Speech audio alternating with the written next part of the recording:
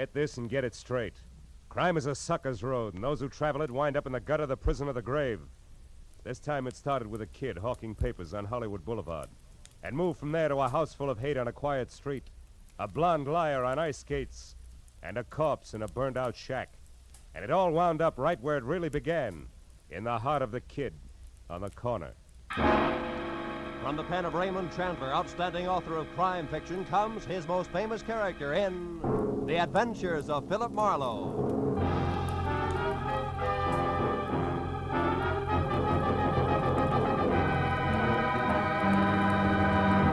Now, with Gerald Mohr starred as Philip Marlowe, we bring you tonight's exciting story, The Kid on the Corner.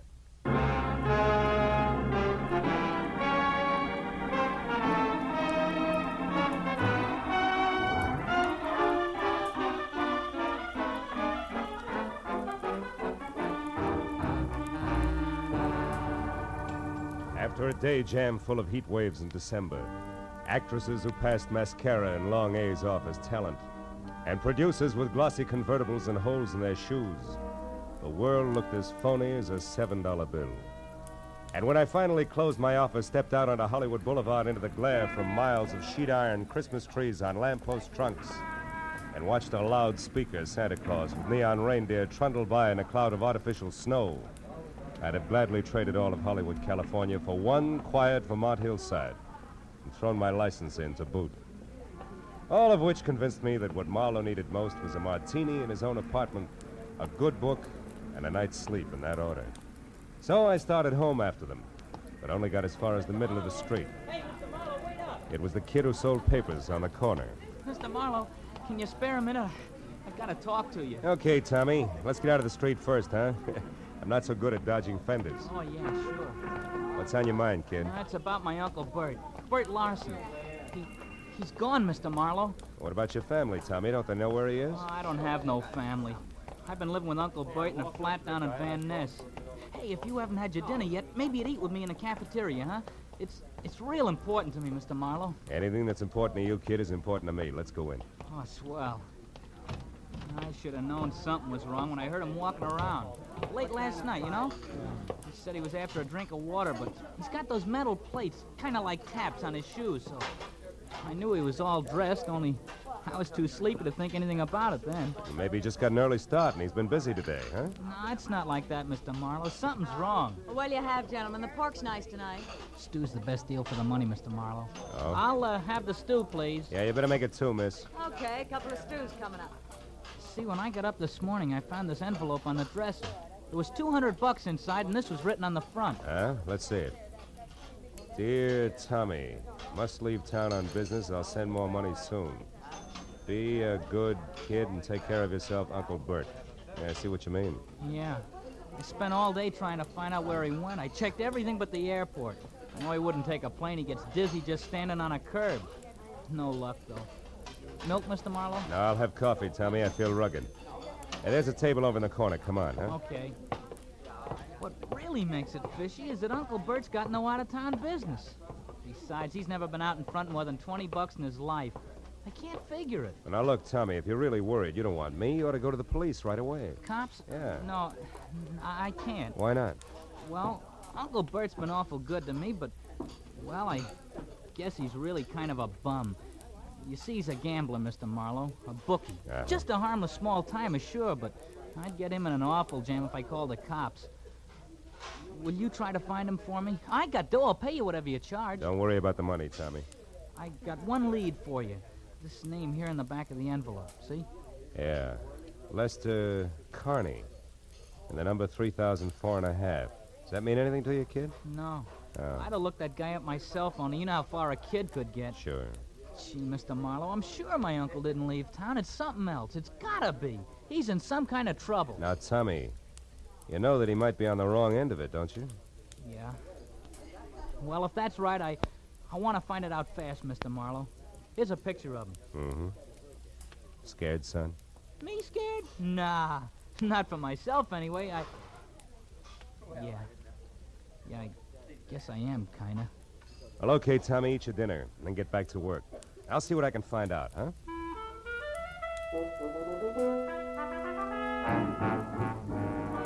patted my new client on the shoulder and left the cafeteria. But I was sure of one thing. The dry rot that gets to most people in Hollywood wouldn't touch a hard-working kid named Tommy Lawson, who was already smarter at 15 than a lot of citizens get at 50. I stopped in a phone booth and found the name Lester Carney listed in the book at 8110 Cherokee Street. That turned out to be an oversized California Spanish model that had taken lots of old-fashioned wealth to build. Halfway up the curving walk to the already open front door, I heard the voices. All right, Susan, if that's the way you feel, I don't want you in this house another night. Well, I'm sorry, Mom, but I don't think that spying and telling lies are a part of a maid's duties, so I'm leaving. But I would like to know about my back salary first, You'll Mrs. Connie. get your back salary, my girl. Don't worry about that. Now get out. Very well, Mom. Excuse me, sir. Oh, yeah, sure. Well, what do you want? I'm looking for Mr. Lester Carney. Is he in? He is not. Oh, would you mind telling me where I can locate him? I don't know. And I don't care anymore. Just a minute. Is he with Bert Lawson, maybe? I don't know what you're talking about. Now get out of here. And good night to you, too, Mrs. Carney. Hey! Hey, Susan! Just a minute, baby. And who are you calling baby? Well, I call anybody baby when they're as cute as you are. You're not so bad yourself. Well, now that that's established, let's get friendly. I'm always friendly. But they're not, huh? Oh, there's going to be trouble in that house. Oh? Well, good night, Mr. Now, wait a minute. I'll give you a lift in the car.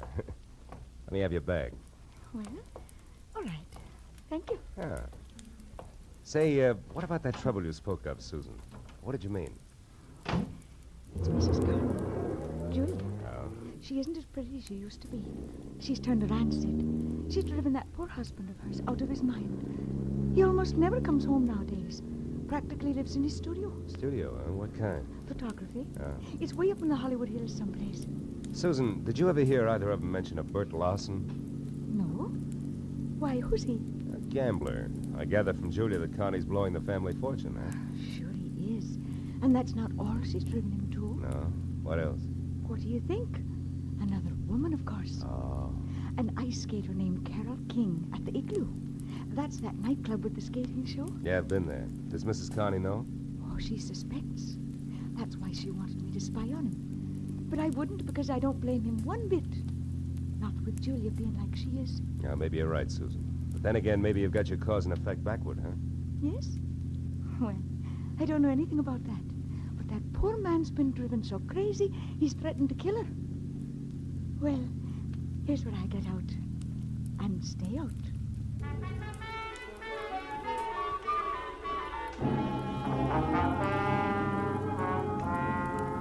I dropped Susan off at the car stop and headed out Sunset Boulevard for Westwood in a club called the Igloo, which looked more like a down-at-the-heel Taj Mahal than an Eskimo's bedroom. Inside, a line of fast-moving ostrich plumes with wry, crisp waistlines and imitation sable zipped over a short sheet of tinted ice toward the climax of chorus numbers, while I bluffed my way backstage and intimidated the call boy into sending over one Carol King.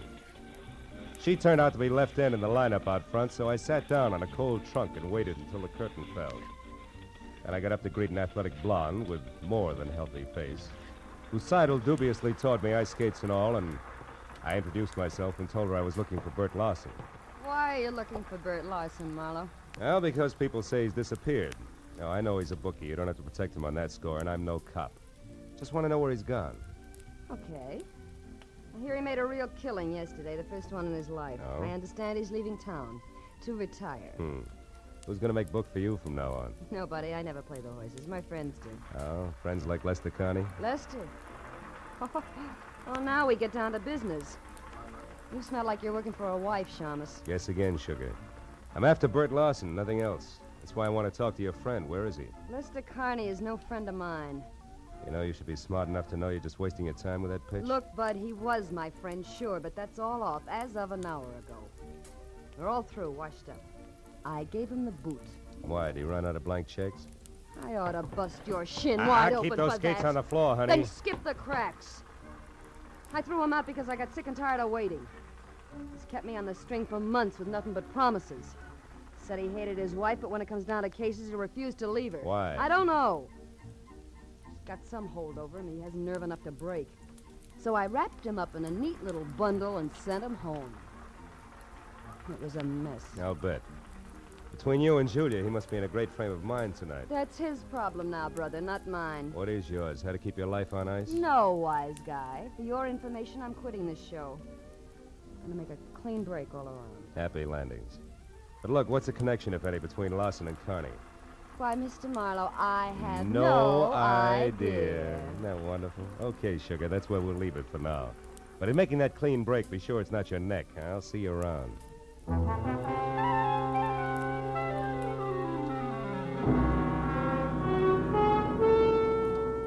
I had nothing tangible to base it on, but as I left the igloo and drove back to Hollywood, for some reason, I kept thinking that Tommy Larson was right, that his uncle was still in town and in some kind of trouble. And I was sure that at least half of Carole King's story had been lies, but why I couldn't figure. And another idea hit me, and hit me hard. I turned onto Cherokee again and drove up to Carney's house at 8110, parked and went in. There the vague hunch began to shape up like grim fact because the front door was wide open and spilling a pale glow from the one light in the house, the hall lamp. I saw the note propped under the lamp even before I went in. I left it where it was. It said, "To whom it may concern.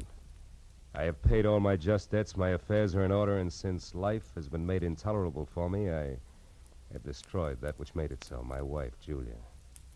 Now there's nothing left. I shall dispose of myself, nor am I sorry. Lester Carney." And I looked up beyond the note and saw her lying at the edge of the circle of light from the lamp. Julia had been strangled by a silk cord that was still embedded in her swollen throat. I turned and started for the phone. There we are. Oh. So I got here a little too late, huh? Or is it too soon? My wife's dead, so what's the difference? Better stand still because I'll shoot fast. Who are you and what are you doing here? Name's Marlowe, and I assume you're Carney. All right, I'm a private detective trying to find Bert Larson. In the process, I got mixed up in your little fiasco from one end to the other. Bert Larson. Just a cheap bookmaker. Yet one of the very few people who ever gave me a fair break. Where is he, Carney? Do you know? No. Does it matter? Too bad you bunted in here just now. The man's going to do what I've decided to do. It's a most personal, private affair. It's your party. But maybe you better think it all over again, huh? I've already thought it over. Thoroughly. Turn around and walk through that door to the kitchen. Go on. Sure. All right. Stop there. Now, open that door on your right. This one? Yes. Years ago, that cellar was filled with the best wines the world had to offer. What happened? You pulled too many corks? Find out for yourself, Marlowe. Oh!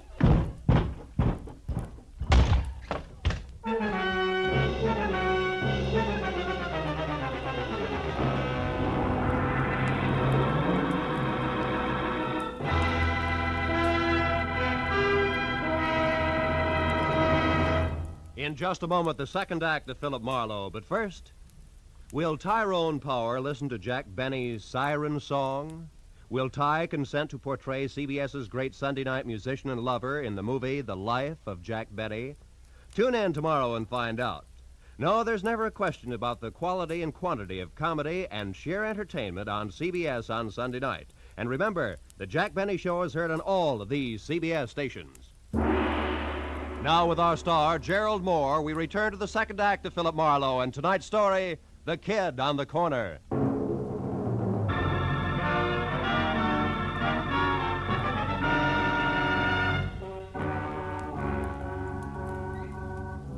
Lester Carney, bouncing the private detective down the cellar stairs, had been rough on both the inner and outer man, and my jaw was bleeding where his heavy signet ring had connected. And I was back on my feet through the dusty jumble of barrels and boxes, over to a grimy side window, and finally out onto the street. I found neither confessed killer nor car any place in sight, which made my next step a return trip into the house and a call to Lieutenant Matthews. All right, Marlowe. From your client to Julia Carney to that ice skater and back to Julia Carney, now dead, I follow. But the why, I don't. Where's the connection between the newsboy's uncle and this guy you say is on the way out? Lester Carney, Matthews, yeah. I don't know. You don't know? You're not saying which, Phil. Well, maybe it's a little of each. Now, look, Lieutenant, Just a second. What is it, Marlowe? Hold the wire, will you, Matthews? Okay, but make it snappy, will you, Phil? Killer on the loose isn't such a good idea, even if he's promised to knock himself off. Might decide to take somebody else along, 3,000, 4.5 North What? Rossmore.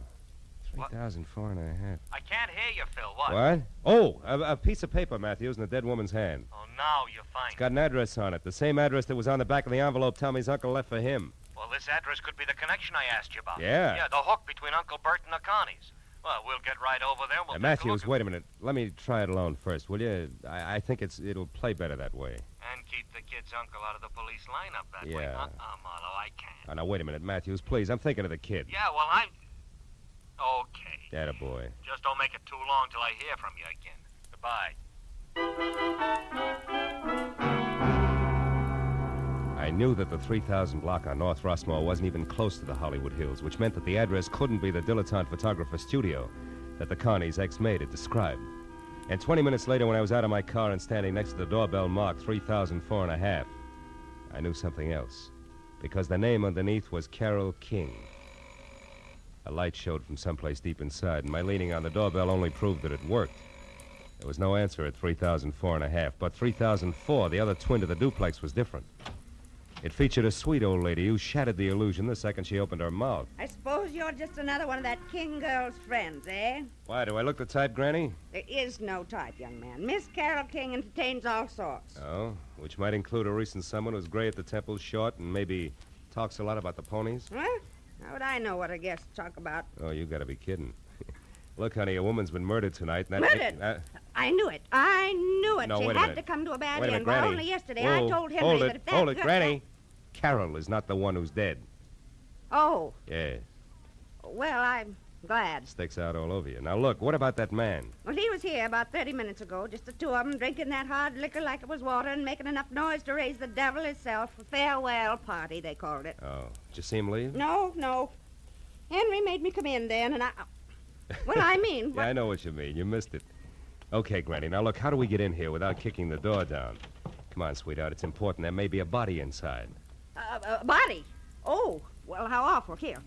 Over here, behind this ledge. That's better. She always kept a spare key. Yes, here it is. But, you do it. I'm too shaky. You shouldn't be. Just think of tomorrow, Granny, and the news you'll have for one and all. The light switches is on your right there. Uh-huh. See anything? No. How many rooms here? Bedroom, kitchen, and bath, aside from this. Anything in there? No. You suspect foul play, all right, don't you? The foulest. Don't let it worry you, because... Hey, those photos there on the wall. They're taken from Mulholland Drive, aren't they? One by day, one by night, both in the same spot, the Hollywood Hills? Sure. That's where he has a studio, that Lester fella. Yeah, that Lester fella. Granny, do you know where it is? I mean, Mulholland Drive and where? You know, that street runs for miles along the top of the mountain. Well, of course I do. Was born and raised here in Los Angeles. Granny, where? Mulholland and where? Mulholland, Laurel Canyon Boulevard, just south of the intersection. Thank you, sweetheart, and goodbye. Oh, wait, one moment now, if you please. What's the matter? What's your name, officer? I know my rights. Your name and your division. Granny, dear, I'm no cop. Huh? I said I'm no cop. Oh, not a police officer. Well, then who are you? Just a passerby. A stranger in the night. Good night, Granny.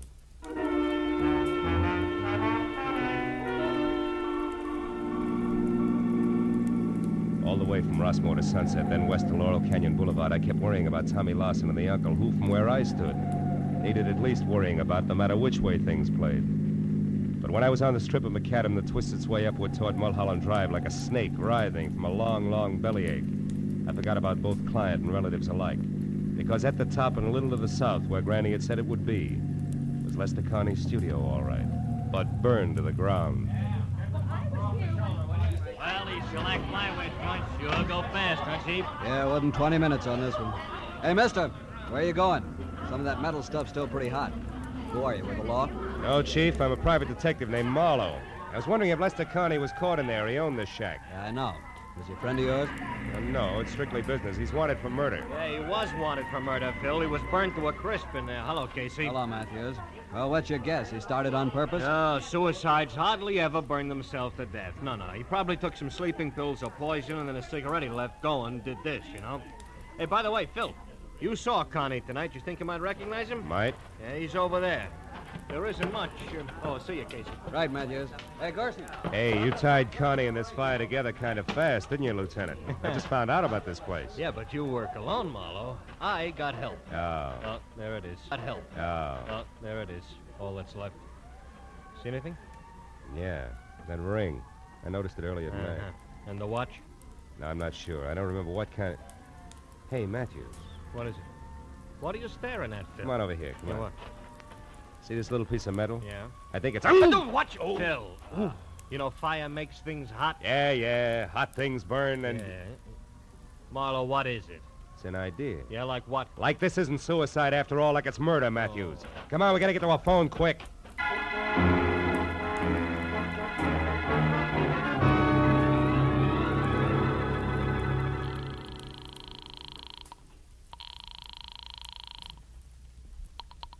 Los Angeles International Airport, Central Dispatcher's Office. Look, miss, this is important. I'm calling for Detective Lieutenant Matthews at police headquarters.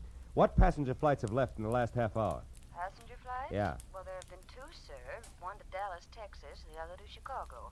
Both American Airlines. Nothing out of the country? Marlowe, what are you getting? Will you wait a minute, No, Matthews? sir. However, there is a flight scheduled to leave at 10:10. Uh-huh. But that's just 5 minutes from now. That's going to Manila. Mercury Airways. Shall I connect you? Yeah, hurry, will you please? Yes, Hey, Matthews, sir. this may be it. I'm glad for you. Mercury Airways. Central Dispatcher's Office, Mercury. There's a call from the police here for you. Go ahead, sir. Look, your 10:10 flight from Manila, is it going out on schedule? Yes, sir. The plane's standing by for the tower signal now. Oh, then tell me this. Is there a passenger aboard named Bert Larson? Larson? One He's the moment, killer, please, Phil? sir. Hurry, will you? This Larson killed Lester Connie. Then he's Will you the hold one it, who- Matthews? Yes, sir. We have a Bert Larson aboard. Oh, good. Keep him there and don't let that plane get up in the air. Do you hear? The man's wanted for murder. But don't do anything else either. Just let him sit and wait for us. You got that? Yes, sir. I understand. Fine. We'll be there as soon as we can. Goodbye. Come on, Matthews. It's your show from here on in. Sirens included.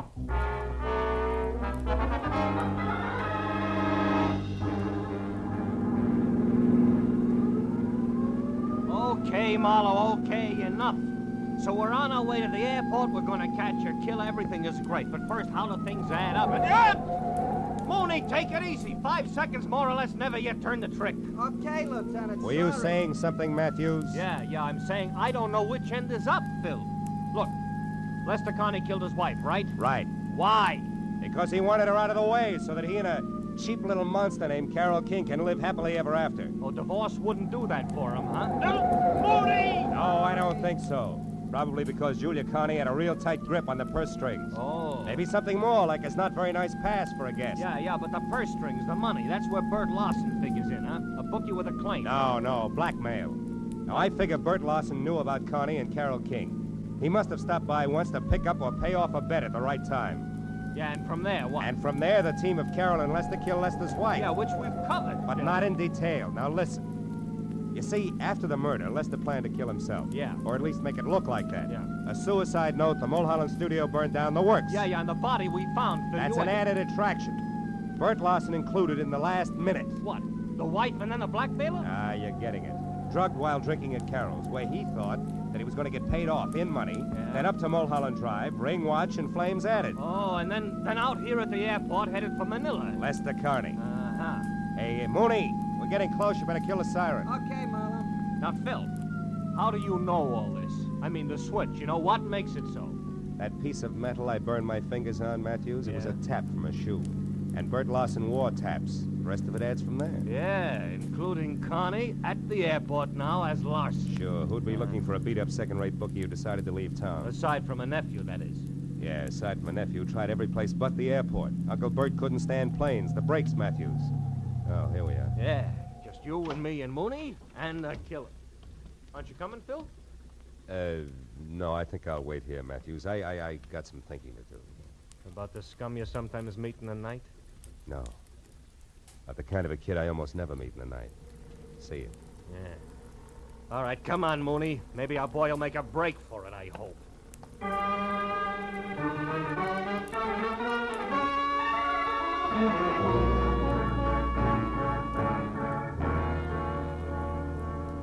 Lester Connie didn't make a break for it, and an hour later when they picked up Carol King, it was the same thing. Each of them was surly, ugly, but they talked. So when I finally left police headquarters, where try as he would for Tommy's sake, Matthews had found it impossible to skip over Bert Larson's connection as a blackmailer. It was pushing midnight, and I was dog-tired.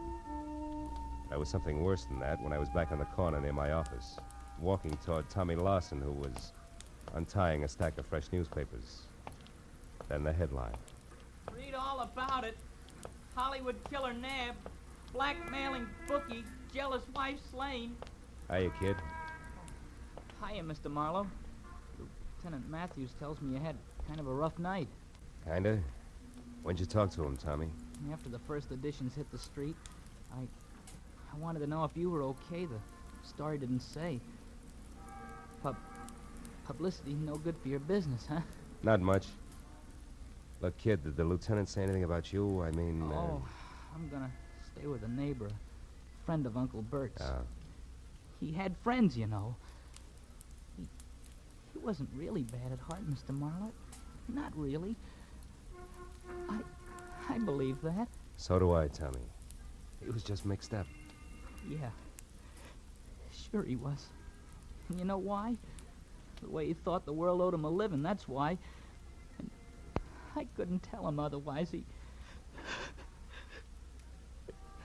Excuse me, Mr. Marlowe. I gotta get going. Thanks a lot. You were swell. Sure. Extra. Bookie and Babe slain in Hollywood Triangle. 2 dead in Hollywood slaying. Extra.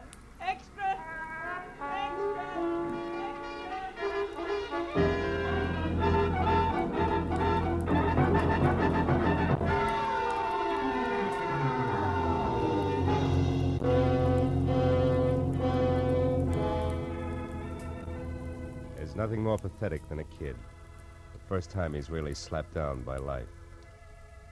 We, the older ones, the tired ones, learn to roll with the punch. Because we've got time in our corner, watching us, counseling us, teaching us how to save ourselves, so that at the final gong, we're still on our feet. But a kid steps into life's arena expecting to find his opponents all he was taught to believe they would be. But instead he finds the old 1-2 below the belt. But if here he finds a good guy, and there a great girl, the going suddenly becomes not so rough. The fight becomes worth it, if only to help the next generation of Tommies find their ring a little cleaner, and the breaks not quite so tough.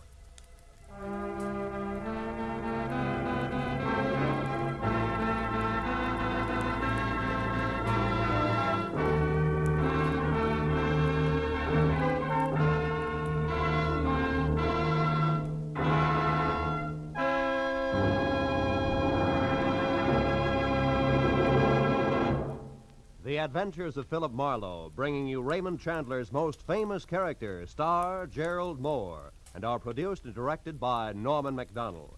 Script is by Robert Mitchell and Gene Levitt. Featured in the cast were Gil Stratton Jr., Virginia Gregg, Wilms Herbert, Joan Banks, and Vivi Janis. Detective Lieutenant Matthews is played by Larry Dobkin. The special music is composed and conducted by Richard Orant.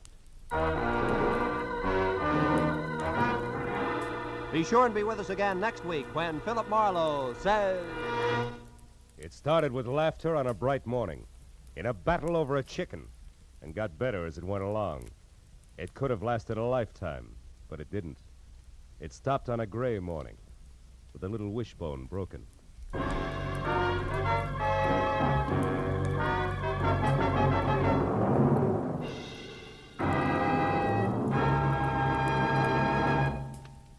Stay tuned now for Gangbusters, which follows immediately on most of these same CBS stations. This is Roy Rowan speaking.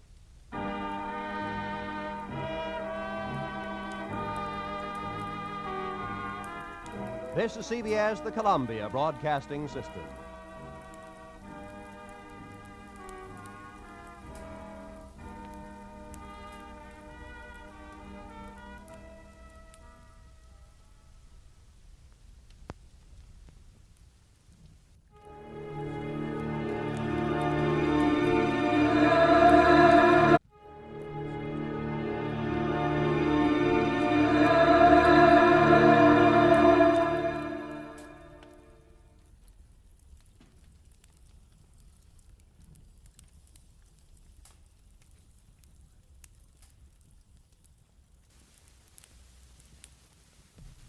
Get this and get it straight. Crime is a sucker's road, and those who travel it wind up in the gut of the prison or the grave. There's no other end. But they never learn. From the pen of Raymond Chandler, outstanding author of crime fiction, comes his most famous character in The Adventures of Philip Marlowe.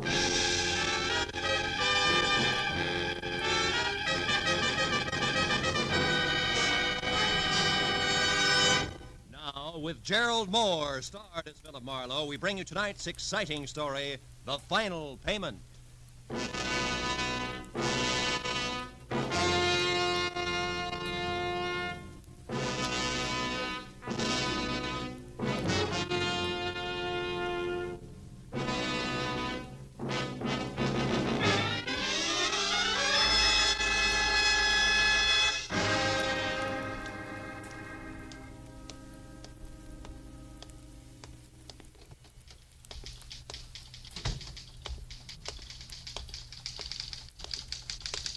Yes, sir. I'm Philip Marlowe.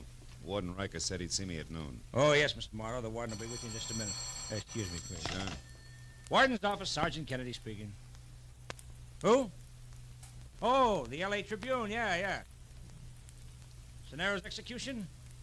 Okay, hold on. I got the dope here on my desk someplace. Excuse me, Mr. Marlowe. It'll be just a minute. It's all right. Press get hungry for the gory details about now. This is the third call this morning. Have a seat there. Oh, thanks. Yeah, here it is. Office of the Warden, State Penitentiary, 10 a.m., September 8, 1950. Subject, press release, paragraph 1. William Arthur Sonero, 24, tried and convicted of the robbery murder of Emil Negrato, Bakers Beach, California, last August 5, is scheduled to be executed in the manner prescribed by law at 11 o'clock post-meridian this date. At this time, no stay of execution is anticipated. Signed, Stanley M. Riker, Warden. That's it. Huh? No, you can't talk to the warden. That's why we go through all this press release junk. Yeah, well, we got our problems too, you know. Goodbye. Sorry, Mr. Marlowe. Now, your appointment with the warden, what was it about again? William Arthur Sonero, 24. I'm a friend of his. Oh, yes, of course. I forgot, sir. Well, I hope I haven't offended Mr. Marlowe. That is, I'll tell the warden you're here, sir. I knew I didn't have too much right to be mad at one Sergeant Kennedy. But today it didn't matter. Because I was mad at the whole world, and in particular what it had done to a used-to-be nice kid named Billy Sonero. And when I stood in Warden Riker's far from drab prison office and waited while a dapper man in gleaming Hickok cufflinks and soft gray gabardine got through talking to his wife in syrup-sticky tones, I began to get mad at him, too. But that drained out of me fast because when he hung up, he scraped the goo off his voice quickly, shook hands like he meant it, and told Kennedy we weren't to be disturbed. When he spoke of Sonero, a lot of sympathy crawled in between the words, even when he came to the point. It's a breach of regulations for a condemned man to have any visitor other than the prison chaplain on the day of his execution, Mr. Marlowe. So first of all, just how well do you know Sonero? Well, he sold papers on the corner near my office as a kid. We swapped gags twice a day. And when his father died and he quit selling papers? I never saw him again until a year ago when he got over-involved with some tin-horn gamblers. I managed to set him free. As a private detective? As a big brother. Went to work at a San Pedro boatyard after that. I haven't seen him since. And then you have no idea why he's asked to talk to you today? No, I don't. Do you, Warden? Mr. Marlowe, do you recall the details in this case? Well, yeah, more or less. Let's see, an old man named Emil Negrato and his wife were robbed of $100,000 worth of uninsured jewels at their summer place at, Baker's Beach. Yeah, that's it, yeah. And Emil Negrato was killed when he tried to interfere.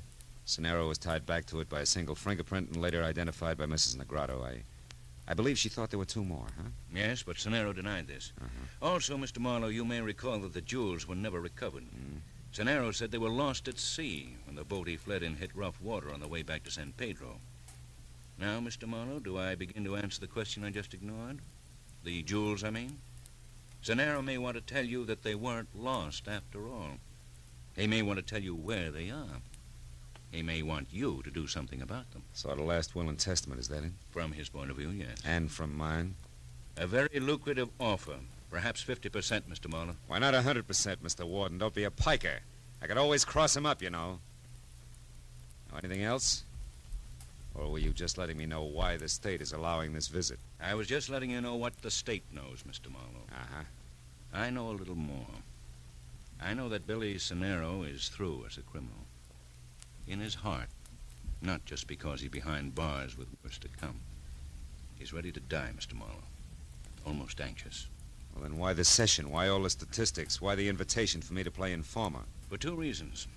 First, I may be wrong about the boy completely. Thus, his repentance is a fake. Which you don't believe. No. What's the other reason? Look, Marlowe, if anything goes wrong, you came in here as an informer. That's official. And unofficially? I want to give the boy a break. Cenero asked to get you because he wanted to talk to the only person in the world he thought he could trust. And right now, I think he has every right to just such a talk, whatever it's about. I only wanted to be sure he talked to the correct party, that's all. Sergeant Kennedy to show you the way, Mr. Marlowe, to Cenero's cell.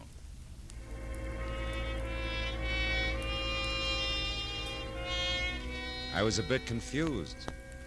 Riker seemed anxious to help Cenero over some rough hours, and yet at the same time he was shrewd. In no time he'd work me around to where I'd be the fastest, most courteous informer on record if Cenero was a fake. I thought. But I thought otherwise when I was alone with Cenero. I knew that the Negrado jewels did still exist. Mr. Marlowe, why are you looking at me that way? Do you understand what I'm asking, don't you see? Now, wait a minute, take it easy, Billy, a step at a time. Now, you say that the jewels never went overboard. No, I never even saw them. That was a cock and bull story. And yet you want me to get them, to get the jewels, and return them to Mrs. Emil Negrado, is that right? Right. To Mrs. Negrado, the woman who identified me. The widow of the man I killed.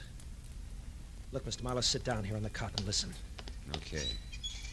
Now, where's the beginning, Billy? Last August 5th.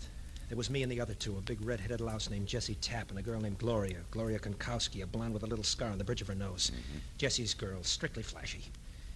We took my boat. It's a fishing smack, the Love Lady. We sailed from San Pedro over to Baker's Beach. I was the one who shot him, Mr. Marlowe. And the jewels? They were in a leather bag. Jessie had them. But after the shot, we split up fast and ran. I hid until the next morning, then shoved off in the Love Lady. I don't know about the others. I was picked up that afternoon. The rest you know. I'm not so sure. At your trial, you swore that... That I was alone and the jewels went overboard. Well, at first I thought that I might get off, so I had to clam up, but then everything changed. The verdict, huh? No. An old woman whose husband I'd killed. See what you mean. But you still didn't tell the authorities who the others were. No, and I won't today. Both Jessie Tapp and that blonde can smell a cop a mile away. They'd only run and take the jewels with them. The law'd louse it up. I want the jewels back to the little old lady. I always liked you, Billy. I know how you work, Mr. Marlowe. Got enough for you to start on. It only came yesterday. That's why this last-minute rush, you might say. Mr. Marlowe, I know where Jessie Tapp is. That also means Gloria isn't far away. From where? San Pedro, down near the docks. Now, look. There's a tough old guy who runs a dry dock and repair lash up for small boats, name of Jomo. I worked for him a year ago. I also left him the Love Lady. He spotted Tapp. Had his eyes open for months for me, no questions asked. He was here to see me yesterday. He's out to find where Tapp hangs out now. He's the one you see. Yeah, but wait a minute. What makes you think Jessie Tapp still has the jewel? Because I saw him take him and run, and he's still hanging around San Pedro. Maybe he hit him where he can't get to him. Maybe he doesn't want to get to him until he's contacted the right fence. Anyway, Mr. Marlowe, it's a chance I'd like you to take for me. Of course, I can't talk about your fee. Look, kid, don't you think we ought to talk to the warden? Mr. Marlowe, I've done nothing but think. This is the only way it can possibly work. The only way it can help me and Mrs. Negrado both. Well, will you try it? Yeah. I guess so, Billy. One last thing, Mr. Marlowe. If you make it before 11 tonight, get the word to me, will you? And if you don't make it, or it looks like you're not going to, don't lie. Okay? Okay. Time's up, Mr. Marlowe. Sorry, Cenero. It's all right, Kennedy. Don't mention it. So long, Mr. Marlowe. Goodbye, Billy.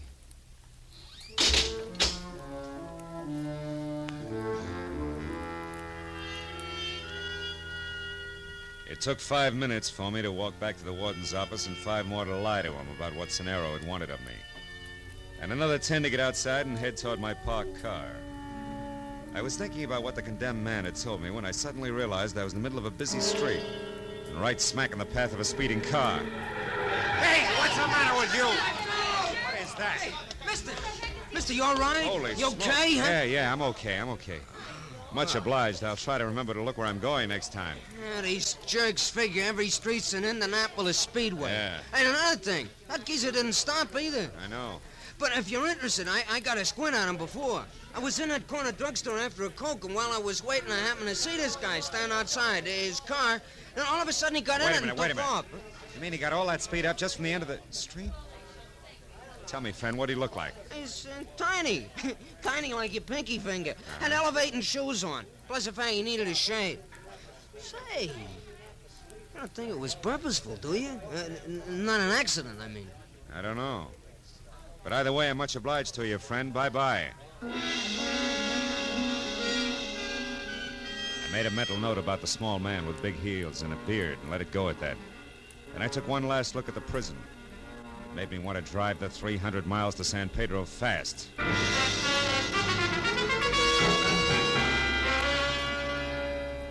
It was some hazy place between late twilight and early evening fog when I located Jomo in his Water's Edge dry dock and repair shop and told him who I was. I was fond of that Scenaro lad, Marlowe. I'm glad I can help him some way. That boat here was his, you know, the love lady. Mm-hmm. Putting her back in the water tonight. Love lady. It might be what he needed to keep him out of trouble at that. It's hard to say, Jomo. But look, I don't have much time. Do you know where I can get next to this Jesse Tapp? Aye. I followed him just this morning from a bar on 3rd Street. He's hiding out in a warehouse on Lookout Hill Road.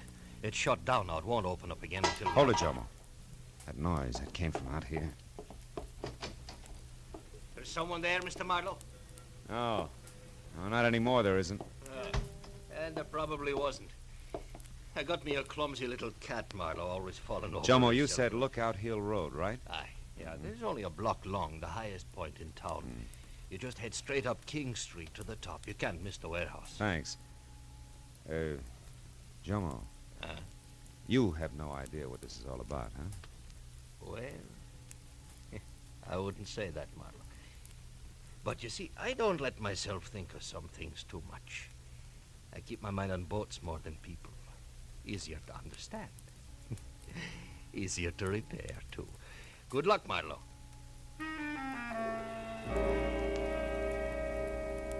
I was less than 10 minutes finding the deserted warehouse, which ran true to form. Rust and every other window broken. When I was out of my car and moving around toward a side entrance, I saw something else. It was a girl, tall and blonde, standing in the deep shadow of a Fit Shampoo billboard. When I started for her, she threw one scared look my way, then scrambled into her pocket for a key. I made it just as she got it out and into the door lock. Let's not be hasty, honey. Get your dirty mitts off! When you stop kicking, I will. Not before, sweetheart. Not before, Gloria. How do you know the name Bright Eyes? That cute little scar on the bridge of your nose. You should have ducked, kid. Not that it doesn't add character. Ah, go soak your head. I don't know you. You should. Jesse does. Who are you, anyway? Name's Marlowe. Here to see your boyfriend Tapp per schedule. It's a business appointment, Gloria. Business? Oh, yeah, sure. Fence, huh? Yeah, fence, huh? Now do we go up or throw pebbles at the windows until Jesse comes out? Which? We go up, now that I know who you are. You know, Jesse didn't mention you're coming. That's what I like about working with Jesse.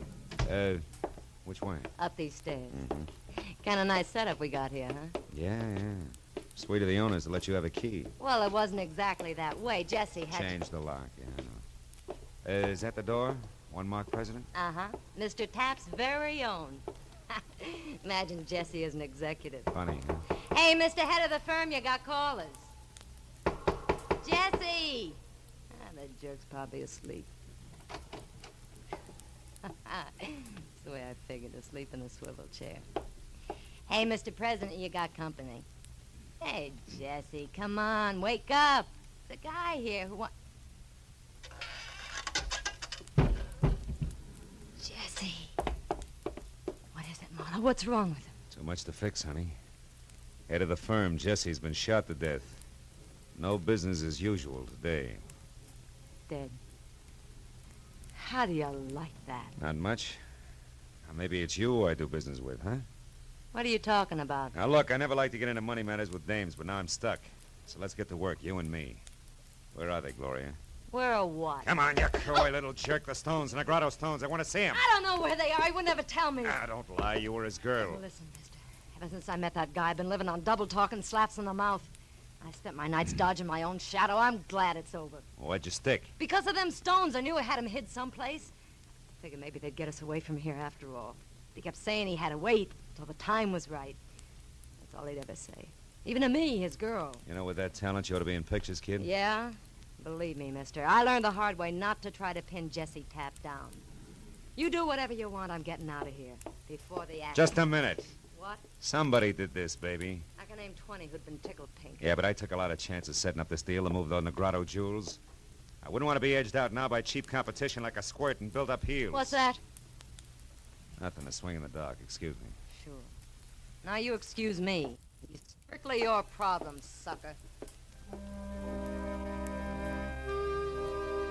I stood and watched her as she walked away. I didn't know just what my next move should be, but then it hit me. Whoever had killed Jesse Tapp would go for her next. So when she hailed a cab at the foot of the hill, I ran to my car and I started after her. But by the time I got turned around, a switch engine playing shuffleboard with a string of boxcars cut in between us. When that was over, Gloria was gone.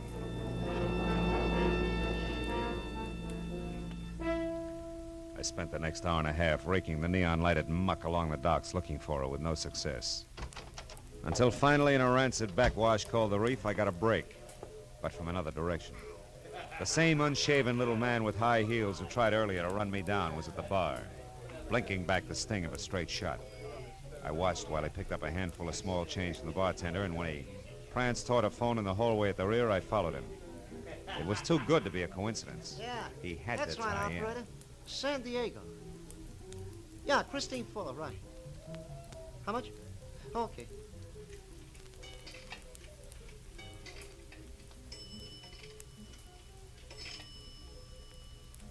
Hello? Hello, Christine? Hiya, baby. This is Fritz. Hey, listen, honey, I got it all set up. Yeah, I'm going right now, right away, yeah. It's dark now and everything's ready. I said everything, didn't I? I'll have them in an hour and be out of here. But just be a good girl till I get there, understand? Yeah, I'll see you before morning. Oh, your little Fritz wouldn't let you down, you know that. Goodbye, baby. Hello, little Fritz. You come back here! Hey, what is this? Who are you? Guy you tried to run over this afternoon? Hey, now listen, Slim, there must be some mistake There here. isn't. You just made it when you knocked off Jesse Tapp. And now that I got you, little Fritz, I'm going to shake you up and down until a lot of answers or a lot of teeth start dropping out of you. No. Make up your mind. What's it going to be? Come on! No, leave me alone. Stop. What's going on here? Run along, Buster. It's private. Oh, yeah? Yeah. Great big lug like you picking on a little guy like him, you ought to be ashamed. Hey, don't you believe in the brotherhood of man? Yeah, but this weasel don't qualify. He Now told blow. me, fellas, he was going to rob me. Oh, he was he? Put him down, you. Come on. Turn loose of him, big bully. Why don't you... jerk! Come on, get up! Get him, Joe! Come on, bull! Joe! Hit him over the head! Beat him up, fight! Him again, Joe. Come on, get up! Oh, nuts, he's all cold. Let's throw him out in the alley. Come on. Good idea.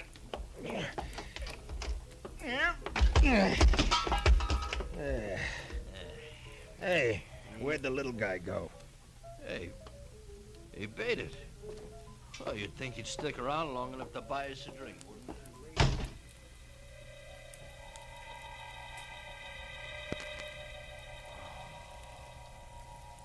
Judging from the way my face felt, the two longshoremen must have, had barnacles on their fists. In the 5 minutes it took me to climb back on my feet. I thought some very unpleasant things about the brotherhood of man, both fore and aft. But I dropped them when I remembered the time was running out fast for my client. And I still hadn't got beyond the loose ends I'd started with. Tapp's girlfriend, Gloria, and little Fritz.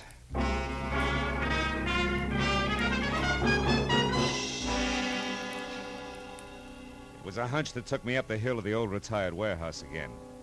I parked a block away and started toward it on foot when the glow from a lonely cigarette said that it wasn't quite as deserted as it should have been. The cigarette belonged to a woman who was someplace under a lot of makeup. Oh.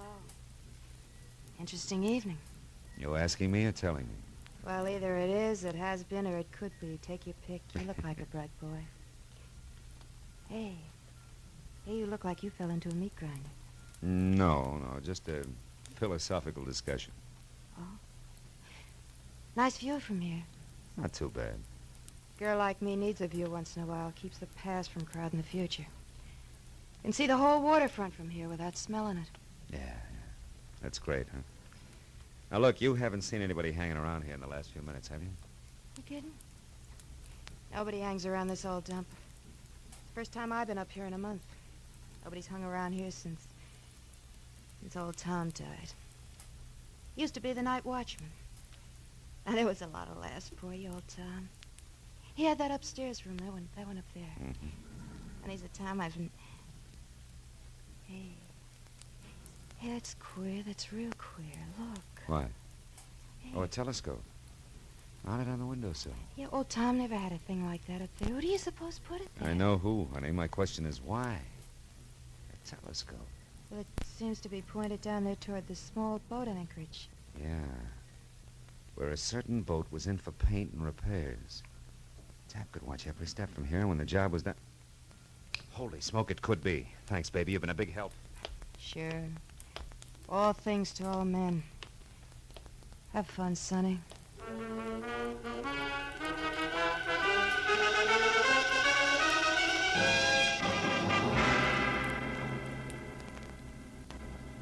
My client's boat was a long shot, but it was the only bet I had.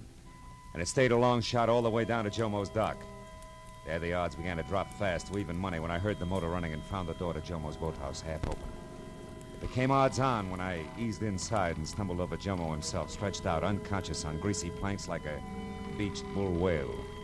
I stepped over him, got my .38 in hand, and edged out along the catwalk to the open dock where the boat scraped restlessly against the fenders. There were no lights except for a tiny spot no bigger than the hole in a candy lifesaver that probed frantically along the seams inside the cabin.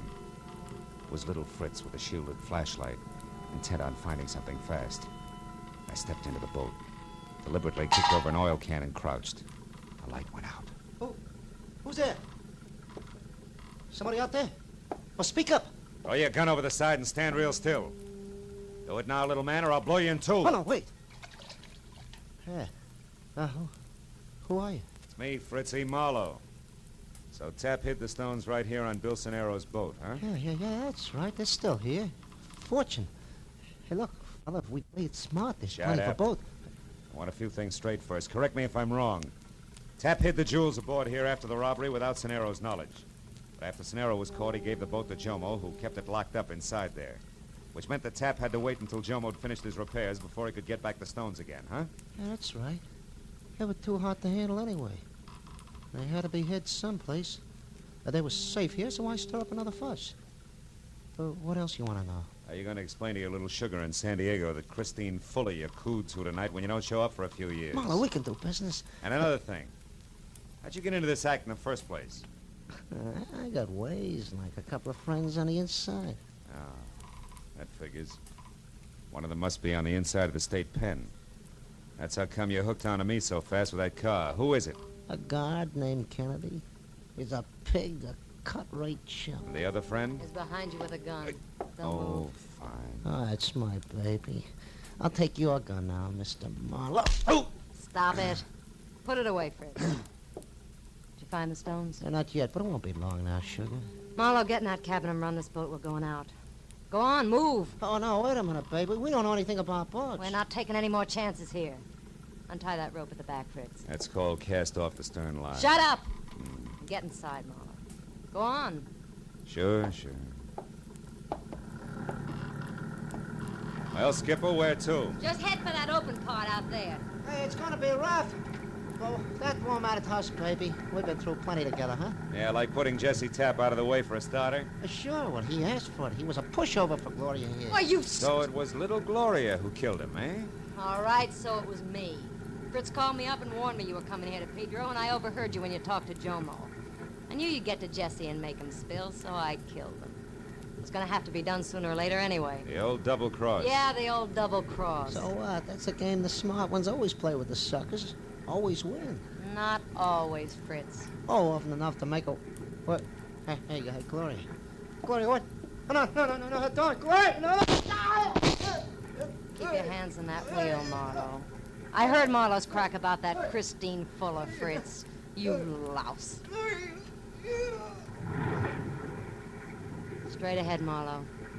Now what, baby? Still got me to worry about. That's too bad. You're a nice guy. Where are we? Well, the channel's way over there, where that buoy is.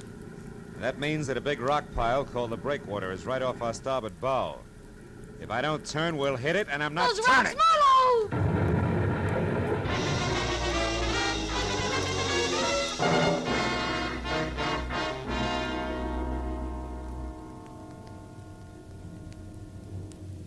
Feeling better now, Mr. Marlowe?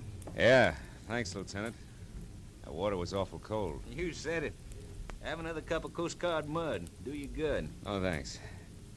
Look, I was wondering if... If we located the girl you told us about? Yeah. Yeah. She wasn't as lucky as you were. However, your boat hung up on the rocks. The boys found all that jewelry in the cabin, in this leather baggie. Well, we'll be in a couple of minutes. Good. I'll just have time to call a young guy and tell him he can close out his books. They balance now. He's paid up and full.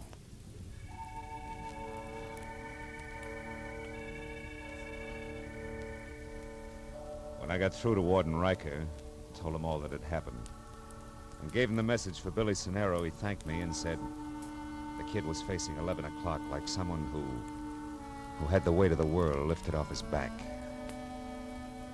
A back that should have been part of a football team. A back that should be tanned from the sun at the beach. A back whose arms should be around a lovely girl. A back knelt in prayer for a better world. A back...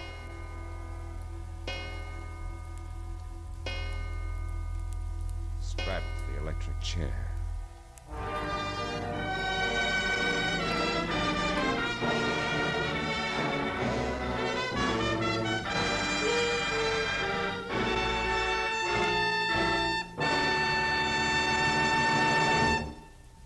The Adventures of Philip Marlowe, bringing you Raymond Chandler's most famous character, star Gerald Mohr, are produced and directed by Norman MacDonald and written for radio by Robert Mitchell and Gene Levitt. Featured in the cast were Wally Mayer, Bill Johnstone, David Ellis, Tom Holland, Larry Dobkin, Doris Singleton, Lou Krugman, and Michael Ann Barrett. The special music is composed and conducted by Richard Arant. Be sure and be with us again next week when Philip Marlowe says... This time I found a corpse in a flower shop. A gypsy who read her own fortune in dollar signs in a death struggle 20 feet from a crowded merry-go-round. All because a man forgot one white carnation.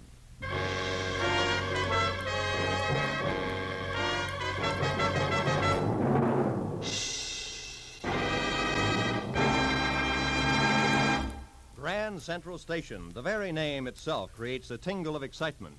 Grand Central Station, that busy, gigantic railroad terminal where every day hundreds of vital human dramas occur.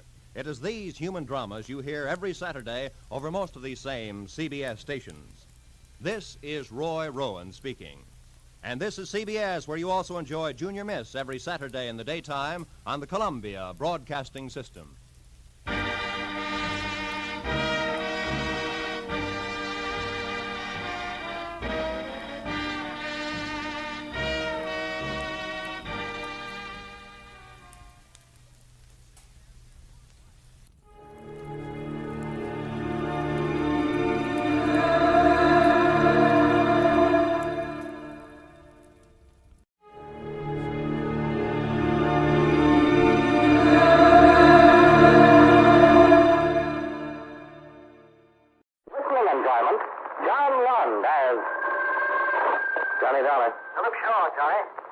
Mr. Shaw. Our company holds a policy on Miss Judith Thompson.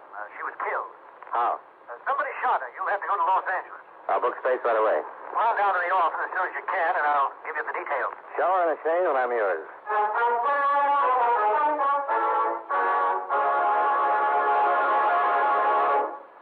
We'll return to our program in a moment. But first, I'd like to say a few words about jamming.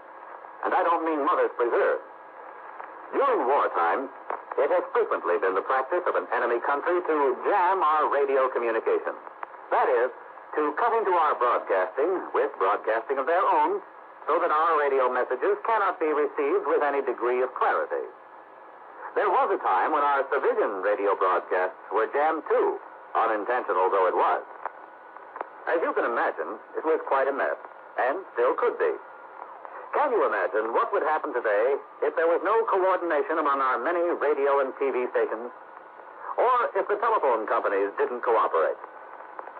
When radio broadcasting first began in our country, each station chose its own call letters, power, and spot on the dial.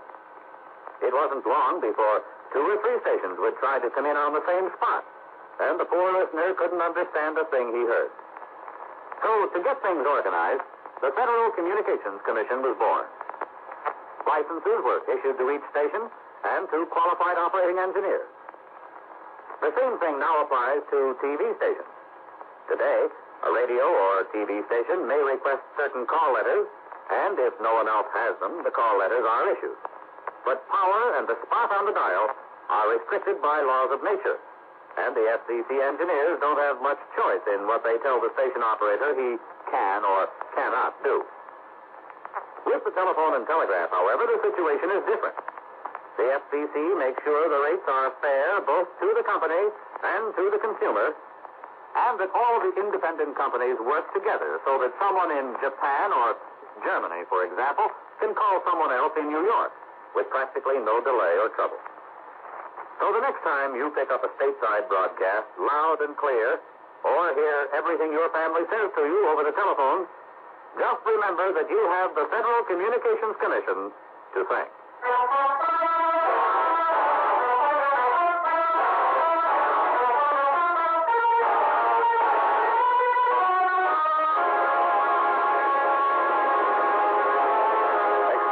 Submitted by Special Investigator Johnny Dollar to Home Office, National All Risk Insurance Company, Hartford, Connecticut. The following is an accounting of expenditures during my investigation of the Black Doll matter. Expense account item 1, $189.95. Plane fare and incidentals to Los Angeles, California. I arrived at 10 o'clock the morning of the 12th and went directly to Hollywood, where I registered at the Wentworth Hotel. Then proceeded to Central Division Homicide and Lieutenant Brickford. Got a teletype this morning that you were coming, Dollar. Supposed to give you all the help I can. Oh, I'll be glad to have it. Can you tell me something about the dead woman? Well, shot once with a 38 in the chest. Killed between 1 and 2, night before last. Any suspects? We've been checking on the people she knew. Talked to several of them. Couple, Mr. and Mrs. Lyon, a girlfriend, Miss June Fisher. She'd seen her during the day, but can't tell us very much. The Lyons hadn't seen her for several days. They couldn't give us any reason why someone might kill her. We've got some more names we've got to run down. Boyfriend, William Carnes. Works for Timken Aircraft. Test pilot. Girlfriend says Carnes and the dead girl started seeing each other about 2 weeks ago, but she didn't believe it was anything particularly serious. She was killed in her apartment. Yes. Killer entered by back door, ripped the screen, but wasn't robbery. Nothing was touched. Somebody just walked in and killed her. Yeah. That's the way it looks. Lab hasn't come up with anything that'll help so far. No prints.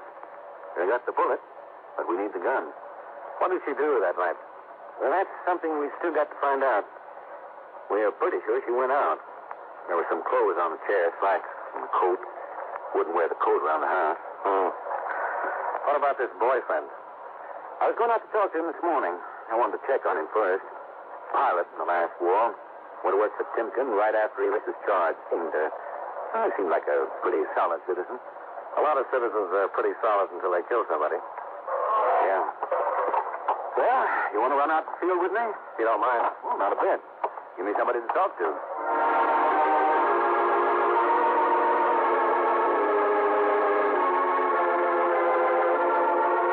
25 minutes later, we were driving through the gate at Timken Aircraft. As we passed the long, low line of gray buildings, I saw a plane sitting on the starting line. A bullet-shaped jet with stubby, swept-back wings. Inside the main building, we were shown into Mr. Rudolph Timken's big presidential office. Oh, come in, gentlemen. Which is Lieutenant Bickford? I am, sir. This is Mr. Dollar. Pleased to know you. What can I do for you? Well, we'd like to talk to one of your pilots, Mr. Timken. William Carnes. Bill? Oh, certainly, but I'm afraid you'll have to wait a while. He's just getting ready to take up the XR-200. Is that the jet I saw on the line? Yes, it's a beauty. Oh, thank you. We think it's the best. Hey, if you'd like to come out on the field, this test isn't security. The last 2 years we've been under wraps, but since we got the bugs out and the Army's given us a contract, would you like to watch? Oh, sure would.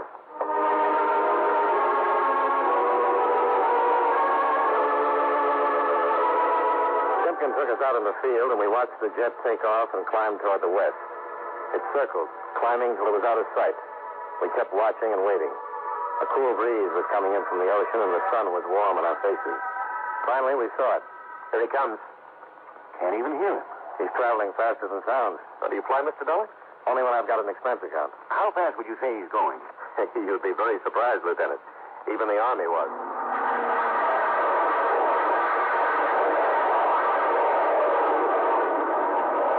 Hey, impressed? Yeah. I'll stick to being a cop. He's in his turn now. Yeah. Now, come in across field.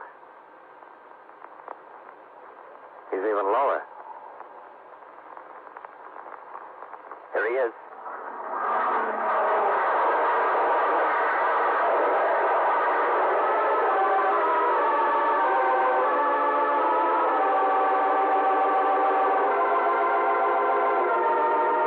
We waited on the field until William Carnes landed the plane. Then we went back to Timken's office. The president of Timken Aircraft gave orders for Carnes to report as soon as he could. And about 20 minutes later, the young pilot was shown in. Timken introduced us and then left. What can I do for you, Lieutenant? Just a few questions. Do you know a Miss Judith Thompson? Yeah, what's wrong? She's dead. Somebody killed her. Killed her? Don't you read the papers, Bill? Yeah, well, usually, but I've been so busy the last couple of days. She was killed night before last. What did you do night before last? Stayed home. Any way of proving it? Well, no, I live alone. I just stayed in. You don't think I killed her? You've known her for about 2 weeks, haven't you? Yeah, I guess it's been about 2 weeks. She's a nice kid. Awfully nice kid. Sorry about it. And you stayed home the night of the 10th. That's right. All night?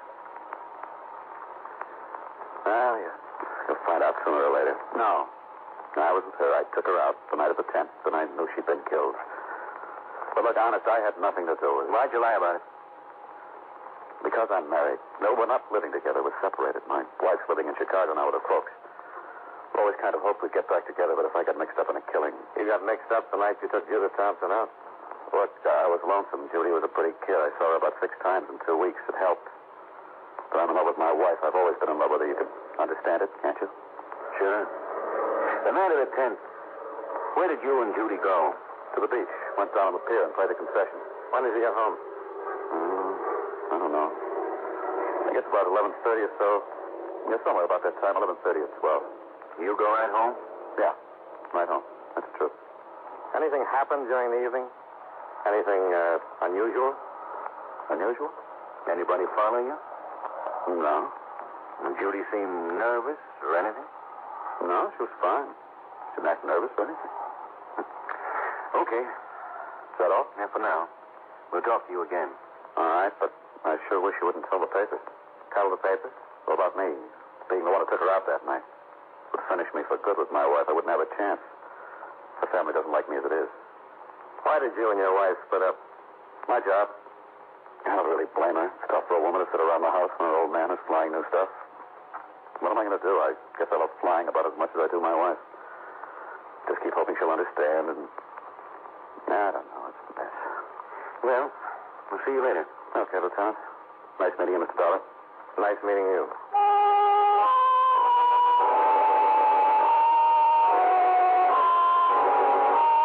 We got Carnes sitting in a big office and located Timken. We thanked him for his cooperation, then went out to the car. We were about to drive away when Bill Carnes ran out of the building. Oh, wait a minute. Yeah. What's the story? thought of something. Yeah? What is it? Well, I doubt if it means anything. In fact, I forgot all about it until just a minute ago. Something about the other night? Yeah. When we were down on the pier on the fight, playing the concessions, I down there had a fight. Fight? Yeah, that's the shooting gallery. I spent about $2 knocking down fights and winning coupons. When I got done, Judy wanted one of the dolls, the plaster prizes. Yeah? This was a big black one, about this big. And the guy wouldn't give it to me. You got in a fight with him? Oh, darn near. I bought enough coupons for the doll, but he said it wasn't a prize. And I said, what had he got it up on the shelf for? Judy wanted it, so I finally made him give it to me. Really had to fight him for it. Hey, it wasn't so much the doll, it was the principle. I hate to be had like that. No. I owed it much, but it was kind of strange. Of course, I don't know what it could have to do with Judy. Well, you never know. Does she take the doll home with her? Well, yeah, sure. And a lot of other things we want, the kind of junk. Okay, Bill. Thanks a lot. Sure. See you later. Yeah. Goodbye. Go on.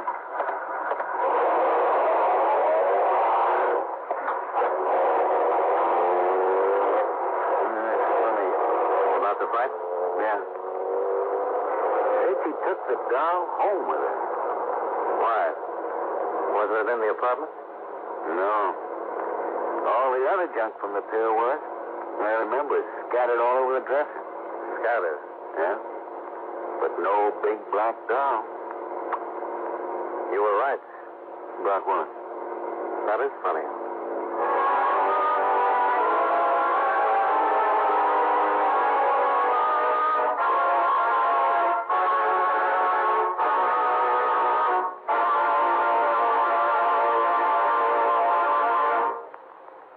Many great men have attained the highest office in our land, the presidency of the United States. Can you guess the name of this man? According to historians, no other single man ever did as much for a country as this president did for the United States. After a brilliant military career, he was called from retirement to preside at a federal convention in Philadelphia, where he was unanimously chosen president.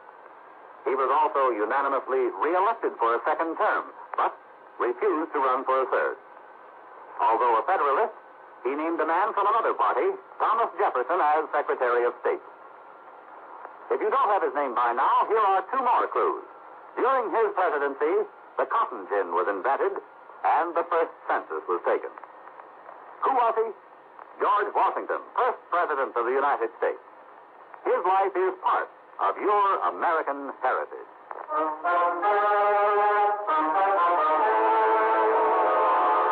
And now, with our star, John Lund, we bring you the second act of Yours Truly, Johnny Dollar.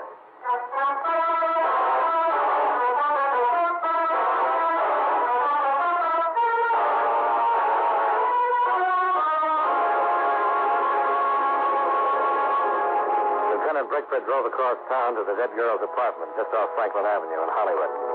A uniformed cop was still staked out at the door. He gave Brickford a casual salute as we let ourselves in. Yeah, body was here. Shot from where? From over here. Position of the body and wound puts the killer somewhere in this area here. Which way is the back door? Through there. And here's the stuff on the dresser. Uh-huh. Everything you'd win at an amusement fair. Everything but a big black doll. Why would a plaster doll be so important? I couldn't even guess. Well, it's the only lead you've got so far. You want to check it, I suppose. Concessions on the pier open around 6. You got any plans for this evening? I'm with you. Let's go talk to Bill Carnes again. I think it'd be a good idea if he came along with us tonight.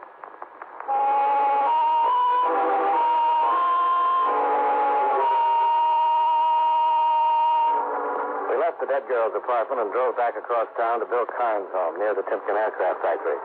Bill met us at the door and showed us into an attractive living room. Did you find out any more about... about Judy? Not yet. We'd like to know some more about your argument at the pier. Well, I told you just about everything. It started over the doll. That's right. You're sure Judy had the doll with her when she went home? Well, yeah, I'm positive. Saw her take it into the house, had her arms full of that stuff we want. The doll was the biggest of the bunch.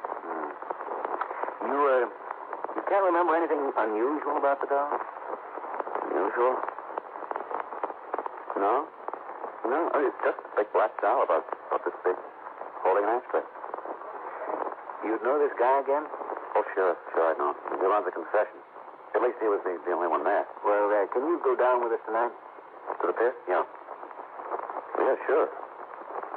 You think the argument had something to do with Judy getting killed? We don't know. But that black doll wasn't in her apartment. It wasn't? Well, I saw her take it in with her. Well, it looks like somebody else took it out.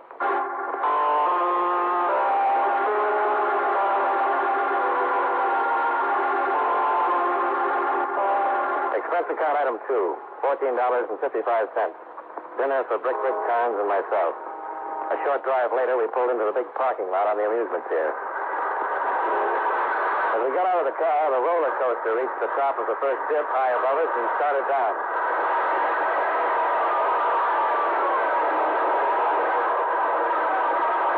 We crossed the parking lot and walked out on the pier.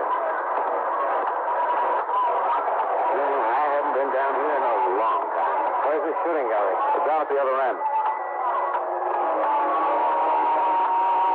We walked the length of the pier until we reached the shooting gallery where Bill had won the black doll. All right, step up and try it up. The man running the concession was in his late 40s, short, stocky, and bald. We stopped a few yards away. That's the man? No, he's not the one. All right, come on, boys. Turn it up. There's 6 shots for a quarter. What can we win? Anything on the shelf. On the top shelf, one to packet. How about the big black doll? Sure, but you gotta hit all the clay pipes. Well, go ahead, darling. Aren't you going to try it? If you don't hit them all. Okay. There you are.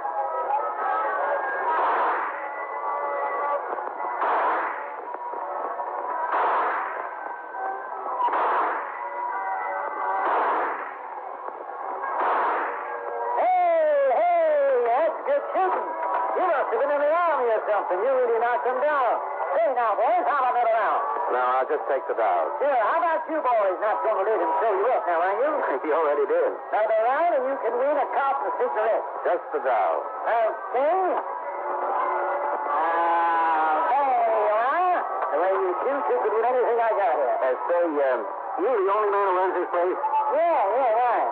You weren't running it 3 nights ago. Well, what do you mean? I saw a guy, younger than you, nasty disposition. He was here then. Oh, you mean Charlie? If that's his name. Yeah, he just works for me. Where is he? Why, that's an examination. We just want to know where he is. Oh?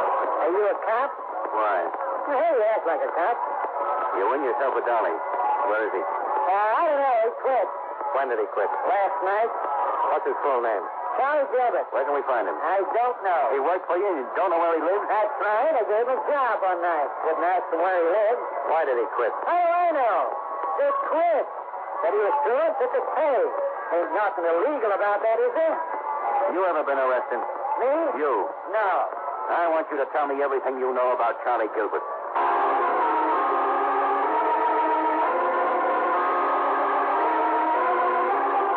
Rick and I questioned and cross-questioned the manager of the shooting gallery. He said his name was Virgil Wellman, but he'd never seen Charlie Gilbert till the night he'd hired him 3 weeks before. He knew very little about the man, but readily admitted Gilbert had a bad temper. He swore he didn't know where Gilbert lived or what he did in his spare time. Well, we left the pier and drove Bill home. The lieutenant dropped me off at my hotel.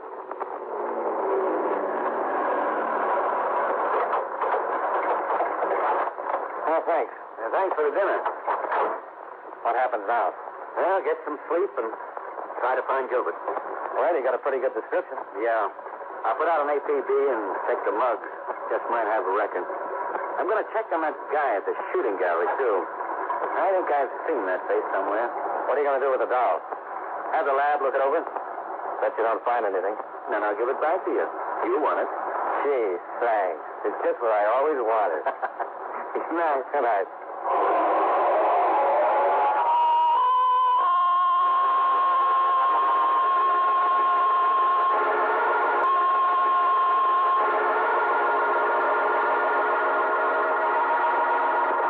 To my room, climbed into bed, and tried to put the puzzle together. After a half dozen cigarettes, I gave up and turned off the light. I felt as though I'd hardly fallen asleep. Yeah, okay. Yeah. All right, sure. Johnny Dollar. This is Brickman. Oh, right. Hey, what time is it? 2 o'clock? Goodbye. Hey, wait a minute. Something important. Okay. Let me wake up. Well, this will wake you up. About an hour ago, they hauled a man out of the ocean. Been shot twice. About 36 hours. Who is he? I don't know. No identification. Nothing in our file on his print. So we sent for a kickback from Washington. Why is this corpse so important? Because he fits the description Carnes and Wellman gave us. Gilbert? Yeah. And I went through the lugs and came up with an identification on the guy who was running the shooting gallery tonight. I knew I'd seen him before. Who is he? Right name's Virgil Shelton. Wellman's an alias. Got a narcotics record. Served 5 years. Only been out for a couple of months. Well, that sounds interesting. How about the dead man you found in the ocean? Carnes coming in to make an identification? Already sent for him. You coming down? Right away.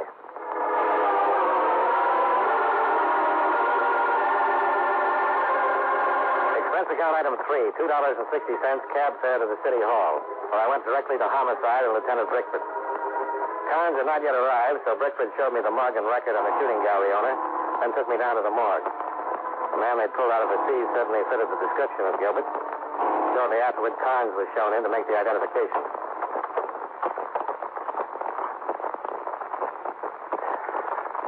Yeah. That Gilbert? That's the man I had the argument with. You sure? Yeah. I'm sure. Lieutenant, he said he'd been dead about 36 hours. Close. And he was killed shortly after the girl was. Yeah. Here's the kickback we were waiting for, Dollar. Prints on the dead man identify him as Frank Sidney, alias Charles Sidney, alias Sidney Gilbert. Alias Charles Gilbert. Yeah. FBI wants him, narcotics for him. Well, it sure gives him something in common with the guy at the shooting gallery tonight. Let's take another ride down to that pier.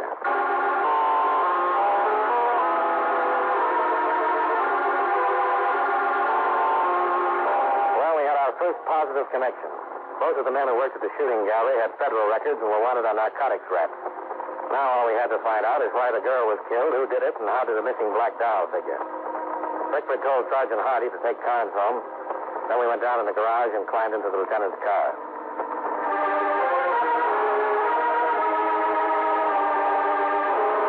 25 minutes later, we were back at the amusement pier. The concessions were all closed. The entire pier was dark except for a few work lights at the entrance. We walked to the shooting gallery and stopped. Could be a front. Yeah, it could. The lab find out anything about the doll? No thing. Well, remind me to give it to you. Yeah, I'll tie a string around my finger. Yeah, let's take a look around back. You know, I got a hunch. About the doll? Yeah, probably the same one you've got. Suppose the doll Carnes had the argument about was supposed to be picked up by a particular party, expected about the time Carnes arrived. Yeah. That dog you won tonight's hollow. Big space. Could hold a couple of bindles. Nice way to pass the stuff, huh? Oh, hold it. Boat coming in at the end of the pier. Come on. Let's take a look. You got a gun? Yeah. Might just be a fisherman. Might, but I doubt it. Better take it easy. The boat was pulled up to a small landing where a ladder led down from a spot a few yards away from us. We got down on our hands and knees and crawled to the pier railing for a better look. Below us, we could make out 2 men in the boat and 2 on the landing. One of the men in the boat stood at the wheel while the other passed a large crate to the men on the landing. Okay, remember this is the last boat for a while. Contact the operator he saw. Tomorrow's getting a little too nosy. Recognize him? Our friend from the shooting gallery. They're coming up. Take it easy with it. Okay, hand it up. Okay. Okay. Now let's get out of here. We gotta be in Fresno by 7. Hold it right there. Look up. Look out.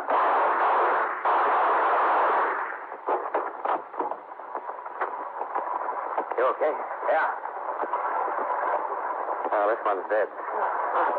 Hey, Virgil's still with us. Yeah.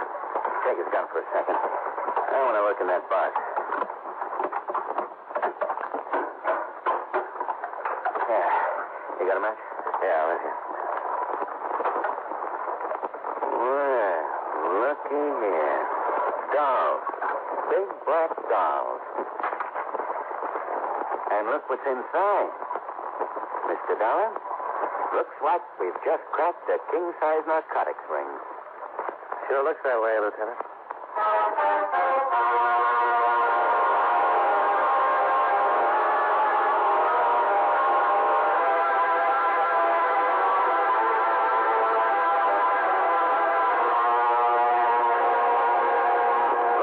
Lived long enough to tell us the whole thing. Once a week, one of the big black dolls was passed through a pickup. The night Carnes had the argument was one of those times. Gilbert knew he couldn't take a chance on a fight that would bring the police, so he gave Carnes the doll, closed the shooting gallery, and followed. Judith Thompson surprised him in the act of stealing the doll, and he had to kill her. Virgil Wellman knew Carnes would be able to identify Gilbert, and with a murder, the police would be sure to investigate. So he killed Gilbert and dumped him off the pier.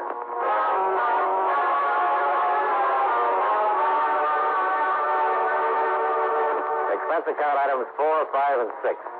$260.50. Hotel bill, breakfast, and plane fare back to Hartford. Lieutenant Brickford drove me to the airport, thanked me, and gave me the big black doll I'd won at the shooting gallery. It looks awful, but it makes a fair ashtray. Expense account total, $467.60.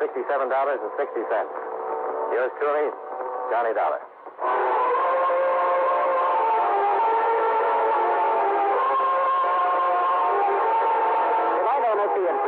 You've been listening to some of the best in radio drama. With Suspense and Johnny Dollar. Be sure and join us again tomorrow night at the same time, 9:05, when FEN presents My Favorite Husband and the Great Gildersleeve.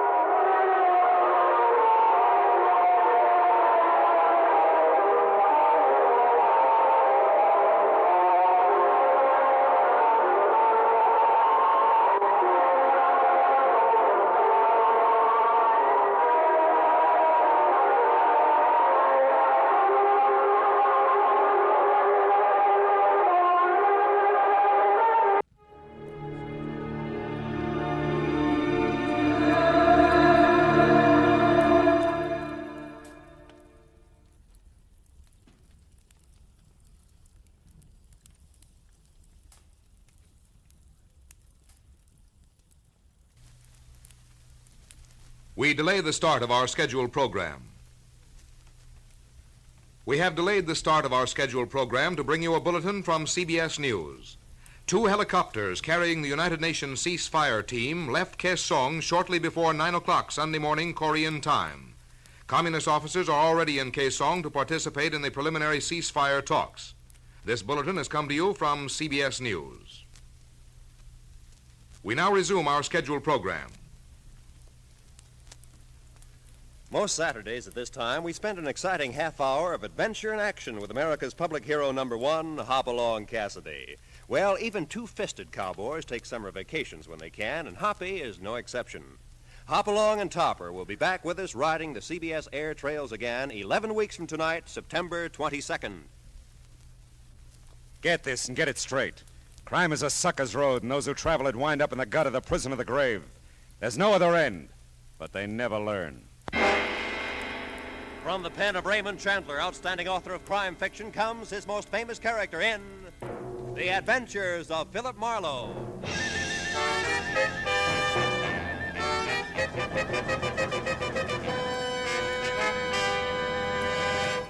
Now, with Gerald Mohr starred as Philip Marlowe, we bring you tonight's exciting story, A Seaside Sabbatical.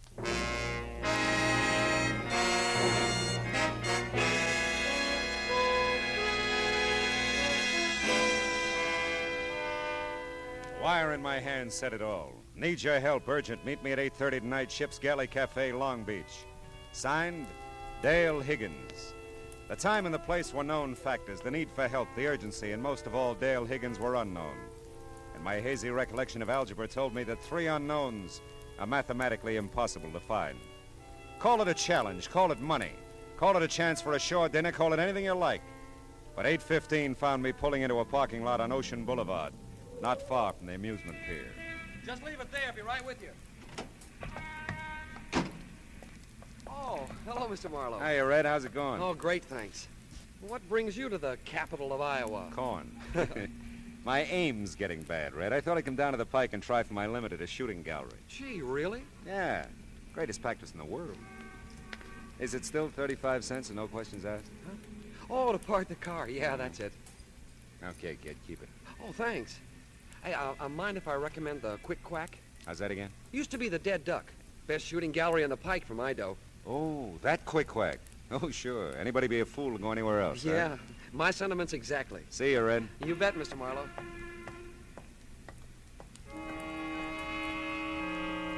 Red's a nice kid. His name was a natural. He was blonde. I bobbed along Ocean Boulevard in a direction that instinct and a blaring blue neon sign indicated would lead me on course to the ship's galley. The night was muggy and close. You wore it like an extra coat. And the ocean breeze I'd anticipated had retired in favor of alternate waves of fog that rolled in, engulfed you for a moment, and as suddenly rolled out again. I was very nearly on time for my 8:30 appointment with Dale Higgins as I turned blue beneath the ship's galley neon and stepped inside to be greeted by tight little groups of faces that opened and closed to admit food, drink, and talk, all indigo. The door behind me closed on two thoughts. My dreams of a shore dinner were blasted, and the ship's galley emerged as the last place in the world for anyone in need of urgent help to discuss his problems. But then, I didn't know Dale Higgins. Are you Philip Marlowe by any chance? That's right. Yeah, it looked like you were looking for someone. I'm Higgins. Oh, how are you, Higgins? Do we talk here? Probably not very well. No. Walk along the beach? Oh, fine.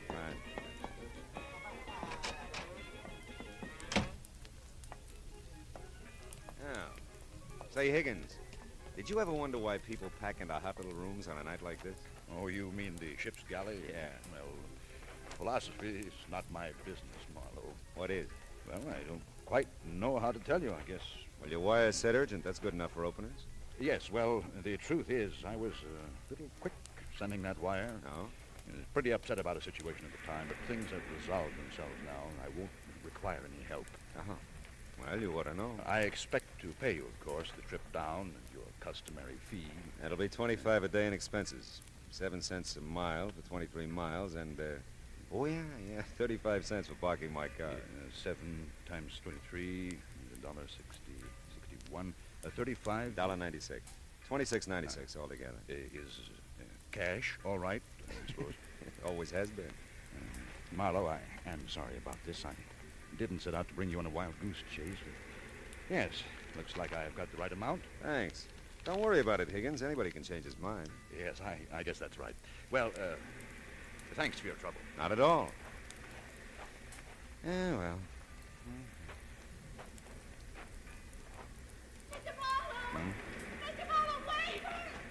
I turned in the direction of her voice, but the fog has a cute way of diffusing sound as well as sight. And I realized I wasn't closing in on anything, that the fog was circling me and I was circling it. So I stopped and waited. I listened and heard nothing but the sound of the sea and the faint wheezing of the Pike Calliope. Then suddenly it hit me. Somewhere along the fog-swept beach, a girl had called my name. And nobody knew I was in Long Beach except Red at the parking lot and Dale Higgins. Yeah, the choice was obvious. Did she find you okay, Mr. Marlowe? Yeah, Red, she did. You tell her where I was? Oh, I sure. I told her you and me always did our shooting at the Quick Quack. Good boy. Now tell me who she is. Who she is? Yeah. You mean you don't know her, Mr. Marlowe? That's the general idea, Red. Well, I guess she's my age. This I know. Who is she? She's... Yeah. She's... You want your car, Mr. Marlowe? No, Red, not now. I think I left something back at the Quick Quack.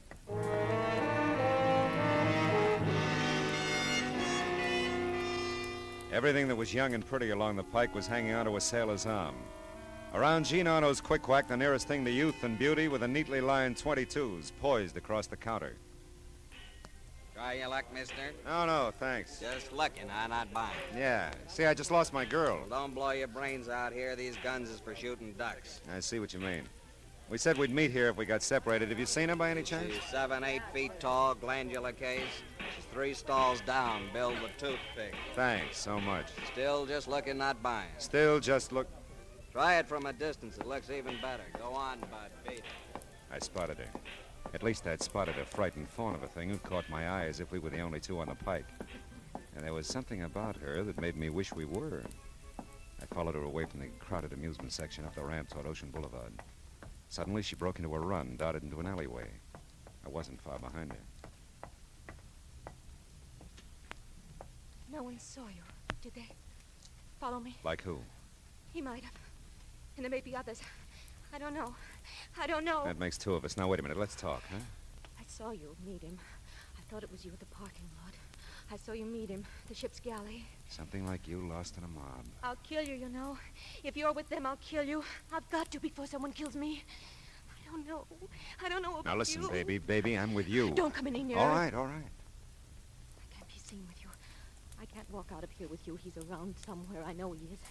Oh, Mr. Marlowe, you will help me. You'll have to. There isn't anyone else. Of course I will. Well, then look. As soon as you can, get your car. Don't let Val see you now. Val? You know Val. Listen, in your car. Meet me at 7th and Anaheim. I'll get there. I'll have to. And then we can talk. Yeah, but wait a minute. 7th Hold it. and Anaheim, Mr. Marlowe. Oh, I'm Dale Higgins.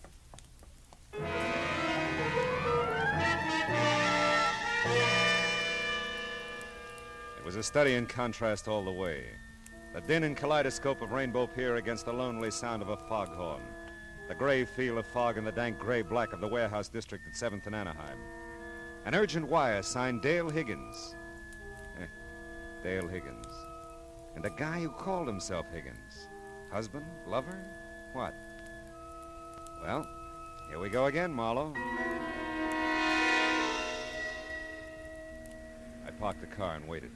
The fog hugged the streetlight, but the sign was intermittently visible. I had the right place. I don't know how long it was before I heard the footsteps, but it was long enough for me to stretch my legs out along the car seat, lean my head back against the door, and feel the damp touch of fog sweep against my face from an open window. I remember starting to turn my head toward the direction of the steps and thinking that Dale had made it in good time. Oh!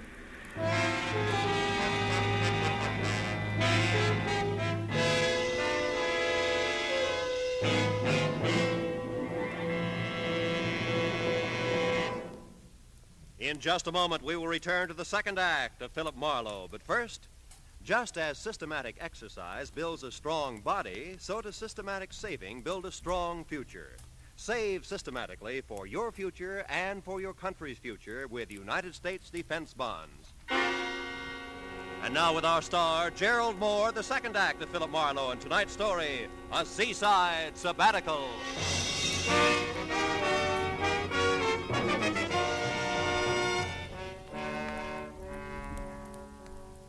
I could almost hear the chain pulleys clanking the first time I opened my eyes. And it took another game try before the fuzz faded away and the room slowed down to a Lambeth walk.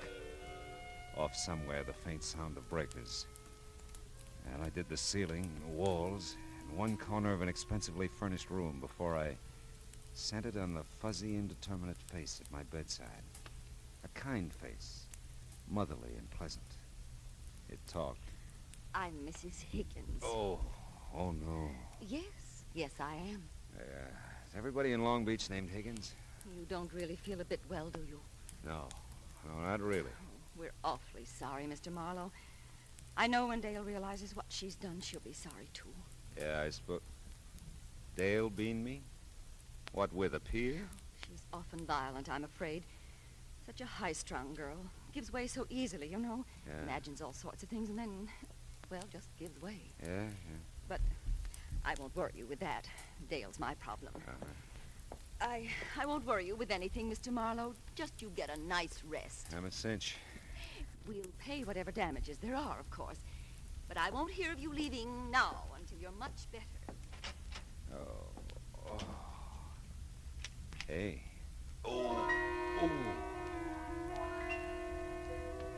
The mother of the Higgins clan had locked the door and walked away. My head felt big and woozy and rammed down into my neck. I was not in the pink. Mother Higgins had ordered a nice rest, and it looked like I'd need it. But I don't like strange rooms and locked doors and high-strung girls who give way. I was still trying to get out of bed when another door clicked slowly open on the other side of the room. My little frightened fawn was back, and my head hurt. heard Marie with you. That's how I knew you were here. Oh, poor Mr. Marlowe. Did they hurt you? They sure did. It wouldn't do, you know, if they found me talking to you. I feel better now that you're here. I wish I did. What happened to you, do you know? I have a rough idea. Say, honey, how much do you weigh? 105 when I left the convent, but that's not important. Listen, I can't stay long. You know, a romance with you would be rough. Please, Mr. Marlowe. They're going to kill me. Val and Marie, All right. Now settle down. They are, and I don't know why. Maybe if I knew why, I'd understand. Yeah, but listen, I didn't even know Val then. Val? Val Nichols, a friend of Marie's. She sent him to the boat to meet me, and ever since then I just know they are going to kill me. Dale, listen to me. I don't know Val. As a matter of fact, until you told me, I thought his name was Higgins, and I don't know Marie. But what makes you think they're going to kill you? You met Val last night, the ship's galley. You talked to him. And Marie was just here. Oh, don't try to confuse me. You're all I have. All right, honey, but tell me, isn't Marie your mother? My stepmother. Daddy's dead. And when I got off the Orange Coast the other night, whenever it was, there was Val. The Orange Coast? That's how I came back. Mr. Marlowe, you're not trying to understand. If you won't help me, then... He's coming. Don't let him... I hope that you're not bothering Mr. Marlowe, Dale. No, I'm not. He asked me to come in. He likes me. Of course he does, dear. We all do. No. Feeling better, Mr. Marlowe? The worst way. Oh, I'm sorry. Come, Dale. Let's let Mr. Marlowe rest. Oh, you could use a little rest yourself, my dear. No. He wants me to stay. I'm not bothering. You're not bothering at all, honey, but maybe it would be better if you come back a little later. Yes, of course it would, dear. Now, come along now. I can come back, though, Mr. Marlowe. You promise? Sure. If you promise, I know you'll keep it. Never mind, Val. I came in alone, you know. I can find my way out. She's sweet. She's sick. A very sick young lady, Marlowe. Troubled, confused. She's got nothing on me. Now, look, what is this all about? I don't know what day it is, what I'm doing here, who you are, anything. Well, it should all have ended with our meeting at the ship's galley last evening, Marlowe. You're not clearing anything up for me, you know. You've seen her, talked to her. You must realize that she imagines things. Right now, she imagines that she's been away from here a long time, that she came back a few days ago upon a ship, that her mother and I want to kill her. She did send me the wire, Oh, though. yes. Well, we had no idea one of her spells was coming on. We left her for a short time yesterday. The switchboard has its instructions, of course, and they reported it to Mrs. Higgins when we returned. So we thought it best if I met you and... Called me out. It's not in your line, Marlowe. You're right. They're going to keep it that way, too. Mrs. Higgins realizes that she's going to have to do something about Dale. Institution, perhaps, some long-range treatment at any rate. Dale was in no condition to be running around last night playing mysteries, taking up your time. Whoever hit me in the head last night was in pretty good condition. If I had gotten there 2 minutes sooner, I could have spared you all that. You were following her? No. I was coming back from my boat. I had gone down to the harbor after I left you. Oh. Yes, on the way back, I just happened to see Dale, and knowing the state she was in, I followed her, of course. I see. She doesn't know she hit me, does she? I don't believe that she has the slightest idea what happened. Things started swimming again. Val Nichols became part of the draperies. I was trying to think, but it hurt. Everything hurt.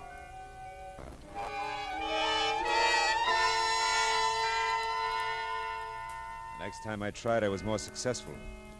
The sunlight was streaming in the room. The clock on the night table, visible for the first time, said it was almost noon. So I got up. It was still pretty fuzzy on the edges, but I found my clothes hung neatly in the closet. Managed to get them on in the right order and made it to the door that had been locked before, but it wasn't this time. Mr. Marlowe, you shouldn't be up. Well, I'm always flying in the face of great odds, Mrs. Higgins. Bill's character. Even so, you should stay in bed a while. Oh, really, I'm fine, thanks. But you're not leaving. I won't think of it. You'll lunch with us at least. No, really.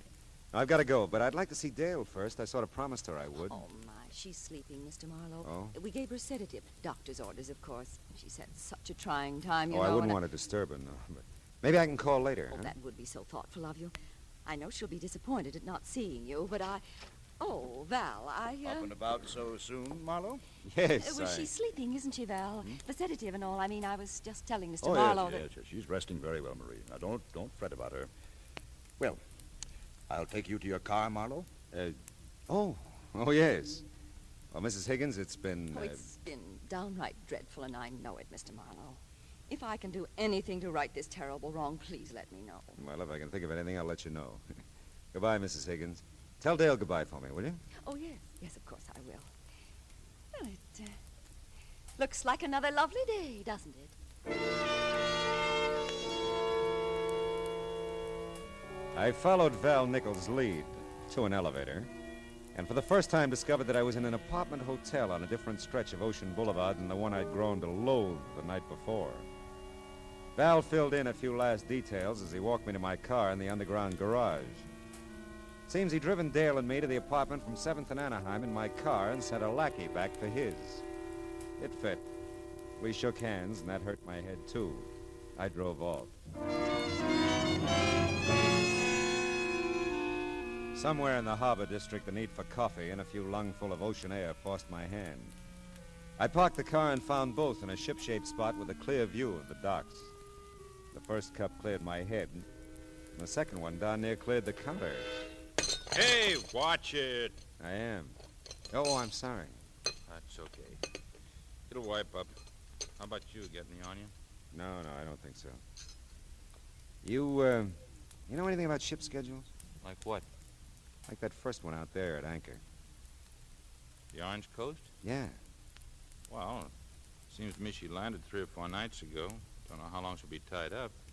She's a fruit boat, though. Their office is just a block from here. Oh? More than likely, they're booked solid, but if you want to check...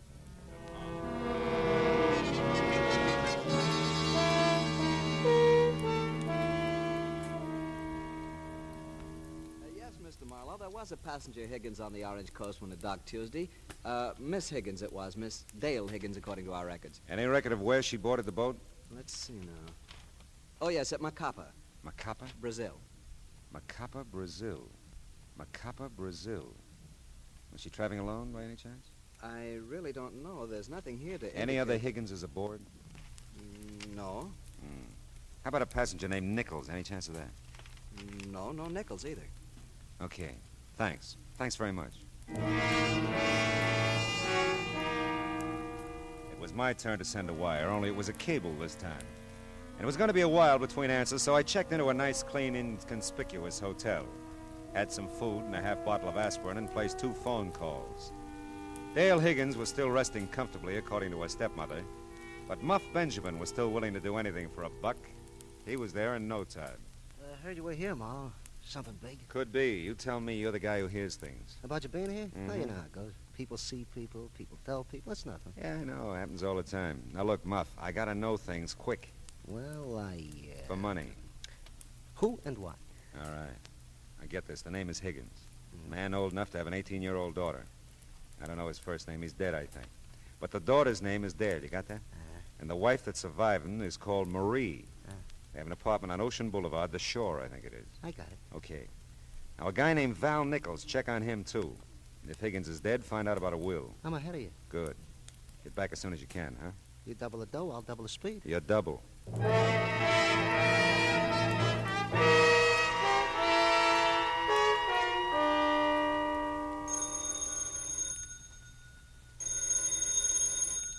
Hello. Mr. Philip Marlowe, please. Speaking. I have a reply to your cable to Macapa, Brazil. Oh, good. Give it to me slow, huh? Dale Higgins, accompanied to boat by nun. None? Order of the Holy Cross has convent near here. Suggest you check there. Signed Emerson Ward, Macapa Fruit Exporting Company. Did you say Order of the Holy Cross? That's right. Do you wish to send a reply? No. Oh, not yet, anyway. Thanks.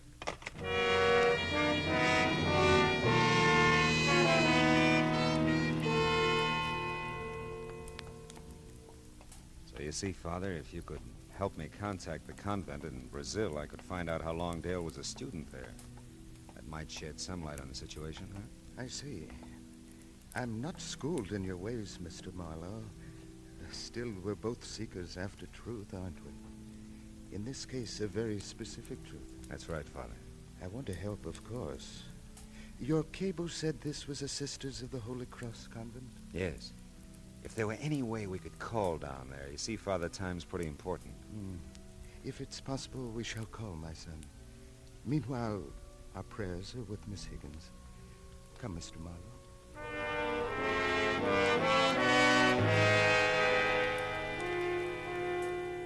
My prayers were with the phone company, too.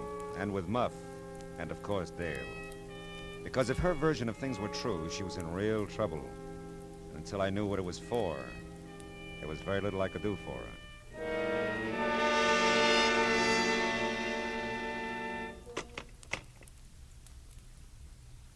Was the information from the sisters helpful, Mr. Marlowe? Well, they were very cooperative, Father.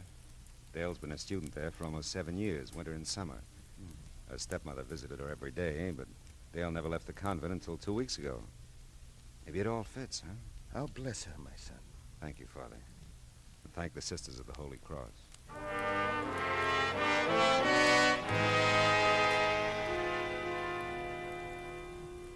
Muff Benjamin was waiting at my hotel when I got back.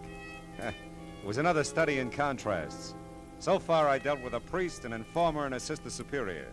And together, we were all coming close to an answer. His name was Dale Higgins, too, the doll's father. Died 7 years ago, loaded. Yeah? Left his second wife, Maria, good income. But the big load went to the kid. All right, what'd you get on Val Nichols? Oh, he's a bad one. Yeah? Specialty is knocking down rich widows. Currently fraternizing with this Marie Higgins thing. Bless you, Muff. Huh? I mean, here's your dough.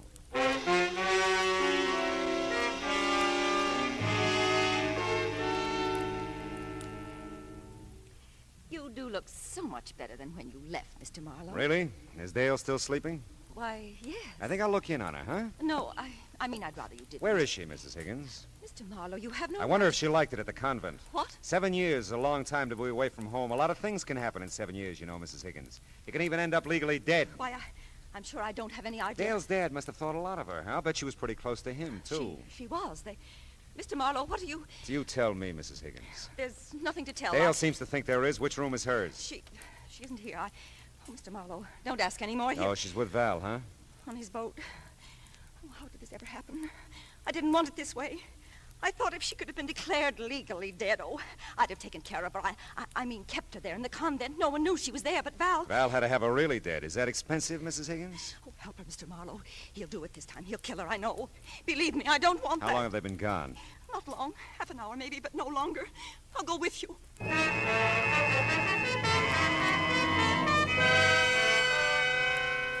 Marie really cracked on the way to the harbor. It was going to be a fishing accident in the channel. And Val would get away with it, too, unless we found something that could outpower his 30-footer. It was called the Queen Marie, one guess who had given it to him. I found the boat I needed, all right, but the skipper seemed reluctant to go for it. Wildest thing I ever heard of. I tell you, it's a matter of life and death. The Coast Guard can't go on every... Look, a month ago we needed you off Balboa when our motor conked out and you came. But we've received no distress call from the Queen Marie. What do you think this is I'm giving you? Please, don't waste time talking. All right, come on, how about it? Okay, but if this isn't on the level, you're in some trouble, Marlowe.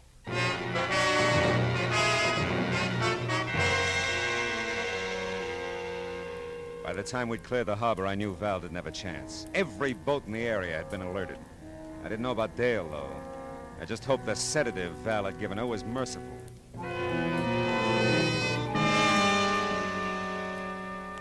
The Coast Guard took care of Val once we came alongside the Queen Marie. And I took care of Dale. She was in the galley, tied securely. Still dopey, but she came around after a while. Mr. Marlowe, you... Take it easy, baby. You're okay. I was afraid you'd forgotten your promise. No. But you didn't, did you?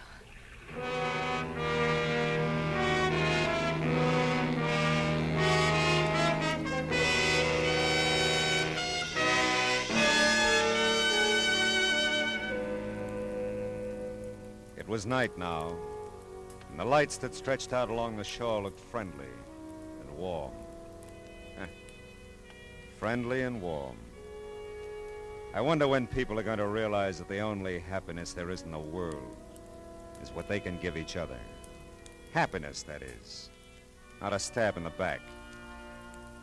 But you know, there's one thing about me. Yeah, I have to admit it. I'm an optimistic fella.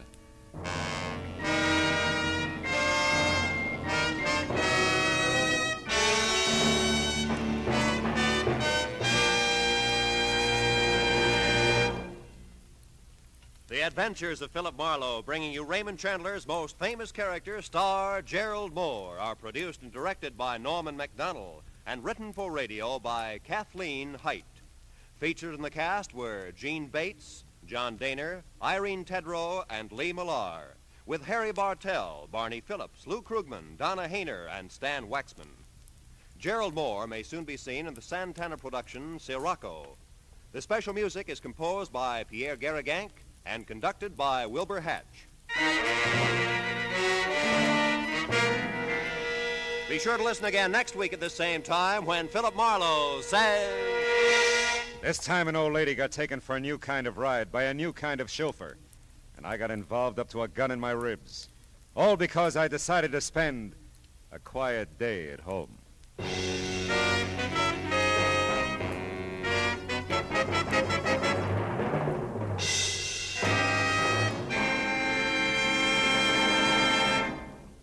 Don't miss Broadway's My Beat, featuring Detective Danny Clovers, the cop who knows every character, every star, every crook frequenting the Great White Way. It's tomorrow night at the Star's address. Now, stay tuned for Gangbusters, which follows immediately over most of these same CBS stations. This is Roy Rowan speaking.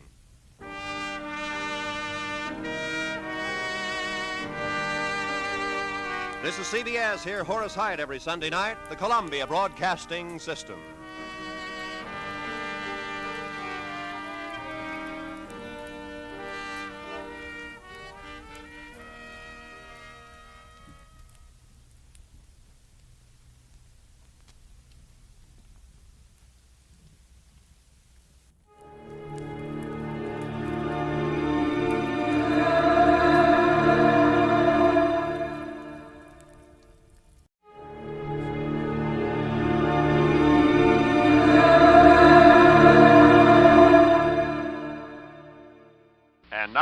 Roma Wines, R-O-M-A, made in California for enjoyment throughout the world. Roma Wines presents Suspense. Tonight, Roma Wines bring you Mr. John Lund as star of A Plain Case of Murder, a suspense play produced, edited, and directed for Roma Wines by William Spear. Suspense, radio's outstanding theater of thrills, is presented for your enjoyment by Roma Wines. That's R-O-M-A, Roma Wines. Those excellent California wines that can add so much pleasantness to the way you live, to your happiness in entertaining guests, to your enjoyment of everyday meals. Yes, right now, a glassful would be very pleasant, as Roma Wines bring you the young actor who has just made such an auspicious screen debut in the Paramount picture To Each His Own. John Lund appears as Randy, with Kathy Lewis as Marion, in tonight's tale of Suspense. How are you feeling now, Judson? Lousy. You the doctor? That's right. Who are those other two guys? They're from the district attorney's office. Huh. Suppose I might have known. First thing I opened my eyes, I'd see those vultures hovering around. I suppose right, all right. Gonna tell us about it? Why should I? Just to keep the record straight and save us a lot of trouble. And you've got nothing to lose. How do you figure that? Because they're gonna carry you out of here with a sheet over your face before morning. Is that right, Doc? Afraid that's right. Okay. Take this down, Scotty. Gotcha. You can call it a plain case of murder. Spelled P-L-A-N-E. I make joke. Get it? Yeah. Very, very funny.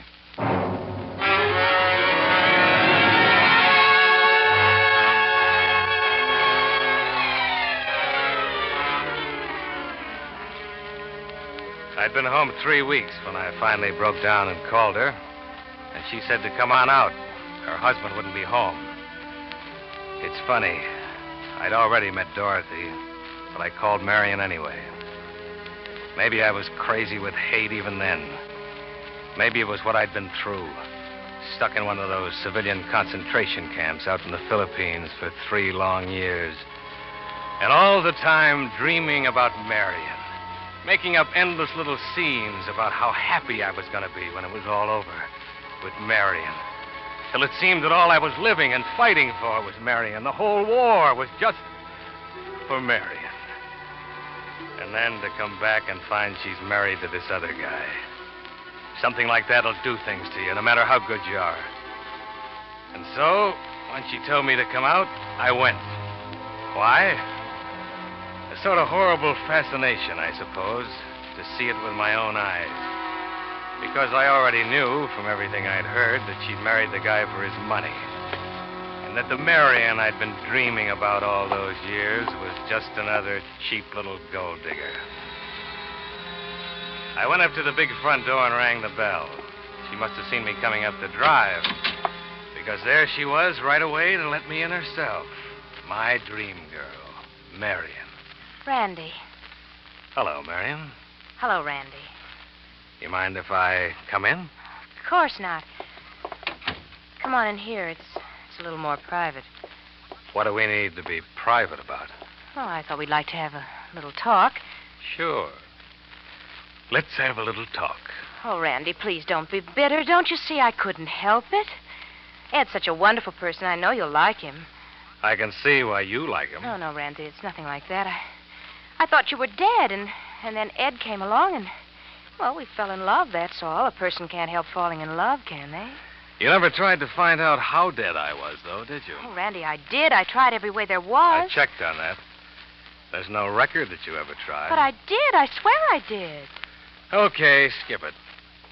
It's really a lovely place you've got here. Yes, isn't it? You can see the property better from over here. Ed owns all this part of the valley, clear over to those trees. You can see him up against the mountain, you see? You see him? Uh-huh. What's he do with it all? Oh, nothing much. You see, Ed's real business is cattle. Of course, this isn't cattle country.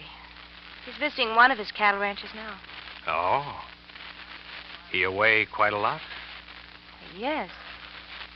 Randy, tell me about you. I saw in the papers the big welcome they gave you and all you'd done out there. It must have been awful. Wasn't fun. Well, what are you doing now? Well, in a way, you know, a thing like that almost pays off. Pays off? Uh-huh. All that hero business. You know, I was out there for a commercial aircraft company, selling private planes to sugar growers and gold miners and so on. Yes. Well, the first thing that happens is that the company makes me vice president in charge of sales. $75,000 a year. $75,000? Uh-huh. And then the movies want to do my life story. And they discover that I've got such great executive ability, they make me a part-time producer. Another $50,000. Then, of course, a percentage of the picture and the story price itself will come to, about another $250,000. Why, Randy. And then, through contacts in the aircraft business, I run into some guys in the oil game, and that pays off.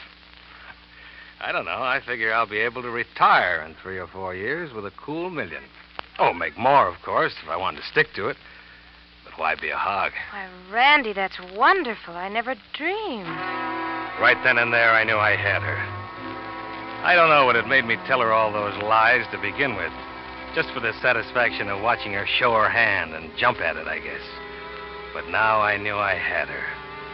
And as she talked, as I saw that greedy gleam coming into her eyes, I began to know what I was going to do about it. Well, Randy Judson, a big, rich, famous man. Oh, I'm so happy for you, Randy. They're even talking about running me for governor. Yeah. Funny things fate does. Well, Marion, I've got to run along. Oh, Randy, must you? Yeah. There's a new field we think is coming in today. Net $1 million a year if it does. Oh, well, all right. I'll walk you to the door. All right, thanks. Well, goodbye, Marion. Randy. What? Don't you want to kiss me goodbye? You know I do, Marion. Oh, Randy, seeing you again, I'm afraid I made a terrible mistake. Yes, Marion. I'm afraid you have.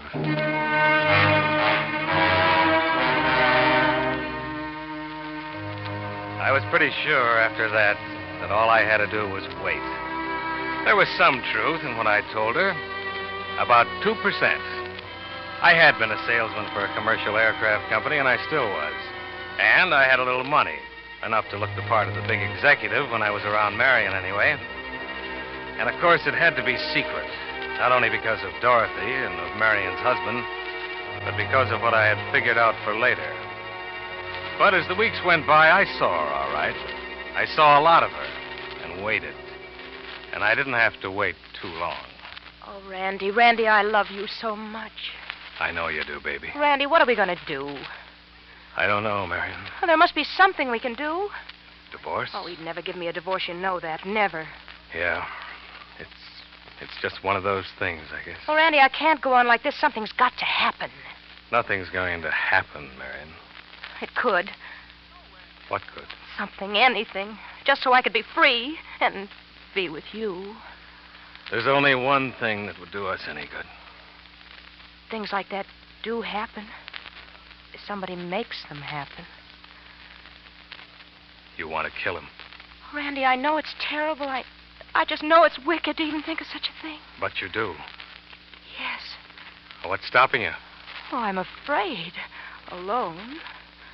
You mean you want to kill him, but you want me to help you to kill him? Yes.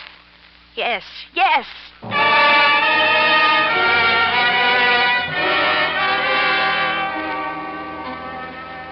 Marion, my dream girl. Oh, I agreed to help her, all right. Sure I did. I planned it for her. First, there was the plane. That was going to do several things for us. And, of course, my being an aircraft salesman made it easy. Marion suddenly became interested in aviation. She began reading about it, hanging around the airports. Then she started taking lessons. She learned fast, too, I'll say that for her. Soloed in 6 hours and had her license in 10. All this time, I stayed out of the picture and just waited. And went out with Dorothy once in a while. This was the build-up. It lasted about 6 weeks until I got her call and went out there. My name is Judson, Mr. Dunham. Oh, how do you do? Certainly been hearing a lot about your product lately. Oh, by the way, this is my wife. Mrs. Dunham? How do you do, Mr. Judson? Oh, my, she really is a beauty. It's a two-place job, you see. Plenty of room in the fuselage for baggage. 150 horsepower engine, variable prop. She'll cruise at nearly 150, and yet her landing speed isn't much more than 45. And, of course, she has flaps for low-speed landing. I'm really sincere when I say that you can't match her anywhere near in the price field. Well, I don't know much about it, but if that's what Marion wants. Oh, Ed, you're a darling. Well, that's the way we like to make a sale. How about a little spin? Oh, I don't know. Oh, go on, Ed. You gotta begin sometime. Just Come around on. the field. Oh, by the way, you've got practically a perfect natural landing field here. Yeah. Have to put up a hangar, I suppose. Ah, that won't run you much. Climb in. Well, I'll wait right here for you, dear. There you are. You keep out of the way now, Marion. I will. Oh, by the way, before I take you up, here's a release you have to sign. Just a formality. Oh? There's 3 copies. One for me as the pilot, one for the company, and one for the Bureau of Civilian Aeronautics. Where do I sign? Oh, anywhere at the bottom there. Okay. That's fine. Thank you, Mr. Dunham.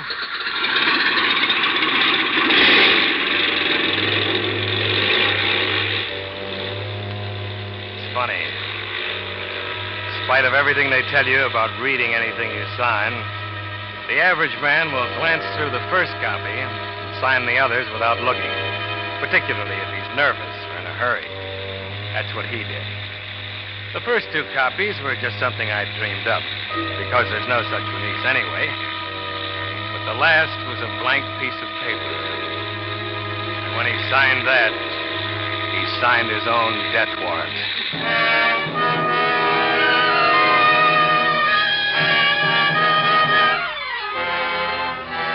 For Suspense, Roma Wines are bringing you John Lund with Kathy Lewis in A Plain Case of Murder, a radio play by Robert L. Richards. Roma Wine's presentation tonight in radio's outstanding theater of thrills, Suspense.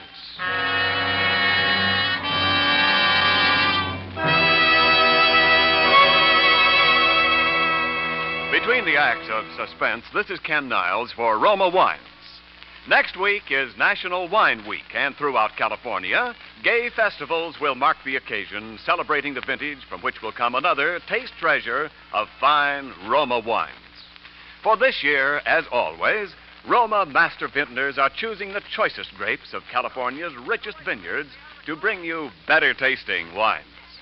With unmatched skill and the world's finest winemaking resources, Roma vintners patiently, unhurriedly guide this vast grape treasure to tempting taste perfection. Then, along with Roma wines of years before, this abundance of taste richness awaits selection from the world's greatest wine reserves for your pleasure. The result is finer taste, always in every Roma California wine, be it sherry, port, muscatel, Burgundy, or Sauterne. That's why more Americans enjoy Roma than any other wine. Let Roma wine add pleasantness and good taste to your living. Tomorrow, enjoy Roma, R-O-M-A, Roma wine, largest selling wine in all history. And now Roma Wines bring back to our Hollywood soundstage John Lund as Randy Judson, with Kathy Lewis as Marion Dunham in A Plain Case of Murder, a tale well calculated to keep you in suspense.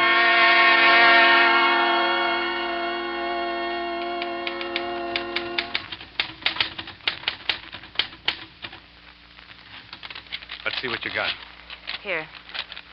To whom it may concern, I can give no reason for what I am about to do, and I pray to heaven the reason will never come to light. But it is the only way. To my loving wife, particularly, I know this will come as a great shock, but at least I can leave her amply provided for. Goodbye, and Edward Dunham. Uh-huh. You sure he is leaving you amply provided for? It would look bad I took care of that some time ago. What about the typewriter? There's no question but what it'll be He identified as writes his. stuff on it all the time. He's had it for years. Oh. You want me to keep this, or will you? No, I'll keep it. All right, doesn't matter. You're positive the gun is registered in his name? Yes. And he'll be alone tonight? Yes, we've been through all this. I know. But I don't want any mistakes. This is no penny ante. Now, you got your reservations? Yeah, I checked again this morning. Okay. Now, you better leave in plenty of time. You want to be sure and make Phoenix before that little airport closes down. I know. I'll come down back of the house tonight a little beforehand, say 12:45. Be sure you don't use any throttle coming in. A long glide. Cut your motor as far out as you can. Yeah, I will. I'll be on time.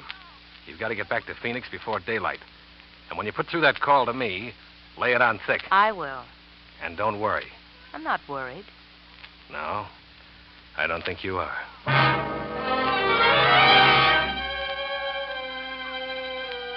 The wheels were moving. Complicated, but good.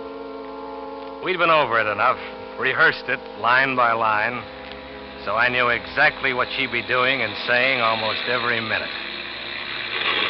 First, she'd be circling that little airport about a mile from the hotel and sounding as though she was in trouble. A little trick of thinning out the mixture that I showed her.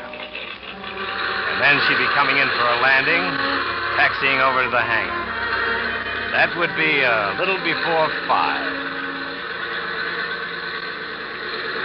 Hey, sounds like she's acting up on you, huh? Yeah, she is.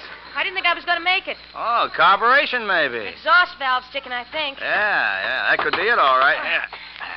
Thanks. Hey, you staying in Phoenix? For a few days. Can I leave it here? Oh, sure. Tomorrow, first thing, I'll get a man No, on it. I'm going to get the man down here who sold it to me. I've only flown it about 8 hours. Oh, gee, it shouldn't be doing that. I'll say it shouldn't. Is there anybody here at night? No, I'm sorry, ma'am. I come on again at 8 in the morning. Well, he may be down here before that, because I'm going to get him out of bed if it's the last thing I do. It's a brand new $6,500 airplane. Oh, I don't blame you. Well, in case you're out here before I am, I'll give you the key to the shop, so if there's anything you need... Thanks, but don't bother now. Just send it around the hotel. Okay. Where you staying? Desert Inn, Mrs. Marion Dunham.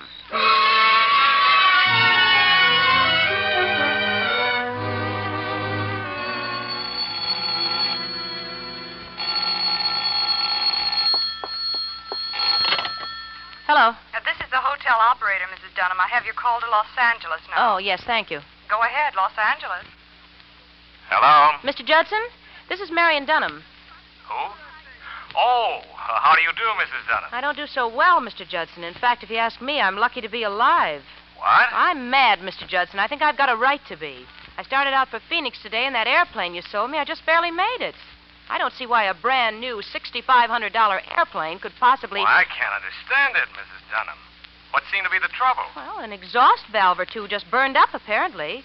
Plane's absolutely useless to me in the condition it's in now. I doubt if it'd even get off the ground. Oh, I quite understand, Mrs. Dunham. I'll send a man down I don't want first just thing. a man. I think you ought to come down here and look at it yourself, Mr. Judson. I should come. Why, there's nothing in particular that I could Well, do. are you responsible for these planes you sell to people, Mr. Judson, or aren't you? Well, Oh, all right, Mrs. Dunham. I'll be down first thing in the morning. Where are you staying? The Desert Inn. The Desert Inn. All right, Mrs. Dunham. Tomorrow morning, then. Well, thank you, Mr. Judson. Good night. Good night, Mrs. Dunham.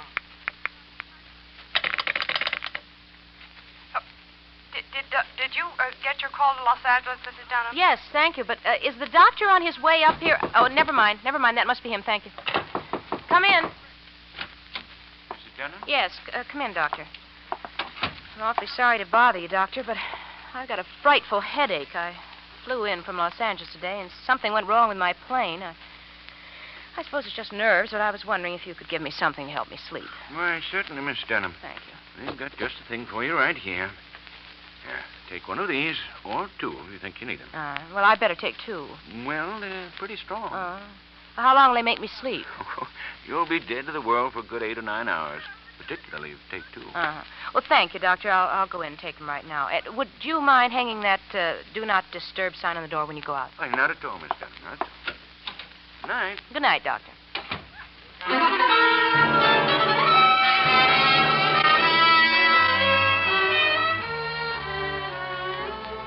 I was at the field back of our house a little ahead of time.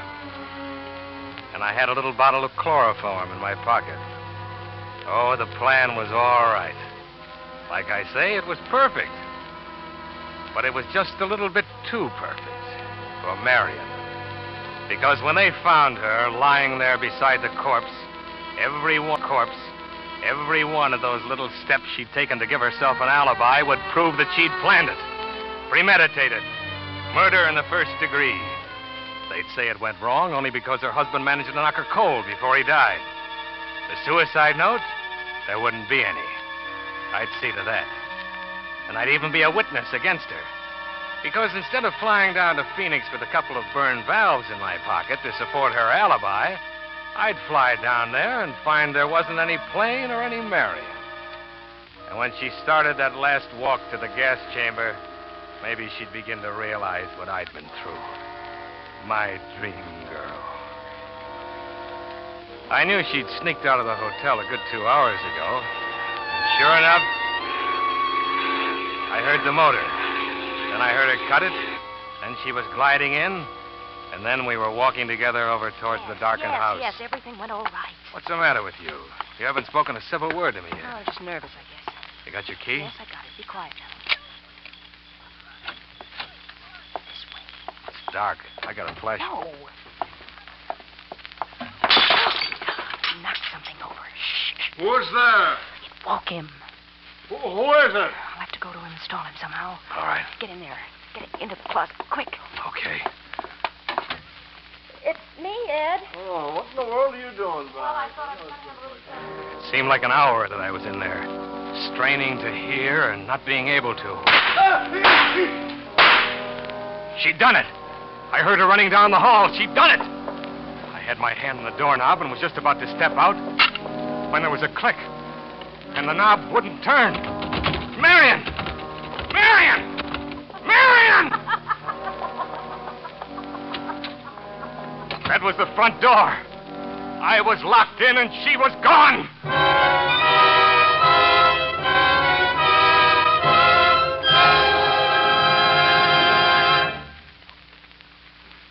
For a moment, I almost fainted. Because I could see just how she'd planned it. Just what I'd planned to do to her. She'd fly back to Phoenix and then put in a call to her husband on some pretext, and she wouldn't get any answer, and pretend to be worried and call the cops. And they'd find me. They'd say I killed him and then got in a panic and locked myself in the closet by mistake. It was a spring lock, and it could happen. The door was solid. oak, at least 2 inches thick. I went frantically through my pockets for something to work on the lock with. It was no good, but I did find my pocket knife. There was just one chance. I had about 3 hours to whittle a hole through that door big enough for me to get my hand through. I went to work. In 10 minutes, my clothes were wringing wet. In 20 minutes, I thought I was going to die of exhaustion, and I'd hardly begun. Somehow, I kept going.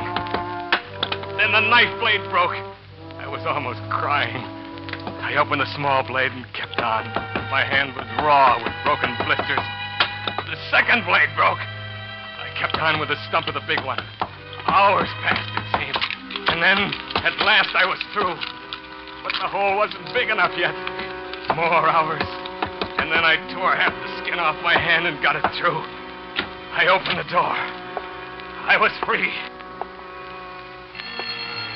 As I started out the front door, the phone rang in the hall. I picked it up and listened. Phoenix, Arizona, calling Mr. Edward Dunham. Hello? Hello? Operator? I put the phone quietly back. That would be Marion. That meant that she'd call the cops next, and they'd be out to investigate. I only had a few minutes left, but there was still my plane. I started running across the field to where it stood. If I could get off in that plane, I had a chance, a good... And then I stopped. Marion. She'd fly back. She'd land right on this very field.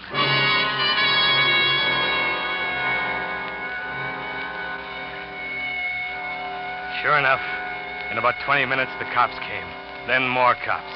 From homicide, I suppose. They prowled all over the place, but they didn't find me. I was hidden in that little clump of trees. And pretty soon, they went away. And I waited. 3 hours more. Then I heard it. Marion's plane. And then I saw her coming into land. And I was out there and up on the wing before she'd even roll to a stop. Randy! The double cross, huh? You're a fine one to talk. You and your Dorothy. I suppose you thought I didn't know about her, that you got engaged to her the very day that you were going to frame me, weren't you? Well, I beat you to it and you'll die. Do you hear me? You'll die.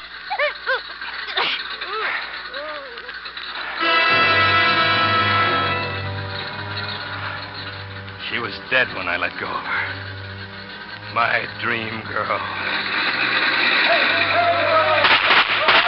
But I had to get out of there. The cops had seen her land, and they must have seen me, too, because they were running out on the field and began shooting as I took off. But something was wrong. Maybe Marion had even figured on this. I don't know. I remember fighting to pull it up, and then those trees coming at me. And the crash, and the fire.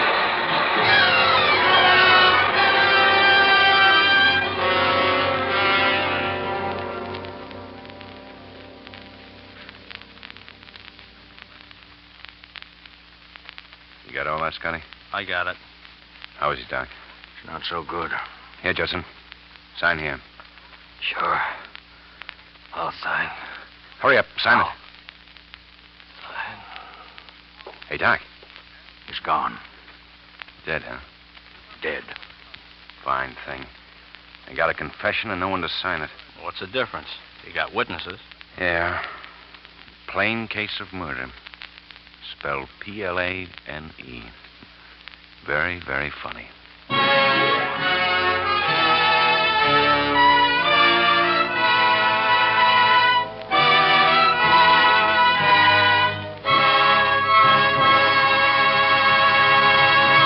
Suspense. Presented by Roma Wines, R-O-M-A, made in California for enjoyment throughout the world.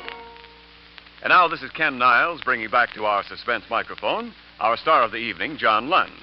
John, may we all congratulate you on a swell job of acting.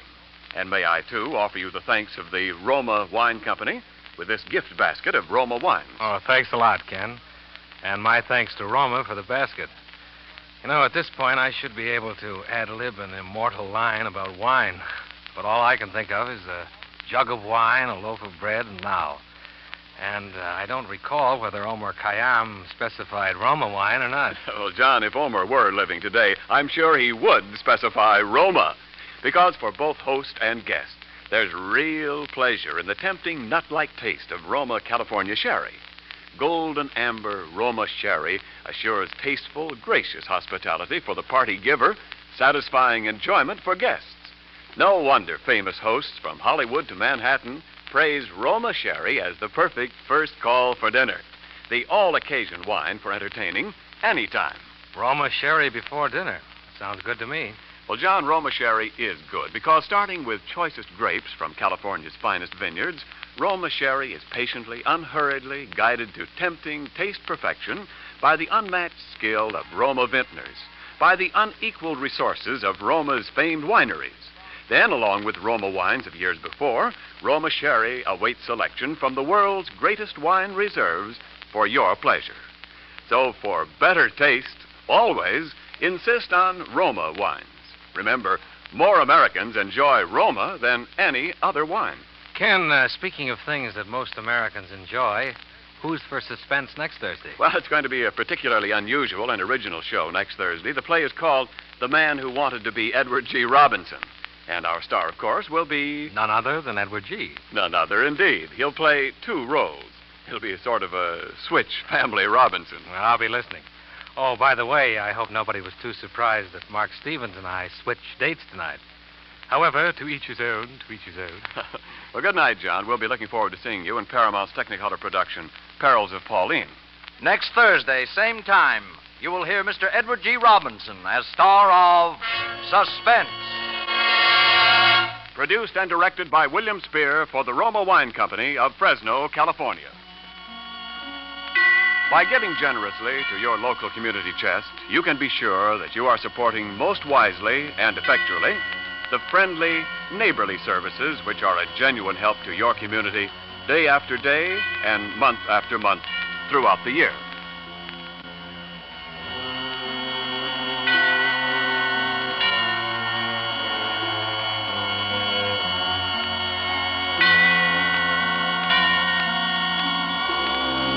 This is CBS, the Columbia Broadcasting System.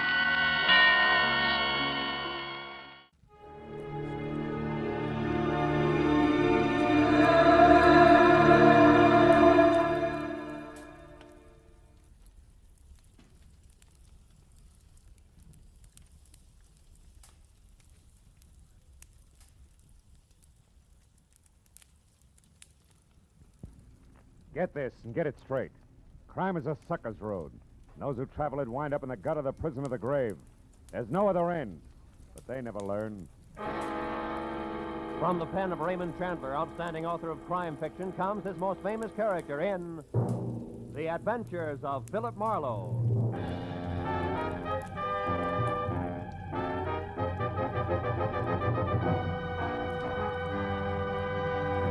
Now, with Gerald Mohr starred as Philip Marlowe, we bring you tonight's exciting story, The Dark Tunnel.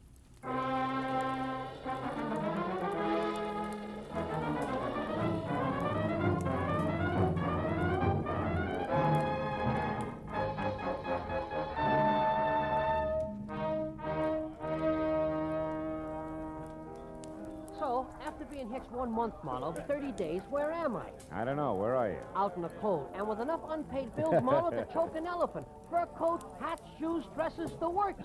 Furthermore, she tells me it's only the beginning, sweetie pie. Yeah, well, that's tough, Louie. I'll see you, huh? Hey, hold I, on. How about another scotch, Marlowe? Oh, no, It's only no. 10 o'clock. One for the road on me, huh? Now, listen, Hey, Mike, Johnny Walker twice. Okay. Unless, of course, I'm bending your ear too much, Phil. Oh, how could you say a thing like that? Look, Louie, I've had a long day. I want to go home. Fair enough. I'm glad I bumped into you. I'll see. You drive west, don't you? Yeah. Would you mind dropping me off, huh? No, Louie, it'll be a pleasure. Swell. Skip the drinks, Mike. Make up your mind, will Well, like I was saying, Phil, first it's her mother moving in on us, then it's both of them drinking my special stuff like it was water, then these clothes I already mentioned. So I ask myself, what'll it be next, Louie? What do I get for an answer? All right, Louie, what do you get? Divorce, my only out. And you get my point, huh, Marlowe? Yeah, I get you. My car's around here in the alley, Louie. Check. Well, now, divorce is something a guy wants to think about. Thinking guy, that is. And you know, Marlowe... Hey, wait a minute. That's a cute little exhibition, huh? Hey, quite a scrap. Scrap nothing. It's a few inches short of murder and closing fast. I better break it up, Louie. Hey, Hey, Heavy. Yeah? Kind of a hot night for this, isn't it? What do you want, Sonny? I'd like to hold your coat. Seems to be cramping your style. He's in one piece. Why, you lousy long nose. Don't worry, I am. How do we go on, Muscles? All right, mister. Right now, he's all yours, if you can bring him to. So long, hero. Hey, Marlowe, this kid's pleaded all right. Yeah, come on, give me a hand, Louie. We'll get him out of here. No. Okay, fella. Come on. Up we go. Up on your feet. Oh, thanks, mister. All right. Do you live near here? A couple of blocks away. The DeWitt Arms Hotel on Western near Sunset. All right, take it easy. Take it easy. Put your arm over my shoulder. We'll get you there. Thanks. Come on, Louie. Over to my car, huh? Yeah, sure, Marlowe. But maybe I better skip the lift, huh? I mean, my problem, the discussion we were having, we better postpone it for a while, huh? That is Yeah, I know what you mean, Louie. Yeah, it'll keep. All right, kid, come on. Let's go.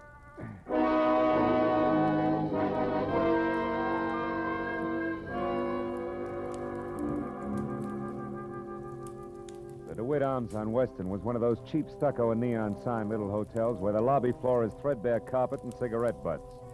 The furniture is chained in place, and there are always the usual number of John Smiths on the register. By the time we were there and in the dingy, cramped room, number 111, it was no bigger than a cell. I knew that the boy with the swollen face who leaned heavy on my shoulder was 25. Answered to Ira Clausen, and he knew that I was a private detective without a job on my hands. Then I began to learn a little more.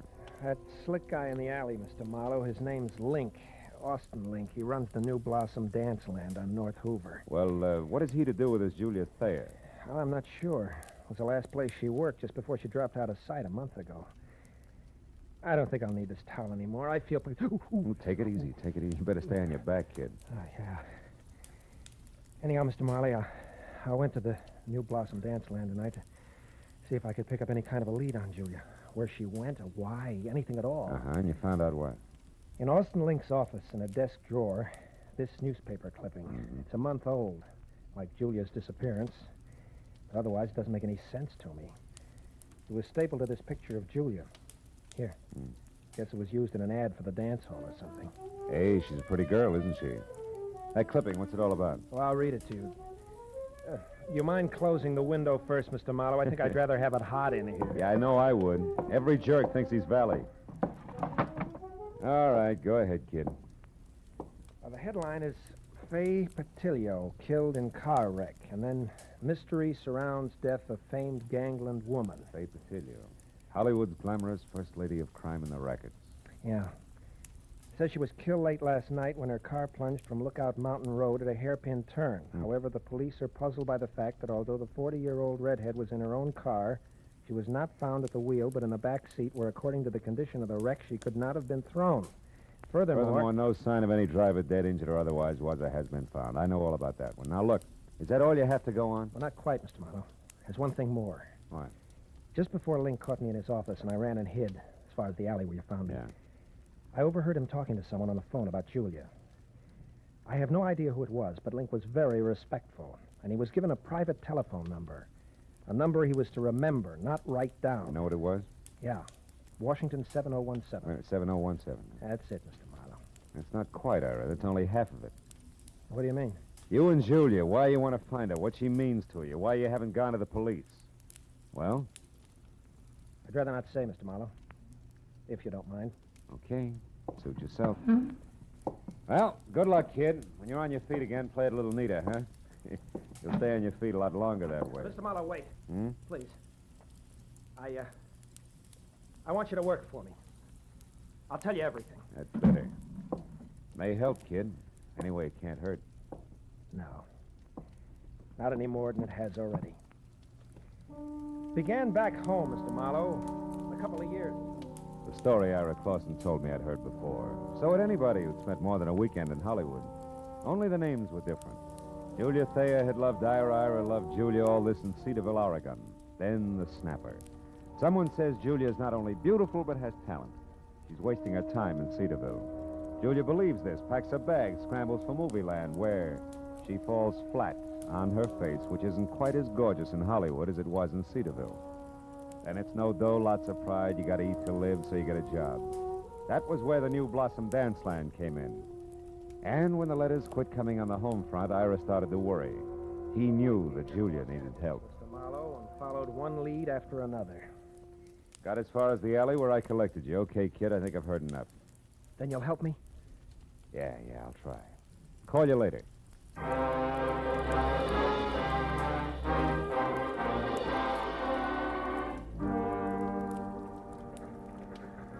So, your problem's a phone number, huh, Marlowe? Washington, what was it? 7017. Hey, Callahan, that's a handy book. Newspapers need handy books, Marlowe. People clam up too much these days. I blame the movies myself. Hey, no such animal. It could be a new number, or didn't I mention that? You didn't? All right. We'll try the supplements. Get one from the phone company every month, like a bill. Let's see.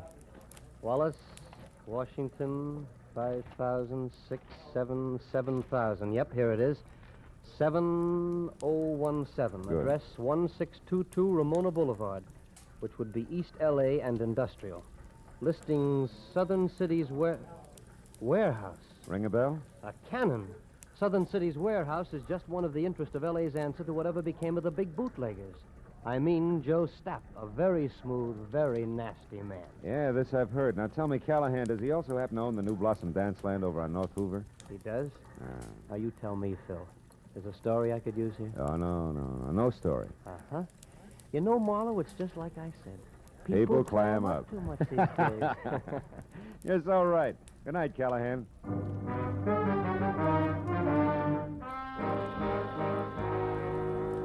If the good gray reporter hadn't mentioned Stapp's prohibition background, I would have chalked the warehouse off as the kind of 9-to-5 place that couldn't possibly help. But on the hunch that Stapp might live in a lush penthouse atop a stockpile a la Chicago 1929 style, I pointed my car for East L.A. and the Southern Cities Warehouse.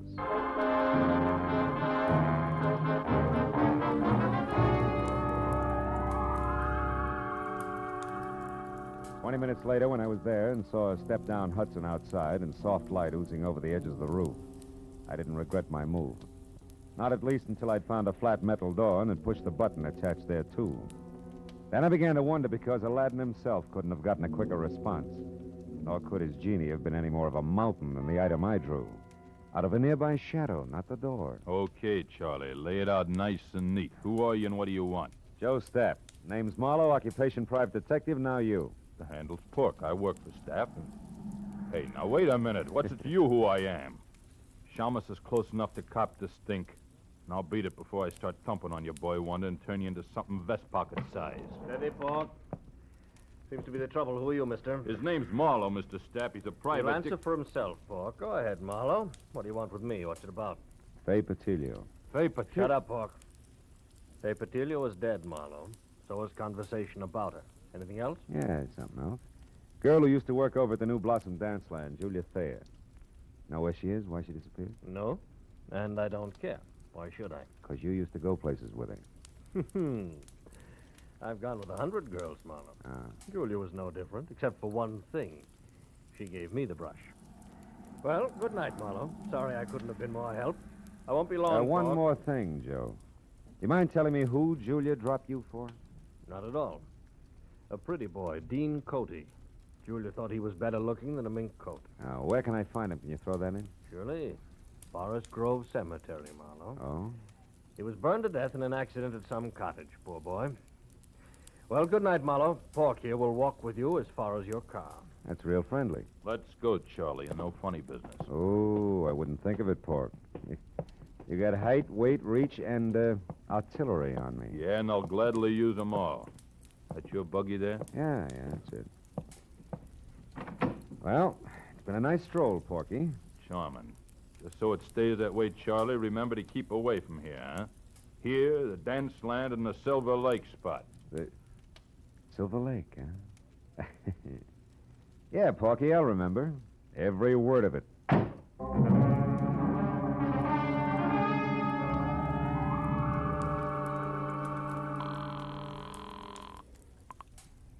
City desk. Callahan, go ahead. Marlowe again, Callahan.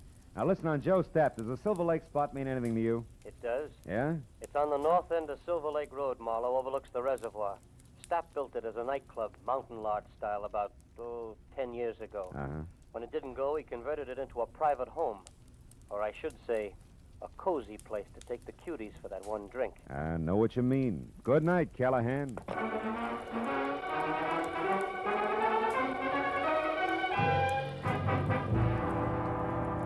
The Silver Lake Reservoir was only a mile off Lower Sunset Boulevard, but the setting could have been a street in Switzerland.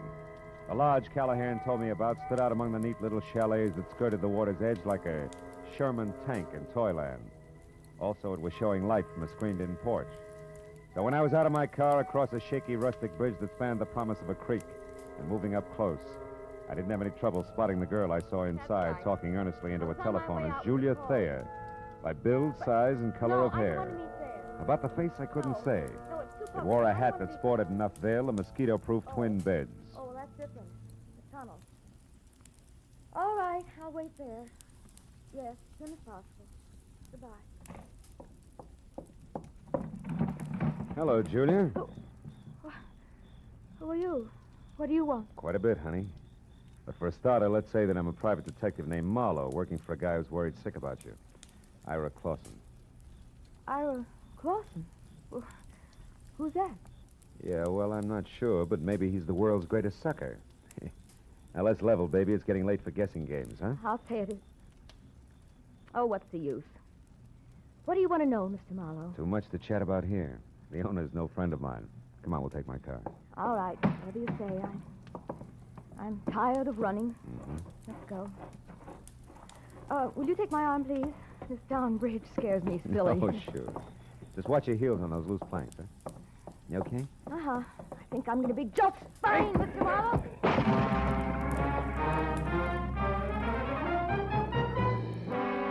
It was all the lead she needed because by the time I'd crawled out of the inch-deep, inch-wide river and was back up on the road, Julia Thayer was in her car away fast as far as Sunset Boulevard. So I went to the phone back in the lodge and got through to my client at the DeWitt Arms Hotel and brought him up to date in a hurry, including the latest question mark. The tunnel? Well, of course I've heard of it, Mr. Marlowe. Matter of fact, I've been there. Why? Well, it's where Julia's heading right now. Now, what's the location of it, Ira? Ira! I'm still here, Mr. Marlowe. Yeah. Hey, you sound real different. I don't get it. What's up? Very personal business, Mr. Marlowe. You see, I'm Ira Cody, not Clausen. Dean Cody's... Brother, Mr. Marlowe. Brother who's out to get the girl responsible for his burning to death. Julia Thayer, the cheap scum. So Marlowe played Patsy. Oregon, the boy-girl pitch. You made it all up. Every bit of it. Mr. Marlowe, before I needed your help. Now I don't anymore. Get lost.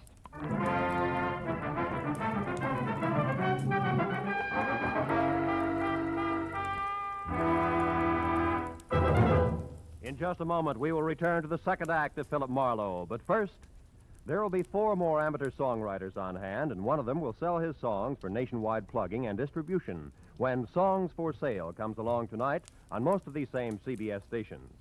Songs for Sale gives these new songwriters a great chance. Their songs are judged by a panel of experts. Their music is sung by Rosemary Clooney and Richard Hayes.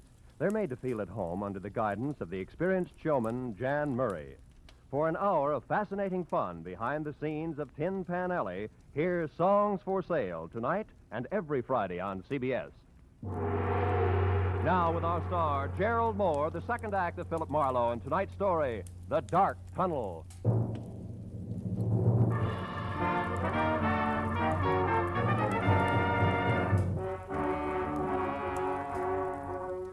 I stood there for a minute after Ira Cody hung up and tried to figure my next move, while the phone in my hand quietly buzzed sucker. A pair of haywire lives was scheduled for a smash-up, and I'd let myself get mixed up right in the middle. Now my only chance to do something about it was to find out fast what was meant by the tunnel. I started out of the place, but only got as far as the front door. You going somewheres, cutie? That rod makes you 6 feet taller, doesn't it, Porky, huh? I don't like you, Charlie. You played a dirty trick on me. Trick? What are you talking about? When I slipped and mentioned Silver Lake, it made Mr. Stapp mad at me, and I don't want Mr. Stapp mad at me. That I can understand. Now, look, you feel like talking this out? No. Oh, listen, you dumb ape. It's for your own good. Something's going to happen tonight that'll make your boss a lot madder than he is now. I'm the only one who... You're just trying to trick me again, but it won't work. Not this time. First, we lift your gun. Now, get going. We'll take your car. Porky, you're going to hate yourself for this in the morning when Stapp finds out. I doubt it. You see, Charlie, it's his idea. Now get going.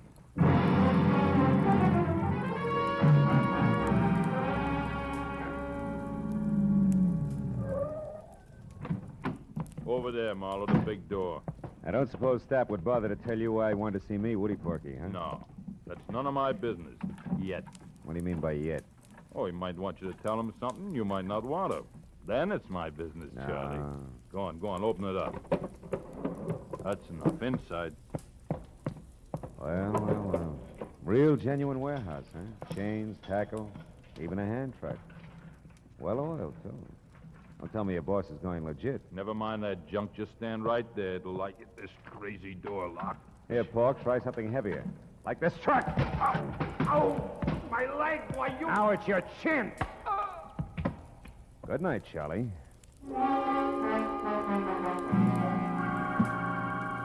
I fished my own gun out of Pork's pocket, tossed his .45 off in a dark corner, and rolled the Hulk himself out of sight behind a stack of crates. Then I went over to an elevator in the corner.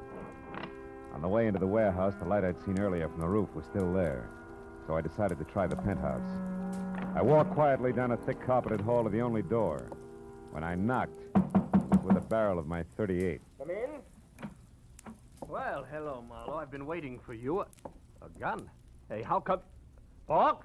Pork! Save it, Joe. Oh, that dumb cluck. Yeah, big wheel like Joe Stapp ought to afford better help.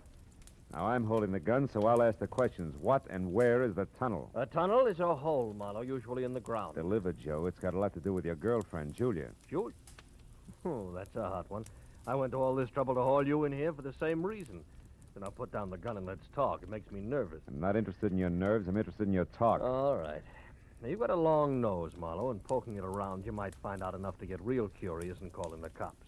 That I can't afford. Uh-huh. So I'm going to level with you, tell you what you want to know, just so you'll lay off. Got a deal? I'll let you know. All right. You wanted to know about Julia. Yeah. Nothing like Julia Thayer ever happened in my life before. Most beautiful thing I ever saw. Sweet and soft. She made me ashamed of myself. Somehow I don't hear violins.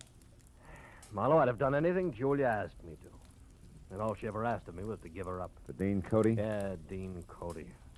Young physique that wasn't all wasteland like this. A handsome face that of a boiled lobster like mine is. She was crazy about him, fascinated, and I didn't blame her. Unfascinated, and I didn't blame her. Until I found out he had the morals of a rattlesnake. Keep talking. Cody was rotten, Marlowe. Dirty, clear through. Cheating on Julia every time she turned around. I couldn't stand it. I tried to tell her. Only made her hate you, huh? Look, Stapp, so far this is no better than a serial and torrid romances. The point. I'm getting to it, Marlowe. One night I thought I could convince her, because Cody had a date with Faye Patillo. I don't have to tell you, she was the lowest thing in town. They were going to a spot up on Lookout Mountain, so I told Julia. She went up there and waited. They showed, all right. Both loaded. She saw him take that dive off that hairpin turn. When she got down to him, they were both dead. Wait a minute. You told me Dean Cody was burned in the cottage. Sure. That's what I'm still telling you. Julia was so far gone over that louse, she pulled his body out of that wreck, hauled it all the way down to that cottage at Malibu, and then set fire to the place. So the world would never know he's going with a tramp like Faye Patillo, huh? Yes. How'd you like to have that kind of loyalty on your side, Marlowe, huh? Anyway, after Cody was gone... Cody's young brother's in town, Stapp. He thinks Julia's responsible for Dean's death, and he's going to kill her. What? They're scheduled to meet at that tunnel I asked you about. Now, where is it? Stapp, I asked you. I heard you. Tunnel's an old abandoned underpass in back of the New Blossom. But we're not going there, Marlowe. We're going to sit tight and let it play as is. Are you nuts? Not anymore. Julia was out of her head that night. Something went wrong when she started that fire. She got caught in it herself, Marlowe. You mean she was burned? Yeah. Her face. It's bad. She'll never be right again, no matter how much plastic surgery. Yeah, but there's no reason to let her be murdered. That's a matter of definition. You see, Julia's still in love with the memory of Dean Cody, Marlowe, so we'll just forget it and let it play itself out. We'll forget nothing. I got the gun, Stapp. But you're going to drop it, aren't you? Otherwise, I'll have to drop you. Oh, fine. I remember you, Austin Link, Knuckles in an alley. Drop it. That's right, Nosy. What's the word, Joe? Get him out of here, Link. Get him out of my sight. I don't care where you go. Come on, Slick. Let's go. Just sit on him for a few hours. We'll talk it over then.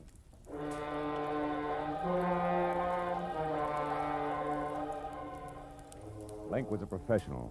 He stayed exactly far enough behind me to be always out of reach, but always close enough to keep me under control. All the way down in the elevator, I watched for a chance that never turned up. And as I rounded a corner and headed for the big door again, I glanced at the stack of crates. Pork had come too. He was on his feet behind them, a heavy steel pulley block in one hand, his face a stupid mask of blind hate. He slammed the block at me with everything he had. I'll kill you! I dropped to the floor and heard the thing connect behind me. It had caught Link dead center. He fell like a bag of sand. Before Pork realized what had happened, I charged the stack of crates, threw my shoulder against it, made it to the door and out in one dash. My car was sitting where I'd left it. I heaved a sigh of relief and piled in.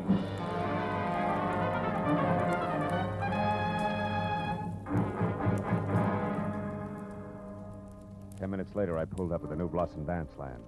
It was just closing. I ran along the side of the building to the back where a yellow light above the rear door cast an out-of-place halo over... Oh, no. Hey, you! What are you doing back here? This is for employees only. Yeah, well, I'm employed. Listen, do you know where the tunnel is? The which? I can see what you mean. The tunnel. It's an old underpass. There's an entrance to it back here someplace. Oh, that, sure. See the light over there? Yeah. And that little cement house? Yeah, yeah. Well, that's it. Steps lead down inside. But why? Nobody ever uses that anymore. Well, I tell you, I got a date in there with a couple of screwballs. Oh, well, you'll be right at home. Good night, dearie. A baker's dozen steps led down into the thick darkness littered with newspapers, weeds, and wine bottles, all long dead. As I eased down inside, I heard voices, low and tense, amplified by the rolling, hollow echo in the tunnel. At least I'd made it in time. When I got to the bottom, I could see the two of them silhouetted against the dim glow at the far end. I pressed my back against the wall, thought about my empty shoulder holster, and moved toward them. And you killed him, didn't you? You're making a mistake, Ira. A terrible mistake. No, you killed him, all right. You and that beautiful face of yours that he couldn't resist. Why are you hiding it behind a veil? You used to be so proud of it. You killed Dean just the same as if you'd shot him. But you're not getting away with it, Julia. I'm going to square it up for him right now. Ira! What? Marlowe, how did you find this place? I found plenty beside that, Ira. Give me that gun. No, you're not going to stop me. Even if you shoot, I'll kill her first. I don't have a gun, Ira, but I got facts. Before you shoot anybody, you better listen. Julia wasn't responsible for Dean's death. He was. Everything she's done since then has been to protect what little good there was left of his crummy reputation. You're a liar. I can prove it. Dean went bad, Ira, all bad. He was a low, double-crossing cheat. You're lying. The night he died, he was two-timing Julia. But in spite of that, she risked everything to move his body from a smashed-up car. So nobody would ever find out what really happened to him. It's true, Ira. Stop it! You liars, both of you. I won't let you say things like that about my brother.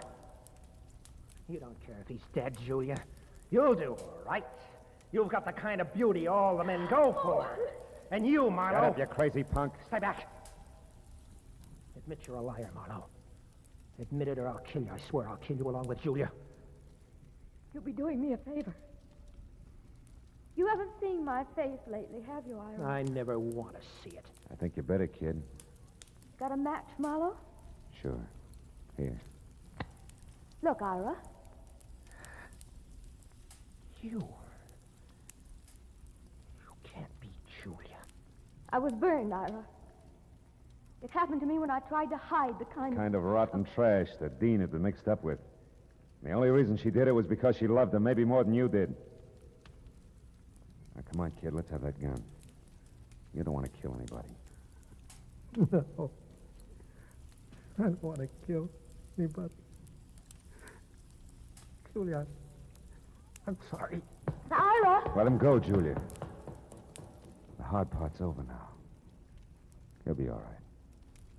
I'll look in on him after a while just to be sure. But, what about you, huh? What about me? I'll be okay, Marlowe. After I've done some thinking. This shock, I think it's what I needed. Goodbye. It's a dark tunnel, honey. Think you can find your way out alone? Yeah? Yeah, I'll find a way out alone. One of these days.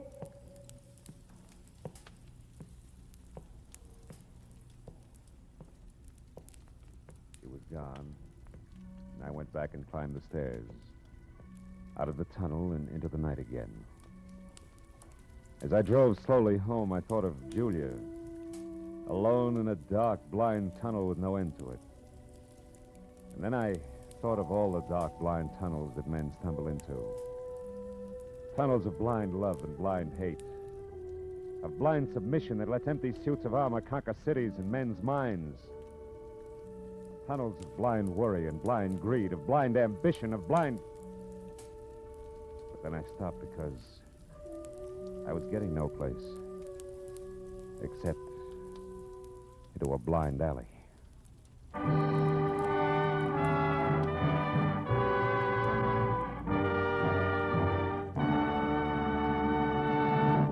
The Adventures of Philip Marlowe, bringing you Raymond Chandler's most famous characters, star Gerald Mohr, are produced and directed by Richard Sanville and written for radio by Robert Mitchell and Gene Levitt. Featured in the cast were Lorene Tuttle, Bob Sweeney, Paul Dubov, David Ellis, Barney Phillips, and Larry Dobkin. The special music is composed and conducted by Richard Arant. Be sure and be with us again next week when Philip Marlowe says... This time, greed in a green suede dress, a die-hard from Dixie and a cuckoo coin collector, added up to violent death for two, and all over $50 in Confederate money.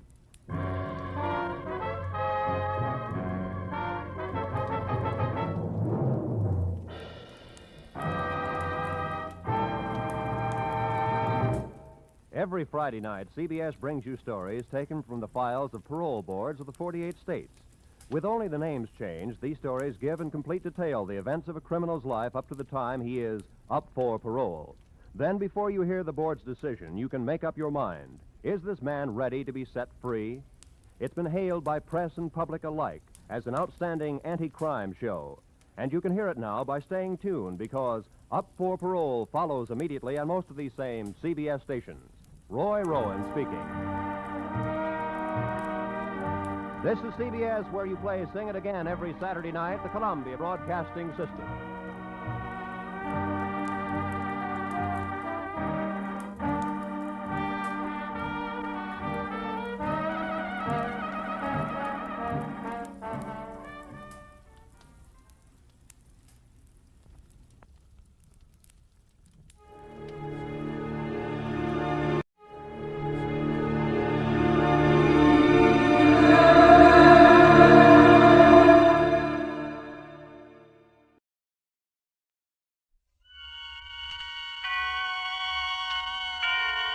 Autolite and its 96,000 dealers present Suspense.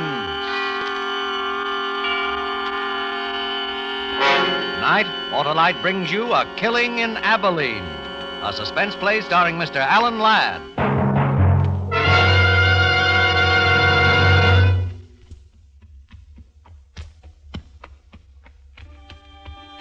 I traveled hard for 300 miles to find the man who killed my brother.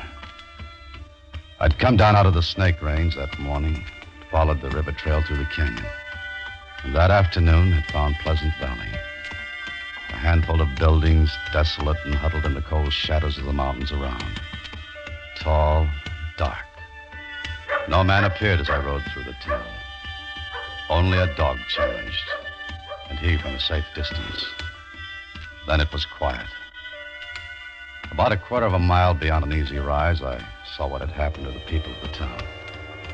There were maybe 60 or 70 standing in a circle.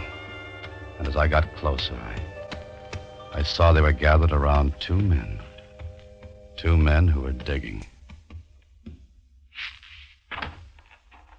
You stay put, horse.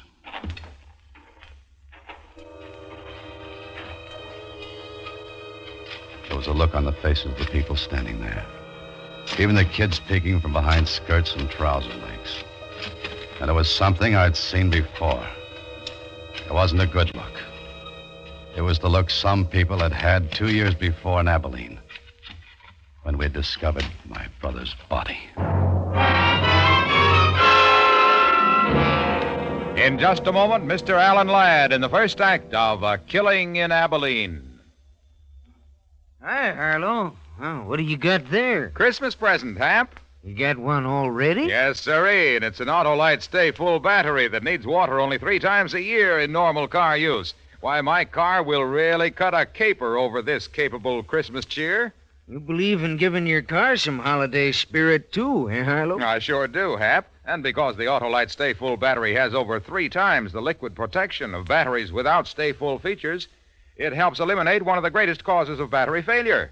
And that's mighty important to the spirit of every car owner. And your gift will last a long, long time, too, Harlow. Right you are, because the Autolite Stay Full battery gives longer life. 70% longer life, in fact, as proved by tests conducted according to SAE minimum life cycle standards. A wise selection, Harlow. Yes, friends, for quick, dependable starting, treat your car to an Autolite Stay Full battery. The battery that needs water only 3 times a year in normal car use. See your neighborhood Autolite battery dealer. And remember, you're always right with Autolite. And now, with a killing in Abilene and the performance of Mr. Alan Ladd, Autolite answers many requests in bringing you a story of the Old West, hoping once again to keep you in suspense.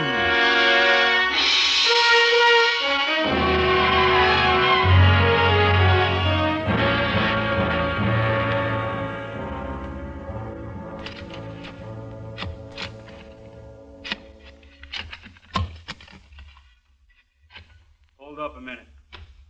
What's the matter? I hit something.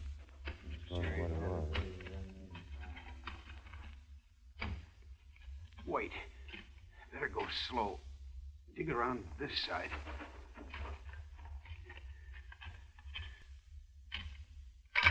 Here, I can't do it anymore.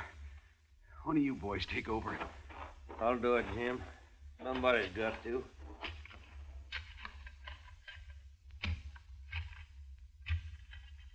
It's him, all right. I seen his shirt. You were right then, Ben. Jake Garvey, you're a sheriff. Better come take a look. Yeah.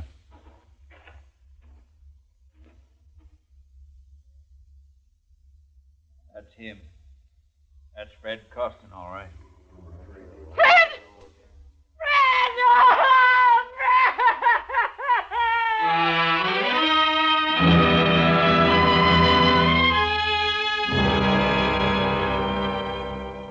The other women folk led her away.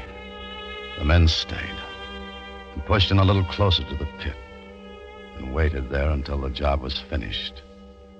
Then they noticed me. What are you doing here, stranger? Where are you from? You're the sheriff? That's right. Jake Garvey. Amanda's my name, from Abilene. So? I'm looking for a man in these parts. Calls himself Lee Burridge. Who did he say, Sheriff? He said Lee Burridge, Ben. You tell him we'll take care of him. What do you want him for? What's it matter what he wants him for? We know what we want him for. Come on. Now, there ain't gonna be no trouble. I'm the law in Pleasant Valley. I'll say what we do. We elected you, Sheriff Jake. We could unelect you. Like Ben said, it was Burridge killed him, and you know it. I've got to talk to you about Burridge, Sheriff. It's important. All right. My office back of the meeting house. We don't need no talk about Burridge. We need to do something about the ugly son. Come down, boys. Let's get on back to town. We'll take her as she comes.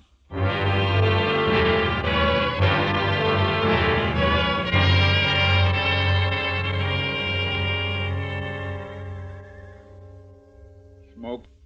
No, thanks. The boys want to know why you're here. So do I. We don't like strangers. What do you want with Lee Burridge? I had a brother. Killed out in Abilene. Burridge did it. Oh? He and another one drove a herd into the railroad. Burridge got drunk and killed my brother. Buried him same as here. We found this pouch near the grave. His name burned into it. It's taken me 2 years to find him. Now I want to talk to him about it. The boys are pretty sure he killed Fred Costin, too. So am I now. Maybe so. Fred Costin isn't my business. My brother is. And I want to see his killer back in Abilene standing trial. I made a promise I'd bring him back, that there'd be no more killing. We didn't know your brother, but we knew Fred and we liked him. You can help take care of Burridge here if you have a mind to. Try him here, you mean? On both charges? No need for that. Now, what do you mean, take care of him? How did he kill your brother? His head was beat in. He was beat to death. Yeah, same as he did to Fred. Man who'd do a thing like that don't need no trial. Not for you, maybe. But there'll be no more killing in my family. We'll give him a fair trial here in Abilene. But a fair trial. If Burridge done these killings, he's going to pay for it here. I don't go for lynching. We don't call it lynching when we hang a man for murder. If you don't like it, go on back to Abilene. Maybe I'll do that. When I take Lee Burridge out for trial. I don't know what you're trying to do. I suspect it's get Burridge out of town. If I'm right, you're heading into a lot of trouble. Let's go get him, Ben. About time. Hold it. One of you boys going to direct me to where Lee Burridge lives? We could, if we felt inclined. What do you want with him? Just want to talk. Anybody got objections? Yeah, Who are you? Ben Chafee.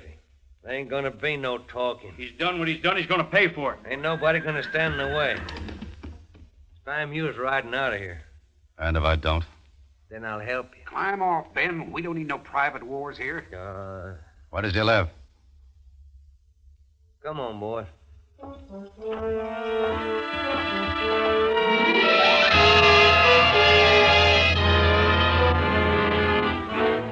He turned away from me and moved into the sheriff's office, leaving me alone to walk down the strangely quiet street. Towards the hills, the thunderhead was beginning to gather, moving in slowly. Near the end of the street, two men were building a coffin in front of a small house.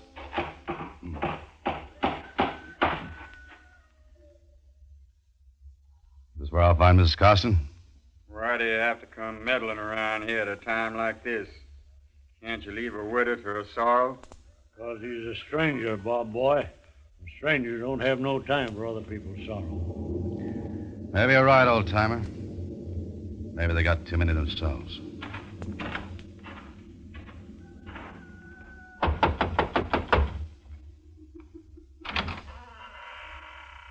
Yes? I'd like to talk to you, ma'am. Could I come in? Can't you see this house is in mourning? Ma'am, I know how you feel. How can you know what I feel? I had a brother once. Killed by this man, Burge. Oh, I'd like you to help me. It was 2 years ago my brother was killed. His wife would like the killer brought back to Abilene for trial. I'd like you to speak to your friends and let me take him away. he didn't give my Fred a chance before he killed him. He's a cruel, ugly man. He's a killing man. You can see it in his eyes. I understand how that woman feels. I feel the same way. I want him killed, too. But here, where I can watch. And will you tell me where he lives? Don't tell him nothing, Mrs. Carson. You'll go warn him off. Let him go if he wants. I say a man's got one life to live, and he's got a right to lose it any dang way pleases him. I'll tell you where you can find Lee Burridge.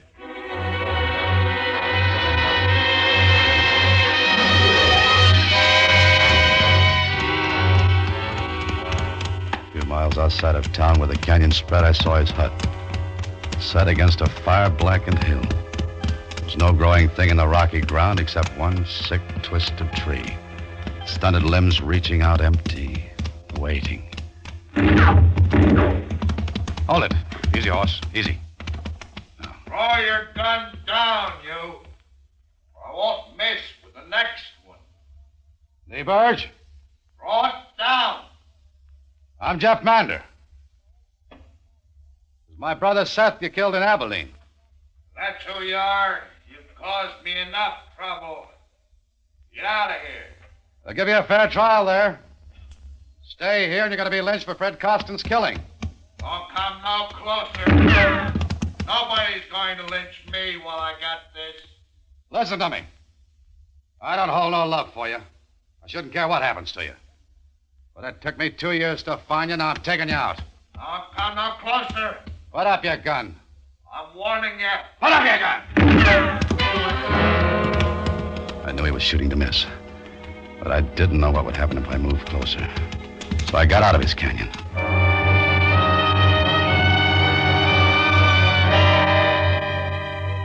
It was clouding over heavy when I rode into town again.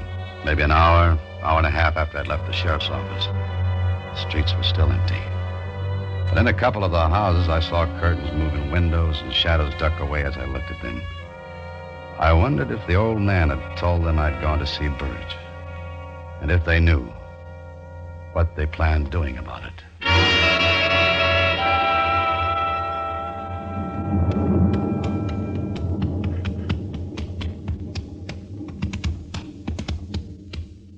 Old-timer? Yeah. I see you had your talk with Burge. You see. You ain't wearing your gun. He get the drop on you? Yeah, Surprised he didn't kill you. so was I. Did you tell them I'd gone there? Yep. What'd they say? They said if you get Burge first, they'd get you. They said you should go back where you came from while you still can. I will after I settle with Burge. Where's the sheriff? I went off with the boys. After Burge? Yep. They're going to wait till dark. Then they're going to stream up. Where are they going to wait till dark? I want to be with them. I thought you didn't like lynchings. I don't, but I want to be there. Well, I was told if you come back to town, you'd have to be with them. Don't make me use this, son. Just turn around and we'll join the rest of them. All right. And I'd suggest you stop your talking about Lee Burge. From what I overheard, you're close to sharing a rope with him.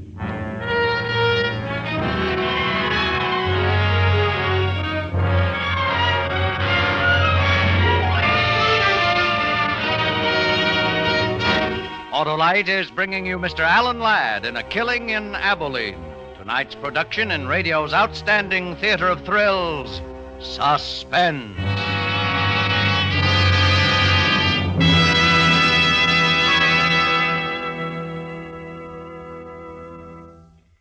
Well, Harlow, only 8 shopping days till Christmas. Well, that doesn't bother me, Hap. I'm giving everybody an Autolite Stay Full battery, the battery that needs water only 3 times a year in normal car use. Even folks without cars? Well, sure. Why should they be denied the pleasure of having that fine, fit, faithful friend that gives 70% longer life?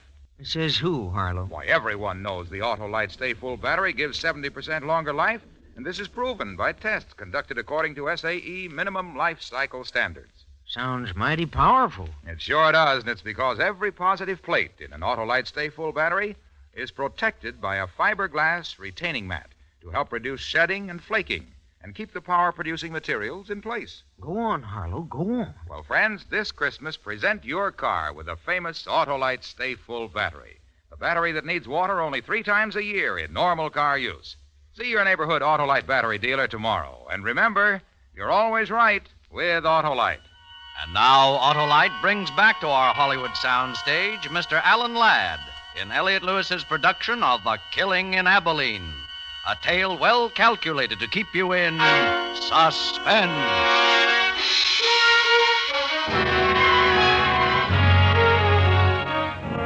We rode out of Pleasant Valley, the old man and me. We rode fast without speaking through scattered herds of cattle on the lower rangeland. Rolling in from the east, the black clouds smothered the mountaintops.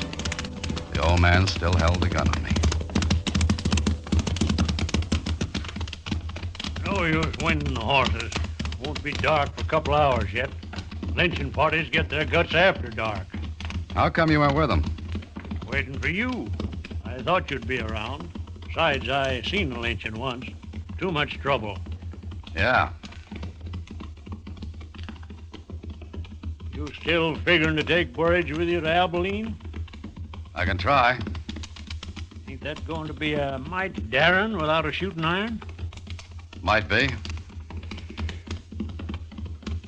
I'm surprised after 2 years looking for him, you didn't shoot him when you found him. That's not what I come for.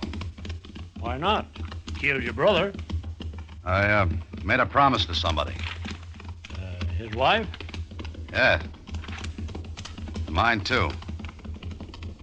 What was it between Costin and Burge? Well, I don't know. Nobody's seen much of Burge in the past couple of years, ever since Ben told us about how he was a killer. Ugly man. Just ugly mean. You said Ben told all of you Burge was a killer? Yeah. Guess it's your brother he killed. That right? That's right. And now, because of him, you might get killed. Well, why? They think you made it up about your brother. They think you're trying to take Burridge away. Do you? Well, I haven't decided yet.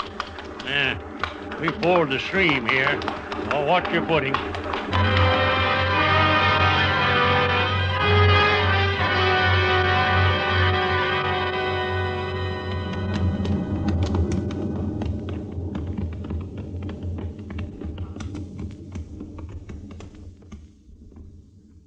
Sonny.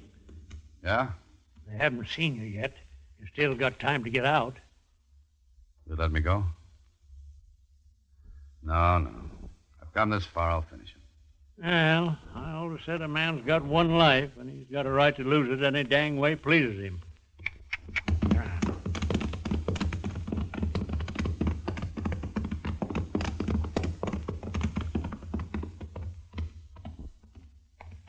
Hello, Sheriff. Thought you'd left Pleasant Valley. We decided he ought to come with us where we can watch him. You decided, Ben. What do you say, mister? I'll tell you what he says, Sheriff. He says he wants Burridge one way or the other. He asked to join. That's what he says. Get off of the horse, mister. All right. Now say that lie to me, and I'll make you choke on it. I want Burge as bad as the rest of you. I'd prefer him to stand trial, that's the difference. I don't want this lynching if we can avoid it. Why, you... Take your hand off your gun, Ben. He ain't armed. Take it easy, Ben. We decided what to do. You're here because I want you here. Burge killed Fred Costin in a fight, now we're going to settle it. Burge kills easy. I've seen him do it once before. He's not going to do it again. You saw him kill my brother? I thought you didn't believe me. I saw it. You need more of a trial than that.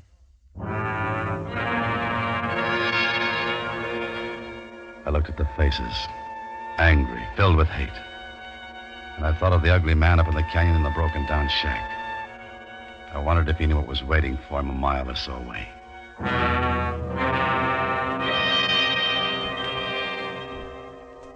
It was quiet then. Storm clouds are quickening the end of the day. The party became shadows sitting nervously or smoking. Two of the men had some whiskey and were building their courage for the night's work.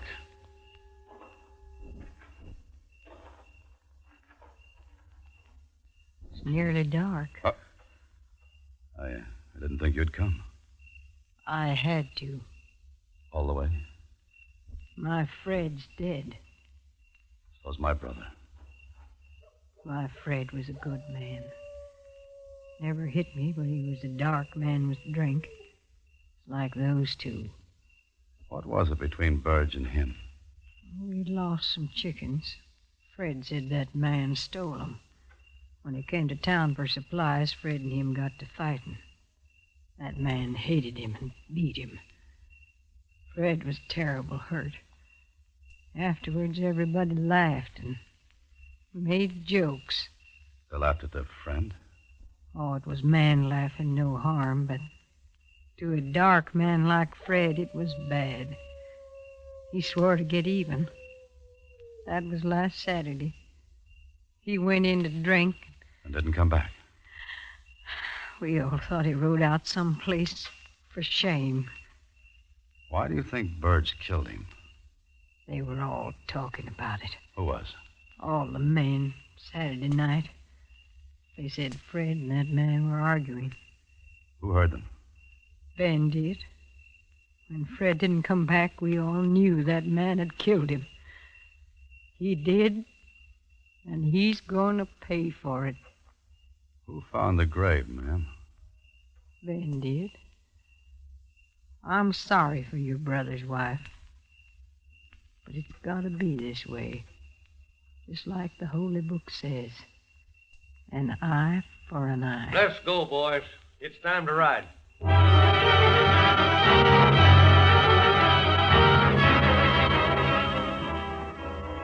We rode to the widening of the canyon, dismounted, and went the rest of the way to the hut on foot. We took one horse with us.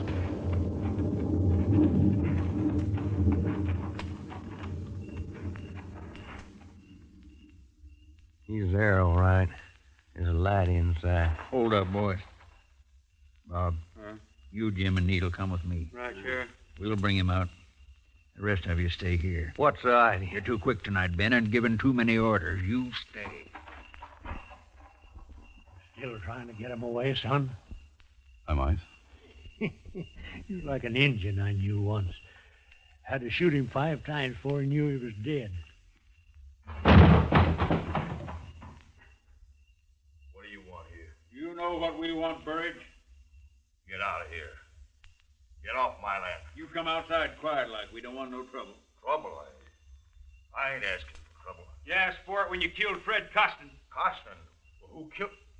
I didn't kill him. Save your breath while you still got it. Come on. Oh, let go. Let go of it. Hey, the cow's the lamb. Let her go up in smoke. He won't be using it anymore. I'll kill you. I'll kill you all for this. You done your last killing. Get that rope over that limb. Is this your doing, Ben? Shut up. Tie his hands, Bob. I'll hold him. You're gonna blame this one on me, too, Ben? Shut up, I said. He didn't do it. He didn't do it. Let it go, son. You can't stop him now. I gotta talk to him before they do. He didn't do it. Now I know it. Wait a minute. Take my gun. Thanks.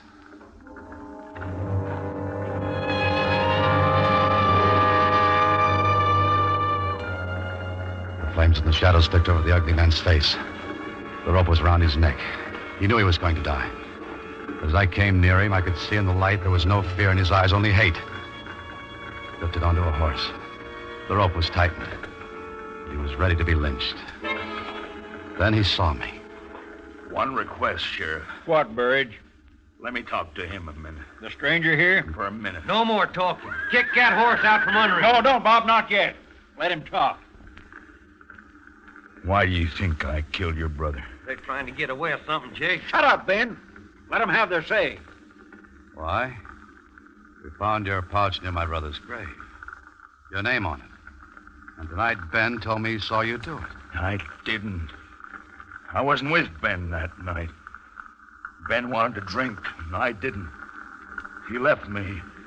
Took my pouch with him. What does it matter about his brother? It's Fred Costin we're hanging him for. I didn't kill Fred Costin either. Listen, mister, I didn't kill your brother. He's talked enough. He killed Fred Costin. I told you that. What about it, Burge? I didn't kill Fred Costin. He's a lying skunk. Let's get it over with. I say let him talk. Where'd you get that gun, mister? How did you know where Fred was buried, Ben? How did you know where Fred was buried? Mrs. Costin says you found the grave. How'd you know where it was? Answer him, Ben. You told me where it was, Ben. I saw him burying poor Fred. That's how I knew. If you saw the burial, why didn't you stop Burge then? Wasn't none of my business. But it is now. What made you change your mind so fast? Stay away from that horse, Ben. Get up, get up. Cut him down, you! Bob, cut him down. I think you'll be coming back to Abilene with me, Ben. You think so?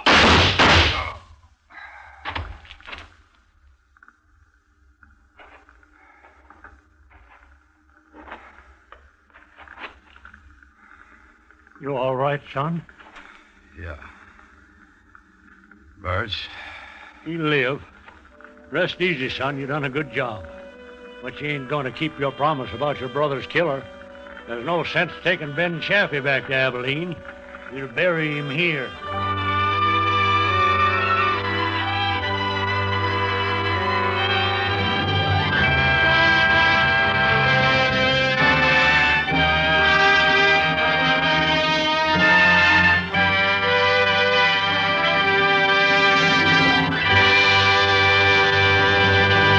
Suspense, presented by Autolite. Tonight's star, Mr. Alan Ladd. Christmas shopping can be fun. It doesn't have to kill one. Give an Autolite Stay Full battery. Only 3 times a year do you fill one. And that's because the Autolite Stay Full battery is the battery that needs water only 3 times a year in normal car use. And it's one of more than 400 products for cars, trucks, planes, and boats made by Autolite in 28 plants coast to coast. These include complete electrical systems used as original equipment on many leading makes of America's finest cars, Electric windshield wipers, starting motors, voltage regulators, coils, distributors, wire and cable, generators, all engineered to fit together perfectly, work together perfectly, because they're a perfect team. So, friends, don't accept electrical parts supposed to be as good. Ask for and insist on original factory parts at your neighborhood service station, car dealer, garage, or repair shop. And because all Autolite parts are original factory parts, you can be sure you're right, because you're always right with Autolite.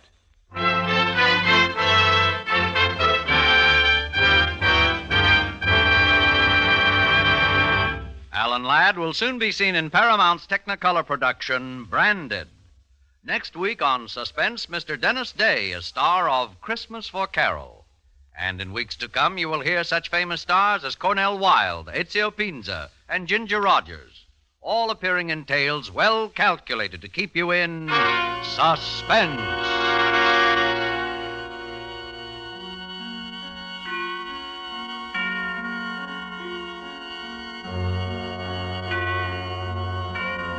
Suspense is produced and directed by Elliott Lewis, with music composed by Lucien Morawek and conducted by Lud Gluskin. Portions of this program were transcribed. A Killing in Abilene was written for Suspense by Gil Dowd and Anthony Ellis. And remember, next week on Suspense, Mr. Dennis Day in Christmas for Carol.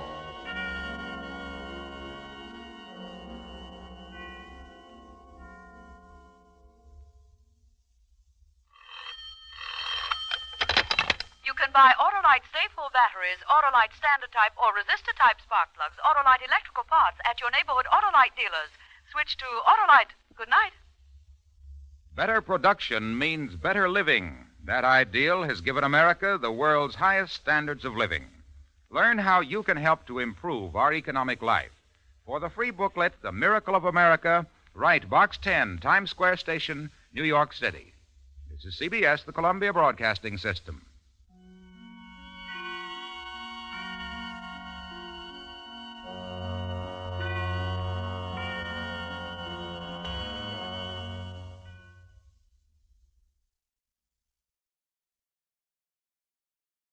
In the shadowy halls of Jefferson Enterprises, where fortunes are made and secrets are worth their weight in gold, young millionaire Alec Jefferson finds himself entangled in a web of deceit. With the city's elite watching his every move and a mysterious figure lurking behind polished boardroom doors, tonight's story unfolds in a high-rise office shimmering with late-night neon and the ticking of $1 million clock.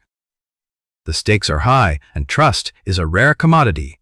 Let's go back to the day this episode aired and find out what the most important news of the day was.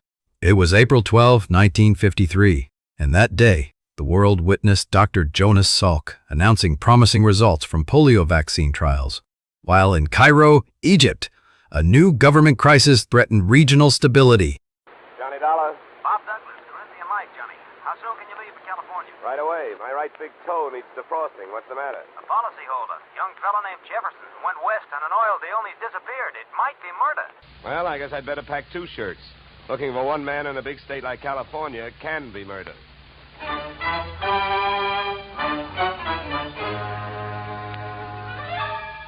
Edmund O'Brien in the transcribed adventure of the man with the action-packed expense account, America's fabulous freelance insurance investigator. Yours truly, Johnny Dollar.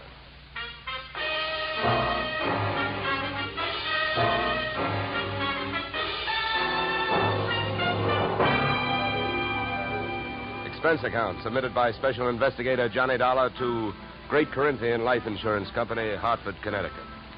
The following is an accounting of my expenditures during process of search for your missing policyholder, youthful millionaire Alec Jefferson, or how they were drilling for oil, for what they struck was me.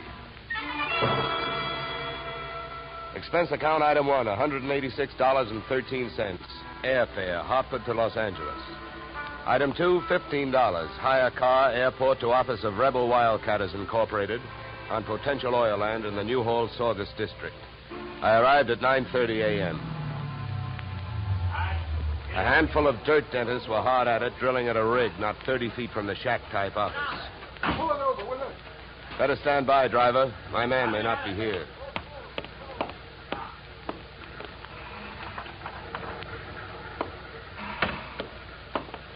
Morning. Can you tell me where I'll find Mr. Flaherty? You're talking to him. I'm Mars Flaherty. What can I do for you? My name is Johnny Dollar, Mr. Flaherty. Yeah. I've been sent out here by the Corinthian Life Insurance Company to see if I can get a track on your partner, Alec Jefferson. I see. Well, it's their money you're spending, Dollar, so I don't care much if you waste it. But if you don't mind my saying so, I do think you're going to be wasting your time. Well, I get paid by the day. Then I guess you don't mind wasting time. Oh, look, don't get the idea I'm just naturally pessimistic. I'm not. It's just that I've already done a lot of looking for young Jefferson, and when that bird flew to coop, he didn't leave a feather you could trace him by. Well, do you have any objection to giving me a few details? No. Sit down. Not at all. Thank you. To save time, maybe I'd better tell you what I already know. Well, it can't be much. It isn't. I suppose you realize Corinthian Life is the administrator of Jefferson's father's estate. Yeah. I know that. Well, having charge of the money, they naturally know that young Jefferson financed this operation. That's right. His money, my experience. The only thing we needed was a little more luck. Well, there you have it. That's all I've got. What can you tell me? That whatever young Alexander got, he was asking for. For a guy built like a cream puff, he got mighty strong around here. Around an oil field, that isn't healthy even for a big guy. How do you mean he got strong? Too much money, too much opinion. That mixed up with too many other men's women can mean trouble for anybody. Any particular women? Too many. Mind telling me who they are? No. As a matter of fact, I got a list right here. Yeah, you can have it. I already tried it. Just one more thing. Yeah? How and when did he drop out of sight? A week ago last night. Yeah, he left here at 5 o'clock for his apartment on the Sunset Strip in Hollywood. He never got there. I checked that, too. Here, yeah. Give me that paper back for a minute. I'll write down the address. Thanks. Well, I'll be around.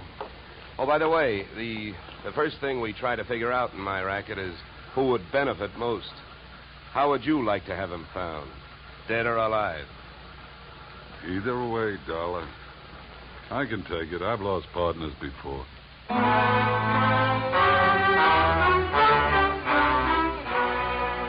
spent the next 20 minutes on a long shot, thinking I could pick up some information from the drillers. But it was a long shot that missed.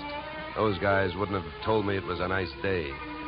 The outdoor life having got me nowhere, I decided to give the indoor type a try. First stop, Jefferson's apartment on the Sunset Strip. The lock was foolproof, but I wasn't fooling.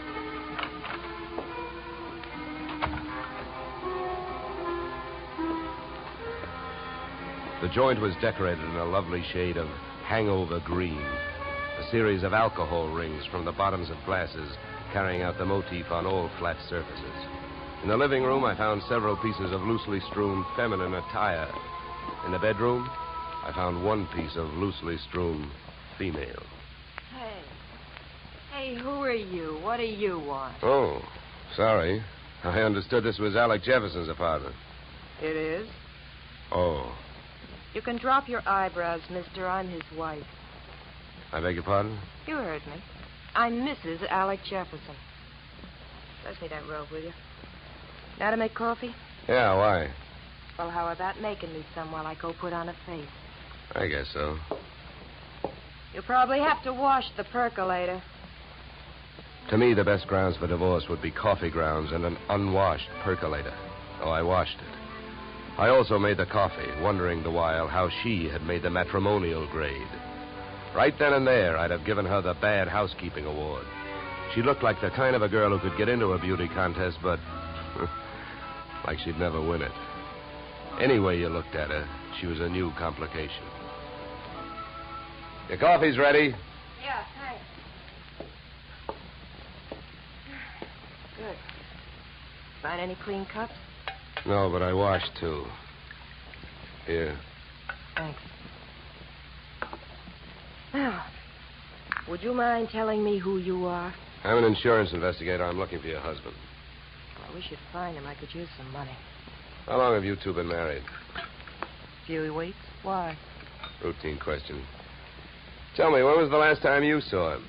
I was waiting here for him the night he disappeared. Any witnesses? If I need him. Okay. Tell me this. Do you have any idea why he disappeared or where he is? Not the slightest. Do you know a man named Morris Flaherty? Yeah. Yeah, I sure do. How well? I was his girl. So? By the way, have the police come to you yet? No, I went to them. You see, I'm the one who reported Alec missing. Do you know whether they've come up with anything? Nothing much.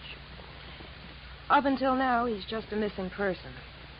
They put Alec's picture on a television every night. I don't know that they're doing much else. They keep calling him a Caucasian. Look, please don't get so hysterical about this. It makes you so hard to question. Huh? Oh, nothing. Oh, I get it. Excuse me if I seem dense this morning. Morning. It's 3 in the p.m. All right, so everything about me's wrong. That's right. Look, you can think that I married him for his money if you want to. Suppose you're used to suspecting everybody of everything. But have you heard? There are two sides to every marriage. Do I look strong enough to have carried him to the altar? I never weighed him. But answer me this. If he swept you off your feet, why did he pull a fade out in the middle of the honeymoon? What should I know? Maybe he'd never seen a dame without makeup on before and had to go someplace to think it out. I wonder if there's anything to eat. I'm hungry. Look, I think I'd better be going. I'm not much of a cook.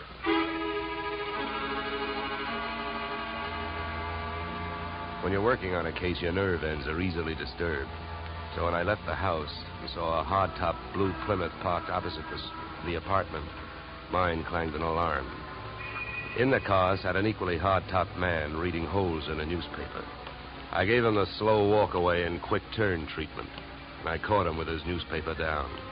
Then I had to go into my act. Why, George, you old son of a gun. Huh? Oh, my gosh, it's good to see you. What are you talking about? My name ain't George. What? What? Well, I'll be.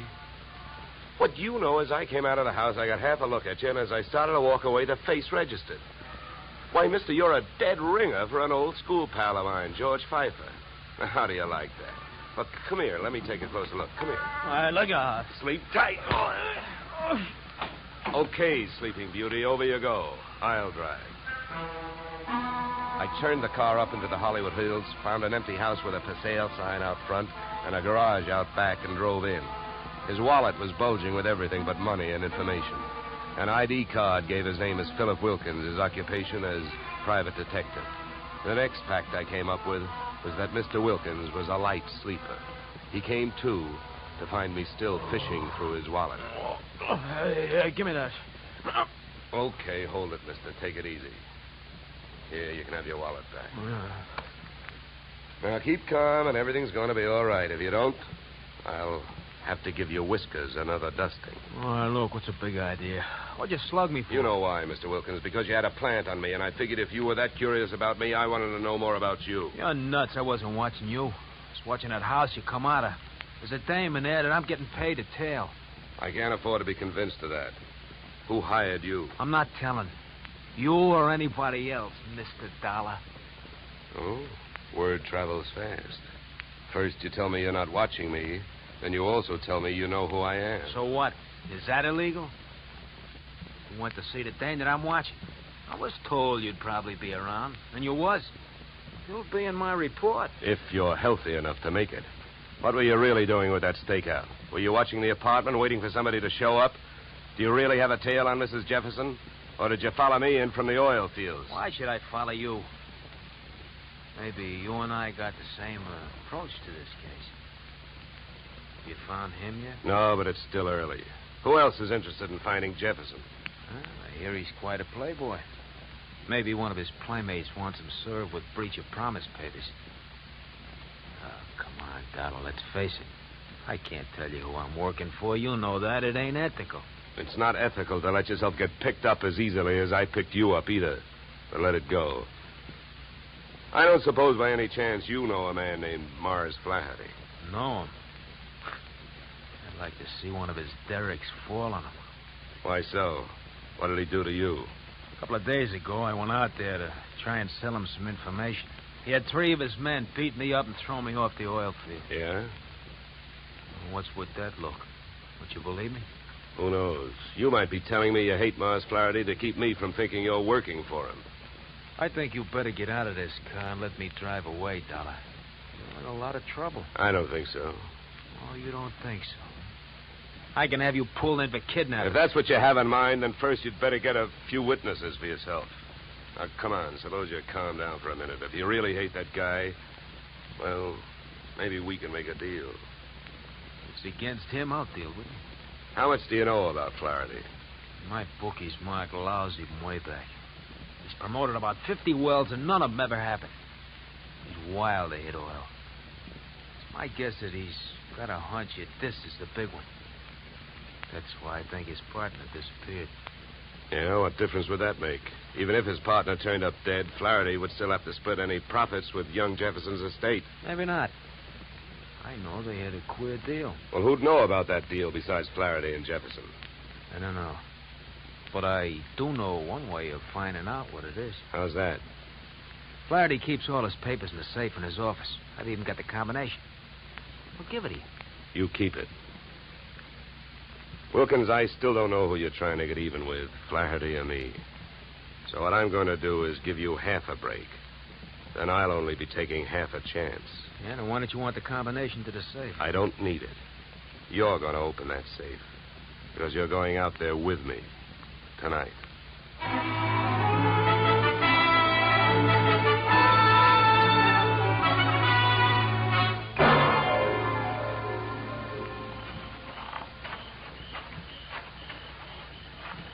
Here. This window. Okay. Now, here. You handle the glass cutter. Right. Now, look. Here's what we do. I'll wet this suction cup.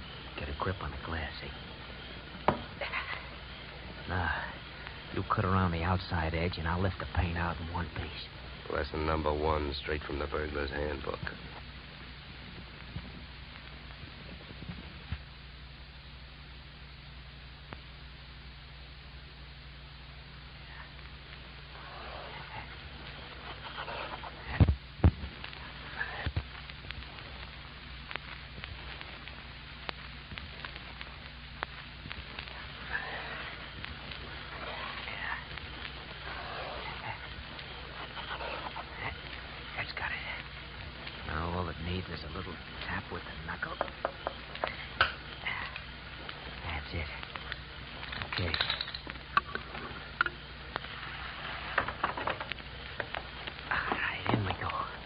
First.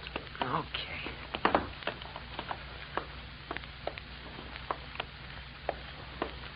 Now, the safe is over here. Get your fingers over that flashlight. For all I know, you might still turn out to be the local Paul Revere. Yeah, that's right. I might. Here. You hold the light. Thanks, I will. Go on, get to work. All right. I'm as anxious to get this over with as you are. Give me a little more light, will you? Okay.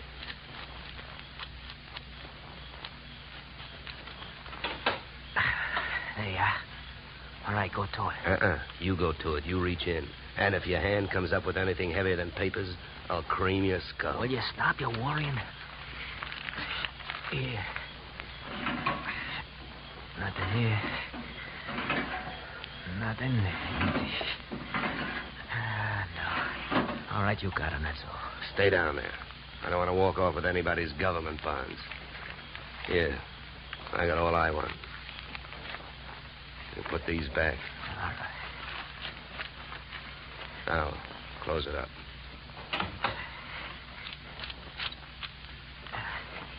All right, now, come on. Let's get out of here. Just a minute, Wilkins.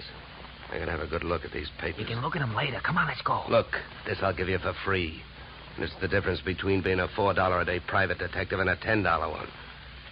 What you've got printed in your memory, nobody can take away from you. So hold your horses while I take a look at this partnership agreement. All right. But hurry up, will you? I got a couple of watchmen around here. Yeah, here it is.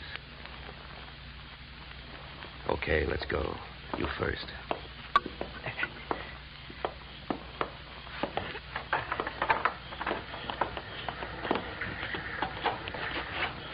Okay, back to the car. Make it fast and easy.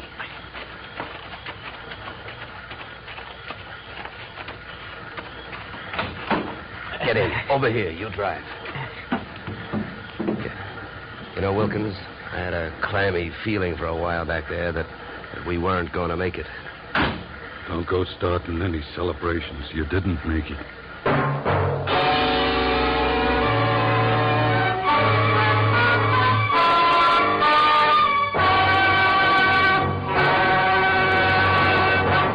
In just a moment, we will return to the second act of yours truly, Johnny Dollar. But first, and young truly, Johnny Dollar to Bing, Gary Cooper, and young Gary this Wednesday.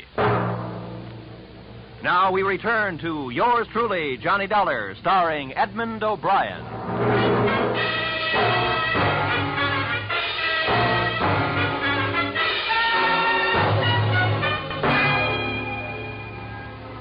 There I was, wearing a gun muzzle for a back collar button. My left leg picked up the nervous vibrations of my front seatmate, Philip Wilkins. Mars Flaherty in the back seat was so close I could almost identify the brand of the bourbon he'd been drinking. I suppose you got what you went into the office after, huh? I not only got it, I memorized it, and it makes you look bad. Yeah, then I don't have to explain to you why I don't want you two guys or the paper running around town on the loose. Well, it's a corporate paper. That means it's on file somewhere. So what difference does it make? Start the car. Where are we going? To my house. Go ahead, get going. Okay, Wilkins, you better roll. What's at your house?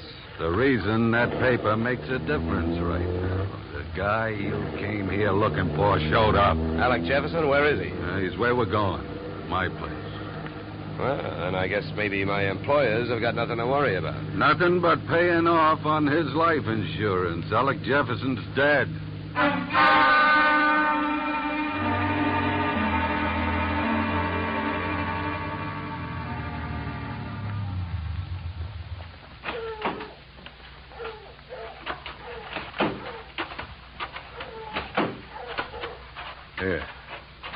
Here, Dollar, here's the key. You open the door. Stand next to him, Wilkins. Close. Open the door. Stand next to him, Wilkins. Close.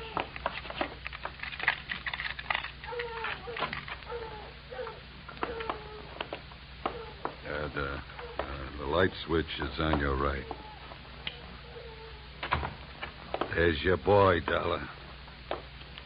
Died young, didn't he? Yeah, the thing is, it looks like he died in my house. Now, what do I do now?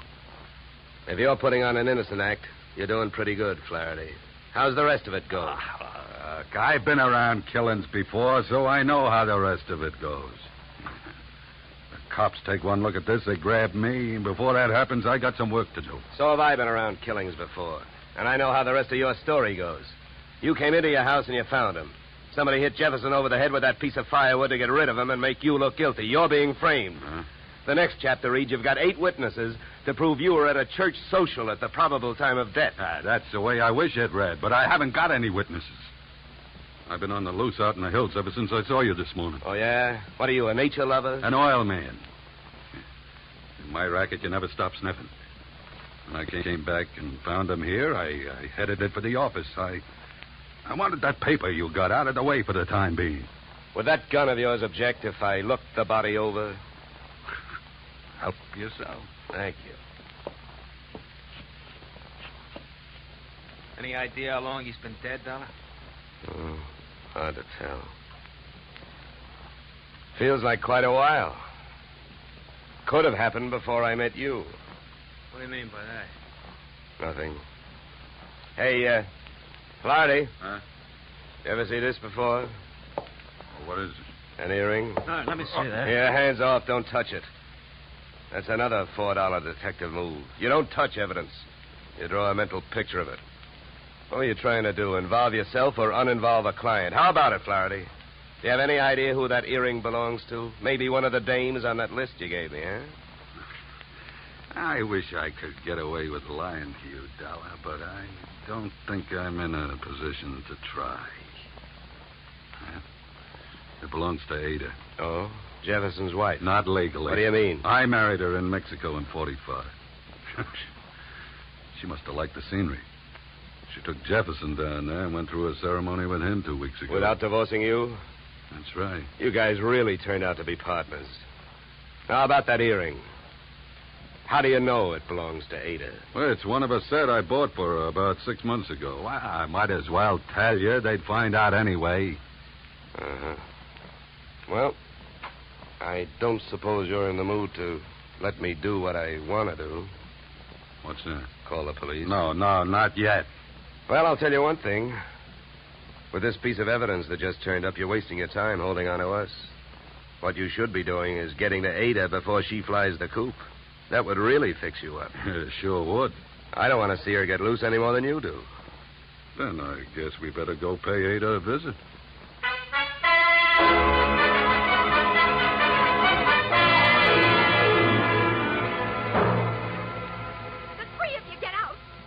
All you got is one lousy earring, and if you think I'm going to stand here and listen to you try to pin a murder on me, you're nuts. Mars never bought me anything. He never gave me any earrings. How about it, Flaherty? That's too bad, Ada. If I thought there was a chance to help you, I would. But your earring was laying right there on the floor next to his body. Why, you oily monster, you. What are you trying to do to me? Why, if anybody had reason to kill Alec, you did, you miserable thief. Now, wait a minute, Ada. Don't make yourself look worse by throwing a lot of accusations around. I know about the contract between Alec and Mars. In case of death, the survivor gains full control of the oil field. But a good piece of evidence will beat out a good piece of motive in any court in the country, and you've got both working against you. Get out of here. You don't know what you're talking about. I think I do. Knowing about that agreement, you married both these guys. Those Mexican marriages are just weak enough to help you beat a bigamy rap if it came to that, and just strong enough to help you collect if either of your husbands died. Your next move would be to divorce the one that was still living and take advantage of the California community property laws. Oh, you've got it all figured out, haven't you? Well, not quite.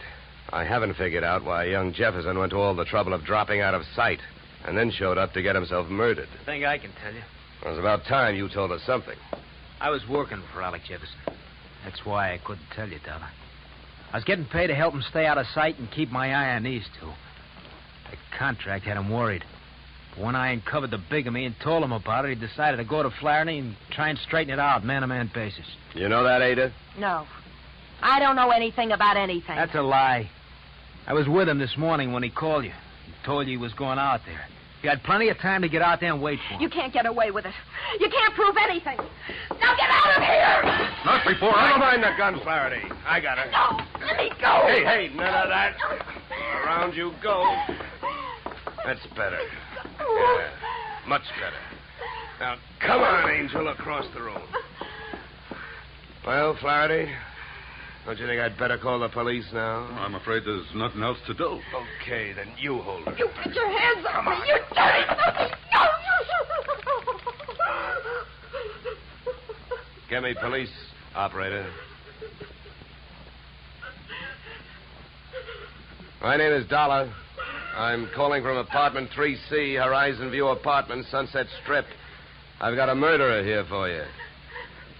It's out in Newhall, but that can wait. Well, dead bodies usually do, but you never can tell about a killer. Well, that's it. You got a good tight hold on her, Flaherty? Yeah, I can handle it. Good. Then handle this. Are you nuts? What'd you do that for? I wanted to keep him on ice till the police get here. Mars Flaherty is our boy. What? Come here, Ada. What is it? Wilkins, take a look at her ears. What? I don't see nothing wrong with them. Well, that's just it. That earring we found near the body, it was made for a pierced ear. Ada's aren't. She never could have worn it.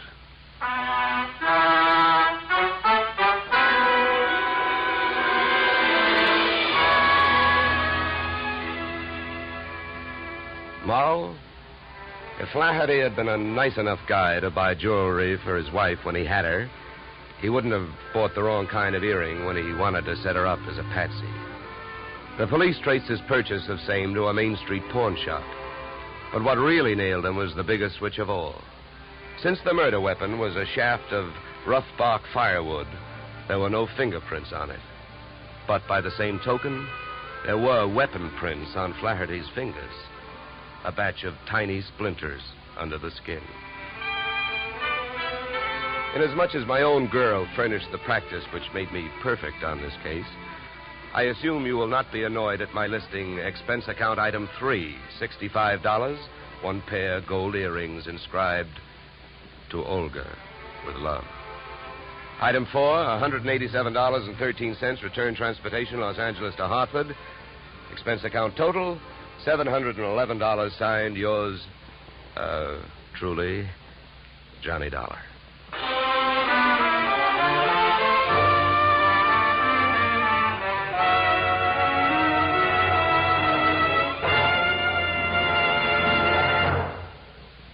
Yours truly, Johnny Dollar, stars Edmund O'Brien in the title role and is written by Paul Dudley and Gil Dowd, with music composed and conducted by Leith Stevens. Edmund O'Brien can currently be seen starring in the Harry M. Popkin United Artists production, DOA. Featured in our cast were Michael Ann Barrett, Ed Max, and Tony Barrett. Yours truly, Johnny Dollar, is produced and directed by Jaime Del Valle. Be sure to join us next Tuesday evening when Edmund O'Brien returns in another transcribed adventure of... Yours truly, Johnny Dollar.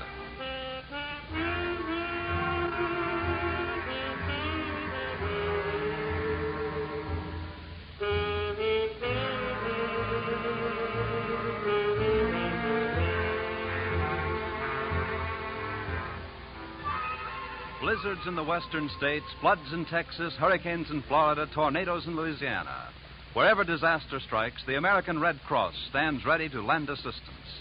The Red Cross helps victims not only at the terrifying moment when disaster strikes, but also in rehabilitation. This is just one of the many nationwide activities of the Red Cross. Give generously to its latest drive. Now stay tuned for the adventures of Philip Marlowe, which follows immediately on most of these stations.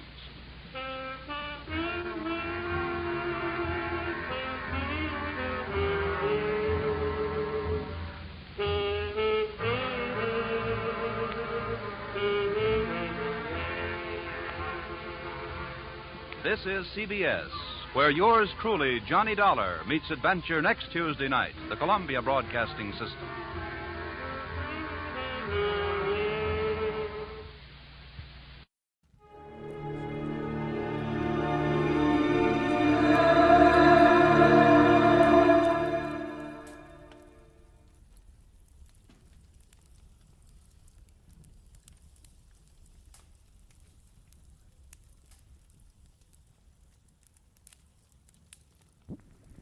Get this and get it straight.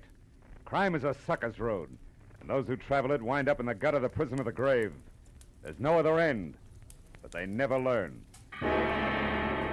From the pen of Raymond Chandler, outstanding author of crime fiction, comes his most famous character in The Adventures of Philip Marlowe.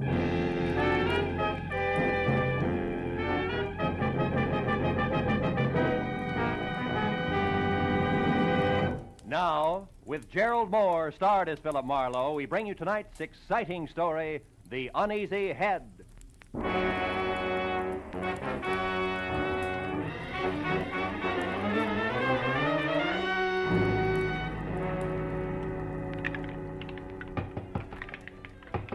Slattery, you running a bar Let's here? don't be neglecting the regular clientele. Okay. Everybody relax. Remember, them also serve who only stand around and wait. I'm calling them like I see them. Hey, you're dry again, chum. Another shot? Yeah. Say, Slattery, you happen to know a guy named Sammy Arch? I was supposed to meet him here at 6. That was an hour ago. Hey, you are, chum. Another shot. What's yours, friend?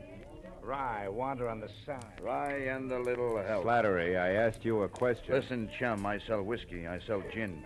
I sell beer. Pretzels I give away, but only pretzels. If you're busting with questions, try Louie. Louie? And a punk in the corner there, the guy with the patent leather hair. Oh. Louie welcomes visitors. Now, you want to pay for this drink? Oh, wouldn't miss it for the world. Mind it for me, will you? Hey, round boy, I'm going to forget I'm a lady. Your name, Louie? That's me. Slattery tells me you might have some information I want. Could be. What race? Don't want any dope on ponies, Louie. I'm looking for a guy. A guy like who? Archer. Sammy Archer. Do you know him? No. What's the matter? You welch on a bet? No. Well, thanks anyway, Louie. I got something good at Beaumont if you... Check. Here twice. Bourbon once around. Coming up now. No luck, huh, chum? I thought maybe Louie could help you. He knows everyone in town. Yeah? Well, here's the Sammy Archer, a guy I never met. Well, so long, chum. Yeah. Don't go away mad, huh? Oh, not a chance, Slattery. After all, you... Hey, what kind of scotch was that? Tastes like boiled cabbage heads. Slattery, what did you... That drink, it was dope. Are you no good, tooth timing?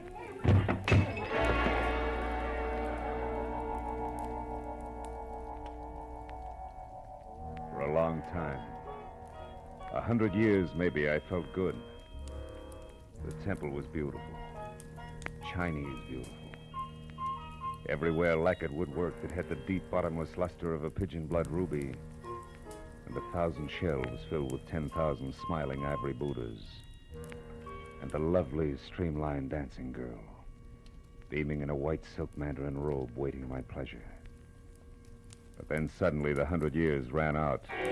The lacquered woodwork was a bar, a Buddha's lines of whiskey bottles, a white silk mandarin gown and apron, the lovely dancing girl, Slattery.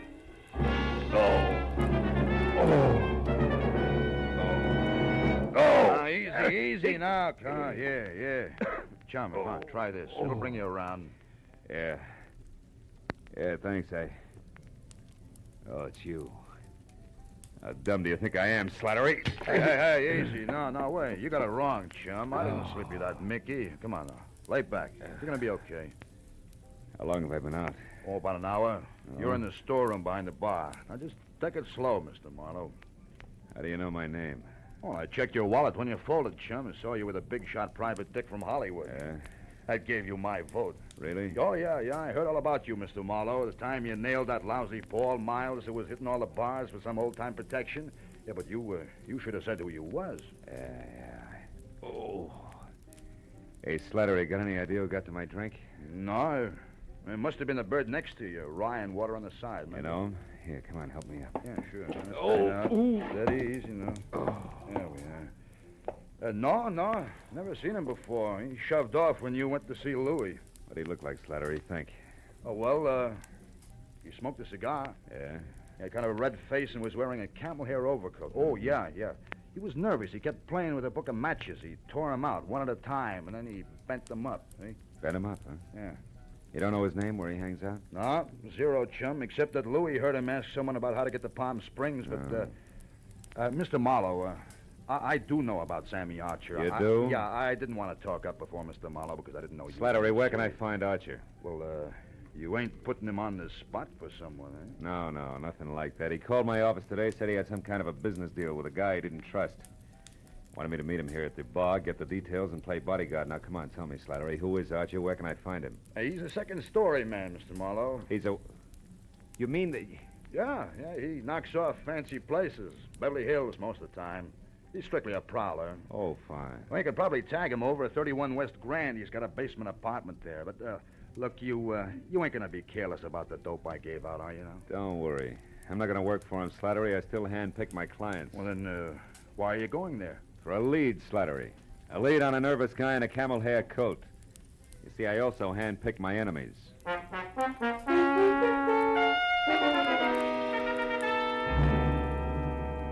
31 West Grand Avenue was a dirty stone tenement propped up by a dirty stone stoop. A cracked pavement led to the basement apartment, which showed a fuzzy slice of yellow light, where the door was cracked open inches. So when I knocked, I was ready for almost anything. Just as long as it was on the seamy side. But I didn't expect it to come from overhead. You're wasting your time, big boy. When Sammy leaves his door open, you shouldn't bother knocking. You mean he's out? No, I mean he's in. And he's got the blind staggers. I know. I heard him falling over the furniture. But go ahead. See for yourself. If you'll pardon appearances. The big slob.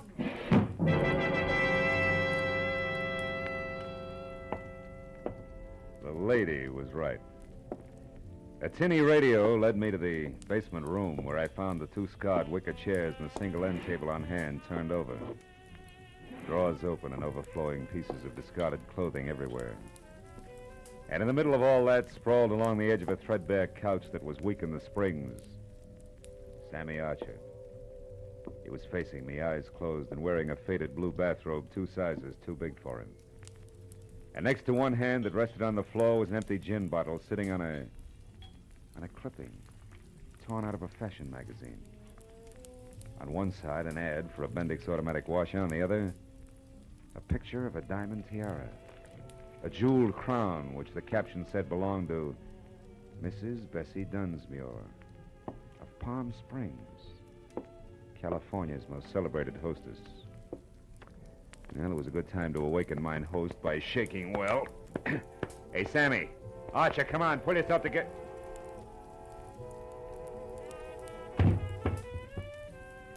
I should have known better.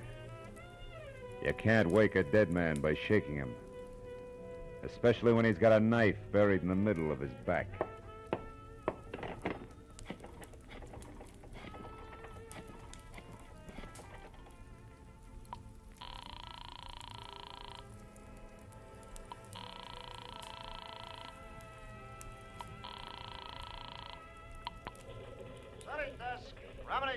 Phil Marlowe, Remini. Hiya, Phil. Tribune got time for a few questions? Oh, we're up to our ears with the Dunsmuir story.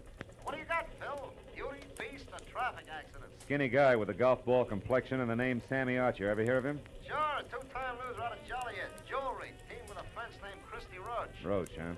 Say, tell me, Tony, what is he... Hey, wait a minute, Remini. What did you just say about Dunsmuir? Huh? Oh, that. Didn't you catch PM sheets? No. Someone got away with a precious tiara last night. Was insured for $100,000. They tag anyone for it? Not yet, but they're working on it. Seems that a gardener left her Palm Springs lash up the same time as a crown of diamonds. Gardner, huh? Yeah, was working under a phony name. Well, this Christy Roach, what's he look like? Oh, big red face, wears a cigar front and center. Thanks. Now I'm really getting someplace. That means what, Phil? 2 feet from the corpse, Remini, there's a textbook on gardening. Corpse? What corpse? Hey, where are you, Marlowe? 31 West Grand Avenue, where somebody stabbed Sammy Archer to death. Now listen, Remini, if you sit on this a while, I think I may be able to wrap it all up for you after a quick trip to Palm Springs. Why not use us or the law? What's your angle, Phil? A very personal one, kid. Like what? Like a Mickey that shredded the lining of my stomach.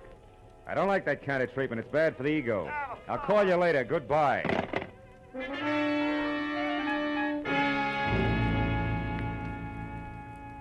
The trip to Palm Springs was 2.5 hours of hard driving through sterile wasteland. And there was plenty of time for me to add what always came out to the same thing. Sammy Archer, posing as a gardener, swiped the Dunsmuir tiara to peddle through Christy Roach, whom he feared. But Roach had double-crossed him, in a permanent sort of way, taken care of me and then headed for Palm Springs. Yeah, but there I got stopped each time. Why Palm Springs? Unless, of course, Archer's apartment turned inside out meant that the tiara was still hidden someplace in a desert hamlet. Yeah, that really would make it a cinch to find.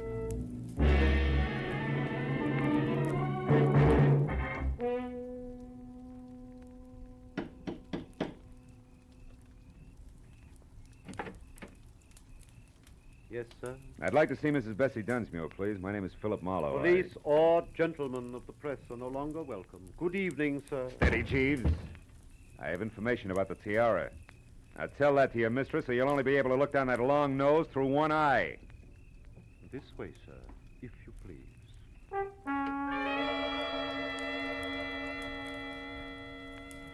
The interior of the Dunsmuir shanty was strictly colossal.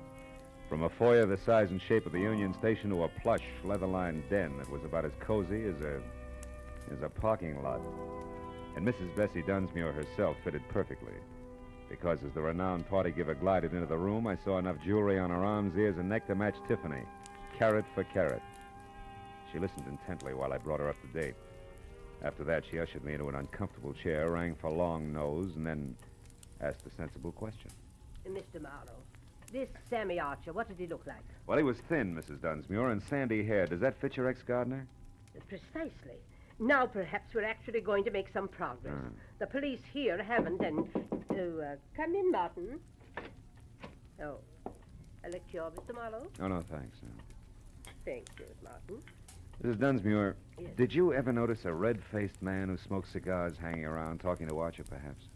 No, I never did. Did you, Martin? No, madam. I don't believe I did. Excuse me, madam. Good evening, Dunsmuir resident. Who's calling, please? One moment, sir. Mr. Endicott, madam. Endicott? I don't seem to know any Endicott. Hello? I'm sorry, Mr. Endicott, but I don't seem to recollect... what? You... Well... Yes. Yes, of course.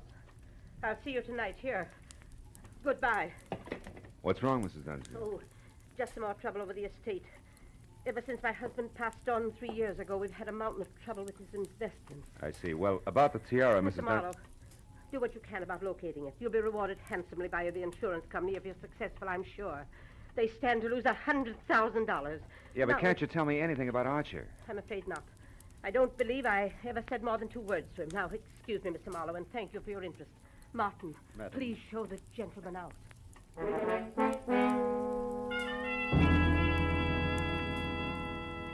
Outside, I chalked the Dunsmuir interview off at face value. Proof positive that Sammy Archer and the sticky-fingered ex-gardener were one and the same. Then I headed for town on the first public phone, which was at a mobile gas station. There I swapped a $10 bill for a pocket full of quarters and started calling people back in L.A. who might know more about Christy Roach and the kind of connections he could have in Palm Springs. But after 4 near misses, I quit and stepped aside to let a big man with a beefy face that belonged on an English bulldog take his turn. However, he had other ideas, and he pointed them out bluntly, with a shiny automatic. I wonder if you could help me, Sonny. I'm looking for a diamond tiara. You gotta be kidding. I wear a fedora besides Hold that... it right there. I have news for you, Sonny. While you were gabbing into the tube there, the station attendant left, closed shop, went into the bar next door. Out of earshot. So? So we're alone. And that means I'm going to do very little. Stay right there, Marlowe. Well. Christy Roach. Red-faced, cigar and all. Glad to see you. Shut up.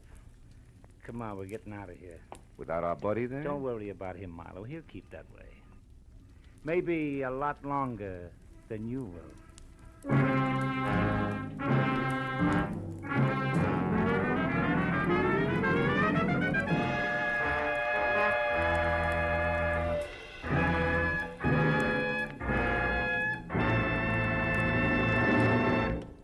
In just a moment, the second act of Philip Marlowe. But first, every Wednesday night, CBS, the network of the stars, brings you Groucho Marx in his dizzy quiz, You Bet Your Life.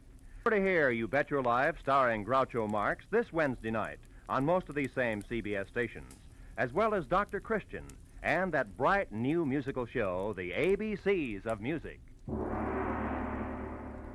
Now with our star, Gerald Mohr, the second act of Philip Marlowe, and tonight's story, The Uneasy Head. From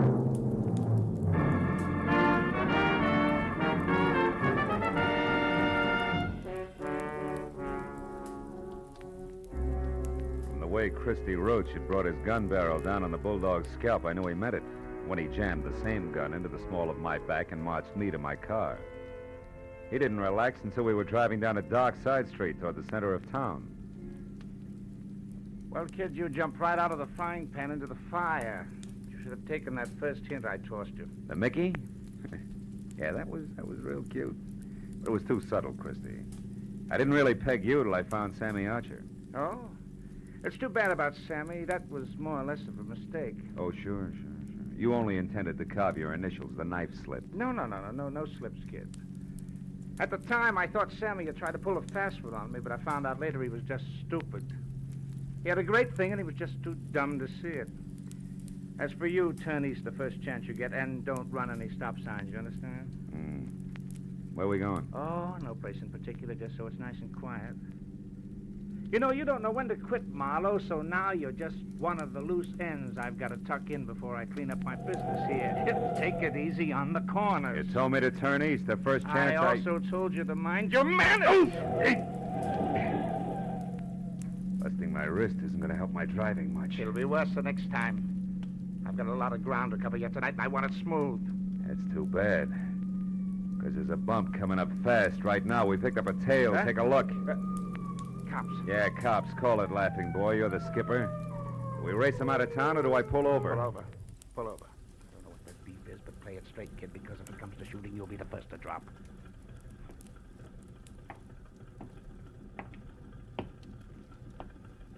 I got your read, buddy? You're on a one-way street. You're telling me. Yeah, only you're going the wrong way. Yeah, I know. Well, you see, my friend... I warned you. What about him?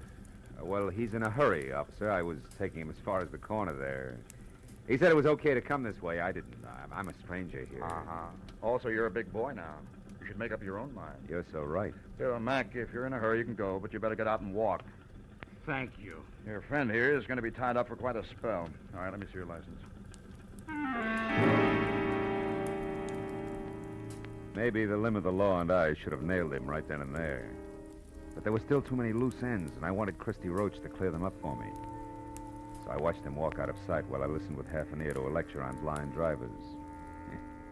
Well, it was a small enough price to pay for the service rendered, so I thanked the officer for the ticket and then headed back to the filling station in a bulldog with a headache who might be in a mood to talk.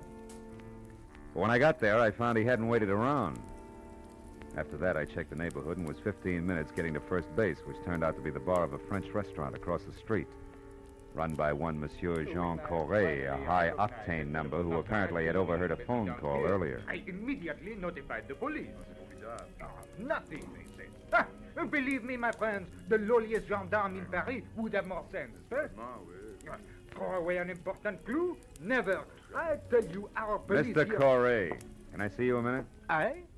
But of course, monsieur. What is it? Well, it better be in private, huh? It's about the Dunsmuir case. Ah, nom de nom. Step this way, monsieur. All right. You naturally are a detective. Naturally, yeah. Now, look, I understand you overheard a phone call. Oh, yes. About an hour ago. A suspicious man called the Dunsmuir place from here. What did he look like? Ah, I am desolated, monsieur. I do not know. You said it was an important clue. I assume it was important. In a case as big as this, anything may be important. The smallest... Yeah, you made your point. You made your point. Go ahead. Bien. He made an appointment. I only overheard, monsieur. The telephone is back this way in the alcove out of sight. Bien, I was passing by right here when I heard the man ask for the Dunsmuir residence. He talked to his party and made an appointment. To his party and made an appointment. I couldn't hear where or when, so I went on about my business. But suddenly, a memory exploded like a bomb in my head. Bessie Dunsmuir, the owner of the stolen tiara. I rushed like this, monsieur, to the phone.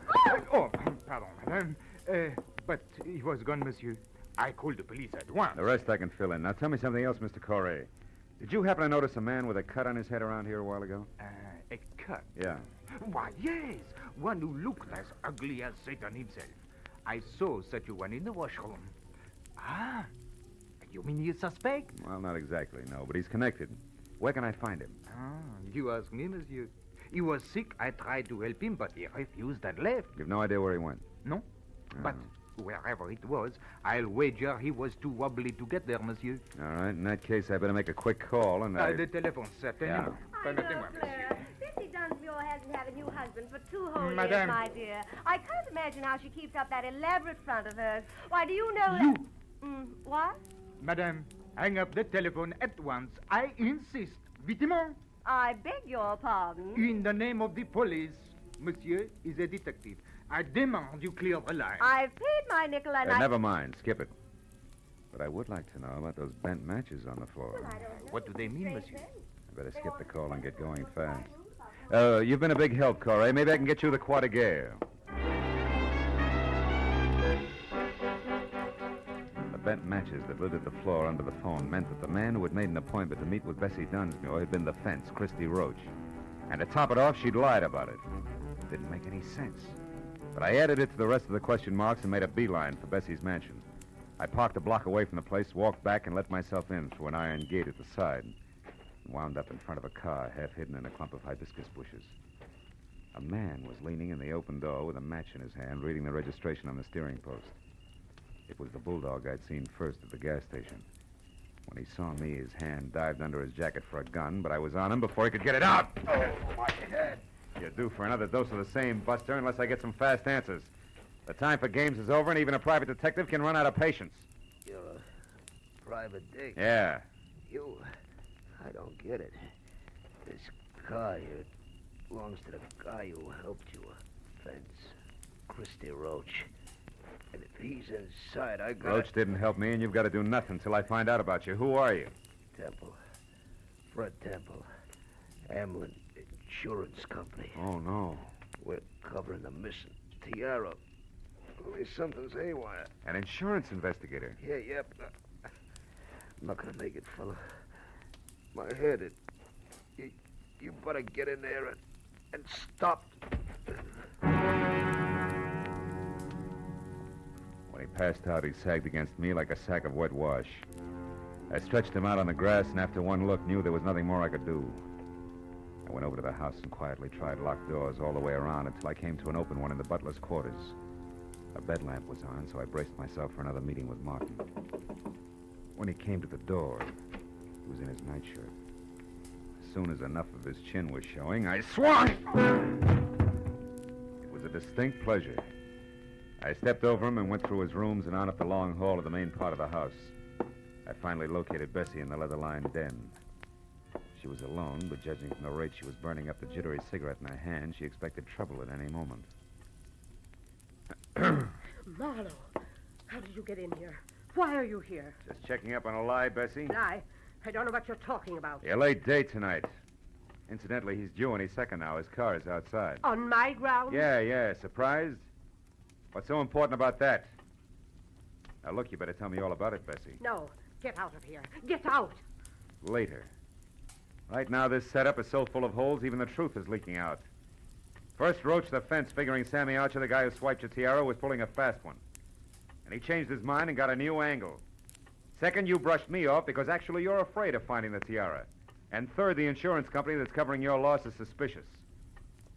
Yeah, it's screwy, but it can only add one way. Like the tiara that was stolen from here yesterday is worthless. Are you insane? It was famous, fabulous, worth a king's ransom. Yeah, the original, maybe. Not the cheap duplicate. It may be fuzzy on the details, but the big picture's easy. You dismantled the original and sold it probably quite a while ago. But not before you made a duplicate to keep up appearances so gossips wouldn't know you were going broke. Also, you kept up the insurance on it for the same reason. And the duplicate was stolen.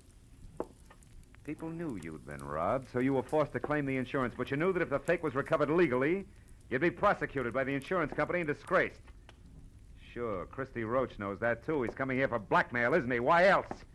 Come on, Bessie, you might as well... You might as well... Might as well what? What are you looking at? A cigar butt there on the floor. Oh. It's burned a hole in your rug. What happened to make Roach drop a cigar, Bessie? Where is he? I don't know what you're... Stay away from that desk. I mean it, Bessie. Next time it's for keeps. Now stay back. Where is he? In the closet there. I didn't know what else to do. You were right about the blackmail. About everything. I had to kill him. He'd have wrecked my life. Yeah. Just your way of life. That was top-heavy anyway. I guess so. But I thought I had to have it that way. Well, at least I'll give them all a big laugh on the way out. Bessie Dunsmuir's a great entertainer.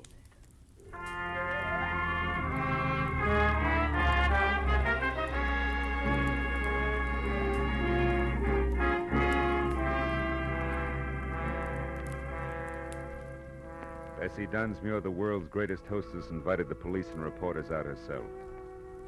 The fake tiara was found in the back of Roach's car. And she wore it cocked over one eye for the benefit of the press, the photographers, and her friends. By the time that party was over, it was almost dawn. Bessie was right. The papers came out and the giggles began. But Fred Temple drinking coffee under a head full of bandages didn't see much to laugh at. It's pathetic. Something awful sad there someplace, Marlowe. I agreed. Uneasy lies the head that wears a crown, even a phony one.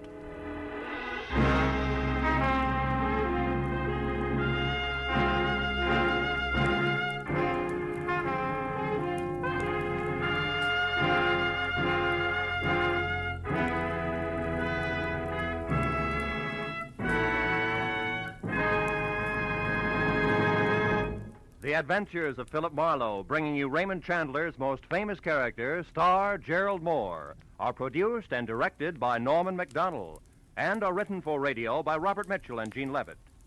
Featured in the cast were Verna Felton, Wally Mayer, Lou Krugman, Ben Wright, John Daner, Edgar Barrier, and Charlotte Lawrence. The special music is composed and conducted by Richard Orant. Now, a special announcement for Philip Marlowe fans. Next week, Philip Marlowe will be heard Wednesday night at 10 p.m. Eastern Daylight Savings Time. Be sure and be with us again next week on Wednesday evening when Philip Marlowe says... This time there was an innocent aboard, a noisy corpse and a quiet killer. But before I knew which was which, I'd mixed with all three while going 70 miles an hour.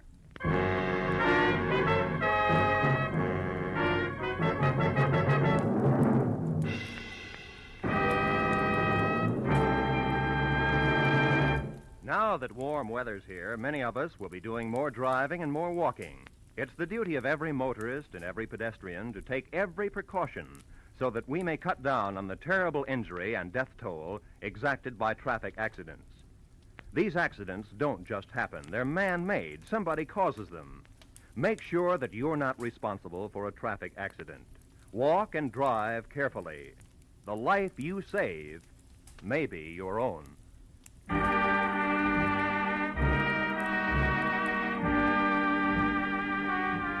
This is CBS, where Philip Marlowe will come to you on Wednesday night, the Columbia Broadcasting System.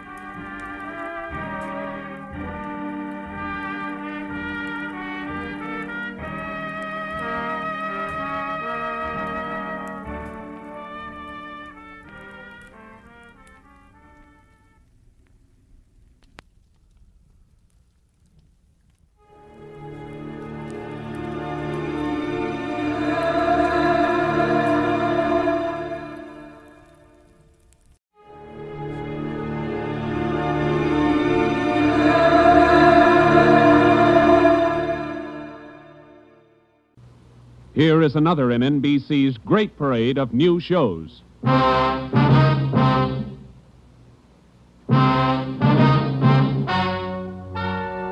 Ladies and gentlemen, the story you are about to hear is true. Only the names have been changed to protect the innocent. NBC brings you Dragnet.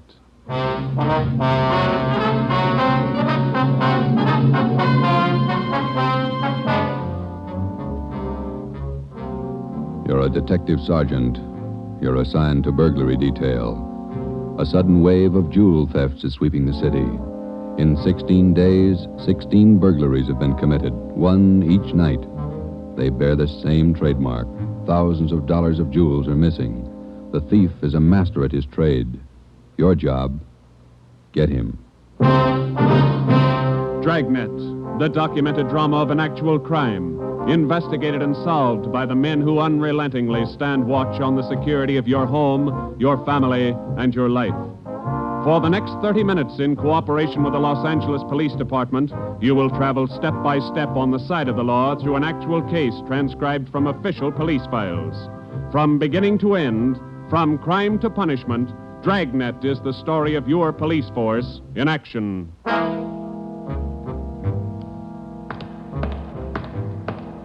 It was Tuesday, June 17th. It was warm in Los Angeles. We were working the day watch out of burglary. My partner's Ben Romero. The boss is Ed Backstrand, chief of detectives. My name's Friday. I was on the way into work that morning, and it was 7:53 a.m. when I got to room 45. Burglary detail. Hi, Joe. How are you, Walker? Gonna be a scorcher out today. Yeah, just like yesterday. Ben in yet? I think he's over in communications picking up the mail. Thanks. You guys been busy? Yeah, kinda. Jewel thefts. Anything big? No big hauls, but he's consistent. 16 nights in a row. Same guy? Think so. Same M.O. Yeah, everybody's got troubles. Gotta check some records. See you later, Joe. Okay, Willie. Burglary Friday. Yeah. Okay, Mike, soon as Ben gets back. He's picking up the mail. Right, bye. Hi, Joe. Hi, Ben. Hannon just called. Chief wants to see us. Take a look at these first. What do you got, overnight reports? Yeah, here, these two. Yeah. 2 of them. 3 diamond rings, 1 sapphire, 1 necklace, jade. Big haul. Look at the other one. Lady's watch, diamond band, emerald bracelet, tourmaline brooch. What's tourmaline, Ben? I don't know. Must be valuable. It's gone. Uh-huh. Let's see. Owner left house about 9 p.m., returned about 1:30 a.m., found property gone, scratches on the door. Probably using the cellophane method. Hasn't missed yet. 2 in 1 night. Well, he's picking up his pace. Must have a bag full of loot somewhere, whoever it is. You get the description sheets from pawn shop detail? Yeah, got him right here. You take half of them. Let's see what luck we got this morning. Yeah.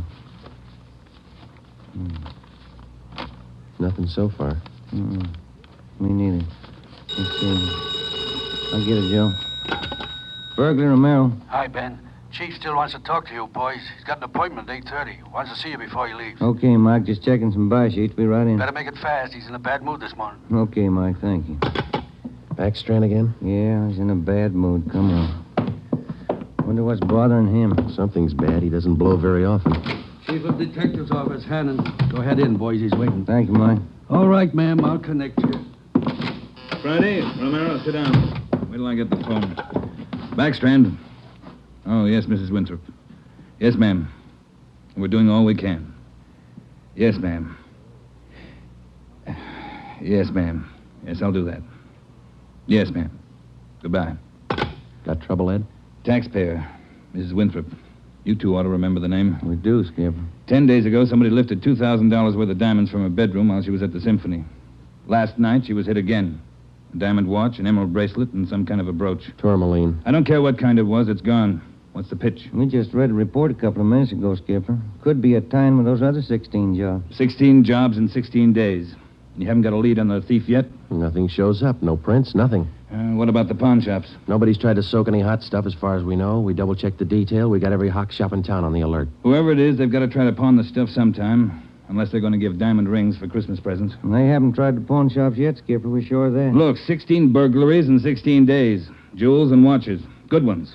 Well, it's got to stop. It's got to stop soon, you understand? We'll stay right on top of it, Ed. We're doing all we can. For 2 weeks, I've had half a dozen women calling me every day. Society women.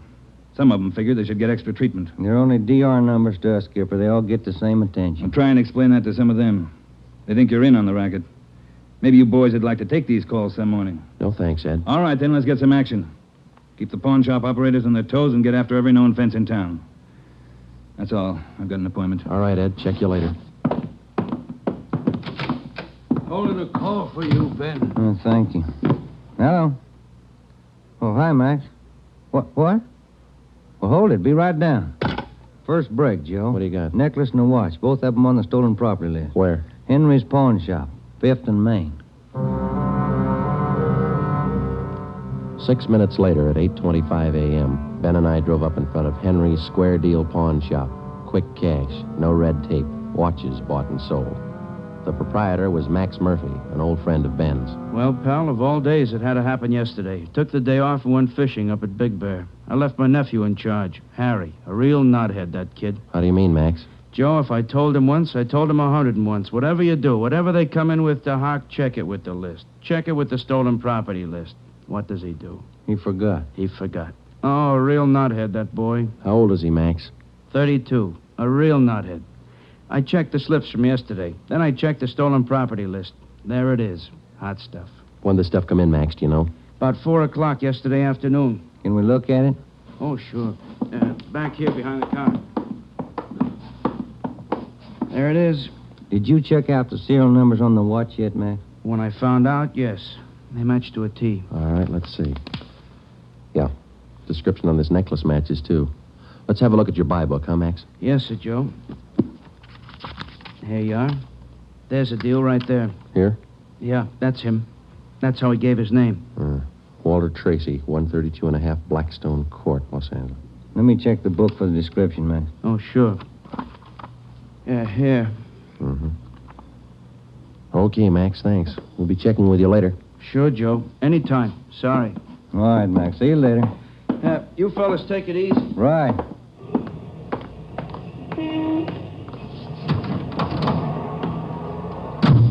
Want to check and see if we're clear, Joe? Yeah, I will. 80K to Control 1. 80K to Control 1. Are we clear? Control 1 to 80K. Stand by. Good lead, Joe. Got a description in here. Yeah, it's too bad Max's nephew had to slip up. Control 1 to 80K. Call your office immediately. Call your office immediately. KMA 367. Wonder what that's about. No, I'll call in. You got some change? I'll use Max's phone.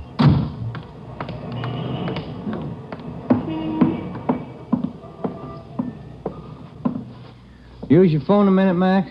Oh, you, Ben? Sure, help yourself. Thank you.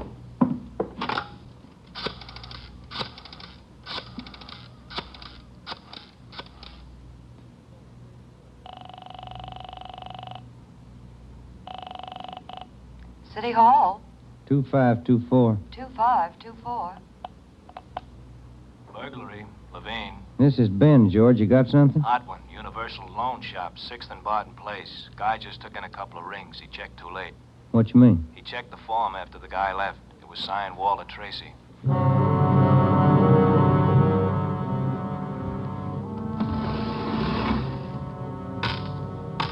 There they are, Sergeant. Both rings. Fine quality diamonds. Don't you usually check your stolen goods list before you take in stuff like this? Usually, yes. Last night, no. I don't know what I was thinking about. Can we have a look at your buy book? Right here. There it is. Walter Tracy. 699 Olive Street. 145 pounds, 5'9", dark hair, build, thin. We'll have to slap a hold on these rings. I know. I should have thought. Can you think of anything else that might help us to identify the man? Well, no. Had a light suit on. Nice cut. Very well dressed. Thank you. That's all for now. Here's our card. If the guy happens to drop back, give us a call, will you? Sure will, Sergeant. Say. Yeah? I've got some nice watch bands. Yours look old. Can I interest you? No, thanks. Some other time. Come on, Ben.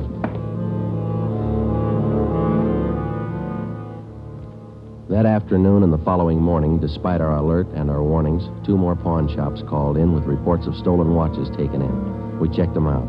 The serial numbers on the watches matched those on the stolen property list. On the pawn shop account books, the loan was listed under the name Walter Tracy. The addresses were given as number 12 St. Vincent Place and 700 East Flower.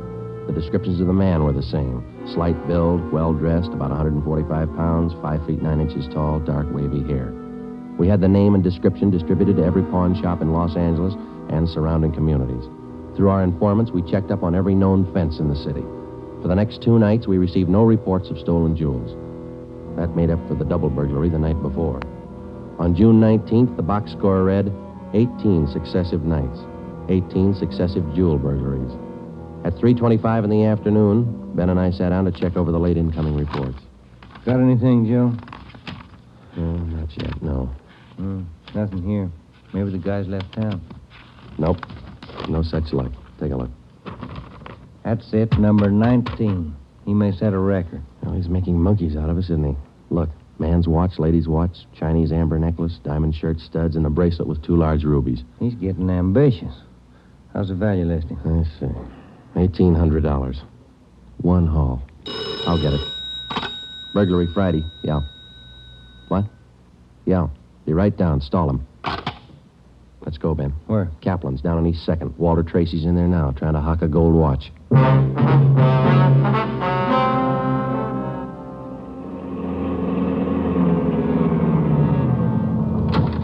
Ben, cover the door. I'll go and look like I'm shopping around. Right, but watch your step. We don't know this guy. Yeah, stay close to the door, huh? I'm sorry, that's the best we can do on the watch. Look, Mac, this is gold. 21 jewels. Well, that's the best I can do. Drop dead. Well, it's the best I can do. Don't get sore. Yeah, sure. See you later. That's him, Sergeant. Walter Tracy. I stole him as long as I could. All right, I'll check back with you later. Did you spot the guy that just came out? Yeah, I went up straight. Let's follow him. Hustle it. You spot him, Ben? Straight ahead, about 15 yards. He's crossing the street. Yeah, let's get up a little closer.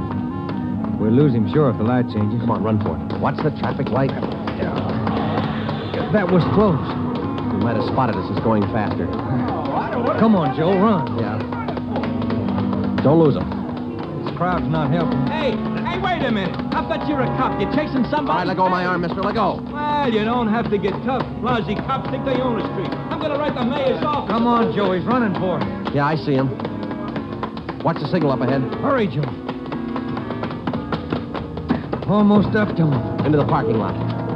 Hey, you! Stop! Look out, Joe. A gun. Yeah, I see him. All right, get away. All Get right, away. smart guy. It's a nice job. Yeah. He's too fast for an honest man. Let's take him in. When we got back to headquarters, Walter Tracy was under technical arrest. We took him directly to the interrogation room. We searched him thoroughly. We had him take everything out of his pockets and put it on the table. Then we had him take all the money he had in his wallet, count it out, and hold it in his hand. What is all this routine? That's all the money you have on you? $47.17, right? Yeah. Okay, keep it in your hand. Ben, shake him down. All right, Tracy. Take off your coat, shirt, tie, and your shoes and socks. What kind of a pitch is this? I'm no hood. Take them off. Two-bit cops. You're not pinning anything on me. I don't care what you do. Sleeves, pockets, lining. Nothing in the coat, Joe. Get his shirt. Take it light with the threads, huh? Costs money. How about the trousers, Ben? Let's see. Cuffs, pockets. No. Let me get the belt. Zipper on the inside of the belt? No, it's clean. Shoes are okay. All right, Tracy, let's see the soles of your feet. I hope you don't mind. They're dirty. Why don't you take a shower? Let's see. All right, Joe, nothing. Put your clothes back on. Yeah, thanks. All right, you. What's your name? Huh? I said, what's your name? You telling jokes? Walter Tracy, you know that. Your real name. How old are you, Tracy? 27. Where do you live? No place. Just got in town a couple of days ago. Where are you from? Salina, Kansas. Where you been sleeping the last 2 nights? The park, Pershing Square. Clothes don't show it. Pretty natty. I had 'em pressed. Where? Down by the square. I don't remember. You ever been arrested before? No. Where'd you get this gun, Tracy, the one you pulled on us? I didn't know who you were. Could have been a couple of hoods. You kind of look like it. Where'd you get the gun? I won it in a crap game coming out on the train. Where'd you get the watch? Graduation present. You want to run a make on him, Joe? The gun and the watch? Yeah, I'll call him. Go on, check. You can't prove a thing. Pawn shop records, Gilmore. Gil, is Friday. Can you give me a make on a watch? Sure, Joe, go ahead. Time Master, yellow gold, man's wristwatch. Okay. Case number 716F23. Right. Movement number B351708. Got it. Okay. Now give me a make on this gun, huh? 32 S&W automatic. Serial number 579461. Okay. Call me back? Right. What's your station number? 2572. I'll ring you, Joe. Thanks. Having fun? What'd you do with all those jewels you stole? When do I get out of here? I don't think you're going to get out. You got nothing on me. How tall are you, Tracy? Get your tape measure. 5'9". How much you weigh? 140. I'm 27. My name's Walter Tracy. I come from Salina. I've been in town 2 days, and I don't know what you guys are talking about. You sound smart. You don't act it. And you're flying blind, copper. What'd you do with those jewels you stole? I don't know what you're talking about. What color are your eyes? I don't know. I'm colorblind. What color would you say your hair is? You colorblind, too? You ever been arrested before? Straighten out. He asked me that. I'm asking you. No. You ever done any big time? No. All right, I don't care if you level with us or not. We're going to make you on those prowl jobs, all 19 of them. Sure. You guys are smart. You got in Los Angeles 2 days ago, is that right? Yeah. You don't know anything about any jewel thefts. That's what I said. And how come your name and your handwriting's on the account books in 4 pawn shops in Los Angeles? It's not mine. You can't prove it. We can, Tracy. Come clean. What'd you do with the stuff you stole from 1250 Moraga Drive, June 5th? I didn't steal any stuff. What'd you do with the rings and watches you took from 1400 Placerville Road, June 9th? I wasn't in town. What'd you do with the diamond dress pins you stole June 13th, 123 South Van Ness? Did I do that? You're not only kinky, you're a bad liar. You prove it. Border get you a sawbuck, your prints bounced, Tracy. Our handwriting man's gone to work on those signatures of yours. You haven't got a chance. Now, come on. Where'd you hide this stuff? You can't prove a thing. Where'd you say you've been sleeping the last 2 nights? In the park, Pershing Square. You want a map? Clothes sure look nice. I said I had 'em pressed. But you can't remember where. No, I can't remember where. That a crime? Friday talking. Joe, this is Gil Mohr. Here's the stuff you asked for. Let's have it, Gil. No make on the watch, no make on the gun. Okay, Gil, thanks a lot. Yeah. You're in up to your neck. You said that, didn't you? You're gonna talk, Tracy. Kind of tired. All right, we'll let you sleep on it. Come on, Ben, let's book him. Right. I'll get your jobs, coppers. Sure, come on. We took Walter Tracy to the county jail and had him booked on suspicion of burglary. He was still sullen. We knew we had the guilty man, now we had to prove it. As it often happens, the victims never see the burglar. They only know he's been there. They can't identify him, but they can identify their property. Our job was to find the property. When we did, we'd have Walter Tracy. And the 19 victims would have their property returned. But Tracy wasn't talking, and we knew he'd never talk unless he thought it might help him. We took the problem to Ed Backstrand. Smart punk, Skipper, but he's done time before. How do you know? Tried him out last night when we brought him in. He talks like it and he acts like it. But he won't cop out. Are you sure? He won't talk in 100 years. He knows he's got us in a spot.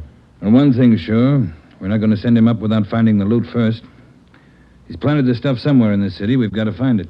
Ben and I have got an idea, Ed. It's not going to be easy, but it might work. What is it? Tracy tried to soak some of the stolen property at 4 separate pawn shops in the downtown area. Yeah? At each one of those 4 pawn shops, he gave a local address. Now, we're sure he must have a room or an apartment someplace in town. All right. Where? That's where guesswork comes in, Skipper. Every one of those addresses he gave falls within a certain area. How big an area? Oh, you got that street diagram, Joe? Yeah. Here it is, Ed. From Figueroa here to San Pedro, and from Pico down to 1st Street. The area's about 12 blocks wide, 14 blocks long. That's a lot of territory. How are you going to cover it? On foot, we'll take Tracy with us. Plenty of legwork. You sure it's the answer? We've got to find the stuff, and it's the only way we can figure it. Hotels, apartments, rooming houses. There must be hundreds of places he could stay in that territory. It'll take a couple of weeks. Yeah, on foot it will. All right. It's tough, but it's your idea. Go to it. An hour after we left Chief Backstrand, we got Tracy out of his cell in the county jail and started our canvass of the appointed area. We took the usual precautions and handcuffed Tracy's wrists to our own. We started the search for his hideout at 1st Street and Figueroa. It was a warm day in Los Angeles. The temperature was 91. After the first 3 hours, I could tell Ben's feet were ready to give out, and so were mine. We couldn't even have the comfort of complaining. That had encouraged Tracy, and he was cocky enough already. He cursed and threatened every step of the way. My legs off. All right, quit pulling, will you? Come on, Tracy, up the stairs. Another one to check. Warm day, Joe. Yeah, a little. What do you mean, a little? Must be 110. Yes? What is it? You the manager? Yes. Could you tell me which apartment this man has in your house, ma'am? Who, him? Yes, ma'am, this one. Never saw him before. He don't live here. All right, ma'am, thank you. Yeah. Hot, ain't it? When are you going to get wise? Come on, Tracy. Well, that finishes this side of the street. You want to cross over, Joe? Yeah, let's go. I'm hungry. I want to eat. After we cover the other side of the street. You can't do this to me. I'm going to get a lawyer. I'll have your jobs, both of you. Yeah, come on. We only got a couple of 100 places to cover.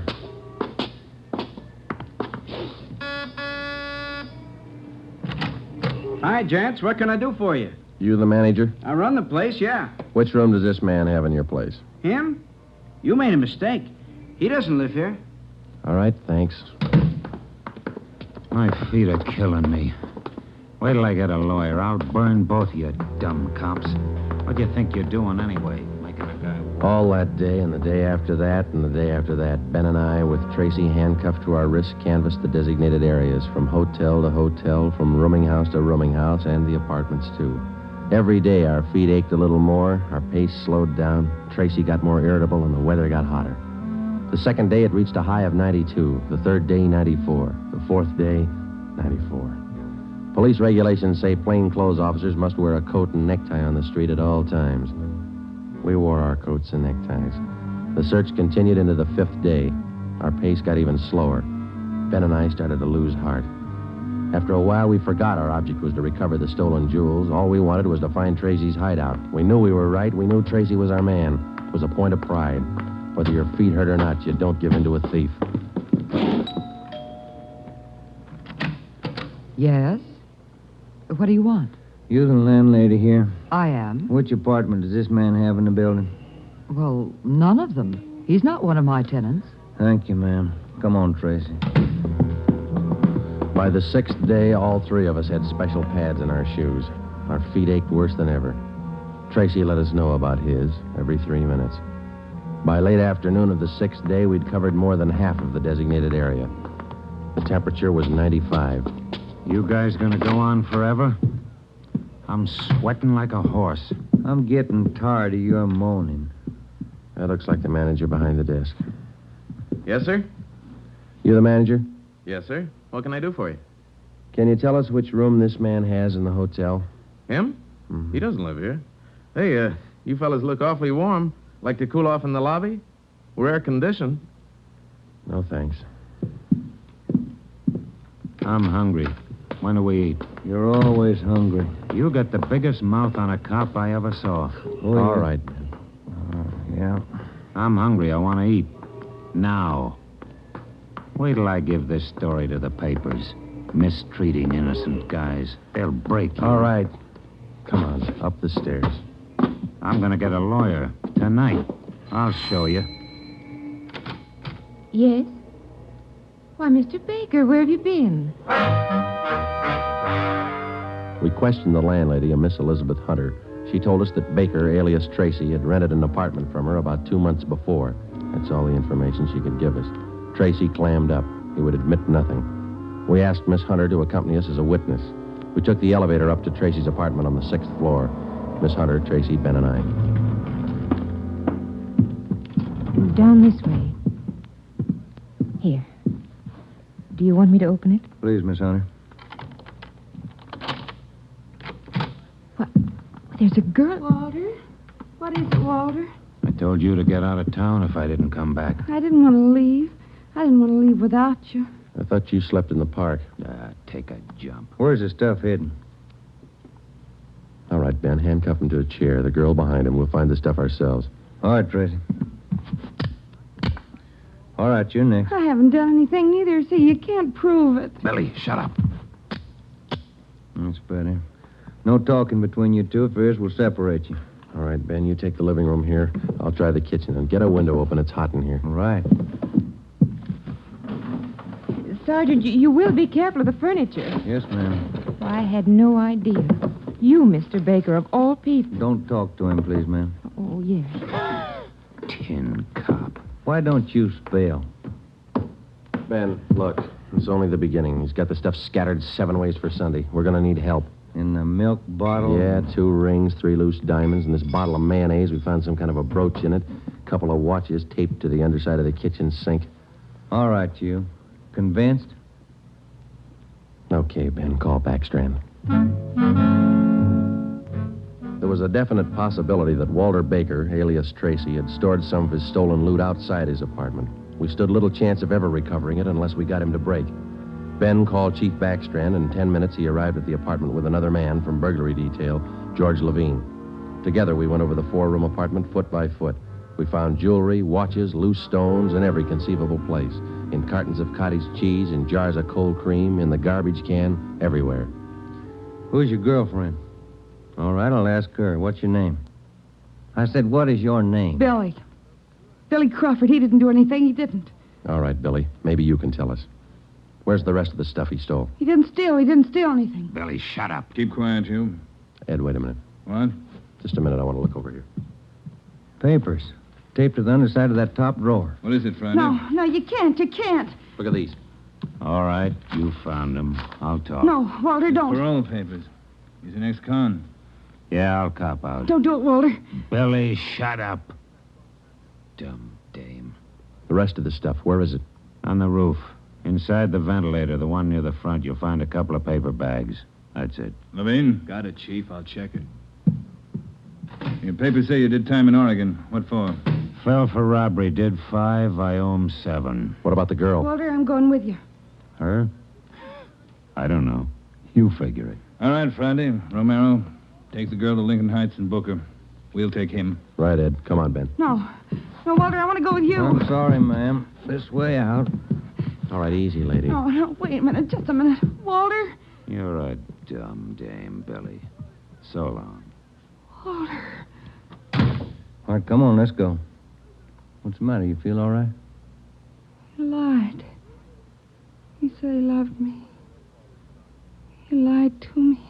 Don't feel hurt, lady. He lied to everybody.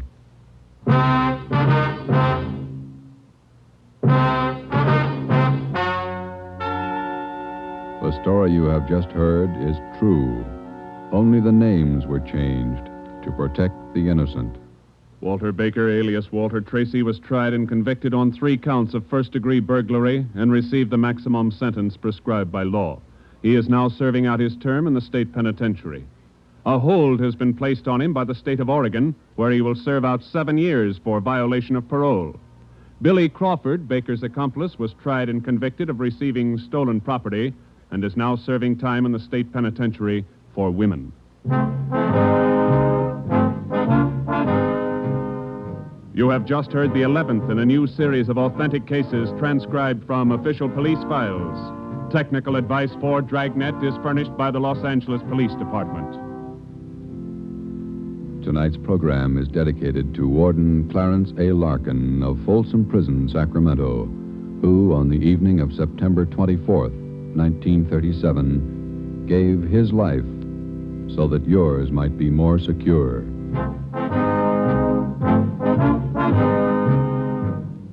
Dragnet came to you from Los Angeles. If you enjoyed tonight's production of Dragnet, you'll want to listen this Saturday evening to a pair of adventure shows featuring 2 well-known Hollywood personalities. You'll enjoy Brian Donlevy, star of Dangerous Assignment. Also on Saturday's schedule is Richard Diamond, private detective, as played by the screen's romantic tough guy, Dick Powell. Listen to both of these exciting programs this Saturday over most of these same NBC stations. This is NBC, the national broadcasting company.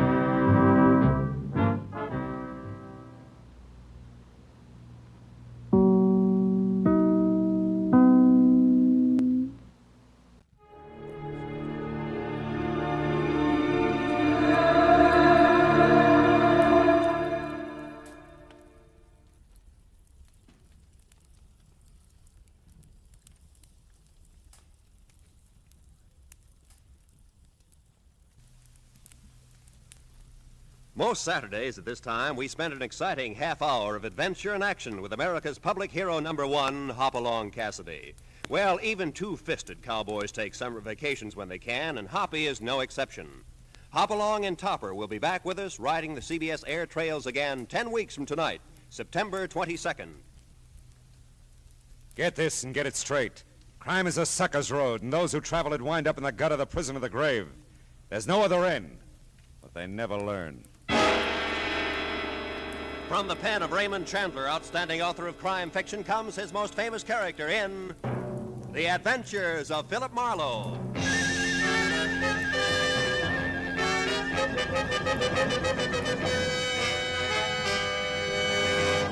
Now, with Gerald Mohr, starred as Philip Marlowe, we bring you tonight's exciting story, The Dear Dead Days.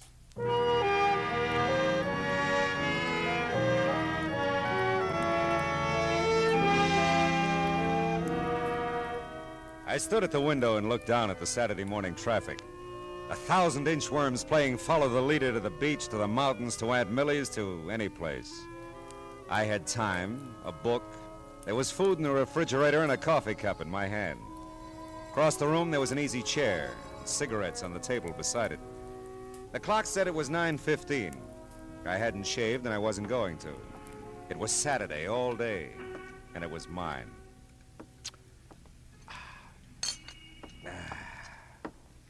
Now, let's see, where was I? Oh, yeah, here it is. She was the most breathtaking thing he'd ever seen. She lay back on the divan, stretched, smiled languorously up at it. Oh, no. Okay. Hello. Mr. Marlowe, Mr. Philip Marlowe? Speaking. You don't know me, Mr. Marlowe. My name is Phoebe Cardwell. Mrs. Phoebe Cardwell. Yes? Well, I thought perhaps the name would mean something to you. Cardwell. No, I'm afraid not. Oh, well, no matter. You do help people, don't you? I mean, if someone is missing, you find them. Well, sometimes, Mrs. Cardwell. It all depends. Have you checked the police? Oh, no, my dear, no, I wouldn't think of that. Oh? You see, it's Stevens, my chauffeur. Oh, well, now, I mustn't mislead you. Strictly speaking, he is not my chauffeur. But strictly speaking, he is missing. Yes, at least he seems to be, and I don't trust phones entirely, Mr. Marlowe. I couldn't even have called you except Matilda went to her friend's, and I do need your help. Yeah, I see. If Well, you could come out right away. It's most important to me. I live in Venice, Mr. Marlowe. If you drive down Sepulveda to Washington Boulevard.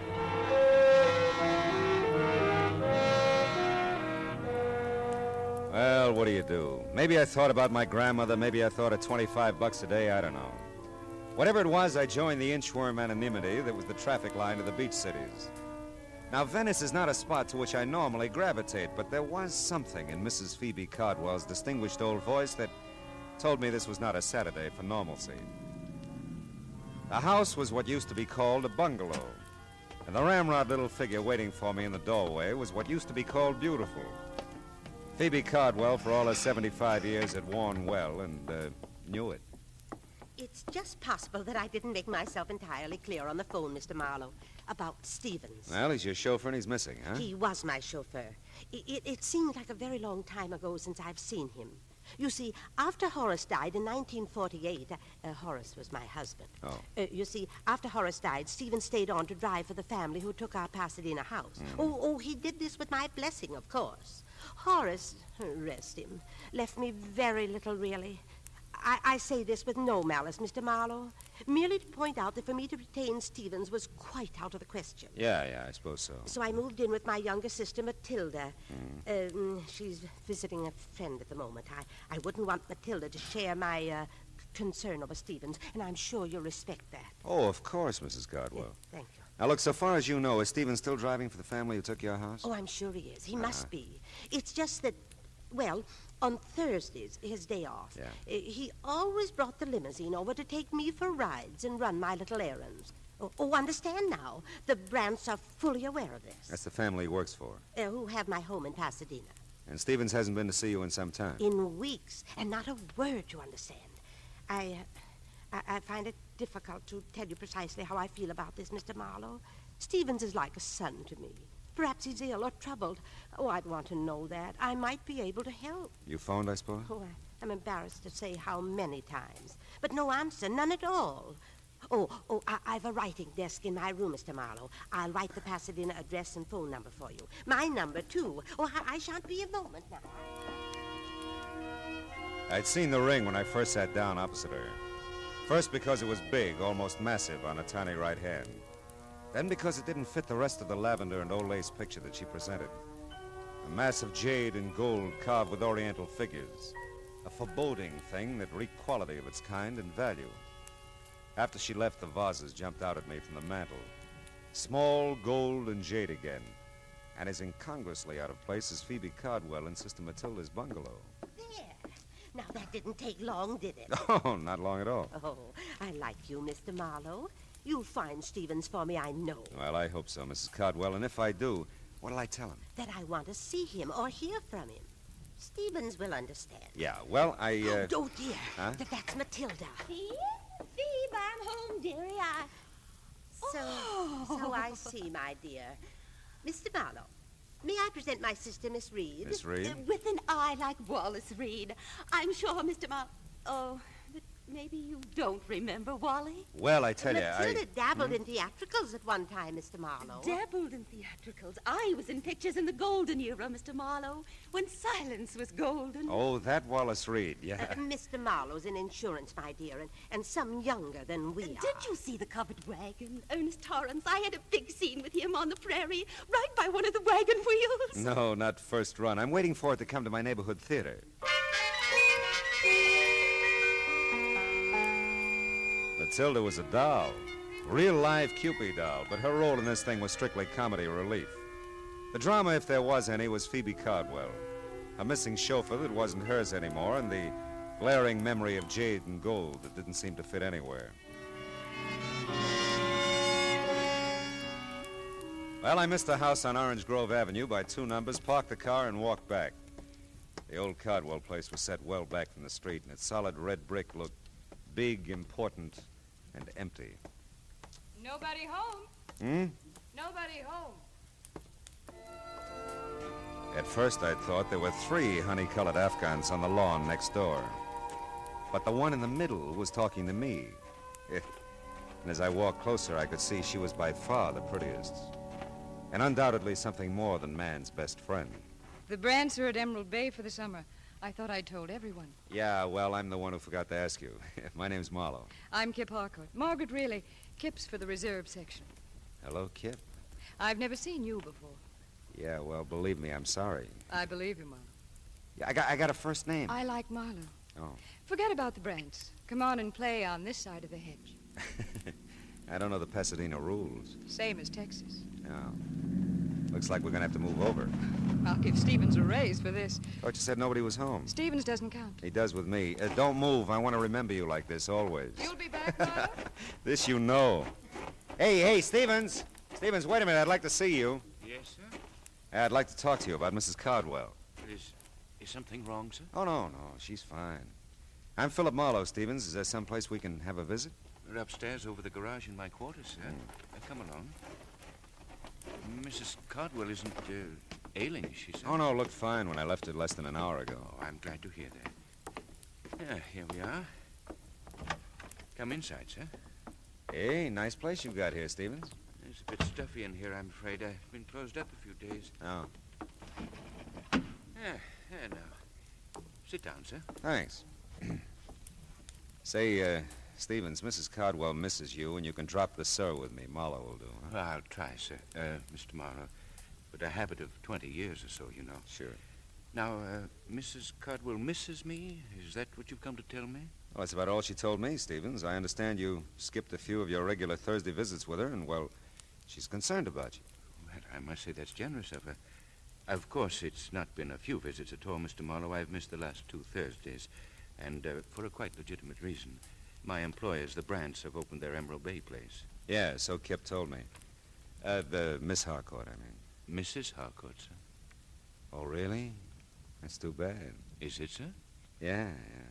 Well, look, Mrs. Cardwell seems like a nice old lady. You know what you mean to her. It's not just you she misses, you understand? It's a way of life, something she was part of and enjoyed. Status, I think they call it. You know, it can be pretty important, Stephen. I understand that, sir. Sure you do. You'll give her a break, I know. Call her now that you're back in town. You know, keep in touch, huh? Yes, Oh, excuse me. Sure. Don't leave, sir, please. There's something I'd like to ask you. Stephen seemed like a right guy. Anyway, I was wondering about Kip, Mrs. Harcourt. I had her figured all right, but not for married. I dismissed it to the back of my mind and started casing Stephen's little palace. It was nice enough in the brown to gray motif, neat, tidy, like Stephen's, except for a bunch of packing boxes grouped in the corner behind the divan. And on top of them, 3 items that stopped me cold. A large bowl, a smaller one, and a long oblong box. All a mass of jade and gold carved with oriental figures. You admire oriental art, Mr. Marlowe? Not specially. Do you, Stevens? Not specially, sir. You said you'd like to ask me something. Yes, and if I may, sir, I'd appreciate a straight answer. All my answers are straight, Stevens. It's my questions that get tricky. I'll remember that, sir. Are you certain you've told me everything Mrs. Cardwell said about me? Very certain. Does it strike you as odd, sir, that she'd hire a man of your particular capabilities to deliver the simple message that she misses me? Matter of fact, it does, Stevens. Strikes me as very odd.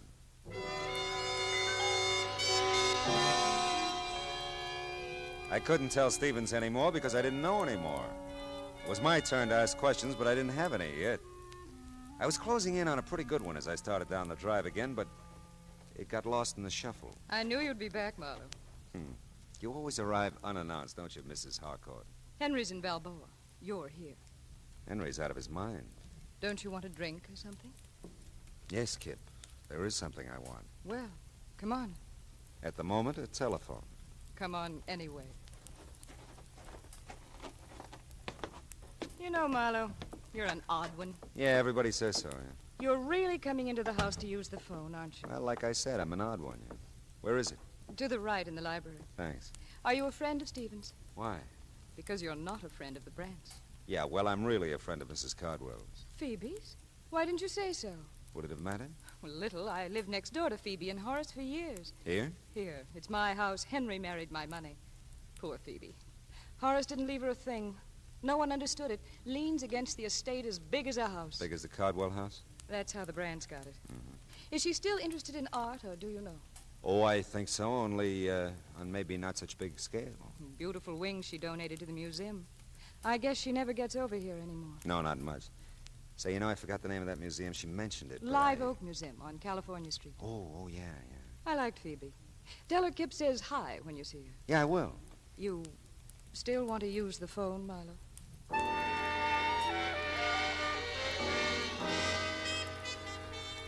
I used the phone.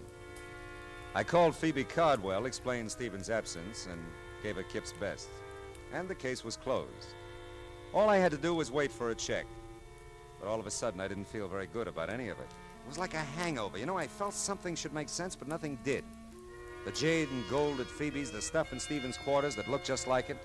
Was it hers? Did she give it to him? Did he take it? Questions I had, but no answers. I stood there at the window in Kip's library and watched the car pull to a stop in front of the old Cardwell place. Watched the thick little man get out and start to walk up the gravel driveway.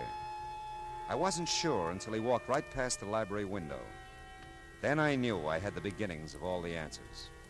The thick little man was Fritzy Ott, one of the better fencers around town. And he was on his way to see Stevens. A minute later, Kip told me of empty servants' quarters over her garage. Another minute later, and I was there. The two garages weren't 6 feet apart. And there was lots to hear if you listened. I listened. But look, Stevie boy, you don't have it all. That's not quite the point now. Can you dispose of it? I don't know. Two things, Stevie boy. One, collection's a tough defense. Real tough. Two, this isn't the whole deal. But I don't understand. This isn't the whole deal. Some pieces missing. I've seen pictures of the Sinku collection. Some pieces are missing here. 2 vases and a ring, to be exact. Yeah, you're right. You got them? Well, not exactly. I might be able to get them. Look, I'm trying to tell you, Stevie boy. One, I'm not even sure I can fence the whole collection. But two, I ain't got a prayer of doing it if it's incomplete. Are you with me there? Do you understand that? Yes, I understand it. It might take time to obtain the other pieces. Then you better spend some time, Stevie boy, or we got no arrangement whatsoever. I tell you, I'll nose around, see what's the best deal I can get, providing you deliver the full treatment. You see what you can do about getting it, and we'll meet here tomorrow at noon. But I really don't think it. Oh, never mind. I've got to have the money. All right, tomorrow at noon. You didn't have to hang any signs on it. It was all there, or most of it was. The Sinku collection meant very little to me, but it meant money to Stevens and Fritzy Ott. I had an idea it meant something else again to Phoebe Cardwell. And I had another idea. The Live Oak Museum on California Street and the wing that Phoebe had donated to it. I couldn't risk the delay of a Texas rules bout with Kip, so I skirted the house and ran through the dusk to my car. 5 minutes later, I stood in front of the words Live Oak Museum, Percival Wallace, director, open to visitors 9 to 5 weekdays, 9 to 12 Saturdays, 12 to 5 Sunday afternoon. Down nuts.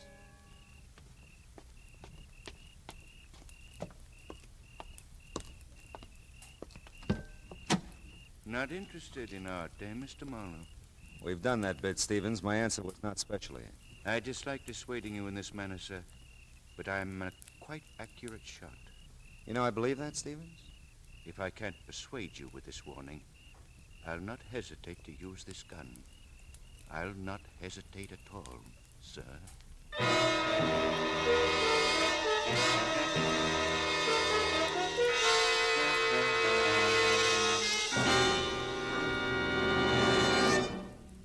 In just a moment, we will return to the second act of Philip Marlowe. But first, now that vacation time is here, our streets and highways are more crowded than ever. Don't take chances. Obey the traffic rules and drive carefully. The life you save may be your own. And now with our star, Gerald Mohr, the second act of Philip Marlowe, and tonight's story, The Dear Dead Days.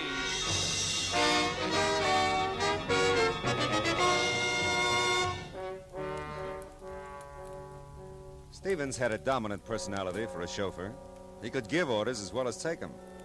And I'm not a man who's at his best staring down the nose of an automatic. Well, we told each other a very proper good evening, and he left me with my thoughts, which were several and urgent. I bundled them together and headed for the Times office in downtown L.A. Note, there's just one thing mustier than an old newspaper file. It's the man who files it. 1948 was a big year, news-wise, Philip. The files are heavy. Well, how was it obituary-wise, Belton? That should lighten it. Uh-huh. Local, national, or international? Local, Pasadena. Name, address? Horace Cardwell, Orange Grove Avenue. Mm-hmm. Cardwell, Horace. That's it. January 30, 1948. Page 1, part 2.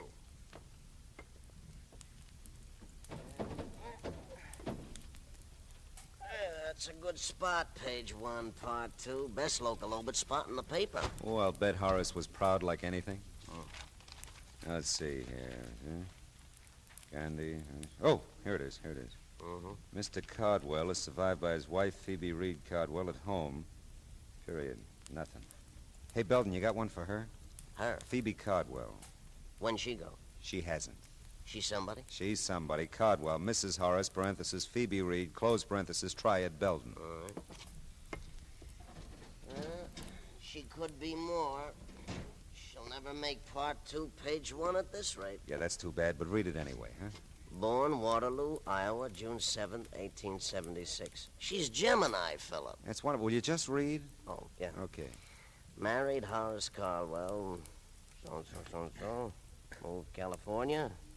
She was so-and-so. Oh, chairman of Art and Culture Committee, Live Oak Museum, Pasadena. That's it. Go ahead. Traveled extensively all over the world. Brought back many valuable paintings and objects d'art. Yeah, it's reasonable. To the museum. Most famous of which is Sing Woo collection of jade. And, well, that's about it, Philip. I love you, Belton. Thanks.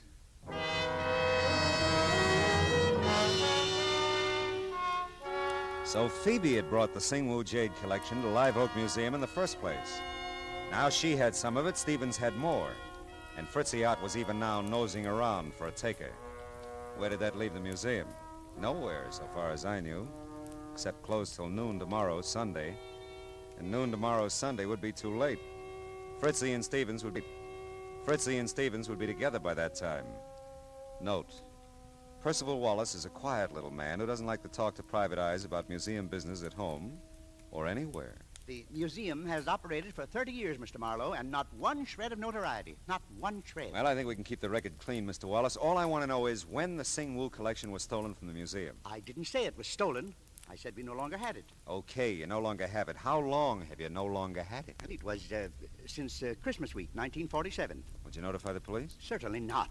Why? Mr. Marlowe, I tried to tell you, not one shred of notoriety in 30 years. Yeah, but it's a valuable collection and it's missing. The board of directors did subscribe to a reward, Mr. Marlowe. Only a fraction of the Sing Woo's real worth, of course. A mere $20,000. But, of course, this was done very quietly. Very quietly. So quietly, nobody knows about it. All right, tell me, did Mrs. Cardwell contribute to the reward? I don't recall. And you wouldn't say if she did. Thanks, Mr. Wallace. You're just downright bully.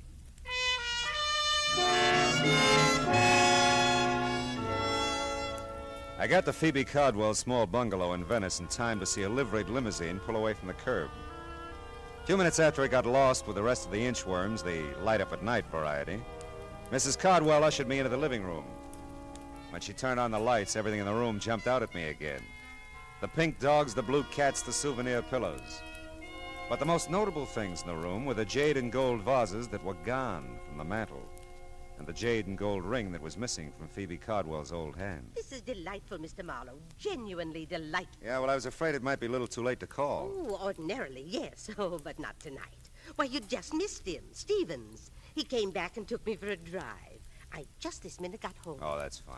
Oh, thanks to you, Mr. Marlowe. I'm so grateful. He hadn't forgotten about me, you know. No, he'd been busy. Oh, sure, yeah. I bet he has. I'm embarrassed not to have mentioned it sooner, but I have your money for you. Your fee. Oh, there's no hurry, honey. In fact, I've done so little that I... No, I won't hear that. I'll pay you in full, of course. All right.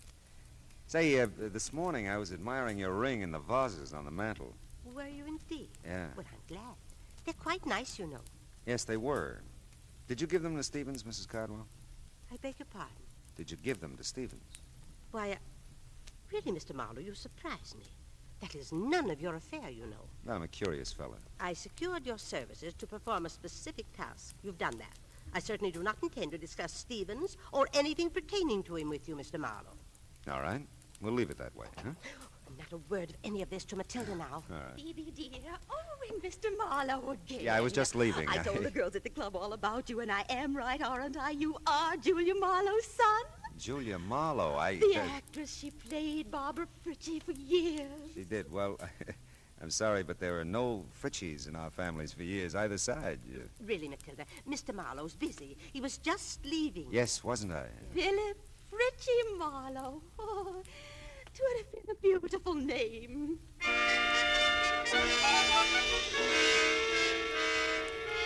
The lights in Kip Harcourt's house were off when I got back to Pasadena. Those in Stevens' quarters above the garage were still on. It was better that way. I wasn't worried about Stevens' automatic anymore. There was a very good chance he wouldn't use it. Hey, Stevens, it's Marlowe. Open up. Apparently, I didn't make myself clear, Mr. Marlowe, sir. If you still want to try your aim when I finish talking, I'll be a willing target.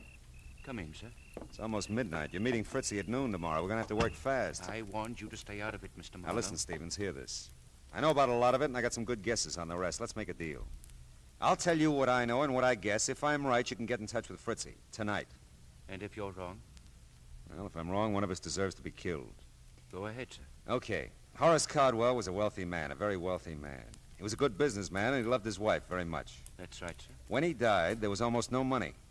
A small amount maybe for Phoebe, but the house, everything in it, the cars, everything, went to pay off debts, liens against the estate. What else do you know? That Phoebe Cardwell contributed a wing to the Live Oak Museum. That she brought art treasures from all over the world to put in it, including the Singwu Jade collection. That the collection's been missing from the Cardwell wing since Christmas 1947. Horace died of a cerebral hemorrhage in January 1948. And nobody wants to talk about who took the collection. Least of all, the people at the Live Oak Museum. And, what do you guess from all this, sir? That a man, even a very wealthy man, can run out of money. Especially if he has a wife who's a wonderful woman, but with an eye and a hand for expensive art treasures. Phoebe's sick, Stevens. Kleptomania is an illness. I know, sir. It's been such a well-guarded secret. It took all Mr. Horace had to pay for the things she took. People to watch her, keep track of her. You know her, sir. He couldn't bear to get help for her, psychiatric help. Now, she needs money, just to live on. She has so little, and... You love her very much, don't you? Yes. Yes, I do. Well, she can't have too many more years, Stevens, and $20,000 is a lot of money. $20,000, Mr. Mohr? Now, look, Stevens. You've called it a well-guarded secret. Believe me, it was, and it is. Even those of you who have been protecting Phoebe all these years haven't leveled with each other. How she moved the collection out of there, I'll never know, but the museum's had a $20,000 reward for its return for several years. Right. I didn't know that, sir. I know you didn't. And it suddenly dawns on me that Phoebe's been handing you the Singwu collection bit by bit, ever since she, came by it. Maybe an appreciation for your years of faithful service, huh? Well, she said it might come in handy, sir, if I ever needed money. If I needed money, Mr. Marlowe. Yeah, I know, Stevens.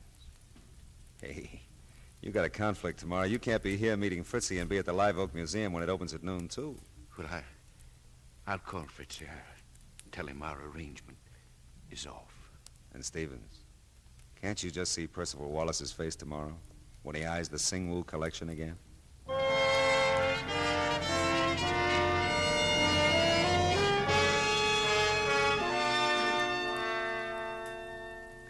Footnote to a happy ending. By 12:30 Sunday afternoon, the museum had the collection, Stevens had a certified check for $20,000, and we had an understanding that Phoebe Cardwell would suddenly discover that Horace had left her some money after all. $20,000 in a checking account that had somehow been overlooked till now. Oh, well, the rest of Sunday was all mine. And I stood at my window and looked down on 1,000 inchworms playing Follow the Leader. Back from the beach, the mountains, from Aunt Millie's. from anywhere. All kinds of people. Nice people. Not so nice people. Dames like Kip, whose husbands took trips. Sweet, harmless old ladies who took collections. Oh, well, where's that book? Oh, yeah. Now, where was I? Oh, yeah, here it is. She was the most breathtaking thing he'd ever seen. She lay back on the divan, stretched, and smiled languorously up at him.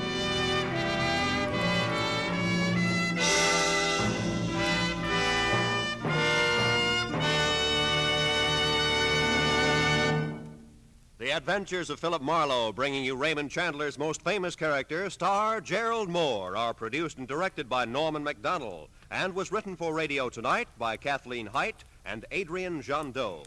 Featured in the cast were Verna Felton, Bill Johnstone, and Lynn Allen, with Ann Morrison, Ralph Moody, Jerry Hausner, and Sidney Miller.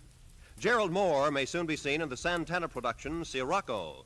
The special music is composed by Pierre Garrigank and conducted by Wilbur Hatch. Be sure and listen again next week at the same time when Philip Marlowe says...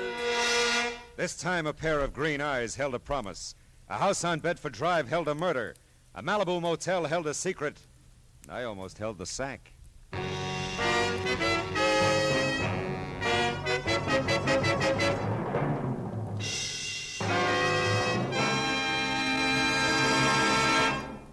Songbird Evelyn Knight, a favorite CBS singing star, helps out vocally on The Mario Lanza Show tomorrow evening on most of these same CBS stations. Stay tuned now for Gangbusters, which follows immediately over most of these same CBS stations. Roy Rowan speaking.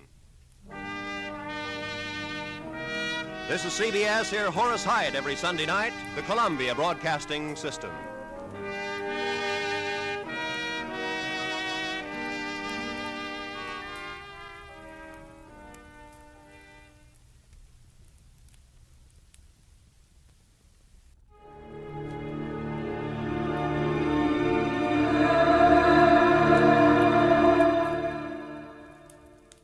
Deep in the rugged hills of Kentucky, a hidden fortune in Carboniferous Dolomite hides a secret worth killing for.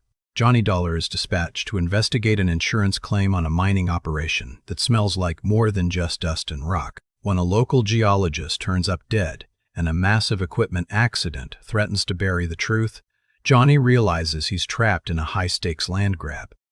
Is it a legitimate mining dispute or a cold-blooded play for a geological gold mine? Grab your lantern, we're going underground. But before to go, let's check what happened the day this episode was broadcasted. It was November 7, 1955, and that day the Supreme Court banned segregation in public parks.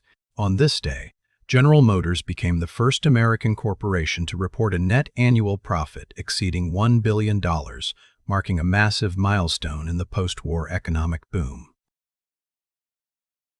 John Lund as... Johnny Dollar. Bill Wesley, Johnny. What do you know about oil wells? Well, I know I wouldn't mind owning one. Why? We've written a floater policy on drilling rigs for the Van Oosterhout Oil Company in Sumatra. $60,000 worth of equipment was destroyed last week en route to their new test field. There's something wrong with this? We're willing to pay off. Oh, so why call me? Well, that's a twist, Johnny. Van Oosterhout doesn't want the money. Well, what does he want? Our best investigator for 3 weeks. Why? He didn't say. But you know these oil men, probably just rich enough to want to satisfy some idle curiosity. Yeah, well, I'm just broke enough to help him do it. We'll return to our program in a moment. But first, I'd like to talk to you about housekeeping. Recently, a woman was interviewing a prospective maid and asked her how she was on light housekeeping. Well, I'm sorry, ma'am, said the young lady. I never kept a lighthouse. I admit that's an old joke, but it generally gets a laugh. However, housekeeping is no joke. That's a job from which no one can escape, whether he lives in a house, an igloo, a military barracks, or a governmental building. Yes, housekeeping is a very important job, even in our government. Someone has to see that the plumbing doesn't leak, that electricity, oil, and coal aren't wasted, that the garden is kept in good shape, that the animals are fed, and that the people have a place outdoors in which to enjoy themselves. Actually, All these governmental household tasks are the work of the Department of the Interior, which at one time was called the Home Department. The biggest job of the department is conservation, the protection of the things that make our country a good place in which to live. The land, water, oil, coal, forests, minerals, fish, and wildlife. These are our natural resources. If it weren't for the conservation work of the Interior Department, before too long, all the farm and grazing lands would be washed or blown away, and all the wildlife would disappear from our fields and forests. Another important job of the department is the development of new natural resources and the caring for our national parks where people are free to go sightseeing or set up camp. And during wartime, the Secretary of the Interior has a special job, namely, making sure that sufficient oil and other fuels are available to our armed forces and defense industries. Yes, our governmental housekeeper, the Department of the Interior, has a most important and vital job in maintaining the comfort and welfare of every citizen of the United States.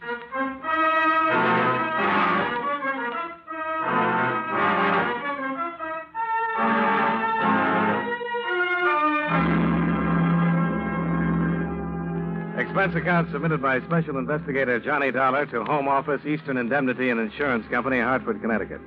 The following is an accounting of expenditures during my investigation of the Carboniferous Dolomite matter. Expense account item 1, $1,013.40. Airfare and incidentals between Hartford and Medan, Sumatra. Expense account item 2, $1.50, cab fare to the offices of the Van Oosterhout Oil Company. The roughly timbered shack with corrugated tin roof didn't spell rich oil man to me, nor did Peter Van Oosterhout himself. No doubt you are wondering why I proposed such a strange agreement with your company, Millionaire Dolar. Well, that question had occurred to me, yes. So, I will explain then. It's not because I am a rich man, but because I am a gambler.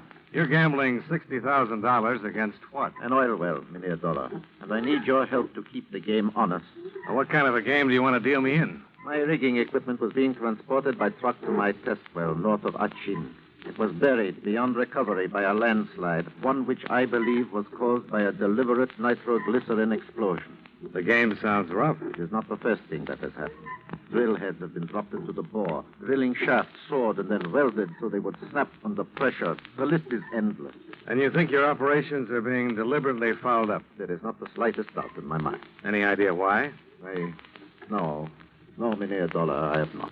What about the local authorities? Have you talked to them? I have. They have sent a man to the well to investigate. Well, then why send for me? Because I suspect the government man is also working against me. I see. You said you wanted me here for 3 weeks. Why the time limitation? My drilling permit from the government expires then. They do not renew.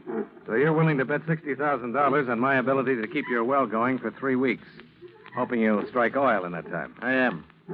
Will you work with me, Millionaire Dolar? Why not? It's your gamble.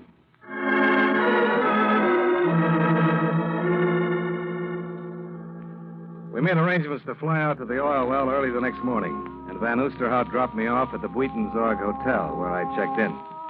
I put a call through to the government offices, but the man in charge of the Van Oosterhout matter, an Inspector Pajak, wasn't in. I left word that I'd call, then hied myself to the hotel restaurant. I was having a little trouble with the native menu when I received some unexpected assistance. You would forgive me, Mr. Dollar. Might I suggest you try the sample going? I'd be happy to. What is it? The known ingredients are rice, fish, and peppers. The unknown are the chef's secret, and the sum total of them all is sheer gastronomical ecstasy. Well, the only thing that could top that recommendation is for you to join me. I would be delighted. But not to dine, Mr. Dollar, merely to talk. By the way, I am Frederica von Osterhout. Peter's wife? His daughter. Well, I would have guessed that, except for the third finger left hand. Oh, of course, my wedding band. Yes, I am Mrs. Don Reynolds now, but I wish to talk with you as Frederica von Osterhout. Oh, why is that? Because I want you to persuade my father to change his mind and accept insurance money. You don't approve of his gamble? There is no gamble, Mr. Dollar. He's bound to lose everything. There's no oil there. What makes you so sure? My husband is an oil engineer. He has gone over my father's leases in every possible way. Geological survey, magnetometer, seismographic exploration. In every instance, the results have been negative. And what does your father base his opinion on? Wishes, hunches, gambles, Mr. Dollar. He's like a madman about this thing. All reason, all logic has been tossed to the wind. Well, then why is somebody trying to sabotage the well? There are always accidents attendant on any oil drilling project, Mr. Dollar. My father's has been brought about perhaps by the old equipment he's using. But they are accidents, nevertheless. There is not one shred of proof of anything else. You make out a pretty strong case for yourself. Then you will do as I ask. Try to persuade him. No, I'm afraid not. But you just said. Your father's got a stronger case. Yes, of course. The $60,000 your company will save if he relinquishes his claim. Well, can you think of a better one? To me, a man's life is worth more than $60,000. Now you've lost me, eh? My father has a weak heart. Oh. If I am right and the well proves dry, I'm afraid the shock would kill him. And what if he's right? Accidents can happen to more than machinery. A life could still be lost. Like mine, maybe? That was your thought, Mr. Dollar. Not a very happy one, was it?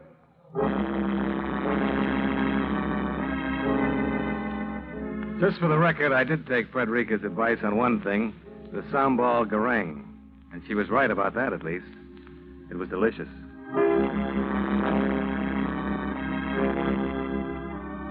With the arrangements to leave for the oil field at dawn well in mind, I hit the sack early, hoping to get a good night's sleep.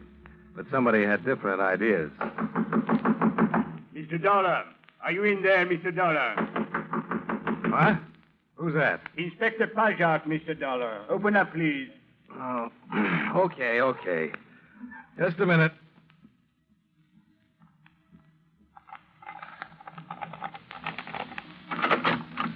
Now, what's all this about, Inspector? I'm sorry to disturb your rest this way, Mr. Dollar. It was necessary, however, that I ask you a few questions. At 2 a.m?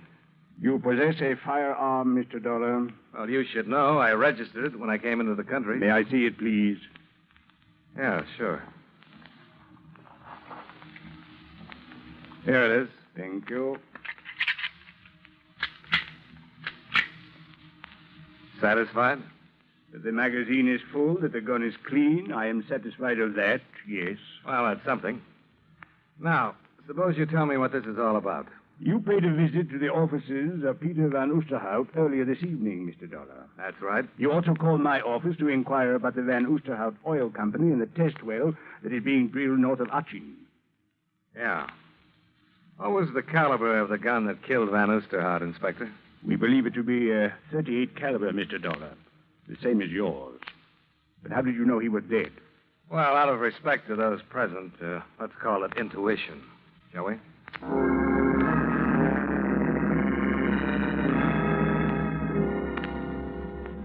Inspector Pajak maintained a discreet, if not very informative, silence during our ride out to the Van Oosterhout Oil Company shack.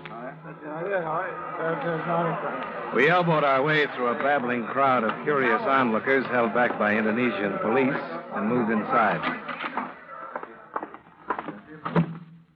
You see, Mr. Dollar? Yeah. Any idea of when it happened? I thought perhaps you could give us that information. How did I become number one on your suspect list? It was Mrs. Reynolds' idea. Frederica? Yes. When informed of her father's death, she said that you were responsible, that you were the one who had killed him. Well, it's just possible, Inspector, that she didn't mean that literally. But only because Van Oosterhout wanted me down here to check into possible sabotage. I'm willing to accept your reasoning for the time being. That's mighty nice of you. Mr. Dollar, I would like to know if there is anything disturbed in the office. Anything different from the way you saw it last. Well, only those metal canisters on the floor over there. We know about those. They contain test borings taken from the Van Oosterhout well. They were flown in this evening by Mr. Don Reynolds. Van Oosterhout's son-in-law? Yes. He brought them here to the office. That is how he discovered the body. Must have been pretty important for him to fly him in at this hour of the night. According to Mr. Reynolds, they indicate that the well is almost certain to prove dry. Well, where is Reynolds now? He's with his wife, of course. She has broken down completely at the news of her father's death. Uh-huh. So, that will be all then for now, Mr. Dollar. I regret you have had your long journey to Sumatra for nothing. What makes you think so? Those test borings prove that Van Oosterhout was possessed of a delusion. With his death, any reason for pursuing it is obviously over. Well, there's something else that's not quite as obvious, Inspector. And what is that, Mr. Dollar? Why he was murdered.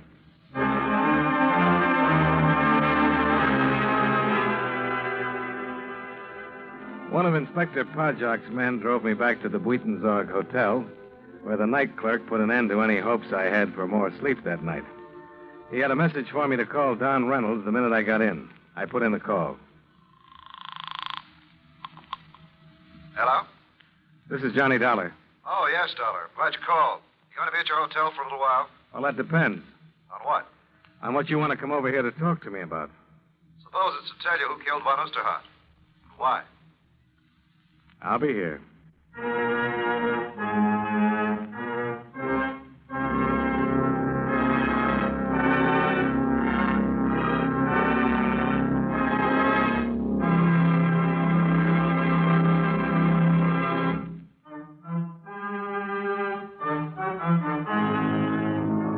And now, with our star, John Lund, we bring you the second act of Yours Truly, Johnny Dollar.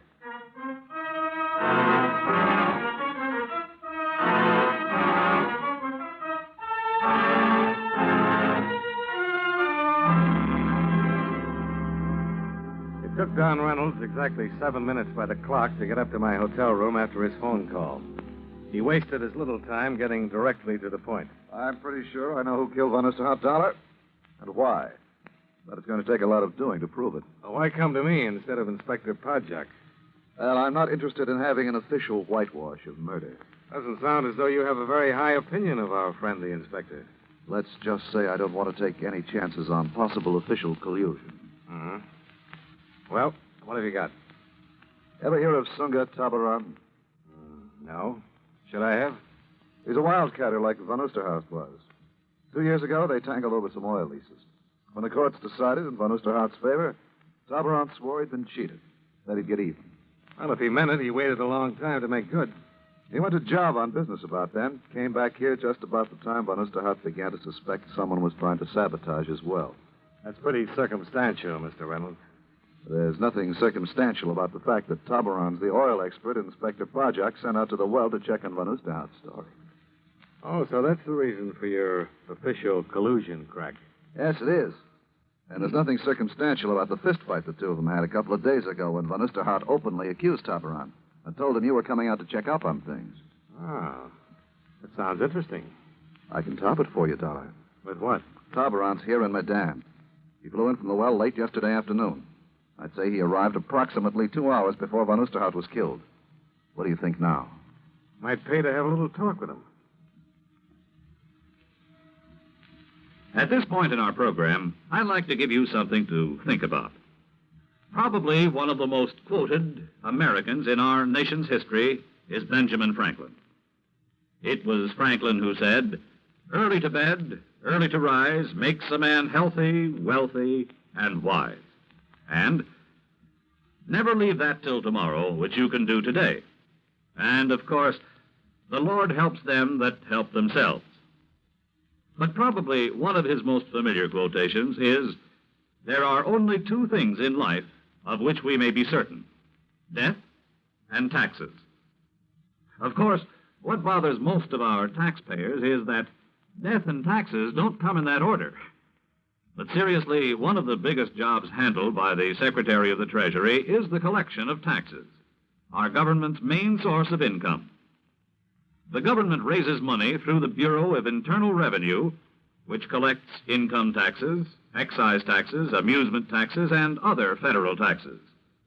The Bureau also checks to see that you haven't paid too little and, believe it or not, that you haven't paid too much.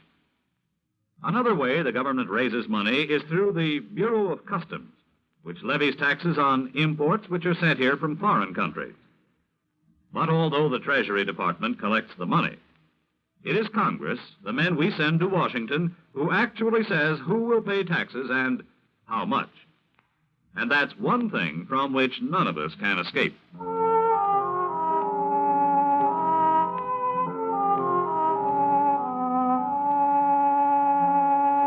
Expense account item 3, $1.65. Cab fare to the residence of Sunga Tabaran. It was a small, modern bungalow nestled in some gently rolling hills at the edge of town. The false dawn was just starting to light up the eastern sky when I got there.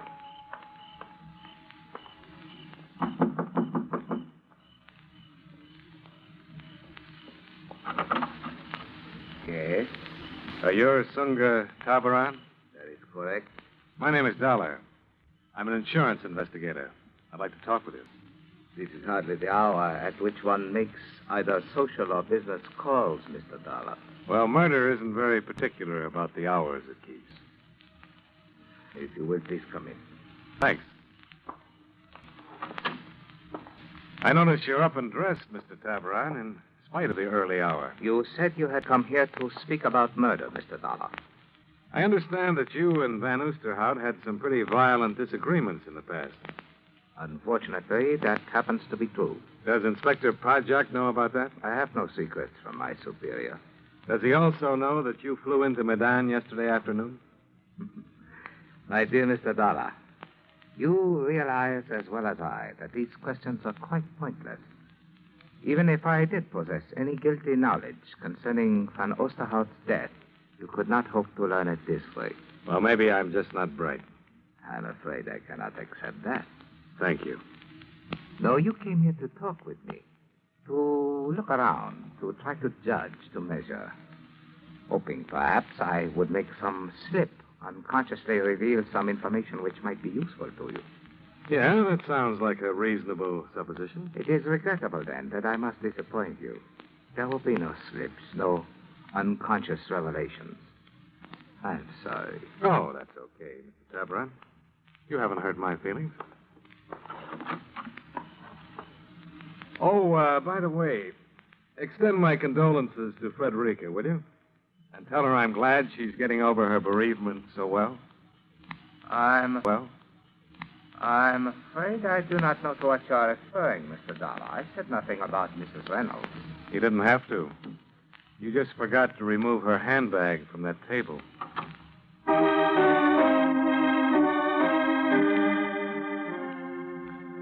The question of what Frederica was doing in Sunga Tabaran's bungalow at that hour of the morning was an interesting one. But there were a few others bothering me even more. Expense account item 4, 75 cents. Precarious transportation aboard a bicycle rickshaw to the deserted offices of Van Oosterhout Oil Company. Expense account item 5, $1, similar transportation back to my hotel, where a visitor was waiting for me in the otherwise empty lobby. One moment, please, Mr. Dollar. Oh, hi, Inspector. Something on your mind? I wish you to stop interfering in affairs which are no concern of yours, but only of the police. Well, it didn't take Tabaran long to call you after I left, did it? Sunga Tabaran is one of my most trusted men. Looks like Frederica Reynolds feels the same way about him. Mr. Dollar, you are in a strange country, one whose habits, customs, ways of life are entirely foreign to you. It would be most easy to fall into error concerning the guilt or innocence of some of its inhabitants. Well, I'd agree with you, except for one thing, Inspector. So? They're still people.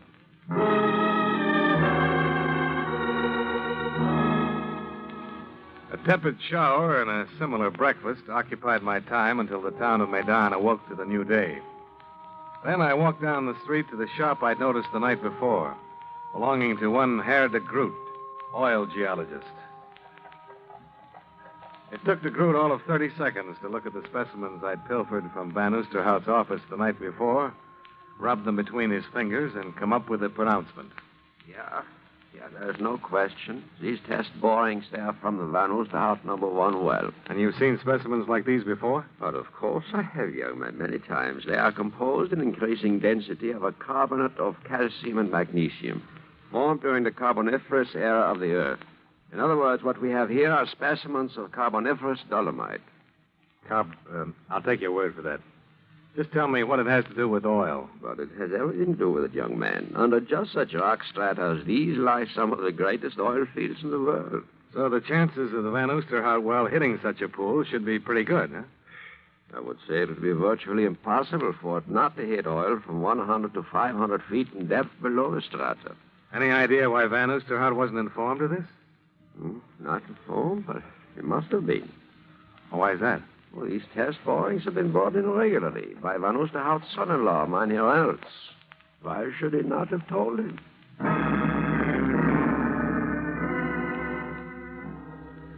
The Groot added another good question to my list. So I called Reynolds to find out, but there wasn't any answer. I got the same result with a call to Sunga Tabaran. But I had better luck with the dispatcher's office at the airport. That is quite right, Mr. Dollar. Mr. Taban filed a flight plan for the Van Oosterhout well and took off approximately an hour ago. What about passengers? Oh, one passenger is listed. Mrs. Frederica Reynolds. No, Mr. Reynolds? Oh, he took off for the well property also, Mr. Dollar, in a company plane. He was given runway clearance not 5 minutes ago. One more thing. Do you happen to know what time Reynolds came in last night? Well, which of Mr. Reynolds' flights do you mean, Mr. Dollar? There was more than one? Oh, yes, 2. The first time he arrived here shortly after dark. I can look up the exact time for you if you wish. No, that won't be necessary.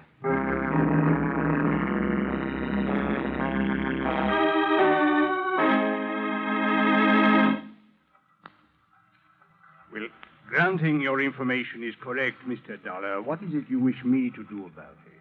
Now, look, Inspector. It's about time you stop being coy. You must have some or all of this information. And if I have? Then you know it adds up to 1 murder and maybe 2 more. I do not understand, Mr. Dollar. Reynolds knew from those secret test borings that Van Oosterhout was going to hit oil. That would seem most logical, yes. So if he could stop the well for 3 more weeks, the drilling permit would run out.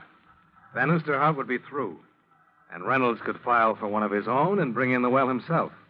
Then you are accusing Mr. Reynolds of deliberately withholding information from his father-in-law, of sabotaging his drilling operation. And of killing Van Oosterhout. But why should he have done that? Well, somehow the old man must have learned the truth from those test borings we found in the office. If what you say is true, Mr. Dollar, we shall secure the proof we need in good time. Why did Tabaran and Frederica leave for the well? The death of her father brought some suspicions to Mrs. Reynolds' mind.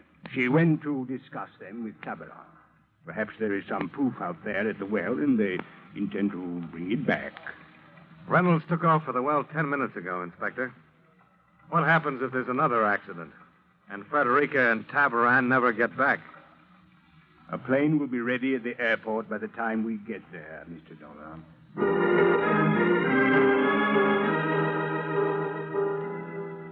The Van Oosterhout well was approximately 100 miles northwest of Medan. When we set down, both the company plane and Tabaran's were on the landing strip. The drilling rig was motionless, surrounded by high mounds of pumped-out mud. The entire area looked deserted. It is impossible they could not have heard us arrive. Where is the rigging crew? Mr. and Mrs. Reynolds and Tabaran. Well, there are not many places they could be. Bunkhouse, construction shack, powder house. Perhaps we had better try the office first. You know, it is quite possible that... Hey, there's Reynolds, coming out of the powder house. He's got a nitro tube in his hand. Nitro? But what would he be doing with nitroglycerin? Maybe we better find out. Reynolds? Hi there, Dollar. Inspector Project? Yeah, you're just in time to see the fireworks. Oh, you're going to shoot the well? Yeah, that's right. Drill struck a layer of igneous granite, broke off in the shaft. I'm going to drop this down and try to blast it loose. Oh, where's the rigging crew? Back in the jungle. Had to get them out of the possible blast area. Never can tell about these things. What about Mrs. Reynolds and Tabaran? Oh, they went along with them. The two of you better get back there, too. Oh, this mud sump will protect us. Well, maybe so, but sometimes these things pack an awful wallop. This one's not going to, Reynolds. What do you mean? Put down that nitro and come over here with your hands up. Are you crazy, Dollar? I'm going to blow that well. Mr. Dollar, why have you drawn your gun? You make a break for that well, Reynolds, and I'll shoot. Better do something about him, Inspector. He must have lost his mind. Put away that gun, Dollar. I'm telling you for the last time. Put the nitro down and come over here. Okay, Dollar. But I can't figure it. If you think I'm going to... He's running toward the well. Don't try it, Reynolds. It's too late now, Dollar. I'm blasting that well. Back in the mud, Inspector. Get back. What are you going to...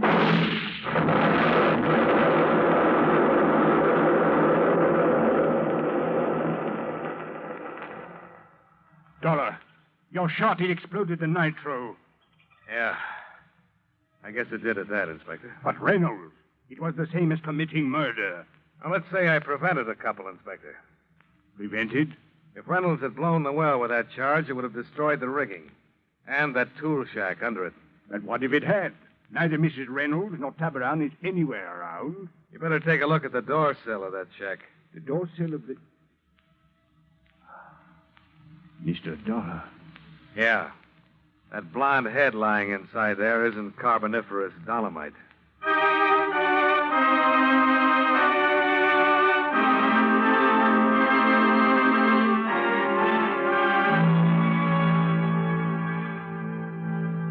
Expense account item 6, $23.15, hotel bill and miscellaneous. Expense account item 7, $1,032.60, airfare and incidentals back to Hartford. Expense account total, $2,074.05. Remarks. The trip home didn't seem half as long as the walk we made to the tool shack to see if Frederica and Tabaran were still alive. As it turned out, they were. If they hadn't been, well, I guess I just wasn't cut out to be a gambling man. Yours truly, Johnny Dollar.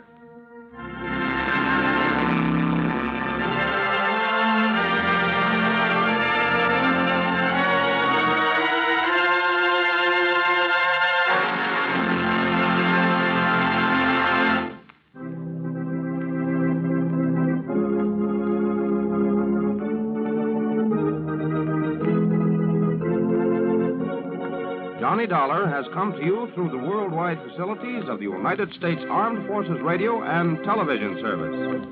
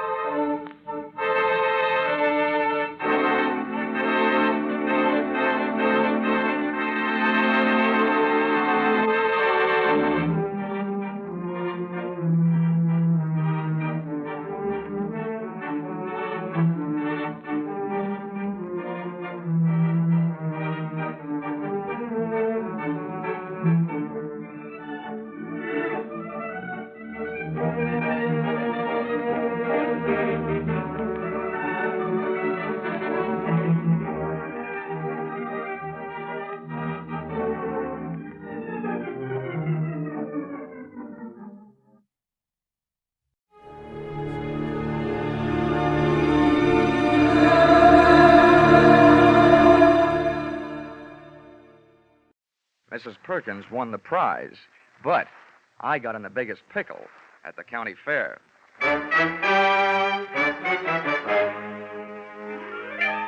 This is another in the adventures of America's fabulous freelance insurance investigator, Johnny Dollar. At insurance investigation, Johnny Dollar is only an expert. At making out his expense account, he is an absolute genius.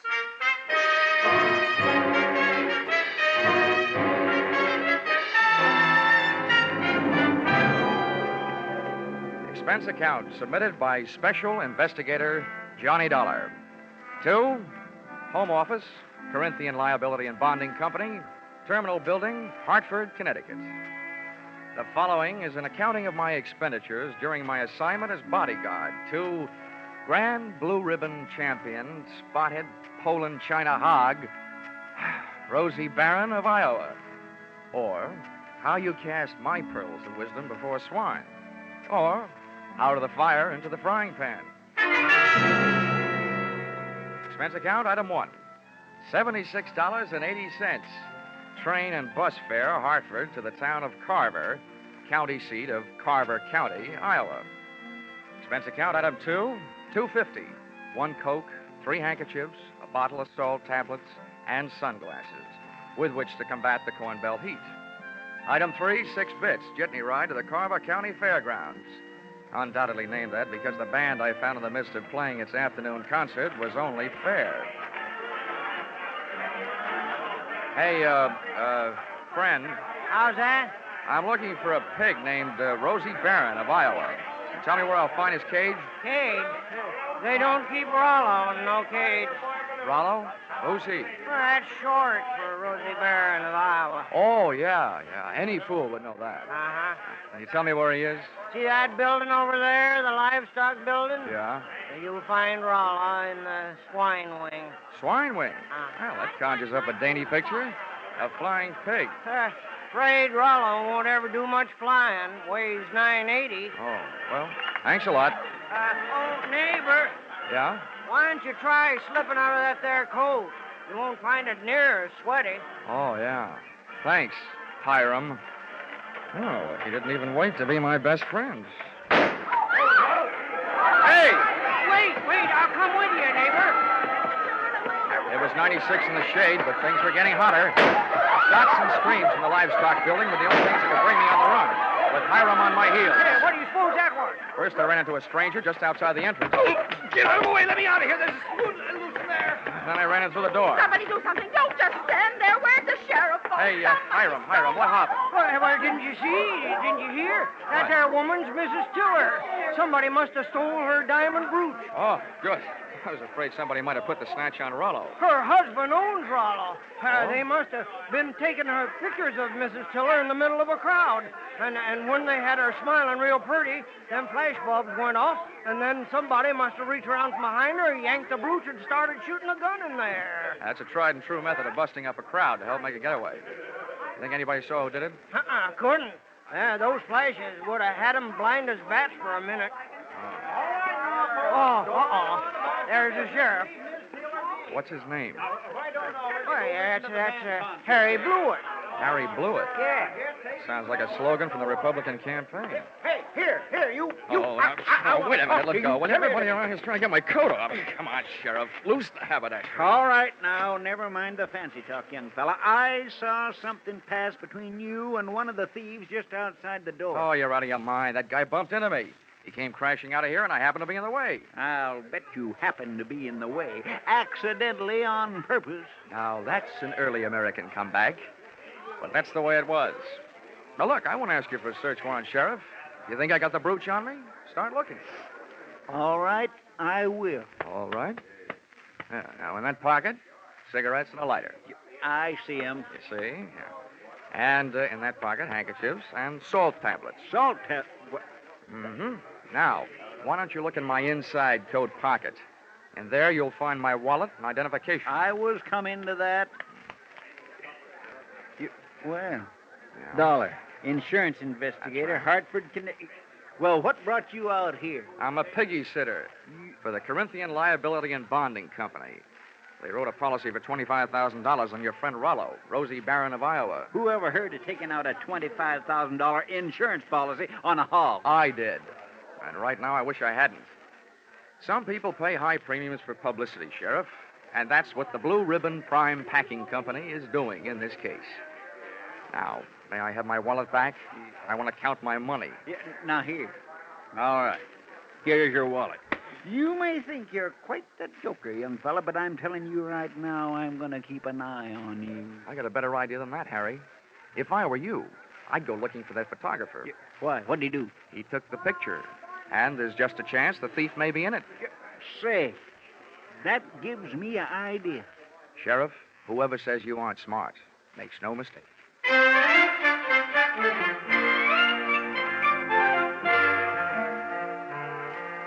Rollo, the prize porker, wasn't hard to find. First, I followed a few signs.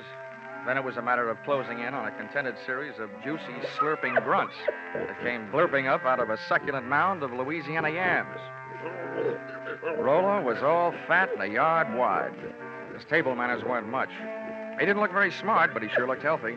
980 pounds on the hoof. A fine figure of a pig. Pardon me, miss. Could you tell me who's in charge around here? Well, just for the moment, I am. Well, I'm trying to find a Mr. Worthington Tiller, who I take it owns this monster. Monster? What? What's the matter? Have I said something wrong? You certainly have. And you've also said it to the wrong person. In case you don't know it, my name is Alva Anderson. Oh, my name is Johnny Dollar. How do you do? What's all this got to do with Rollo? Nothing. I just raised Rosie Barron of Iowa from a suckling, that's all. Kind of got away from you, didn't it? I'm sorry, Miss Anderson. I apologize. To you, too, Rollo. Sorry about the interruption, Miss Anderson. Some fool made off with my wife's diamond brooch. How's this excitement affecting Rollo? I hope he hasn't lost any weight. Well, he took it very well, Mr. Tiller. Oh, good. This gentleman wants to see you, Mr. Dollar. Yes. Oh, from the insurance company. That's Good, right. Good. Well, I'm glad you're here. We'll have your picture taken right away with my wife and Rollo. Oh, it'll make grand publicity for Blue Ribbon Prime Packers. Oh, I don't mind having my picture taken. Just so long as your wife doesn't mind having people pinch her diamond brooches. Oh, well, then, don't worry about that. It was fully insured. Oh, that kind. The thing I want you to worry about is Rollo here. As president of Blue Ribbon, I paid Miss Anderson $10,000 for this magnificent swine, and I don't want anything to happen to it. You bought him for $10,000, insured him for $25,000, and you don't want anything to happen to him? Well, I don't mind paying those exorbitant premiums when I get back the kind of publicity this will bring in. I can see it in the papers now.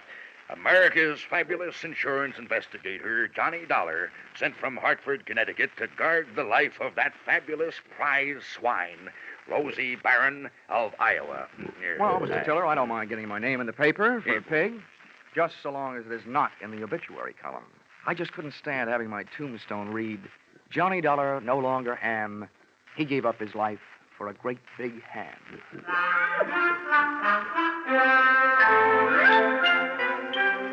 My tombstone tagline was over the head of Mr. Tiller, but it went over right nicely with Alva Anderson, who paid off with a smile. I parlayed that into a conversation, helped me pass the time while guarding Rollo, the poor man's blue boy. By the time it was over, Alva knew a lot about me, and I knew a lot about pigs.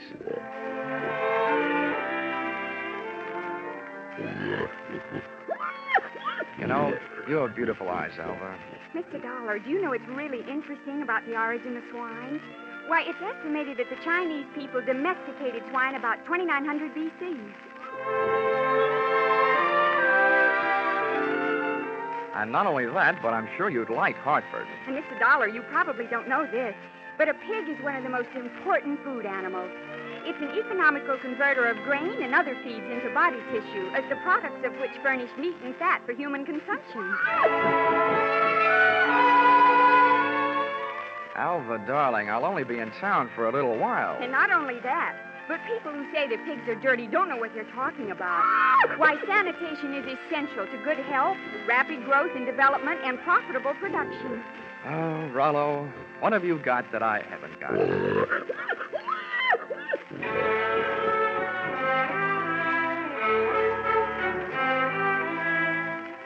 I still don't know whether Alva stuck around because of my charms or Rollo's.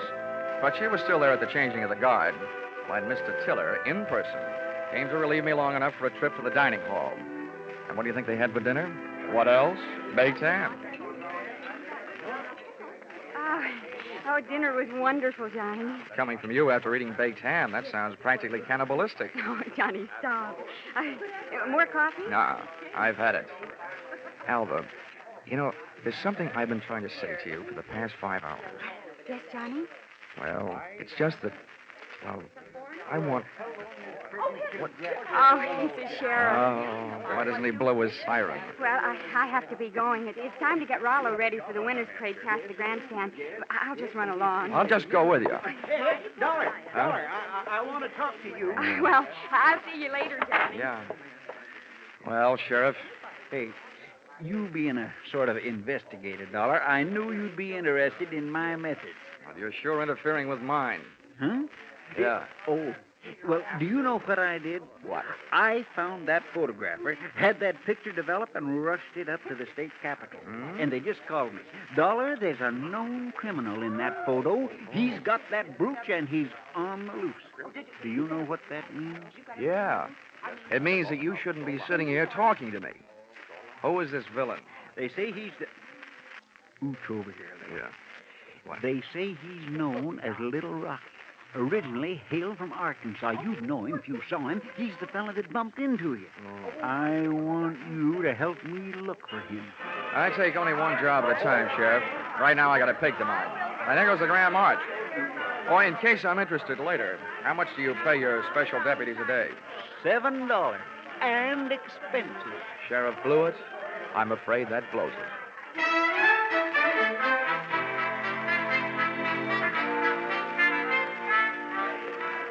The Carver County Pickle and Pie winners were lining up to lead the Grand March.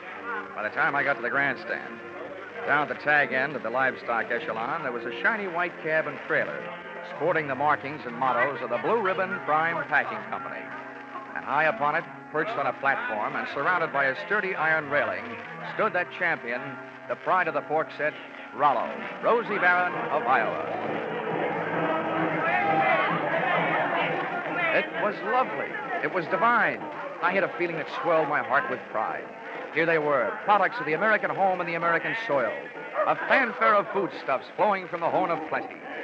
Just because of my association with Rollo, I felt that I was playing some small part in this gallant parade as it was started the first leg of its journey. It was inspiring. It was thrilling. It was... Boing! All of a sudden, it was downright frightening. As Rollo's chariot rolled by, I got an eyeful of its driver. It was my comrade in collision, the guy who had put the snatch on Mrs. Tiller's diamonds, Little Rocky from Arkansas. I added to my treasury of thankless tasks by trying to pin a tackle on a 5-ton truck. I got a door handle with one hand, running more with one foot, and a clout in the teeth from an unexpected adversary. Knock him loose, Marlowe. He's on the running board. Hey, what the... I was flat on my back. Everybody was screaming and hollering. The truck went crashing to the fence. And Rollo, Rosie Barron of Iowa, was one little piggy who wasn't staying at home.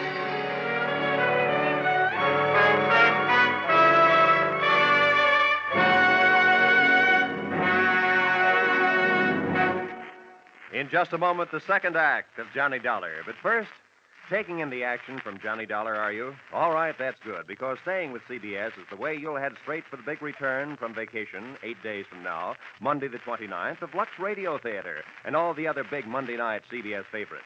And by staying with CBS, you'll find more action later tonight with Bill Grant of Call the Police and with Sam Spade, who will be heard from on most of these same CBS stations. Now, with our star, Charles Russell, we return to the second act of yours truly, Johnny Dollar.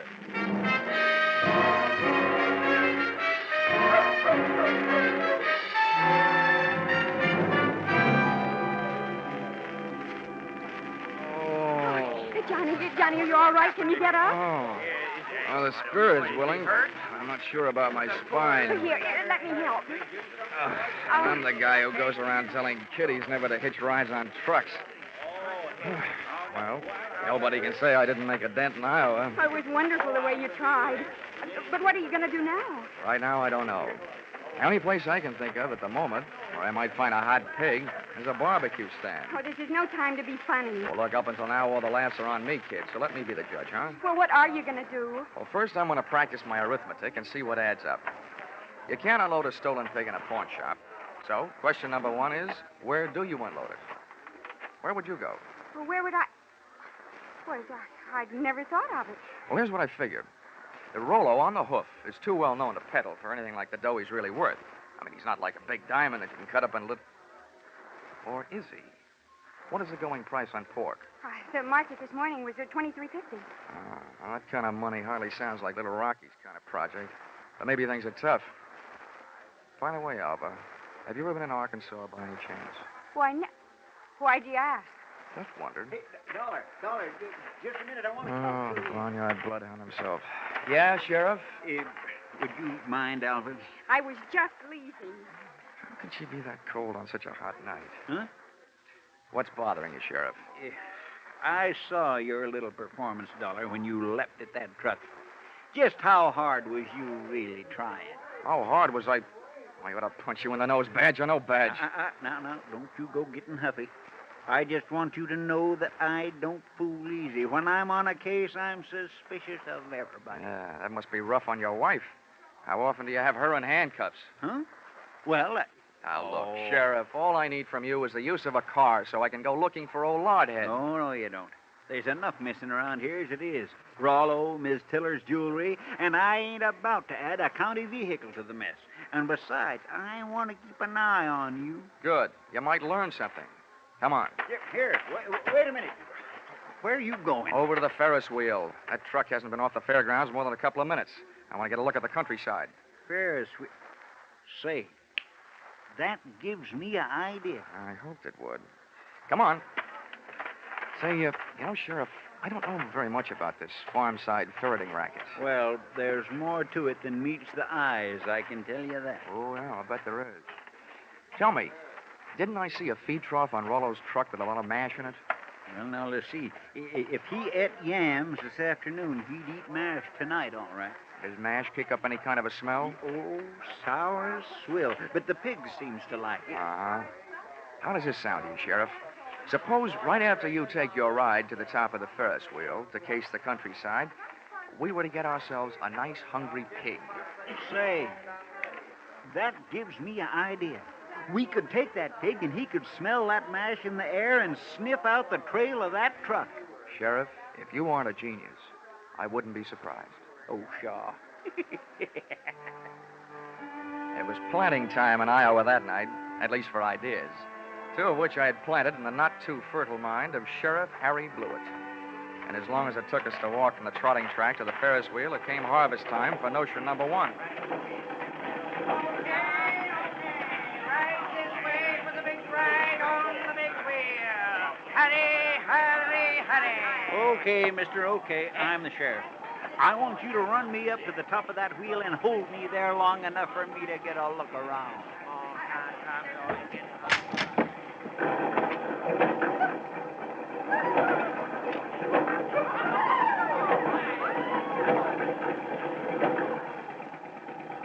When the wheel came to a stop with Harry Blewett sitting in his little cage at the top, I pulled a low trick on a high sheriff.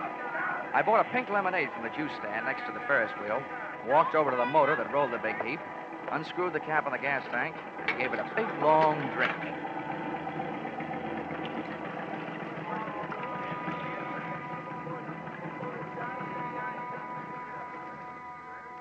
I hope it wasn't doing to people's stomachs what it did to that motor. You might well remember this harmless little deceit the next time you have occasion to get rid of a sheriff.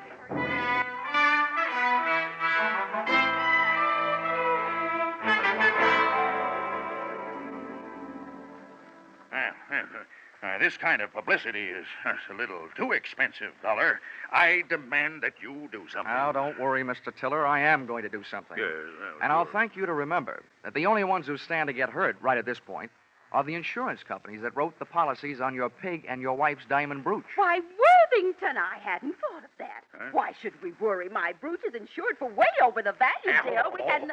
Hortense, you keep flapping that loud tongue of yours, and the first thing you know, they'll be accusing us. Why, they wouldn't dare. Oh, yes, we would, Mrs. Tiller. But we're just not the A type to... $15,000 profit on a pig, and whatever else you could make profit on a pig, and whatever else you could make on your jewelry, might make anybody the type, Mrs. Tiller. Now, see here, Dollar. I've had just about enough of your slanderous implications.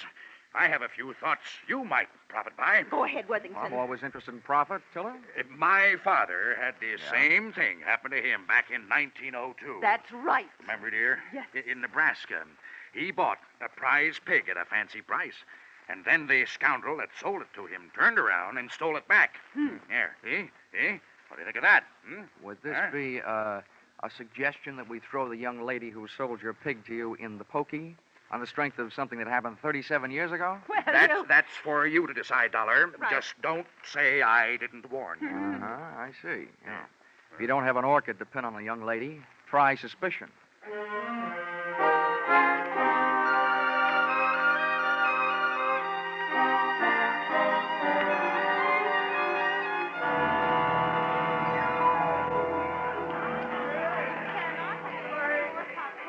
most of the crowd packed in the grandstand watching the free attractions, I had a good chance to scout the fairground for Alva Anderson, from whom I wanted to learn a little bit more about the habits of not only pigs, but their ex-owners. A trail led me past the home-baked cakes, hybrid corn, the watermelon pickle, tractor and harrow exhibits, and all the way back to where I'd first met her, Rollo's pen in the swine wing of the livestock building. But when I got there, Rollo's cupboard was bare. Alva was leaving for the rear door in the company of a small, tough-looking gent carrying a sack over his shoulder. Name of Little Rocky from Arkansas. I could hardly believe it, but they piled into a car and hauled off up the road. At the risk of adding one last insult to the most recent injury I'd inflicted upon Sheriff Blewett, I stole his car and went dusting up the highway in hot pursuit. There's nothing easier to follow than a red taillight on a clear night. And a bright Mazda Ruby tacked onto the rear of Little Rocky's car led me around the village of Carver and 11 miles out to the pastures, to a shack hidden in a grove of elm trees 100 yards off the road. I parked the car and legged it in. From 25 feet away from the house, I could call the roll through an open window. They were all there. Little Rocky, the strong-arm man who would knock me off the running board, Alva Anderson, and last but not least, there was Rollo, all 980 pounds of him, and most important to me, still alive. Here you are, Milo, you stupid clown. Oh, stop. This is all the sweet potatoes that was left.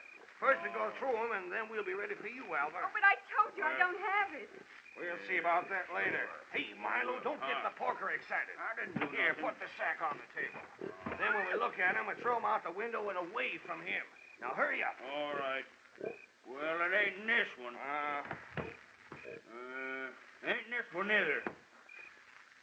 Nope. Ain't in this one. Shut up, just look. Well, I just... And from now on, from you, no thinking.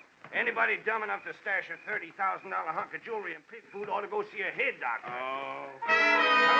Come on. Through the open window, I was being bombarded by sweet potatoes and facts. While making a getaway after ripping the brooch from Mrs. Tiller's throat, Little Rocky's accomplice had suffered a sudden attack of panic and had hidden the brooch in one of Rollo's lunchtime yams. Whether that yam was inside the piggy or out, they and I were apparently just on the verge of learning. That does it, I guess. Ain't here. Then that means... That means your little friend here had a $30,000 snack today, which right now is giving me a great big bellyache. You know all about pigs. What do we do about it? Well, Rocky was yellow. He wouldn't rub him out. Look who's talking. Here, take my 38 if you're so tough. Yeah, I thought so. Now, shut up. Well, I ain't killing no piggy with him just standing there looking at me. If he'd only make a break for it, I'd mow him down. You. Now, look, baby, we'll kill him if we got it. We want that chunk of ice, and we want it fast. Milo, tease him into the corner with a sweet potato. We're throwing them all out the window. Oh, please, Mr. Rocky, You don't. shut up, too, and sit down. Close your eyes if you want to. Oh, please, Mr. Rocky. In the manner of Sheriff Blewett, I had an idea. Given to me, of course, by Rocky. Alva was sitting in the corner, Rollo was scratching his side by rubbing it against the opposite, and Rocky and Milo were standing shoulder to shoulder in the middle of the room, ready to advance on him. I groped around in the dark until I found one of the yams, and taking the sweet potato delicately in my hand, I tossed it through the window so that it would roll to a point just behind Rocky and his pal Milo. Oh, look out! He's charging! He's shooting balls! Oh, Daddy, help! Rollo took my bait and, getting to it, knocked his two would-be executioners in a heap on the floor. I took over from there, jumping to the window and applying a kitchen chair dutifully to the prescribed areas, reducing enemies to a state of unconscious surrender. They gave out, Alva gave up, and Rollo gave me a dirty look.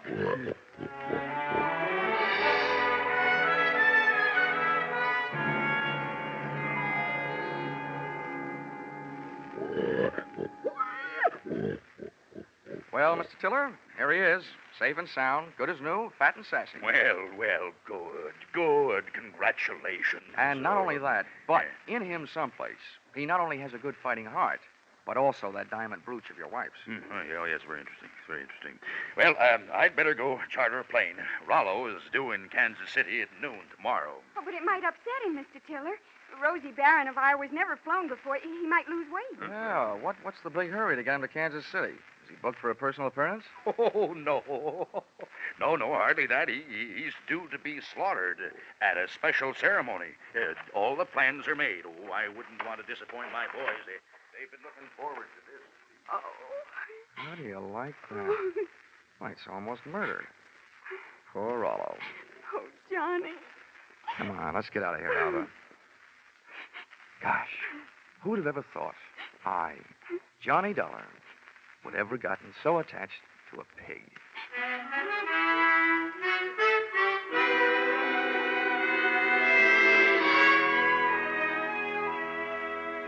Expense account, item 4, $3.50. Dinner for Alva and me. A vegetable dinner, by the way. And speaking of that, reminds me, if you find a $30,000 brooch in a pork chop, it'll only mean that the Blue Ribbon Prime Packing Company didn't have much luck when they went looking for it. Expense account item 5, $20. One new gold-plated badge, which I sent to Sheriff Harry Blewett, appeasement, for having stranded him atop that Ferris wheel, for stealing his car, and for suggesting that he use a hungry pig for a bloodhound. Oh, the porker followed the mash scent, all right. Next morning, they found Sheriff Blewett searching an old mash factory 8 miles the wrong side of town. Item 6, $76.80. Bus and train fare, Carver, Iowa, back to Hartford, Connecticut. But I'm still wondering every morning at breakfast time, what else can you eat with eggs? Except ham or bacon or sausage. And maybe you don't think that's a problem, having known a certain champion named Rollo, Rosie Barron of Iowa. Expense account total, $1,463. Yours, truly, Johnny Dollar.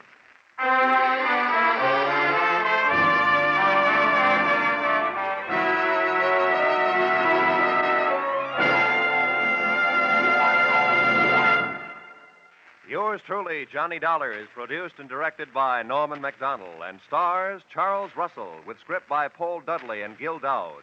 Featured in the cast were Parley Bear, Sammy Hill, and John Daner, with Junius Matthews, Ann Morrison, Jack Crucian, and Paul Dubov. Pinto Colvig was Rollo. The special music is written and conducted by Leith Stevens.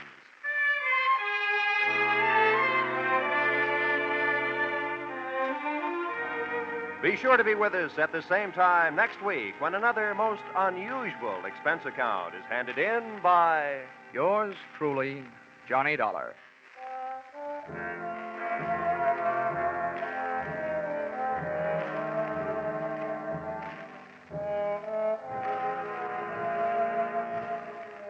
Your hit parade on parade will be back tonight in the familiar CBS Jack Benny time with the great tunes of August 12 years ago.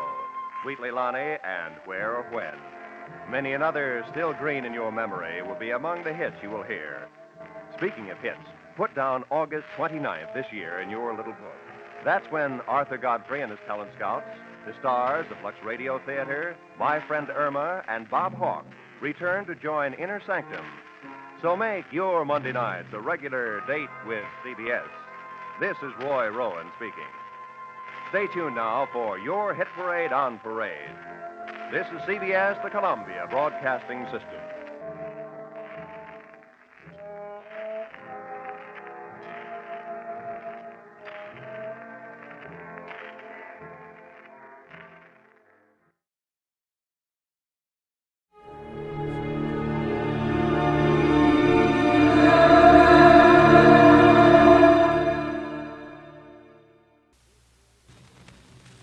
Here's another in NBC's great parade of new shows.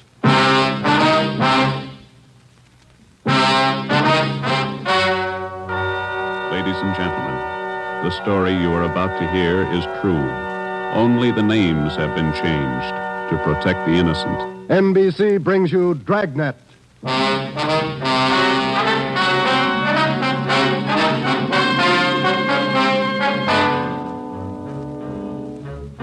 You're a detective sergeant. You're assigned to homicide. A mad killer is loose in the city. In every instance, he leaves the murder weapon behind. There are no fingerprints, no clues to the killer's identity. Your job, get him. Dragnet, the documented drama of an actual crime, investigated and solved by the men who unrelentingly stand watch on the security of your home, your family, and your life. For the next 30 minutes, in cooperation with the Los Angeles Police Department, you will travel step by step on the side of the law through an actual case from official police files. From beginning to end, from crime to punishment, Dragnet is the story of your police force in action. It was Tuesday, June 3rd. It was warm in Los Angeles. We were working the day watch out of homicide. My partner's Ben Romero. The boss is Ed Backstrand, chief of detectives. My name's Friday. I was off duty reporting back in on an emergency call. It was 3:57 a.m. when I got to the basement of the city hall, the carpool. Let's go, Friday.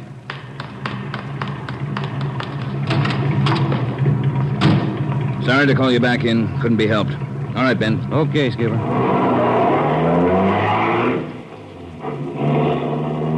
What's up, Ed? Double murder. When? I don't know. Found out about it 40 minutes ago. You got any ideas? Roughly same M.O. Was that 6413 Norwich, Skipper? No, 6430. What do you mean, the same M.O.? The same guy. Brickbat killer. How many does this make? Counting tonight, 4. We got anything at all? Smudged fingerprint we can't even classify. Sounds like a smart operator. Well, we gotta get him. We have to shake down the city from one end to the other. Big job, Skipper. Big killer.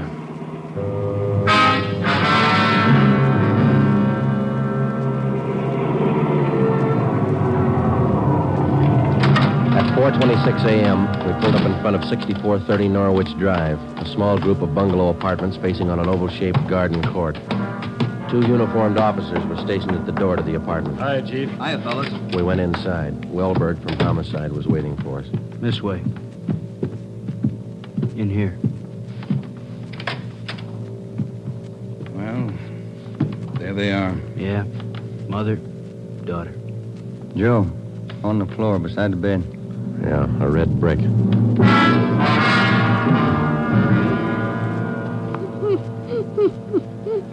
Miss Hafters, we know how you must feel about all this, but would you please try to answer a few more questions for us?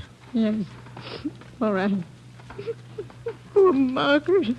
Miss Hafters, how long had you known Mrs. Diaz and her daughter?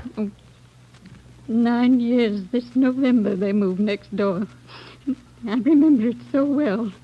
We got along right from the start. And as far as you know, the only close friends the mother and daughter had live right here in the apartment court? Yes. Margaret was a pretty girl, but she was no chaser, no boyfriends. Very close to her mother. The 2 of them very close. Did they keep any amount of valuables in the apartment? Money, jewelry, things like that? Oh, no. Mrs. Diaz and Margaret didn't have much, you know. Very modest income. They both worked. And you can think of no good reason. Oh, no. Oh, poor Margaret. Poor Mrs. Diaz. Lying in there. Shock. It's a terrible shock. Welberg. Yes, Sergeant. Would you show Ms. Hafters back to her apartment? Sure, Sergeant. Thank you, Miss Hafters. We appreciate it. Yes, thank you. Poor Margaret. Poor Mrs. Diaz. Well, Joe? Let's check with Ed. He's back in the bedroom. Dust that over there, will you? You get anything from the neighbors? The usual, Ed. No jealous boyfriends, ex-husbands, nothing like that. Boys find any evidence yet, Skipper? Well, still working on it. You got any theories? Well, we know the killings were all done by the same guy. Mm-hmm. Cuts the same pattern out of the window screen. Cuts the same pattern with a glass cutter out of the window. Reaches in and flips the locks. All right, where's that leave us?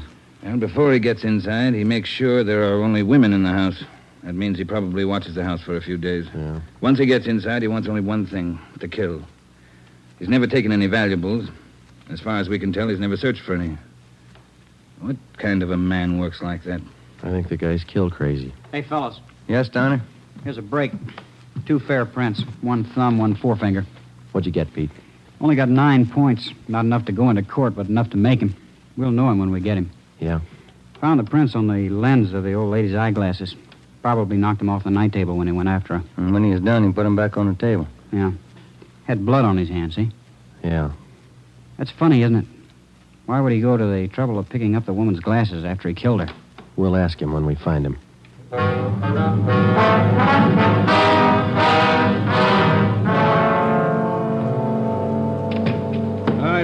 Joe, might have something for you. We can use it, Lee. Hold it just a minute. Yeah. Crime Lab, Jones. Yeah. Yeah, all right. I'll tell him. Right, Ed. Backstrand. If you're through checking the victim's clothes by 8 o'clock, you can knock off for sleep until noon. What if we're not through? Take it up with the chaplain. Here's what I wanted to show you. Over here. A couple of casts. Bare footprint. That's right. Those from the Diaz place?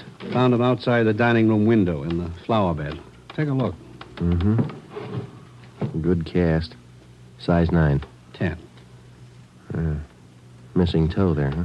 Left foot, first toe. That's lucky. Well, then the guy took his shoes off before he went in that house. That's the way it looks. You leave any other prints, Lee? 3 with the shoes on. Here they are. Here. Yeah. How would you say the guy is built, Lee? Oh, from the impression, pretty heavy man. There's no full length of stride, or I might give you an idea of his height. How about the bricks, Lee? Here they are, all 3 of them.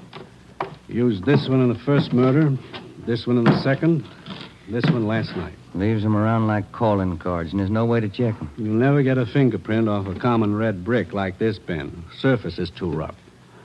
Well, we got an idea of his weight. We know that the first toe's missing from his left foot. That's something. The one we had yesterday. We can check that missing toe in the amputation file, Joe. Yeah. Well, we better get back. Pete ought to have those prints ready, too. Thanks a lot, Lee. Okay, fellas. Say, they post the bodies yet? Yeah, they're doing it now. Same as the first 2. The brain? Concussion, hemorrhage. They didn't have a chance. Hold it a minute. Crime Lab, Jones. Sure, just a minute. Either one of you fellas. I'll get it, Joe. Okay. Here, Romero. Yeah. Good, we'll be right over. They got a make on those 2 fingerprints.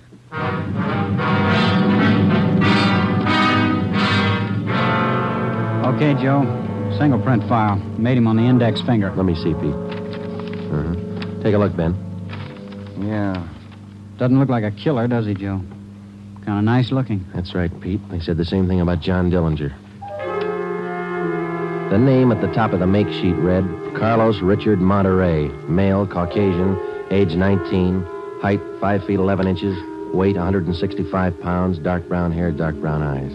Last known address, 1663 Naples Street, Los Angeles. Previous arrests, 1, auto theft, February 8th, 1936. That was all. Ben and I had been expecting more. The information on the mama sheet for Monterey was 13 years old. So was the picture. So was the description. So was the address. In 13 years, a man can change in 1,000 ways. So can his habits, his appearance, his address. In 13 years, everything can change except 2 things. A man's fingerprints and a physical deformity.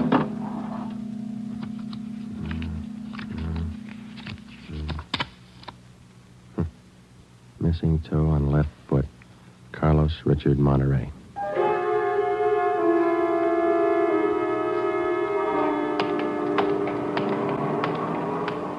Here it is, Joe. 1663 Naples. Yeah, come on.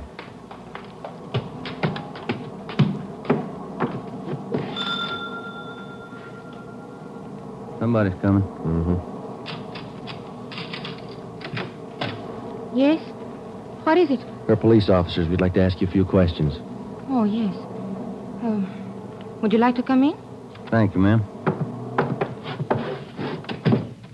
Yes? Would you mind telling us your name? Monterey. Isabel Monterey.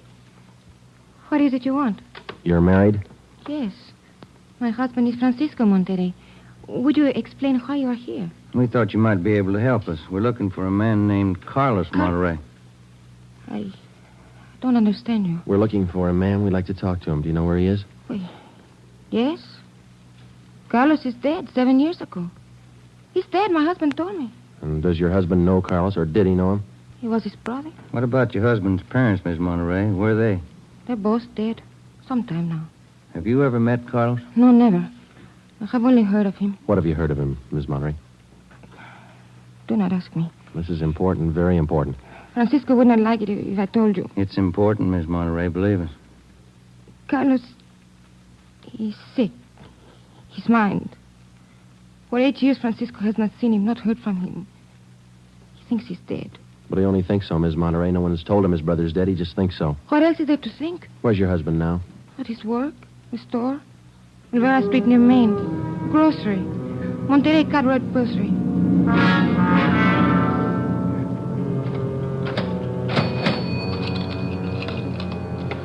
Here's your change. Thank you, Mrs. Myers. Now, look, officers, you know how it is. You don't like to let these things get out. That's why I trust you. You can trust us, Mr. Monterey. We just want to check on a few things.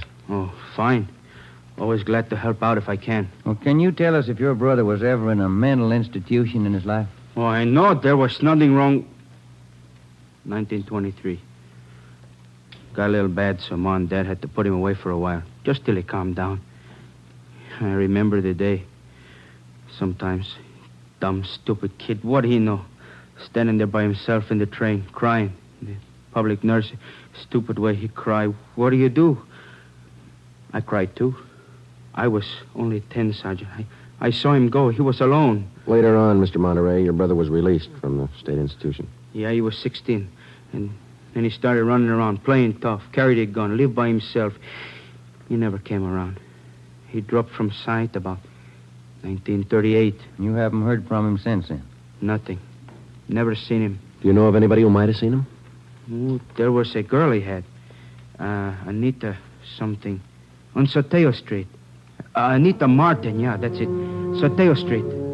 Maybe she's seen him. Ask her. Maybe she's seen him. Carlos Monterey? Not in a year. Last March he was in. When I was working at the Peacock, down on South Main. He came in, we talked for a while. That was all. And you haven't seen Carlos for the past 2 months or so? I tell you, no. Has he written to you? Has he phoned you? Once, 3 weeks ago, he phoned. Here. He left a message with my girlfriend. But he didn't call back again. Now, that's it. That's all I know. Thank you, Miss Martin. Here's our card. If he does call, well, you'll let us know. Yeah, I'll let you know. You liked Carlos, is that it, Anita? Like him? No, I didn't like him. He was funny, but he was nice. You know, I pitied him. Why did you pity him, Miss Martin? Well, he was a good fellow who was strange. He could smile, you know. He had a nice smile, but you could tell he was never laughing. There was something in his mind. Something... Oh, I don't know.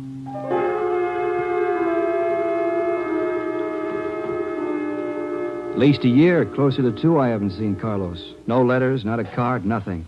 He was in the East the last time I heard. When was that? A year ago, January. I was in here. He sent me a calendar. Sometimes he could get along fine, very well. Other times, terrible. You couldn't keep him down. How'd he manage to stay out of jail that way, Vicente? I don't know. Sometimes he should have been in jail 5 times over. And you say you don't know of anybody who might have a recent picture of Carlos, a snapshot? No. No one I can think of. Okay, Vincenti, here's our card. If you do think of somebody, let us know, will you? It'll help. Sure, glad to. If I hear of anybody. What kind of a day is it outside? Hot? Hot.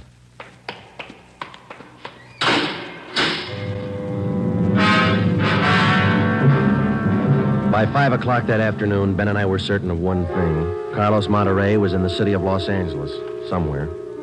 We drove back to the office and told Ed Backstrand about our interviews with Monterey's relatives and his friends. Inquiries and requests for further identification and information on him were immediately relayed to the state mental institutions. The 13-year-old picture of Monterey taken from the files was copied and distributed with a note of caution as to the age of the photograph. An APB was sent out. Stakeouts were placed at the home of Monterey's brother, at the brother's store, and at the apartment of Anita Martin. A special detail of 300 men was ordered to join the Dragnet already in operation. The details at the airport and the bus terminals were alerted, as well as the details at the Union Depot and the main post office. By 6 o'clock that night, almost 1,000 men were actively working at the job of tracking down Carlos Monterey. At 6:30 p.m., Ben and I drew a 4-hour relief period. We drove out to Ben's place, and his wife fixed us some dinner. At 10:30 that night, we reported into the office, picked up Ed Backstrand, and we drove out to join the manhunt. Unit 32R on the corner of South Flower and Loomis, a 390W, KMA 367. Unit 12A, code 1. 66A at 864 Wall Street. See the man about a 507, KMA 367. Unit 4 425430 East Grand, apartment 10, 311, KMA 367. We cruised with the Dragnet operation until 5 o'clock that morning. Ben and I took turns driving. Actually, the tremendous job of scouring 500 square miles of city for one man was only beginning. Unless there was an unexpected break, the search for Carlos Monterey could wear on for weeks. It did. Night after night, the manhunt went on, and day after day. There was no break. 16 days later, on a Sunday night, I went to bed early. I read a while, and then I turned off the lamp and went to sleep.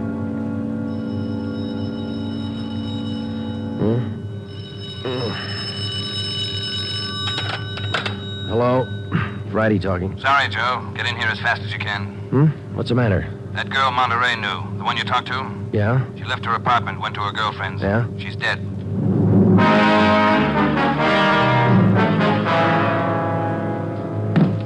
There it is. Ordinary red brick. Found it by the body. How long's she been dead, Skipper? Well, she was seen alive about an hour and a half ago. Got 3 bare footprints, good length of stride. Found them down in the lot beside the house. What do they look like? Same guy. First toe missing from the left foot. The same weight impression. Should be about 5'11". That checks out with what you got, doesn't it? All right, so it's the same guy. What about those shoes we found, Lee? Yeah, they correspond. They were impregnated with foreign matter. What'd you find? Particles of lettuce leaf, dry onion skin, traces of red cabbage. Maybe a vegetable counter. Maybe. What about the city wholesale market down on Front Street? What about any market in Los Angeles? No, Lee, that wholesale market is big enough to hide anybody. Hundreds of transients work in there. Some of them even sleep there. For a guy like Monterey, it'd be perfect. That's a fair guess. Check it when it opens. They open at 2 a.m. 2:30 now. All right, get back to the office and pick up as many extra men as you need. Get down there right away. Okay, Ed. Now, you know he's a rough one, so watch it. On Monday, June 23rd, at 2 minutes past 3 a.m., we pulled up at the city wholesale produce market. With the exception of 54 police officers in plain clothes who mingled with the buyers and sellers, business went along as usual. The market itself covered almost 3 square blocks in the lower part of the downtown area. It was divided off into hundreds of individual stalls by flimsy wooden partitions. To make the search even tougher, the place was crowded. For the first 45 minutes, we had the men circulate at random through the crowd on the chance that one of them might spot Carlos Monterey from the 13-year-old picture. It didn't happen. After that, we started a systematic canvass. We talked to the customers, we talked to the managers of the different booths, we gave them Monterey's description, we showed them his picture. Nobody recognized him. We checked the employment records one by one. Not a sign. Sorry, Sergeant. I'd like to help. I've never seen the guy. Okay, Mr. Snyder, thank you. We sure picked the sweet jobs, don't we? Oh, yeah, we could spend a year at this. Oh, Sergeant Friday. Yeah, Kamansky. Did you find something? Guy at the booth over there against the far wall. Thinks he might have hired Monterey a couple of days ago. Come on, Ben. Where? Over there, Sergeant. You showing Monterey's picture? Yeah, he thinks it might be him. Mr. Fresnetti, this is Sergeant Romero, Sergeant Friday. Yes, I told your boy, Sergeant. This fellow Carlos, I hired him to help last Thursday. Big rush for me now, so I hired him. You sure he's the man? In the picture? I think so. A little older, maybe. Oh, but I know faces. He's the man. You're looking for him? You say you hired this man last Thursday? That's right. It's a big rush for me now in the morning. I hired him Thursday. He worked Thursday, Friday, Saturday. But he don't show up this morning, so I got no use. Too many men to pick from. He don't show up, I let him go. What kind of work did he do for you? Same as he did for Schiller down there. Heavy work. Moving the stores, cleaning up. What kind of produce does Schiller handle, Mr. Franzenetti? Fancy, very fancy vegetable. Produce does Schiller handle, Mr. Franzenetti? Fancy, very fancy vegetable. It's a choice. New potatoes, expensive red onions. Schiller sells to the big hotels. Does Schiller handle brown onions, Mr. Franzenetti? Oh, only the best. Big dealer that Schiller. Sells it to the big hotels. How long has this Carlos been working around the market? Oh, I don't know. It's just like the rest. First he worked for me, then Largo Massini, then Schiller. Hey, why are you looking so hard for him? He stole something? He murdered somebody. Him? Mamma mia, murder. Do you have any idea where Carlos lives? Me? No. And if he comes back here, I tell him to get out. I got nothing to do with this trouble. No, you'll tell him nothing, Mr. Fresnetti. Here's our card. If you see Monterey again, call us. Say nothing to him. Oh, sure. I remember. Joe, call the chief at the office, will you? Message just came in. Thanks, Al. Come on, Ben. Yeah, there's a phone booth. See? No, I don't. Where? Straight ahead, little to the left. Oh, yeah. You got a nickel? Let's see. Oh, yeah. Yeah, there you are. Thanks. I'll see what Ed wants.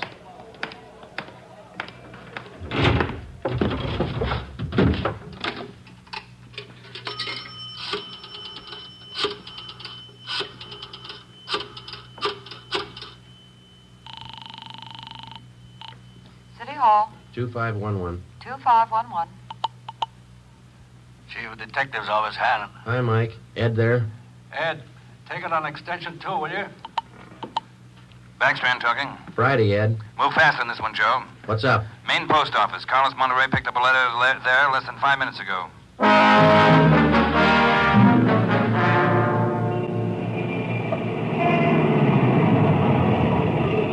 Come on, Ben. There's Ed over there with Wellberg. Yeah. Traffic short jammed up around here. Hi, Ed. Friday, Romero, you all set, Wellberg? All set, Chief. Spring Street to San Pedro. Sunset the first. Got it covered. Good. What's the story? Post office detail tipped us off. 5 minutes after 8, a man answering Carlos Monterey's description picked up a letter at the general delivery window. That was 16 minutes ago. Who spotted him? Sam Lane. Got a look at him just as he was leaving the window. Called to him to stop, but Monterey ran. Lane called me, and we threw a net over the area for 6 blocks around. And Monterey's still somewhere inside this area? I don't know how he could have gotten out. What's next? Well, I'll give him an hour to break for it. After that, we start a house-to-house search of the whole area. Stop all pedestrian and vehicular traffic for identification. You're going to jam up the depot traffic. That's cheaper than murder, Romero. Get going. The first hour we counted off in 5-minute segments. Like Backstrand, we felt close enough to Monterey to touch him. But he still wasn't there. The north and south ends of the blockade started to move in, slowly. Searching every store, every house, every conceivable place where a man might hide out. In the meantime, Ben and I worked the Spring Street side of the blockade, watching the faces of the pedestrians as they came through one by one, examining all vehicles and their drivers. The morning wore on, the sun came out, and it started to get warm. By 11 o'clock that morning, Monterey still had not been found. The temperature was 93 in Los Angeles. It was still climbing. The search went on. At 10 minutes past 2 p.m., Backstrand made the rounds. How's it look, Skipper? Not good. Going slow. How much longer you figure? I don't know. It'll go to after dark, that's sure. District down here is like a rat's nest. Yeah. Nothing? Nothing. But he's someplace inside this blockade. He's got to be. Any chance getting relief for the men in our squad? Some of them been working straight through since yesterday. I'll see. Check with me around 5 this afternoon. Thank you, Skipper. Keep a sharp lookout. One slip. That's all it takes. The search went on. At 3 o'clock that afternoon, the temperature was 95. We sweltered and we waited. At 3:45, Backstrand sent a squad of men into the Union Depot to search it from top to bottom. There was one false alarm when one of the men thought he saw Monterey slipping out a side door into a taxi. He turned out to be a train conductor. At 25 minutes past 4, Backstrand passed along the order to our detail to start moving in, house by house. It was a tedious job, and it went slow. The men were tired. At 5:30, the relief squad showed up. Ben and I stayed on. After another 2 hours of house-to-house searching, the trap was narrowed down to a 3-square-block area, a single block wide and 3 blocks long. It started to get dark. Backstrand ordered out batteries of floodlights. By 8 p.m., the cordon closed in around the last 2 square blocks. Lines are all set, Skipper. Ready to move. Good. What do you think? We'll know pretty soon, one way or the other. Frank, keep that traffic moving. All right, you two, get going. See you later, Skipper. Joe, let's take a look in here. Okay. Sure is an old building. Yeah. Where'd Kamansky go? Oh, no, he's here a minute ago. Oh, wait, there's his flashlight. It's down at the end of the corridor there. He's signaling. Yeah, come on. Kamansky? Yeah. Down below, Sergeant, in the basement. Come on. Monterey? He's been there, I think. Here, this way. Where? Over here. Now watch your step. The light's bad. Here he is. Says he's the janitor. Oh, my head. He's been slugged. All right, come on. How'd it happen? Can you tell us? Yeah, a big man hit me. I came down to empty the baskets. He hit me and ran. Ran over to the new building. The new building? Is that the one next door? Yeah, just a few minutes ago. Nobody's come out of this building for the past half hour. Every door in the place is guarded. No, not the doors. He went through the tunnel. I saw him. Over there's the tunnel. I'll take a look, Joe. Yeah, the tunnel connects the 2 basements. Same company, old building, new building. The tunnel connects the basements. Joe, come on. Yeah. Kamansky, get out to Backstrand. Tell him what's happened. Right, Sergeant. And call an ambulance. Right. All right, Ben. Through the tunnel. Watch where you're going. The light's bad. Yeah, it is. That a door up ahead there? Yeah, I think so. Yeah, let's go. Good. There's a stairway. Come on.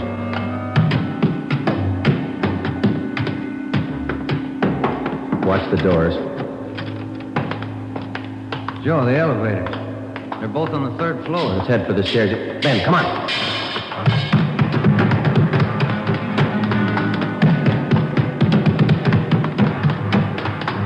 One more floor. Yeah, right. Come on, hurry. Yeah. Look, top of the stairs. There he goes. All right, hold it, you. Stuck in the elevator. Joey's going down. Well, we'll never make it on the stairs. Joe, look. This other elevator. The control lever's bent. Let's try it anyway. Yeah. All right, kick the control lever. Kick it, Ben. That's good. All right, Ben, knock the lever back. Come on, quick. Yep. What's the matter?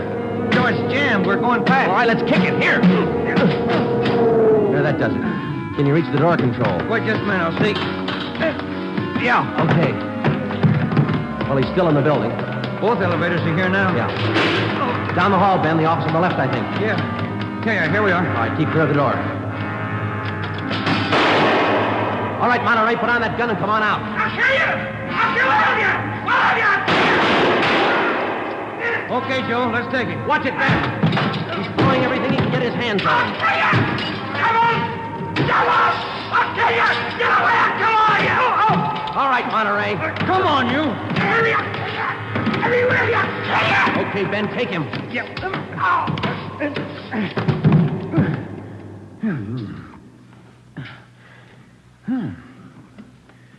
Nice looking guy. Clean cut. Yeah. Doesn't figure, does it? What's that? My wife would say he doesn't look like a killer, does he? What's a killer supposed to look like? The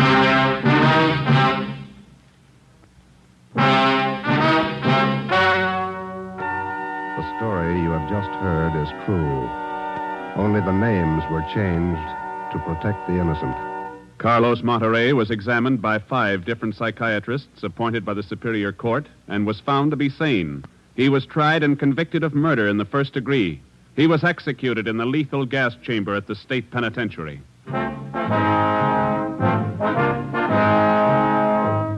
You have just heard the 17th in a new series of authentic cases from official files. Technical advice for Dragnet comes from the office of W.A. Wharton, Acting Chief of Police, Los Angeles Police Department. Tonight's program is dedicated to motorcycle patrolman John Kramer of the El Paso, Texas Sheriff's Department, who on the afternoon of April 26, 1940, gave his life so that yours might be more secure.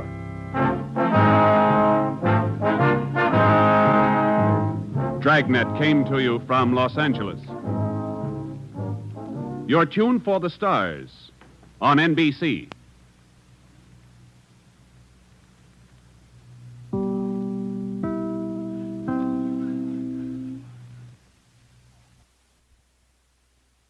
Tonight, step inside the opulent corridors of the Royal Emerald Hotel, where marble floors echo with whispered secrets and a glittering gala hides shadows behind every chandelier. When famed socialite Anne Connelly receives an anonymous threat, our hard-boiled detective is hired to protect her from danger that lurks among tuxedos and diamond necklaces. With every guest a suspect and every movement watched, tension crackles in the air. Someone in this gilded palace doesn't want Anne to see the sunrise. Let's go back to the day this episode aired and find out what the most important news of the day was. It was March 25, 1952, and that day, the world watched as the United States Supreme Court ruled on the validity of loyalty oaths for public employees, while across the Atlantic, French forces launched a major operation against Viet Minh positions in northern Vietnam. This case looked refreshing at first. It took me to Milwaukee, the brewing capital of the USA. But it occurred to me later, for a guy who appreciates a good head on a glass of beer, I take lousy care of my own.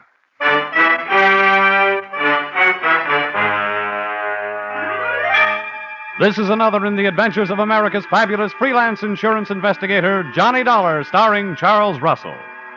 At insurance investigation, Johnny Dollar is only an expert. At making out his expense account, he's an absolute genius.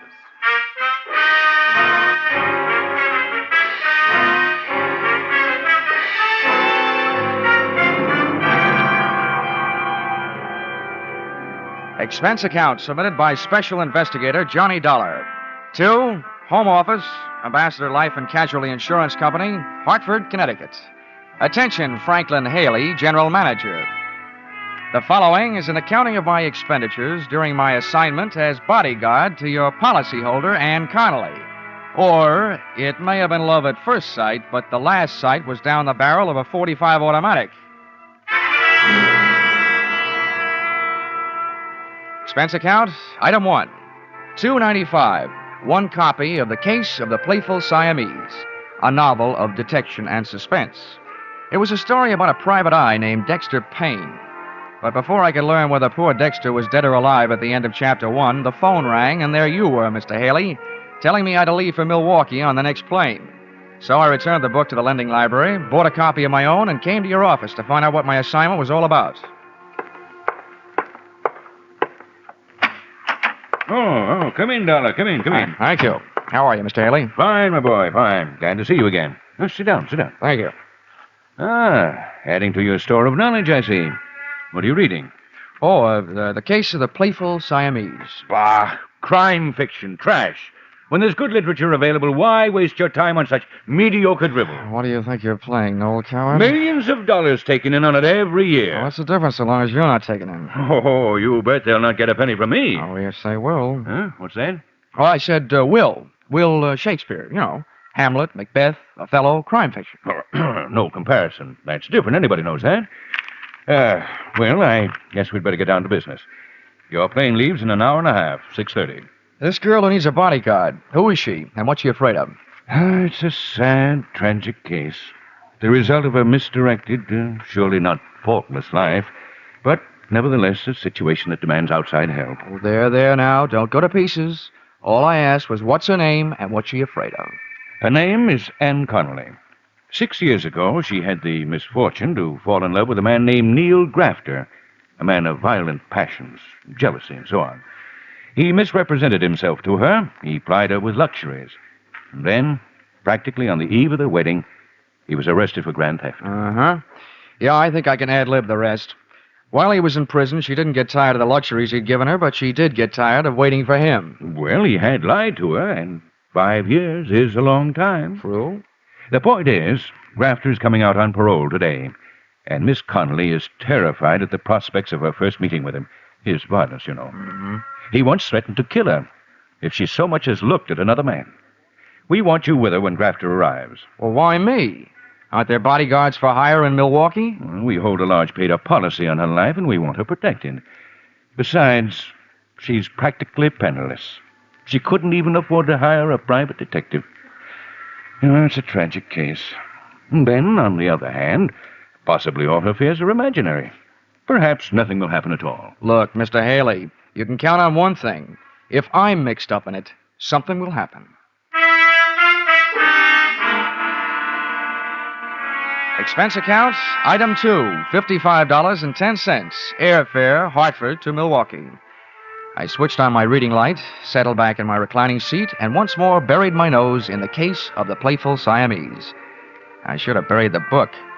It turned out that Dexter Payne had lived through Chapter 1, and he really started to live in Chapters 2 and 3. A beautiful blonde in a slinky negligee had just made herself comfortable on Dexter's lap, and guess what happened?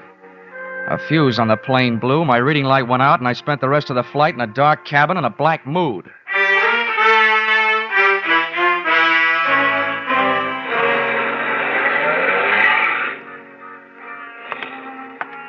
Expense account, item 3, $2.50, cab fare, airport to the address of Ann Connelly, which, for a girl who couldn't afford a detective, was quite a hunk of a dress, unless she was living on Friends.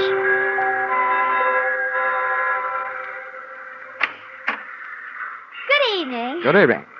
In case you are looking for Miss Connelly, she is not here. In fact, she has went out for the entire evening. Oh? Well, I think she's expecting me. At least she sent for me. She sent for you? Yeah, I'm Johnny Dollar from the insurance company. Oh, how dense of me. She did mention in passing that a detective would show up. Step inside, please. Thanks. Just hang up your coat and things. All right. She wishes you to remain until she comes home, which could be any time after the joints close up. Yeah, sure. And, in the meantime, I have been instructed to see that you are comfortable. So, what would you care for, a straight slug or a highball? Well, a highball would be fine. Step this way, please. Oh, the floor's waxed, so watch that throw rug if you don't wish to land on your ear. Okay, thanks. Hey, it's a nice place. Do you own it? Most decidedly not. To me, it is a sweatshop. I am Cora. I am Miss Connelly's personal maid. Personal maid? I agree that I do not look the type. I only accepted the position because I was on my uppers. My regular racket is specialty dancing. Please be seated. Thanks. Cora, if I may call you Cora? Oh, please do. Cora, as I understand it, Miss Connelly needed a bodyguard, but she couldn't afford to hire one. So she asked the insurance company that holds a policy on her life to supply one. Well, that's me. And now I find out she lives in a house on the right side of the tracks and has a personal maid. I'm confused.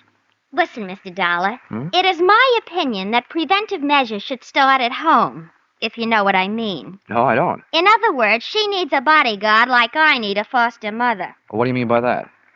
From what I have saw, she has more men hanging around to protect her than Princess Margaret. You know, if they were divided into a line in a backfield, they could walk over Notre Dame. Especially a handsome specimen named Ray Merrick, whom she is dating tonight. Well, what about this guy who's coming out on parole? Pardon me? Neil Grafter. While he was cooling his heels in prison, she was cooling her love for him. And she's afraid of what will happen when she tells him. This is news to me. Of course, I have been in Miss Connelly's employ only a few days, but I have not heard mentioned any kind of a grifter or a stir-bum in her past. Now, as regards to your highball, would you care for scotch, bourbon, brandy, soda, or plain water? Make it scotch, soda, and no ice. Hey, Cora, if you don't mind a compliment, that outfit you're wearing, naked sandals, quilted skirt, and that sweater, make you look less like a personal maid and more like a personal friend of Errol Flynn's. I should live so long, but I thank you for your appreciation. It's part of my condition here that I am allowed access to Miss Connelly's wardrobe. Except for, here, we're the same size. Here's your scotch end. Thanks. And, if there's anything else that would add to your comfort while you wait, name it. All I need now is an easy chair and a lamp. I'll get back to the case of the playful Siamese. Pardon me?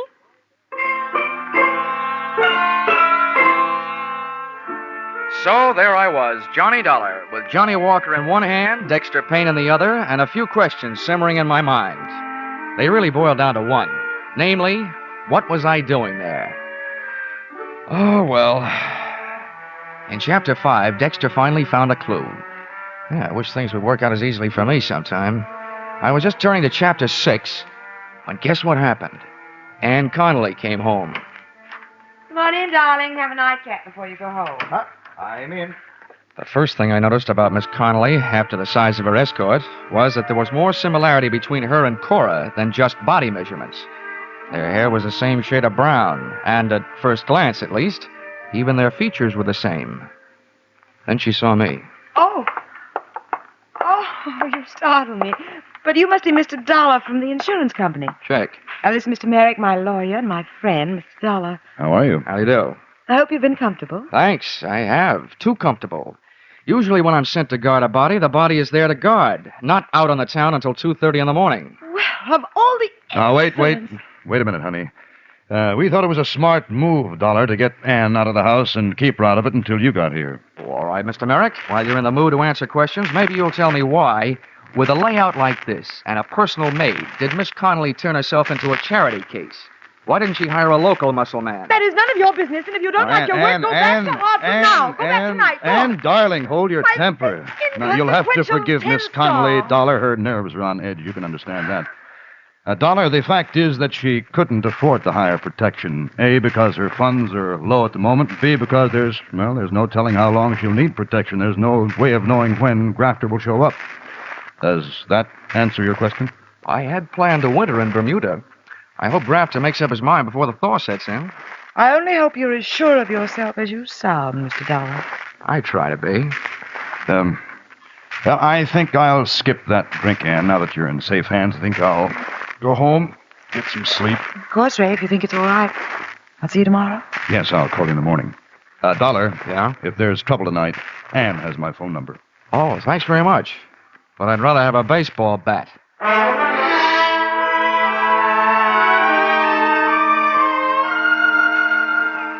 I learned early in my career that an excellent way to court disaster is to wait for trouble because it usually sneaks up behind you. But it was too late then to go looking for it, so I made the rounds of the house, checking the locks on doors and windows. Then I turned off the lights and hunched myself up on a couch that would have tested the stoicism of a bed of nails type Indian faker and tried to stay awake. I wondered about Dexter Payne. I wondered if the playful Siamese was a cat or somebody from Siam. And I just about made up my mind to duck into the closet with my trusty Ronson and read until the fluid ran out. And guess what happened? A door closed quietly, and a white-robed figure floated toward me.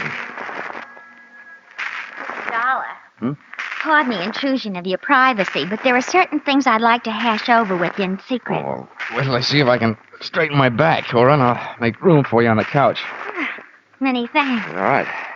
I hope you don't mind my state of attire, but I didn't bother with the robe in case the noise of the closet door might waken Miss Connelly.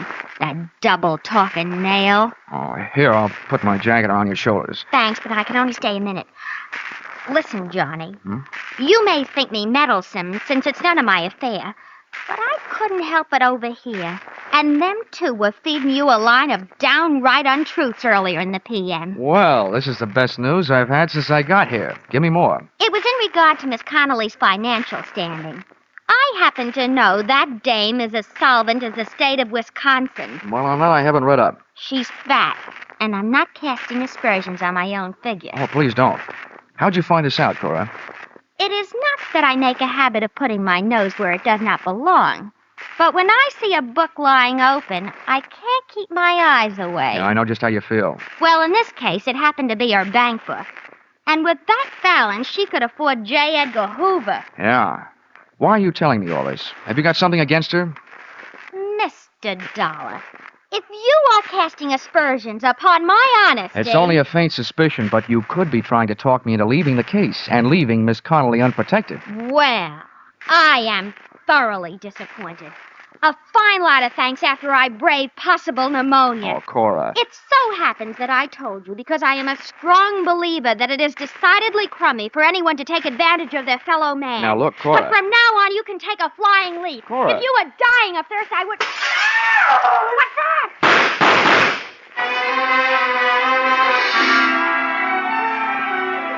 As I stumbled across the room and into the pitch-black hallway leading to the bedrooms in the rear of the house, I wondered what Dexter Payne would do in a similar situation. To both Dexter and me, life was just a bowl of uncracked nuts, unopened Chinese fortune cakes, and unanswered questions headed up by Who Shot Whom?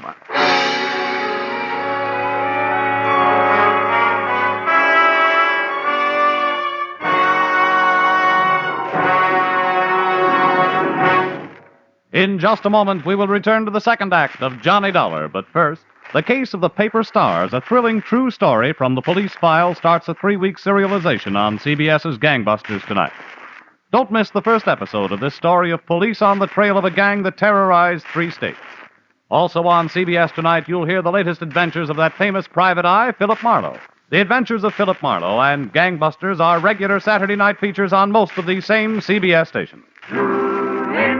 Tune in this fall for the shows that you love best of all. Listen carefully, here's the address. It's CBS. Now, with our star, Charles Russell, we return to the second act of Yours Truly, Johnny Dollar.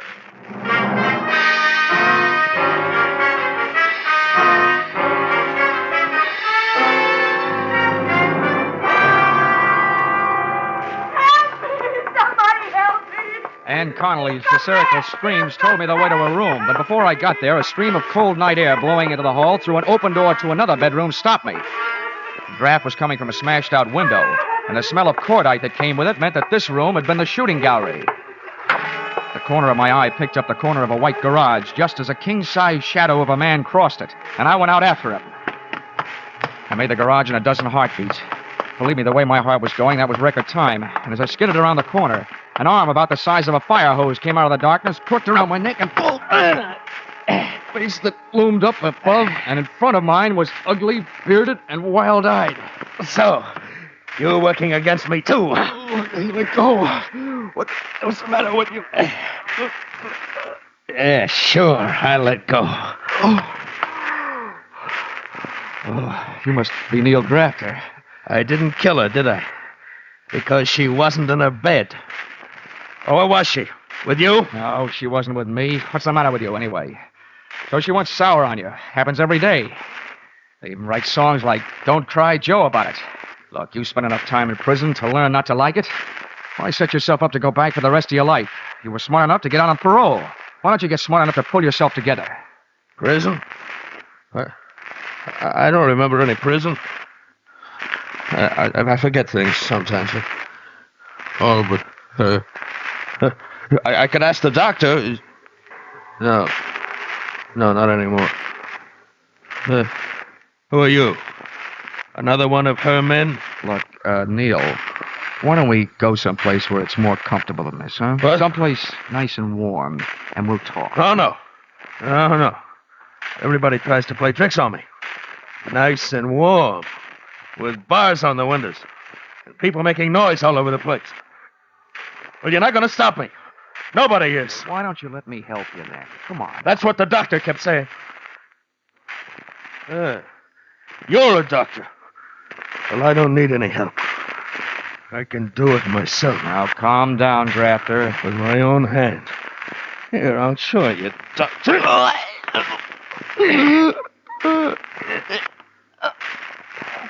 No.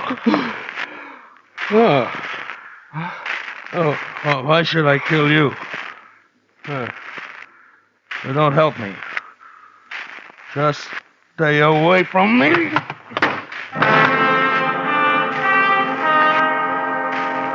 He went. And what's more, I watched him go. One, I didn't have enough strength to get off the ground.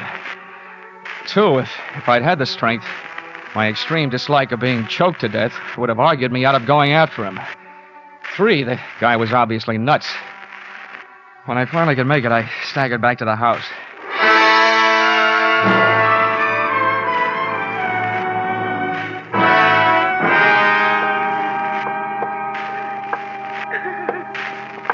You can turn on the lights, Miss Connelly. He's gone.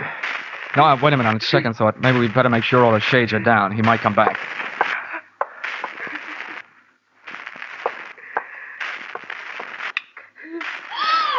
Johnny! Your throat! What did the lug do to you? You might say he saved my life. At least when he got halfway through the job, he changed his mind about killing me. You talked to Neil? I tried to, but he didn't understand anything I said. And Miss Connelly, he didn't talk about rooms and paroles as in prisons. He talked about doctors and barred windows and noisy people as in mental hospitals. Do I translate that to mean that he's off his rocker? Cora, please, go over there and sit down, will you? I'll get to you later. Well, pardon me. Just pretend I'm elsewhere someplace. After all, it was only my bed that he blasted. Did you hear that, Miss Connelly? Yes. Yes, I know it was a horrible thing to do, having Cora sleep in my room. I was half crazy with fear. Why doesn't Ray get here? He promised to hurry. Maybe we can air some of the linen before he arrives. Instead of being in prison, which was a story I got, Grafter was in a hospital for the criminally insane, nursing a big yen to ventilate your head. Is that right? Please, Yes. Yes, that's the truth. He escaped a month ago. A month ago? Yes. The doctors notified the police here that I was in danger, and they supplied a 24-hour guard for the house. But after a month, they decided Neil had gone someplace else, so they withdrew the guard. Oh, great. So the only people left who cared more about your fate than they did about mine was your insurance company. Well, we had to do something, but I didn't have any insurance. What? So Ray bought a policy for me, and then we contacted the company. Aha. Legal blackmail, huh? Which brings to mind a meaty little question. Did you lie to the general manager, Franklin Haley, about where and what Grafter really was? Or did that misplaced con man hoodwink me into this mess? We told him the truth. I swear we did. Okay. I hope he lives through my expense account because that little trick is going to cost him.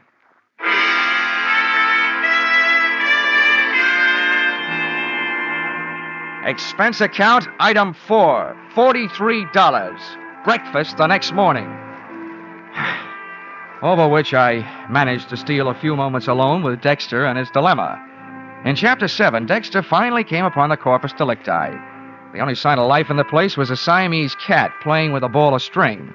But before I could find out how the cat figured into things, the phone rang. Hello? Mr. Dollar, please. Yeah, this is Dollar. Your call to Melville State Hospital is ready. Oh, fine. Go ahead, please. Hello? Dr. Dollar here. Who is there, please? I am so busy. Oh, well, this is Johnny Dollar, Doctor. I'm an insurance investigator. But I don't want any. I am so busy, please. Oh, no, Doctor, investigator. I want to talk to you about a patient of yours, Neil Grafter. Grafter? Mm-hmm.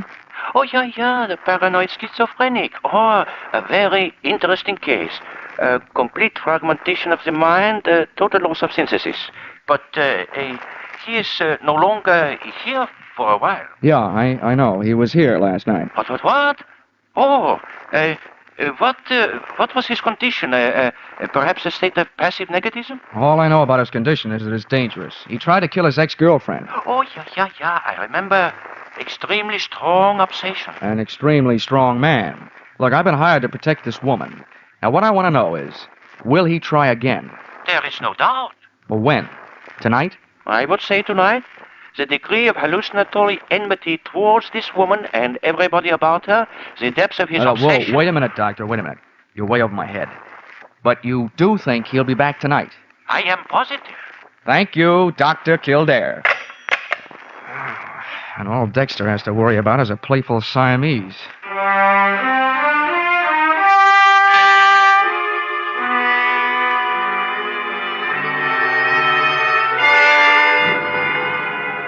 Waiting for a paranoid killer can be depressing all by itself.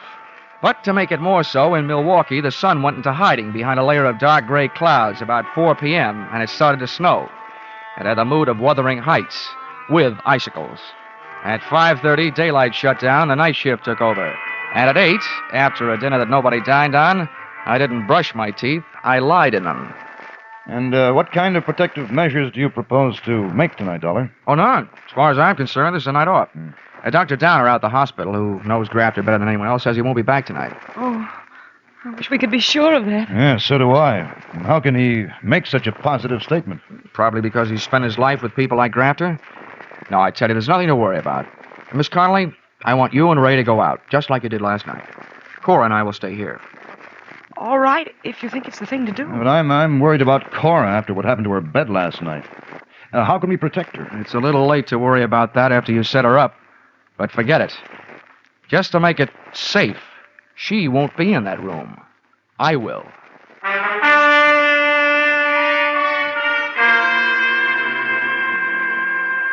Expense account, item 5, $50. Refreshments. I needed something to bolster my courage, so I ordered it. At 2:30 a.m., things were looking good for Neil Grafter. Ray Merrick and Ann Connelly had returned from their date. Merrick had left. Miss Ann Connelly was trying to sleep in her room. Cora was on the couch in the living room, and there was a rolled-up blanket in her bed to make it look like that's where she was. And me? I was out in the snow, huddled near the incinerator, with an iron poker freezing to my hand, with a good view of the house and a poor outlook on life. Nothing happened until about 4 o'clock. That's when I spotted a familiar-looking big shadow of a man moving across the garage toward the house.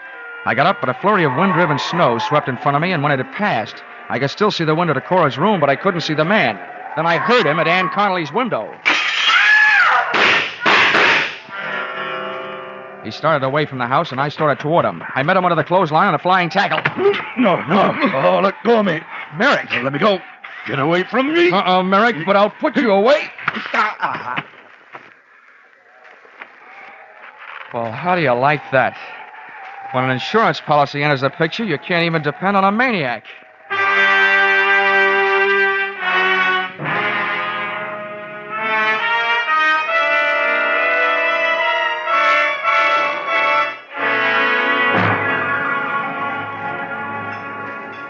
Well, Just one more, then, to pacify my nerves. They're jumping. Now, take it easy, Cora. This is a fine time to start falling to pieces. Oh, why doesn't the doctor get here? Now, don't worry. He's coming. I've called for an ambulance. If Miss Connelly kicks off, I will hold him personally responsible. Now, look, Cora, I appreciate your feeling toward your fellow man, but Miss Connelly made a pigeon out of you.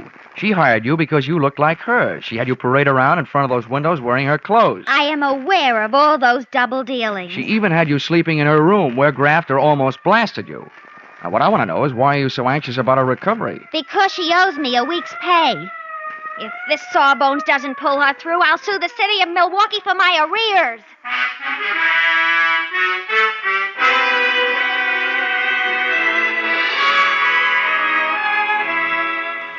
Expense account, item 6, $150 for services rendered while I was on the giving end of a blood transfusion, which Ann Connelly needed before she could be moved.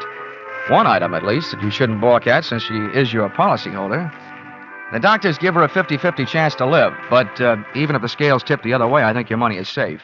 Because her beneficiary, Ray Merrick, is guilty, among other things, of attempted fraud, since he planned on having Neil Grafter blamed for the shooting he did. Expense account, item 7, 5 cents, newspaper, which reported that the police had returned Grafter to the hospital from which he had escaped. He did come back, as Dr. Kildare said he would, but he was a little late and missed the party. Item 8, $55.10, airfare, Milwaukee to Hartford. Expense account total, oh yeah, Dexter Payne. You know, I never did finish that book. After those cats I'd been jiving with, I couldn't care less about a playful Siamese. Expense account total, $845.30. Signed, yours, truly, Johnny Dollar.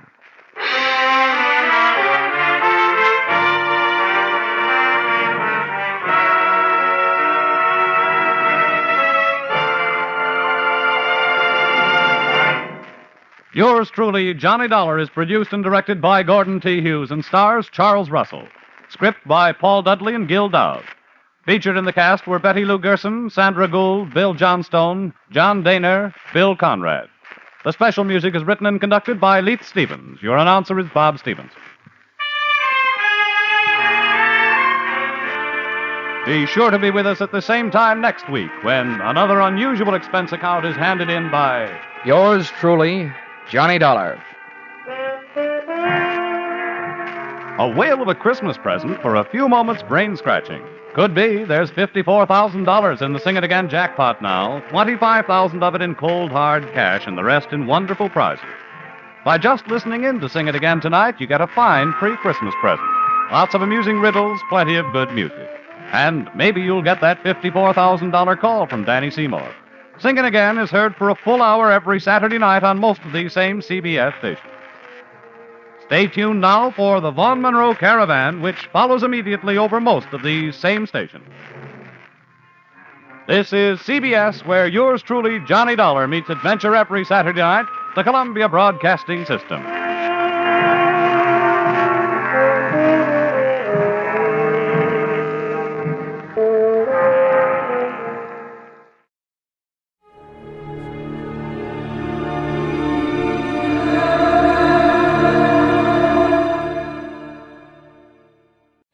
The Adventures of Sam Spade, Detective, brought to you by Wild Root Cream Oil Hair Tonic, the non-alcoholic hair tonic that contains lanolin. Wild Root Cream Oil, again and again, the choice of men who put good grooming first.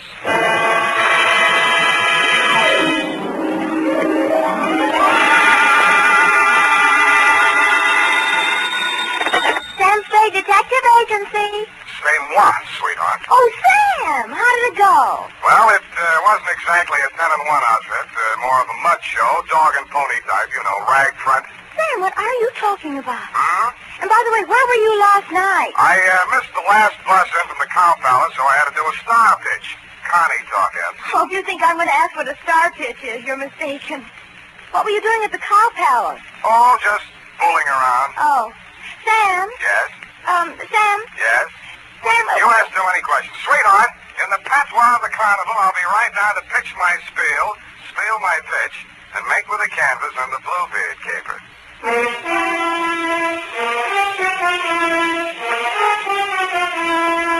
Dashiell Hammett, America's leading detective fiction writer and creator of Sam Spade, the hard-boiled private eye, and William Spear, radio's outstanding producer-director of mystery and crime drama, join their talent to make your hair stand on end with the adventures of Sam Spade. Presented by the makers of Wild Root Cream Oil for the hair. Say, Mom, if the summer winds are making Junior's hair drier and mussier than it should be, why not borrow a little of Dad's Wild Root Cream Oil and restore that sweet, angelic look? You'll find Wild Root Cream Oil hair tonic comes in handy for every member of the family. It grooms the hair so neatly and naturally, relieves that summer dryness, and removes loose dandruff, too. Better check on your supply right now. If it's running low, then tonight or tomorrow, first thing, get Wild Root Cream Oil hair tonic. Again and again, the choice of men who put good grooming first. And now, with Howard Duff starring as Spade, Wild Root brings to the air the greatest private detective of them all in the adventures of Sam Spade.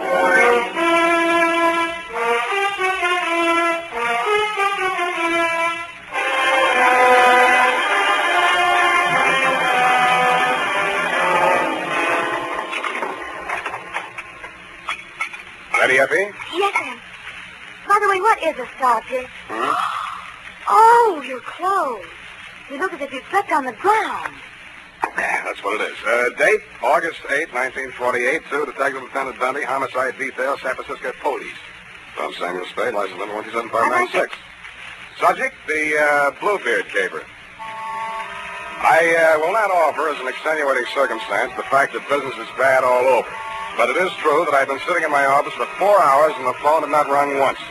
This one didn't phone. From the looks of him, he didn't have the required nickel. But the hangover he was wearing under his eyes had cost someone a pretty penny, so I figured his credit might be good somewhere. Mr. Spade? Yeah? Oh, my head. Here, try this. Oh. Want it mixed? Oh, no soda. Couldn't stand the noise. Where'd you wake up? In these same clothes. Figures. It all started at my sister's engagement party. Mint juleps. They must have been full of flukum. Flukum? You don't happen to have an ice bag?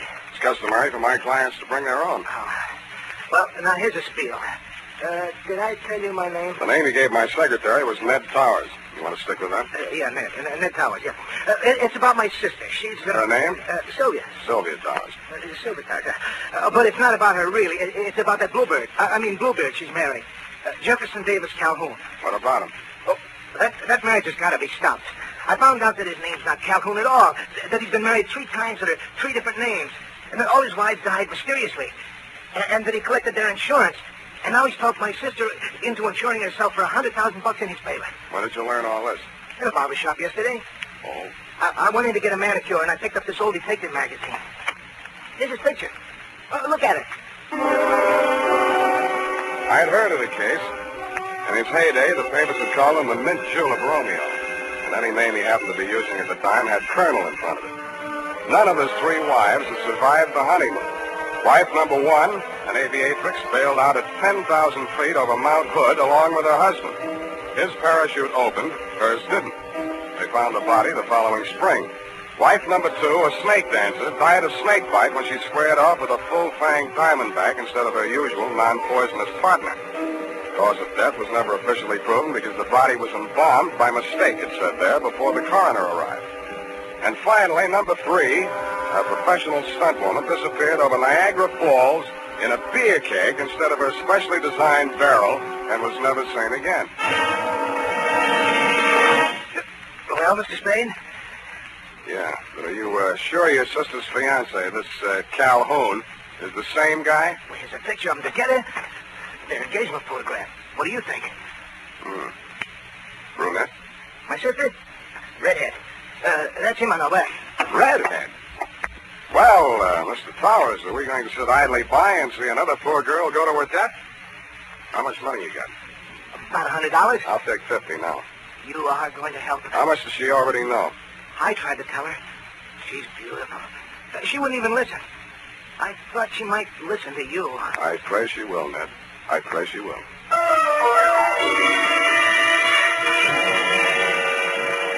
There were 2 aspects to the case that I wanted to look over more closely. A, Sylvia's red hair, and B, the red splashes on my client's face. I had a hunch she might be suffering from more than a hangover. So I dropped him at the address of a medical friend of mine who specializes in poison. He said the tests would take most of the afternoon, so I decided to find out who was Sylvia, what was she, was she as kind as she was said.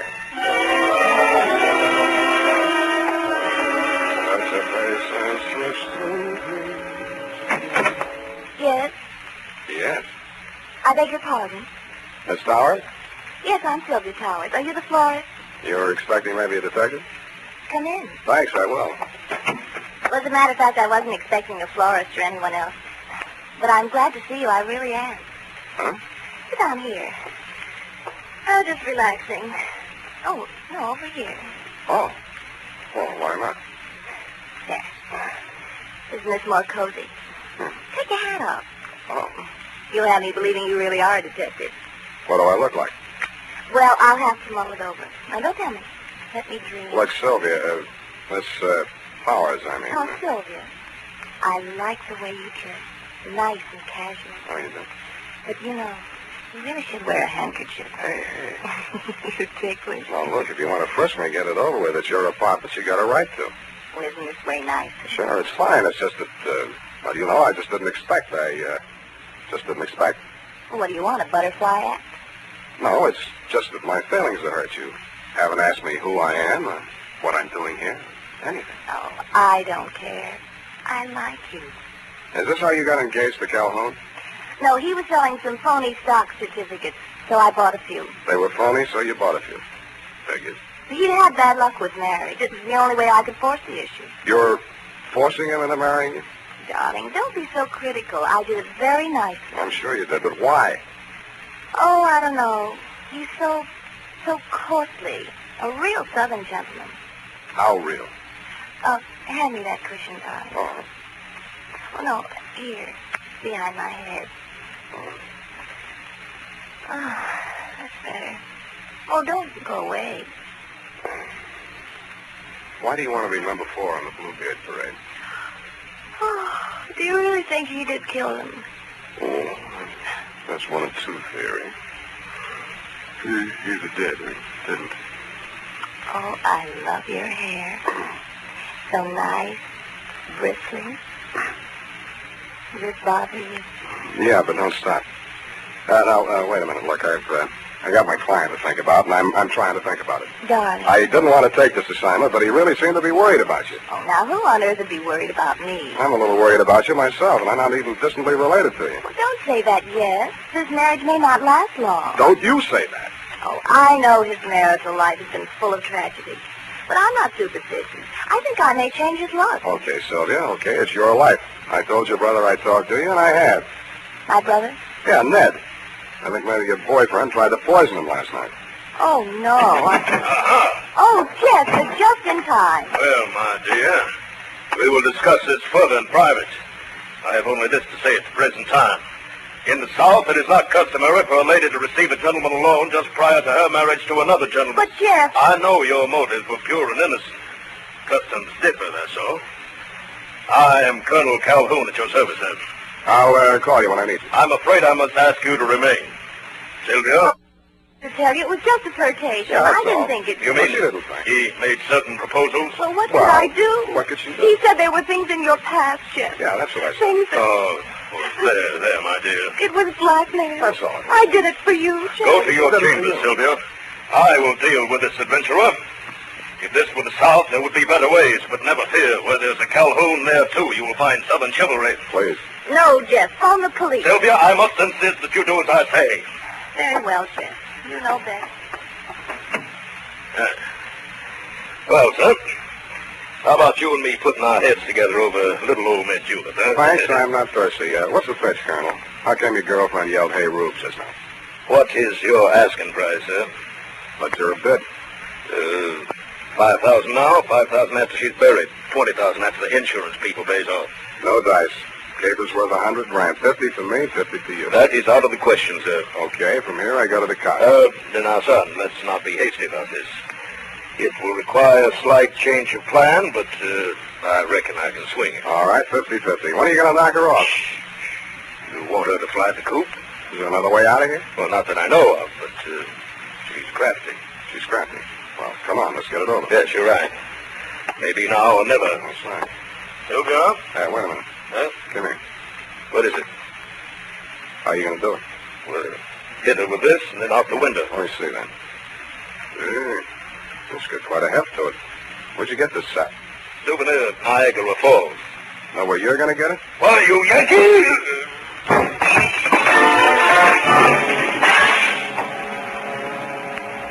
The souvenir of Niagara Falls was deadlier than I thought. The blow spun him around like a top, and he went down on the other side of the room, taking the bar and the mint julep ingredients along with him.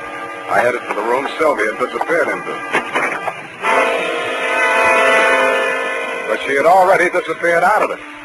I looked in the closets, the bathroom, under the bed, tapped the walls for secret panels, and then forced myself to look out the only possible exit, the open window. 10 stories, sheer drop to the street. 2 stories, sheer unclimbable masonry to the roof. Now get this, Dundee.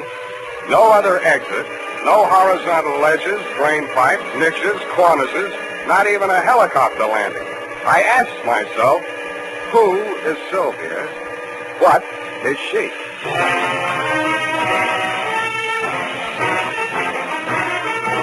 The makers of Wild Root Cream Oil are presenting the weekly Sunday adventure of Dash's Sam Spade.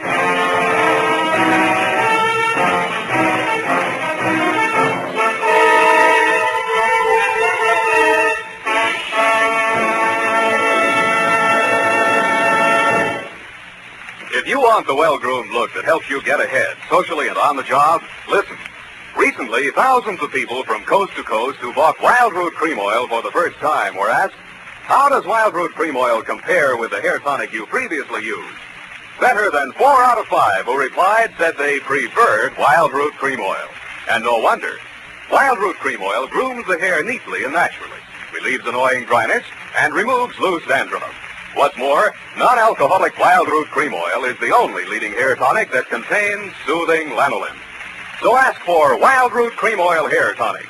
Again and again, the choice of men who put good grooming first. By the way, smart girls use Wild Root Cream Oil too, and mothers say it's grand for training children's hair.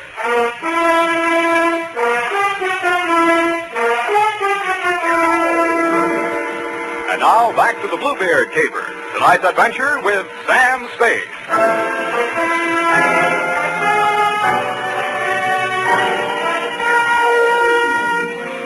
There was no use wasting any time trying to figure out how Sylvia had done whatever she had done to escape from that escape-proof room. There was nothing of interest in it but a diving helmet, deep sea type, and the current issue of Billboard, a magazine which records the movements of show people. Under carnivals and pet shows, an item was circled. Colonel Carlisle's Colossal Carnival and Pet Show, which was currently playing San Francisco out by the Cow Palace.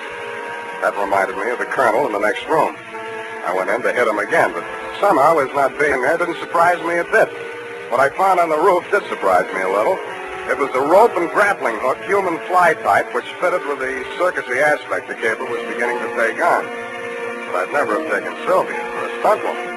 I took a deep knee bend to get into condition for what lay ahead, slid down the banister to the top floor, somersaulted into an elevator, and rode it down to the lobby, no hands. Pausing only to acknowledge the applause of the scrub woman, I skated down over to the phone booth. Sylvia's hands like the night. Dr. Mandel's office. Bernie, Sam Spade. Oh, say, I'm glad you called, Sam. That patient you brought in here, Ned Coward? Yeah, what about him? Well, your hunch was right. There was enough poison in him to kill him twice. And that ain't all. He dead? No. Then what's all? Well, his stomach had enough foreign objects in it to keep all the newspapers in town in Monday morning feature stories for the rest of the year. What type foreign objects? Oh, glassware, spoons, hunting knives. Well, nothing valuable. Where'd you send him? Oh, he wasn't a hospital case, Sam. Enough poison to kill him twice, glassware, spoons, hunting knives, and not a hospital case, huh? The poison, he's developed an immunity. The other stuff, it's harmless. Harmless. Do you want me to send you the complete report? No, forget it, Bernie. You've given me enough. Thanks.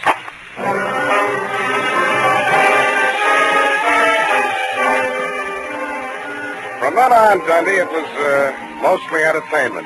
I headed for the carnival grounds outside the town, and Colonel Carlisle's Colossal Carnival in tent show unfolded before my very eyes just west of the Cow Palace.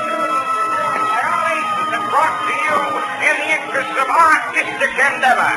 Mademoiselle Mahala, the favorite dancing girl of the Sultan of Zanzibar, brought direct from the perfume gardens of the Mystic Orient. Every muscle of a gorgeous body shakes. And now, ladies and gentlemen, in the interest of science and the furtherance of national defense, one of the medical miracles of the 20th century. Ladies and gentlemen, a man with the iron stomach and the asbestos esophagus, Professor Dilator. Professor, if you please, give the folks a sample of your control over the fiery elements. I will light the torch. And to the professor. And now, Professor, if you will kindly... The coach dancer left me cold to be a fire-eating professor, I thought. It was none other than my client, a man who called himself Ned Powers. I moved as close to the platform as I could without setting fire to myself and caught his eye.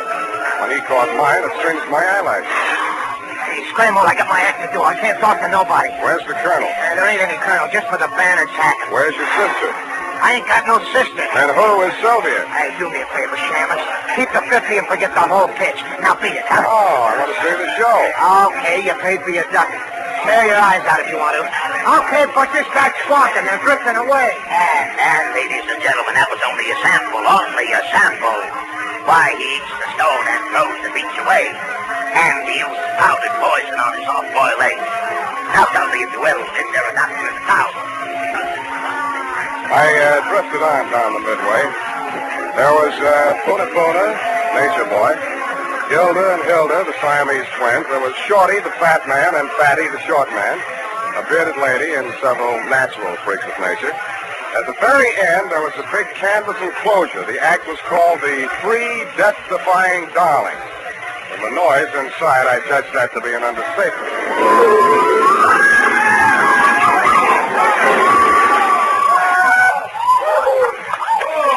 I bought a ticket and got inside just in time to see a trim, energetic blonde in tailored coveralls crawl out of the twisted wreckage of the car she'd just driven point blank into a concrete wall at an advertised speed of 80 miles an hour. She took a bow, tripped lightly out of the ring, and a brunette about the same size and shape, but wearing a costume consisting mainly of 3 live rattlesnakes, passed her coming in. I swear she did. I also swear that she danced so well I didn't even notice the snakes after I got used to it. Before the lead snake had taken its final bow and wriggled out of sight, a redhead in green coveralls appeared at the top of a 60-foot tower. She climbed into a barrel, and some stupid fool pushed her off. The tank she landed in was no more than 3 feet across and couldn't have had more than a foot of water in it.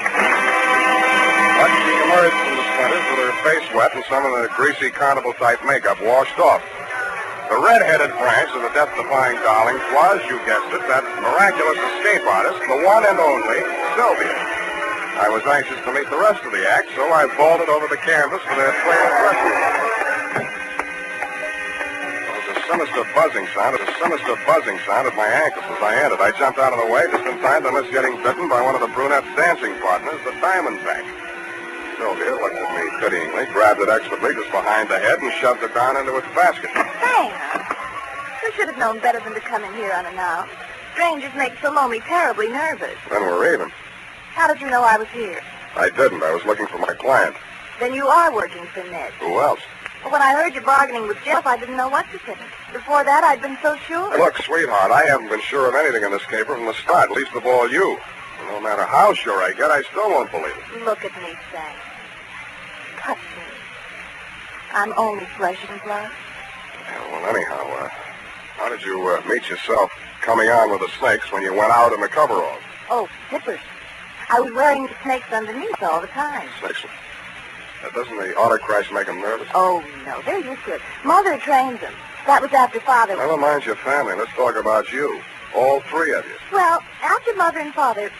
Well, the act was a threesome, you see, and they wouldn't keep me on as a single. So Jeff Calhoun worked out a routine so only one of me would be on at one time. That figures. How often do you come out of it alive? You mustn't say things like that, even in joking. I'm terribly out of condition. I haven't had a real workout Since you went over Niagara Falls in that beer keg? And by the way, how did you manage that? Simple. Relaxation. Secret of everything. I could teach you that, Sam, darling. Jeff could never learn it. How long do you think we'd get away with it, sweetheart? Aren't you taking rather a lot for granted? Maybe not enough. So far as I know, you've only been killed and resurrected 3 times. Darling, if it frightens you, I promise I'll never do it again. How did you drop 10,000 feet without a parachute? Oh, that Mount Hood stunt? I crash landed the plane, set fire to it. There were witnesses. Something dropped. Nothing but a weighted flight suit. Whose body was that they found? There are always bodies when the snow melts. By the time they get to them, they could be anybody. Oh, that's a relief. Now, what about that other body? Which other one, darling? When you were embalmed after the snake bite. Oh. Well, Jeff just claimed somebody from the morgue that nobody else wanted. Don't be so critical, darling. We didn't hurt anybody. Better not try to tell that to those insurance companies. Well, they should be happy. Jeff says it helps them with their taxes.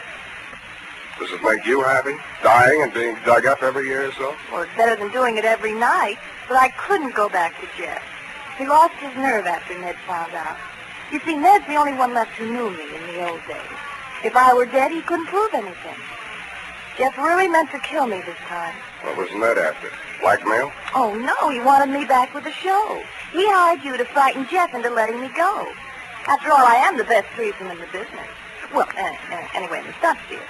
Did you see my review on Billboard? I saw for myself.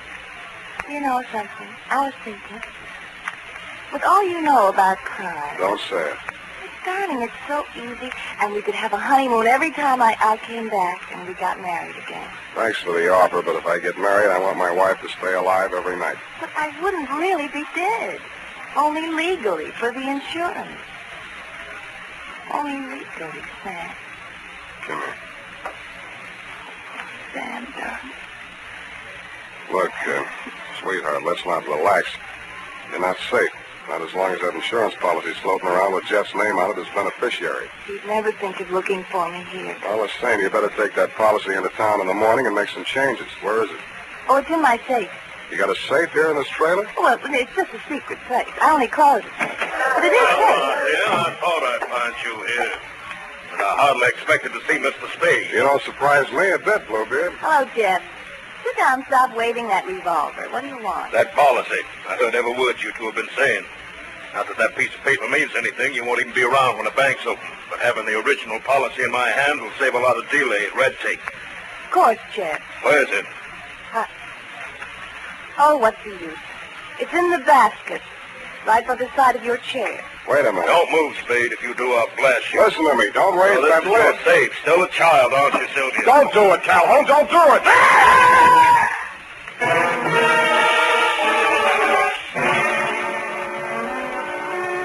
And that, Lieutenant dear, took the lid right off of the cable. Due to my Boy Scout training, my split-second timing, and the fact that Salome's fang missed an artery by a 30th of an inch, I understand Calhoun will live long enough, which as far as I'm concerned is any length of time you care to name. About Sylvia, I really don't know how to advise you there, but if you're planning on charging her with attempted homicide, you'll find that there are 3 darling sisters listed as U.S. citizens and residents of California. It might be hard to figure out which one of her to indict. Period. End of Nightmare Alley, Bluebeard Division. Any questions, F? Oh, just one, Sam. A grammatical error, but I'll correct it. And just whom do you think you are to be correcting my grammar? Who, Sam? Nominated case. Nominal. Nominated, Sam. The most frequently used cases in English are nominative, accusative, and possessive. Now, I'm referring to your sentence which reads, it might be hard to figure out which one of her to indict. Yeah. Of course, you meant them, since there are 3 darling sisters. Her being singular. Indeed, her was singular, Abby. Oh, Sam, you make a joke. It's a very small one. Now, type that up and leave my grammar as is. It's colorful. Oh, very well, Sam. I'll just fix the syntax as I go along. Syntax? In California?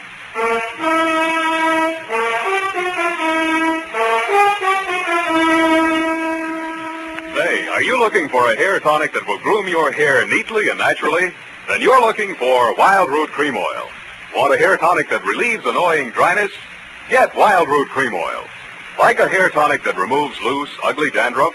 The answer again is Wild Root Cream Oil, the famous hair tonic that gives you the big advantages men consider most important.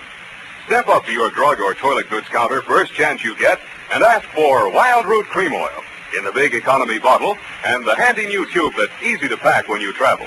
Also, ask your barber for a professional application of Wild Root Cream Oil Hair Tonic. Again and again, the choice of men who put good grooming first.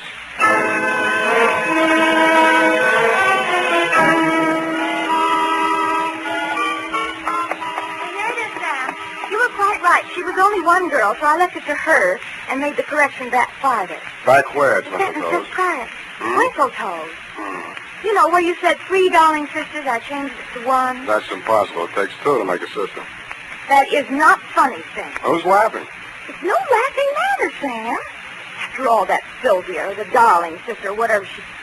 And I don't care if she can go over Niagara Falls in a barrel. Let's get it right. A beer cake. In fact, the only funny thing is you being taken in. After all, snake charmers of that type are a dime a dozen. All right, it's 20 cents. Phone up that place. What place?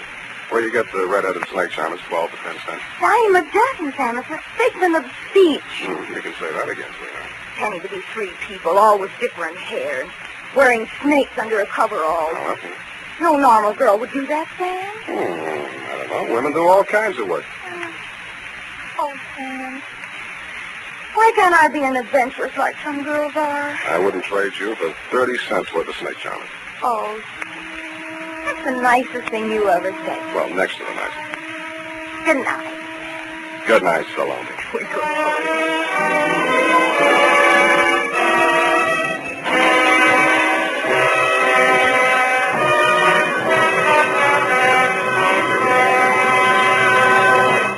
The Adventures of Sam Spade, Dashiell Hammett's famous private detective, are produced and directed by William Spear. Sam Spade is played by Howard Dove. Lorene Tuttle is Effie.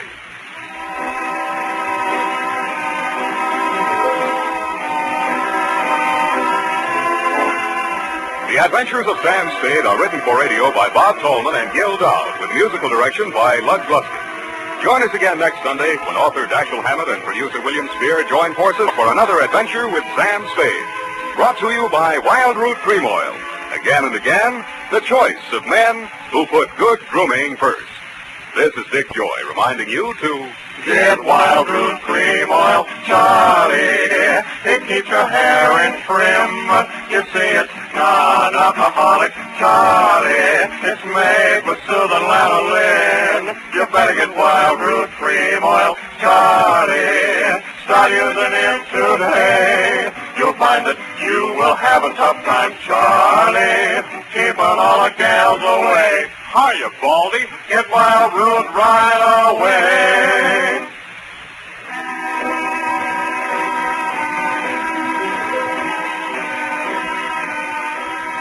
This is CBS, the Columbia Broadcasting System.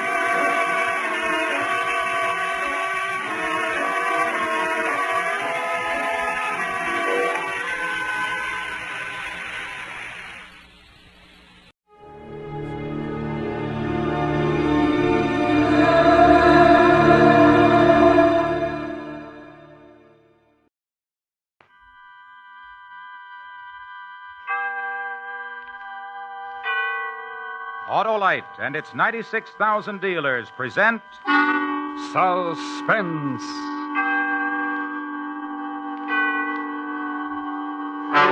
Tonight, Autolite presents transcribed A Murderous Revision, the story about a man who made a recording of a violent death, starring Mr. Richard Widmark.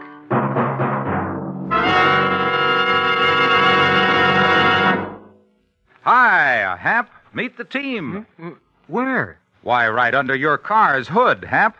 The Autolite Electrical System, the family team of precision-made units, including the coil, distributor, starting motor, and the other parts that make up the complete Autolite Electrical System, used as original factory equipment on many leading makes of our finest cars, trucks, and tractors. Well, what does this team do, Harlow? Why, Hap, it goes to work for you every time you press the starting switch. Sound your horn? Or play your radio? The Autolite electrical system does all that, huh, Harlow? Right, Hap, because all its units are related like a family team by Autolite engineering, design, and manufacturing skill for the smoothest performance money can buy. So, friends, when your Autolite-equipped car needs replacement parts, insist on Autolite original factory parts, because from bumper to tail light, you're always right with Autolite. And now, with A Murderous Revision and the performance of Mr. Richard Widmark, Autolite hopes once again to keep you in suspense.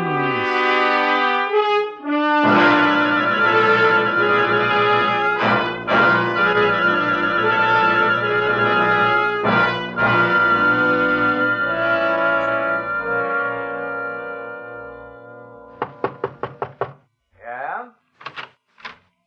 What did you want to see me for? Oh, Chris. Come in. Sit down. Did you get to hear the show Sunday? I don't like to listen to the show. Oh, why not? Because I don't, that's all. You missed a good one. I put some zip in that closing scene. I want you to hear it. Got the playback ready. Now, hand me that record marked Part 2, will you? Thanks. I don't know, Chris. I don't make you come to rehearsals. You don't have to sit in the control room all day. The least you can do is listen to the show at home. Well, listen to this now. George. Honest, I didn't mean it, George. Get this, Chris. Get this. Do you mean to say that you didn't really mean it when you told my brother you didn't love him? You forget, Doris, that I heard you every word while I was hiding behind the Davenport the night my mother was here. George, I beg you, don't do this thing. Put down the gun, George. Now, this is only what you deserve. You tricked me for the last time, Doris. You tricked me for the last time.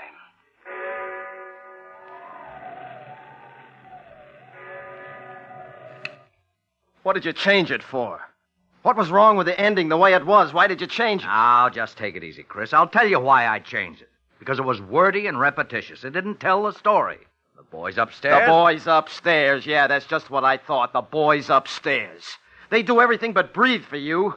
Did it ever occur to you that maybe people are wordy and repetitious? Chris, I'm trying to tell you the scene the way you wrote it Just didn't play. Yeah, that's right. All the trade cliches. Drag 'em out. It didn't live. It didn't play. It didn't make the right goosebumps come out on your left elbow.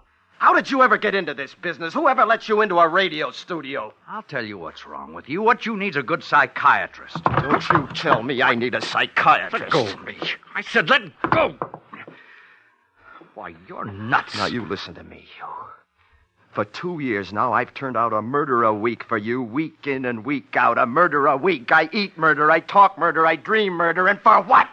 Every time I turn in a decent script, you chop the heart out of it. Your contract's up next week, Chris. You've got only one more script to do.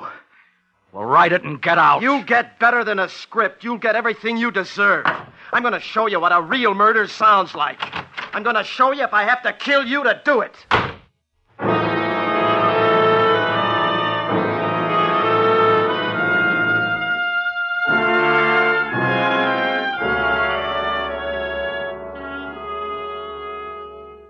Good evening. This is a recording of an actual murder. The first, as far as I know. Not written, not rehearsed, but well planned.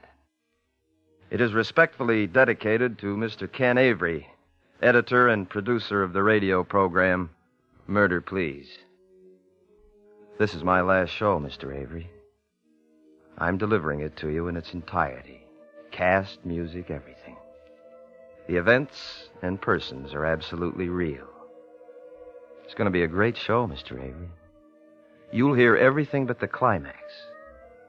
I'm speaking into a microphone concealed in my desk, concealed with the other recording equipment I've rented for the occasion. The music you hear is coming from a high-fidelity phonograph at my side. This program is produced, edited, directed, narrated, engineered, and plotted by Christopher Turner, whose only claim to immortality is this single half hour. And now, Mr. Avery, the leading characters in order of appearance. The murderer, Christopher Turner. The catalytic agent, your daughter Lois. The victim, yourself. And now, please to begin.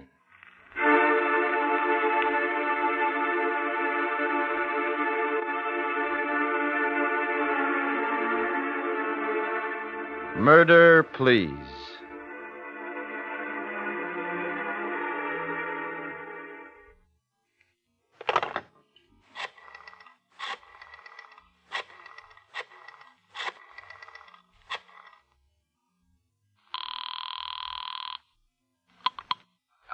Hello, Ken. This is Chris. Oh, now I listen, hate to bother Chris. you at home, but I wanted to apologize for the way I acted. Could you drop over to my office right away? Sorry, Chris, no go. I put up with your little insanities for 2 years now. Temper tantrums, insults, coming in stewed to the gills. 2 years of that was plenty. I see.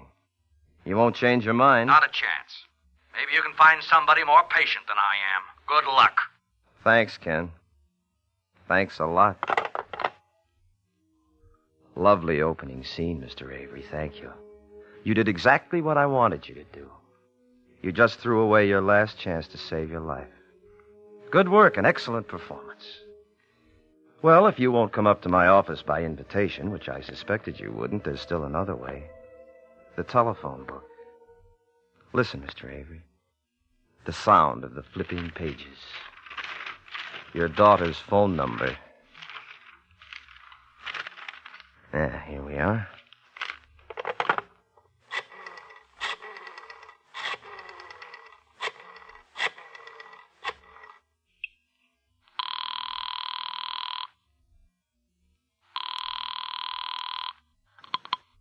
Hello? Hello, Lois. It's been a long time. Bet you don't even know who this is. I don't recognize the voice. This is Christopher Turner. Oh, sure, Mr. Turner. How are you? Fine, just fine. Well, how do you like living alone? It's all right, I guess. Rather be living with the folks? No. It's kind of independent this way. Yeah. How's the writing coming? Not so good, Mr. Turner. I've written 5 scripts so far, and every one of them has been rejected. I don't know what's the matter. Well, the reason I called was your dad and I had a talk this afternoon about you. He thought maybe I could pass on a few tips. Oh, I wouldn't want to bother you. Oh, now, this isn't an obligation on my part, Lois. I like to help young people. Say, what are you doing this evening? Well... You see, here's the point, Lois. This is the only free night I'll have this week. Things are sort of piling up. And maybe you're doing some little thing with your writing that I could straighten out in an evening. Well, all right, Mr. Turner. Good. You know where my office is? I don't think so. It's right across from the broadcasting studios, the Brown Building, room 208. I'll be right over. Fine. And bring your scripts with you, huh? I will. I certainly appreciate this. Not at all. Bye. Bye. I'll be right over and bring your scripts with you. I certainly appreciate this. Not at all. You see, that's how people talk, Mr. Avery. Let's see, what else? Oh, yes, sound. Drawer opens. Gun taken out. Click of breech. Whirl of chamber. Bullets inserted in chamber. 3, 4, 5, and 6. Gun in drawer, drawer closed. And now we must wait. You see, Mr. Avery? Fate is a better dramatist than either of us. Just when things start getting dull, the phone rings. Hello? Hello, Chris. Hank. Oh, what's up? I tried your place all night. I tried your sister's place. Finally, I called your office. I wouldn't let myself believe it, but here you are, slaving away for old man Avery again. Say, when are you going to tell him to go take a flying leap? I did that just today. No kidding? Yes. Well, congratulations. From here on in, nothing but bigger and better things. Yeah. Say, there's a rip-roaring poker game going on over here. Just room for one more sucker. What do you say? No, I can't tonight. I'm doing my last show. Oh, forget it for one night. Why don't you? Live a little. Thanks, Hank, but I can't. I'm coming over and get you away from that typewriter if I have to use force. No, I can't, Hank. The show's Sunday. Look, I got a script due tomorrow. You don't see me knocking myself out. Let him wait. Listen, Hank, you can't come over here. Don't you get it? Oh, I'm sorry, Chris, honest. If I'd suspected. Sure thing. Well, take it easy. Call me for lunch or something. You bet. Sorry, boy. Bye. Bye. Whew, that was close. Good scene, though.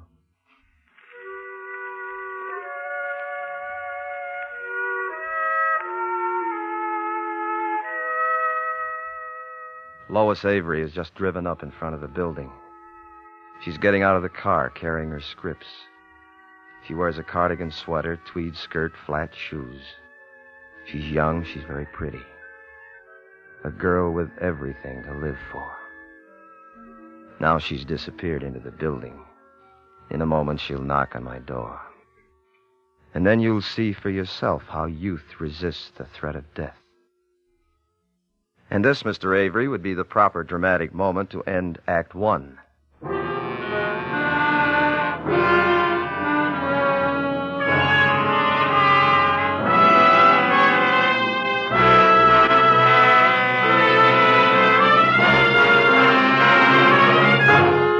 Autolite is bringing you Mr. Richard Widmark in A Murderous Revision, tonight's production in radio's outstanding theater of thrills, Suspense.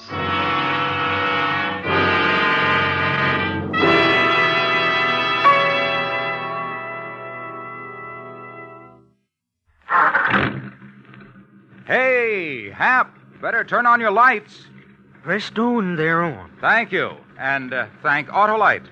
Why, Harlow? Because in your Autolite-equipped car, the lights, as well as the power for your radio and power to crank your motor, are all provided by the Autolite electrical system. It has to be good, huh, Harlow? You bet, Hap. And that's why complete Autolite electrical systems are used as original factory equipment on many leading makes of our finest cars, trucks, and tractors. And that's good enough for me, Harlow. You bet it's good, Hap.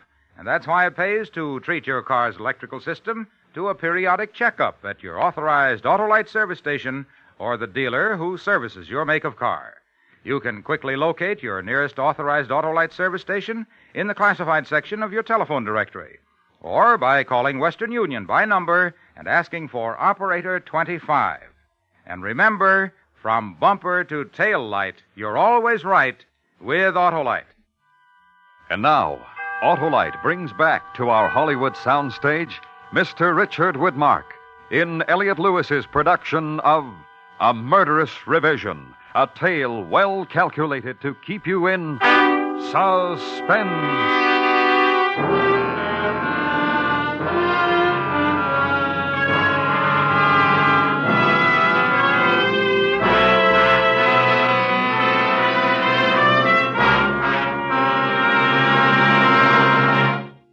Act Two. This is Christopher Turner once again, Mr. Avery, bringing you by transcription the first recording of an actual murder ever made specifically for broadcast. The setting, my office. The music, recorded. The time, night. The victim, yourself. Your daughter has just entered the building. And so concludes the usual resume with which we begin the second act of every Murder Please program. I hear her footsteps in the hall. Your cue, Lois. Sound, knock on door. Come in. Hi, Lois. Come on in. Thanks. I brought the scripts with me. Wonderful, wonderful. Sit down. I hope I'm not putting you out. I always tell Dad to stop imposing on my behalf, but I guess he'll never learn. Now, look, you're here because I want you here, and for no other reason. Cigarette? No, thanks. This is a nice office. It serves. Just a hole in the wall, but quiet, nothing fancy. I like it. Well, how long have you been scribbling? 6 months, Mr. Turner. Let's just make it Chris. Huh? What sort of things? Murder, mostly. Somebody told me that's what sells best. True, true. Well, let's just start talking about murder. Maybe something interesting will come out. Question number 1. Why do you think people kill? Lots of reasons, I guess. Money, love, revenge. Not really. Only for survival. They kill for money only when money means life. Their idea of life. They only kill for love when life depends upon that love. They only kill for revenge when life is intolerable without it. You see? That's very interesting. Could you kill? I don't think so. Well, maybe you could. Here. See? A gun. And loaded. Please put it away. Take it. No, I'd rather not. It's very obedient. It won't fire unless you press the trigger. Take it. That's it. Now point it at me. Please, Think now, think. One touch of your finger and you kill me. One little touch. A very delicate instrument to trigger. There's a sense of power there. You feel it? I'm afraid. Fear, yes, but exhilaration, too. Like the second drink. I feel it, yes. Yeah. All right, you can give it back to me now. Well, so much for the murderer. Now, what about the victim? Afraid of death? Sometimes. What is death to you? Death? Mm-hmm. I don't know. No idea? Emptiness. Blackness. Nothing. Is that so terrible? Yes, because you really don't know. Like the dark. That's it. Do you know any more about death than you do about me? You? Yeah. Well, I know you work for Dad. Yes, but you've never even spent 1 hour with me. Once at lunch, you and your father sat down with me, yet you come up here alone. How do you know you can trust me? Suppose I don't, really. Look at this. Please put it down. It makes me terribly nervous. Do you have any money? A little. How much? $10, maybe, some change. Give it to me. Here. Why did you give me the money? Because you asked me for it. No, because you were hoping I'd put down the gun. And if I'd said a kiss, one kiss, and I'll put down the gun, what would you do? I suppose I'd give But it... a kiss, that would be harder to give, wouldn't it? Yes. Kiss me. There. Thank you. Now put down the gun. Please. I know it's a lesson in writing and all that, but it scares me. No. But you said you would. I said nothing of the kind.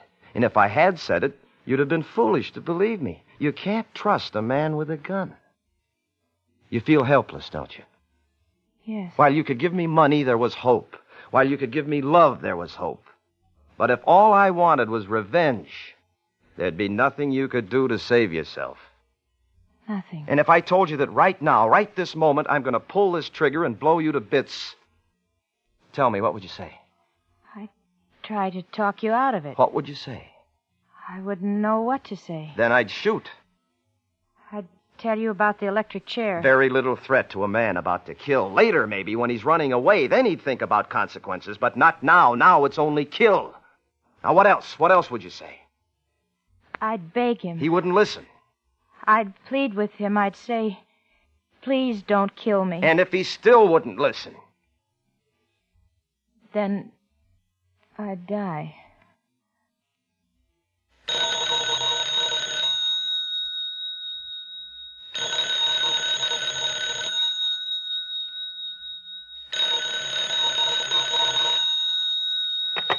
Hello. Bet you don't know who this is. I can't place the voice. Try. I haven't the slightest idea. Remember San Francisco and the Italian pizza and the cigarette holder? Vaguely. Who is this? I hate guessing games. Harriet. I know at least 18 Harriets. Harriet who? Crawford. Oh. I just came in. I thought maybe you could meet me for a drink. I don't know a single solitary soul in town. How did you happen to call here? Well, I shouldn't tell, I suppose, but Hank said you were working late at the office. Hank, huh? He gave me the number and said to be sure to call. Bless his heart. What was that? I said bless his heart. Yeah. Well, I'll call you tomorrow. Yeah, you do that. Well, bye.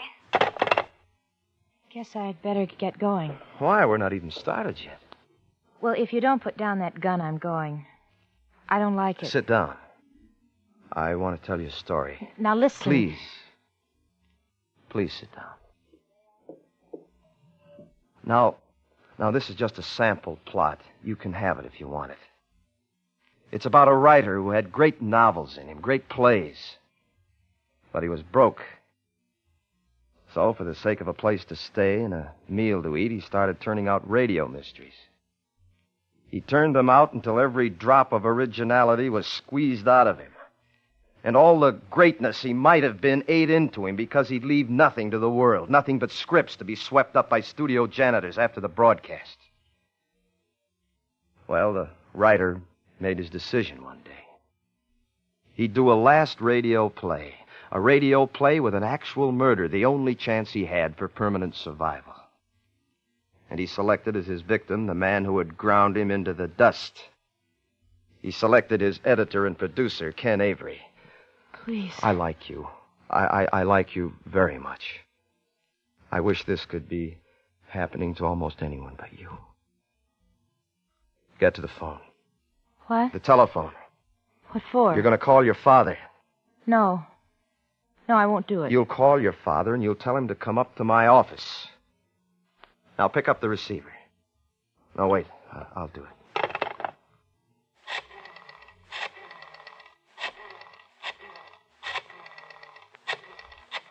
Now take the phone.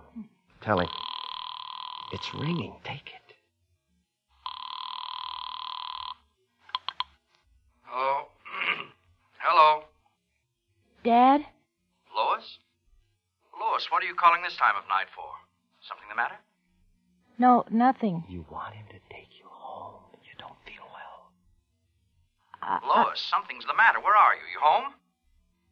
No, I'm at Mr. Turner's. Turner's? His apartment? His office. I don't feel very well. Come and take me home.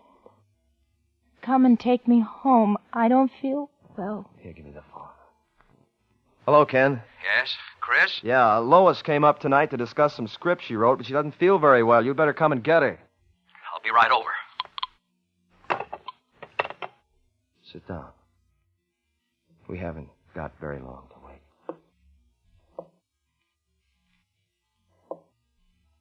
20 minutes have gone by. I hear the steps in the hall. The sure, plodding steps of her father, Mr. Ken Avery. The climax, ladies and gentlemen of the listening audience, I address to you. Mr. Avery will never hear this portion of the entertainment. Come in. Lois, are you? Well, what is this? Sit down. There's a chair reserved for you. Lois, what's been going on here? Tell him, Lois. He's going to kill you. He's going to kill both of us. Close the door. Oh, Chris, put that thing down. Somebody's liable to get hurt. What's the matter with you? Drinking again? Nothing to drink. Very sober. Sit down. Chris, are you crazy? Good line. Perfectly in character. The inane cliche from the mouth of the great producer. You see, Ken, everything is being recorded right now. Your voice, Lois's, mine. Sit down. Recorded for what? For posterity, for the show next week. You'll have the honor of appearing on your own program as the murder victim. Here, let me show you. Right here in the desk. You see, it's a recording machine. I've stopwatched every second. It's been running exactly 25 minutes. You always made it a rule to plan the climax for 26:30 so you could have room for a final commercial. Well, that's just what I'm doing. According to my timing, you have about 1 minute and 30 seconds to live. All right, Chris, that's enough of the phony dramatics. Now, give me that thing before somebody gets hurt. Stand back. I wouldn't want to mistime the climax of the show. This won't make a show. You won't have much editorial power, Mr. Avery, after a few seconds. There's the agency. They wouldn't put this thing on the air. No, why not? You planned to kill me. From the beginning. There's the trouble right there, Chris. There's no twist. Oh, yes, the twist. Right. The surprise ending. You told the audience to expect the murder to be successful. But our shows have to have some kind of surprise for the audience, Chris. You know that. Where's the twist? Still the editor, right to death's door, huh? All right, Ken, perhaps you can provide the surprise ending that's going to save your life. I don't have to. Oh? You provided the twist yourself, but you didn't know it. And yet the twist was part of the story all the time. Where, Mr. Editor Avery? You, Chris, you're the twist. Me? That's right. You're a flop, Chris. You're so used to dreaming on paper you can't live anymore. You wrote about love because you never had it. You wrote about fortunes and you're still 2 bits. You wrote about murder, but you haven't got the guts to pull the trigger. Now, give me that gun. You think I won't shoot? I know you won't. Give me that gun, you hack. What did you say? I said you were a hack. Now give me that gun. Stay away! Give me that gun, you hack! No, I'm not! Dad! Let go! Let go of my hand! Drop it, I said. Drop it! Let go! Chris. Chris. You always like to change the ending. It's all right, Lois. Dad, take me home. The records. They're all we have to clear us. Take me home, please. As soon as I see what's on those records. Oh, this must be part one. Let's see.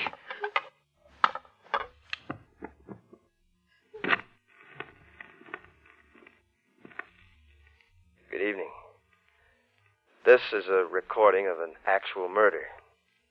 The first, as far as I know. Not written, not rehearsed.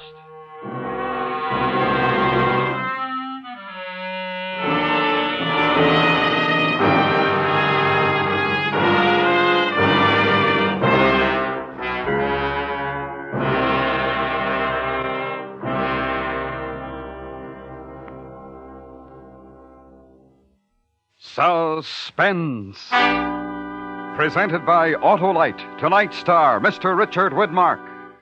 Friends, this is Harlow Wilcox again to remind you that Autolite is the world's largest independent manufacturer of automotive electrical equipment. In 28 plants from coast to coast, Autolite makes over 400 products for cars, trucks, tractors, planes, and boats. These include complete electrical systems, a complete line of ignition-engineered Autolite spark plugs, both standard and resistor types, Autolite batteries, including the famous Autolite Stay Full. Autolite also makes automotive wire and cable, bumpers and hubcaps, electric windshield wipers, and many more. All are backed by constant Autolite research and are precision-built to highest standards of quality and performance. So remember, from bumper to tail light, you're always right with Autolite. Next week on Suspense, our star will be Mr. Victor Mature as a man who made his living as an assassin. A tale we call Black Jack to Kill. In weeks to come, we shall also present Mr. John Hodiak and Mr. Herbert Marshall, all on Suspense. Suspense is produced and transcribed by Elliott Lewis, with music composed by Lucian Morowick and conducted by Lud Gluskin. A Murderous revision was adapted for Suspense by David Ellis from a story of S. Lee Pagostin. In tonight's story, Kathy Lewis was heard as Lois, Joseph Kearns as Ken, Charlotte Lawrence as Harriet, and Jerry Hausner as Hank. Tonight's appearance of Richard Widmark was made possible through the kind permission of 20th Century Fox Studios. Mr. Widmark may soon be seen in the Technicolor production Red Skies of Montana. For the location of your nearest Autolite service station or your nearest Autolite spark plug or battery dealer, phone Western Union by number and ask for operator 25. Switch to Autolite. Good night. This is the CBS Radio Network.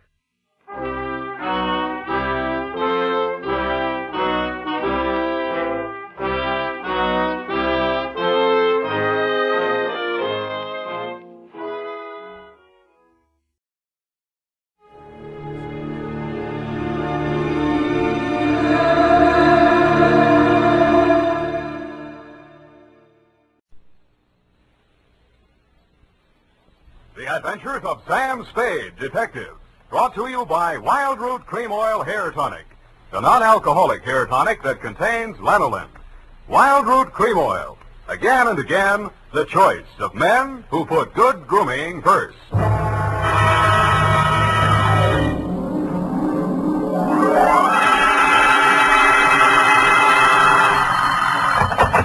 Spade Detective Agency.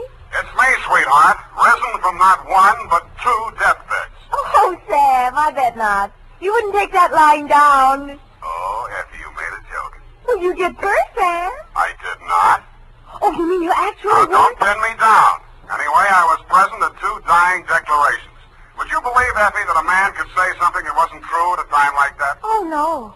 You mean a man will be lying on his deathbed? Oh, Effie, you made a joke. Oh, Sam, now stop it. I don't know It's all right, Effie. I forgive you. You can atone by telling me how wonderful you think I am. I think you're... That you may do when I arrive at a trice to dictate my report on the deathbed caper.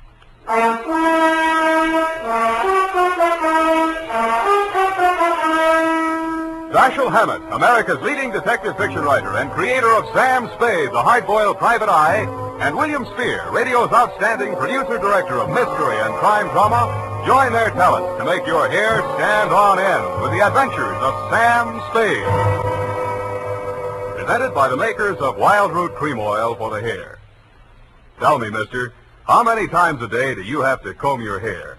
Not many, I'll bet, if you groom it right first thing every morning with Wild Root Cream Oil. For this famous hair tonic grooms your hair neatly and naturally and helps it to stay that way throughout the day. Wild Root Cream Oil also relieves dryness and removes loose dandruff. With Wild Root Cream Oil, you don't have to keep combing your hair every 2 minutes. That is, unless your gal can't resist running her hands through it. Get Wild Root Cream Oil Hair Tonic. Again and again, the choice of men who put good grooming first. And now, with Howard Duff starring as Spade, Wild Root brings to the air the greatest private detective of them all in the adventures of Sam Spade.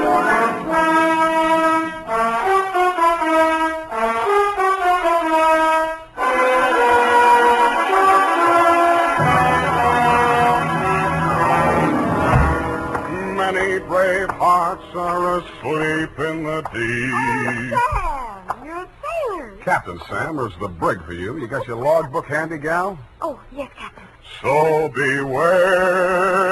That's awful deep.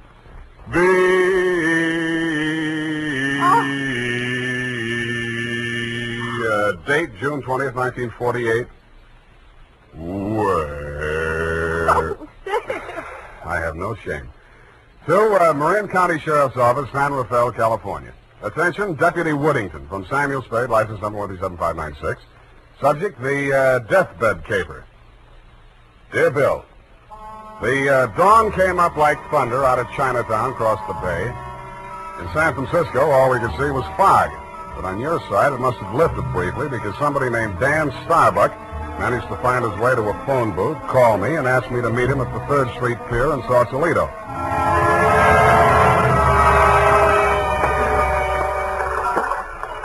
I didn't see him when I first got there. I didn't even see the pier. It was too foggy. But in the glow of the neon lights in front of the Viking saloon, I saw a man who seemed to be waiting for someone. He was a big guy with a good face, but plenty of worry on it. Mr. Spade? Yeah, Mr. Starbuck. Dan Starbuck. Come on down to the end of the pier. I'll explain as we go along. We gotta hurry. You act hot. You wanted for something? What? Not yet. What's the caper? Well, my brother's out there on his yacht, the Marguerite. He's dying. When he's dead, they may call it murder. I want to be there with a witness. That's you. In case he has anything to say about who did it. Who did? They think I did. Did you? Well, honestly, I don't know. It happened the night before last. I went out there to see him. We've hated each other for years. We've both been drinking, and we drank some more. Then there was a fight. I drew a blank somewhere. Next thing I knew, it was around midnight. I pulled myself together, went into his cabin. Gordon was lying there with his head all kicked. I realized I was covered with blood, and I was holding something in my hand, big glass paperweight. I dropped it. I got out of there fast and swam ashore. I planned to tell you a different story, but that's it. You want the job or not? You think you'll make a deathbed statement that'll clear you, and you want me for a witness? Yeah, that's it. You got a lot of guts. I'm hired. Good. Halverson? You down there? Halverson! Who's Halverson? He's the boatman. He'll row us out. Halverson! Hey, Nils! Johnny? Yeah. Is that you, Casino? Sure. Can I do you some favor? I want to go out to the Marguerite. I can't find Halverson anywhere. Oh, I guess I can take you. Are you sure that I'm sure. Sam Spade, Del Casino. He's the boss of the Marguerite. Glad to meet you. Thanks. Any fun at Danny's? Hey, listen, Danny, you sure you want to go out there? Any reason why you shouldn't? Well, it's up to him. In his place, I would be on a freighter for China, way out there where the fog is more thicker. No, it's all right, Casino. I know what I'm doing. Well, your friend, you excuse me, your name? Spade. You pardon me, I better ask. The police don't want you for nothing? Not yet, but don't make book on it. Push us clear, Danny. All right.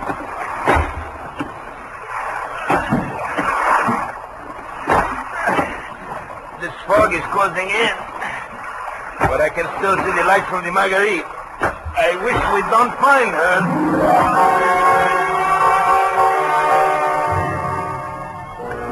But we did. She was wearing clam diggers, an off-the-shoulder T-shirt, and was leaning against the rail as the dinghy pulled past the police launch and nestled in under the ladder of the yacht.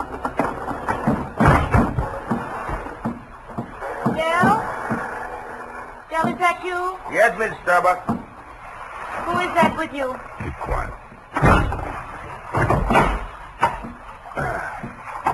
Del, what are they saying ashore about... Oh, I thought you... You're Mrs. Starbuck? Yes? I'm Sam Spade. I'm from San Francisco. I'm a detective. Your brother-in-law's in the boat. You captured him? He wants to come aboard. He wants to die. He's hoping your husband will say something to clear him before he dies. Is there any reason why he shouldn't come aboard? Oh, there's every reason in the world why he shouldn't. The police are in there with my husband right now. Yeah? The doctor says there's a possibility that he may regain consciousness long enough to make a dying declaration. Mm-hmm. If he's face to face with Dan, there's no telling what he'll say. I wish Dan wouldn't. My husband is dying. Dan? Yeah. What's he say? I don't know, but I think you'd better come aboard.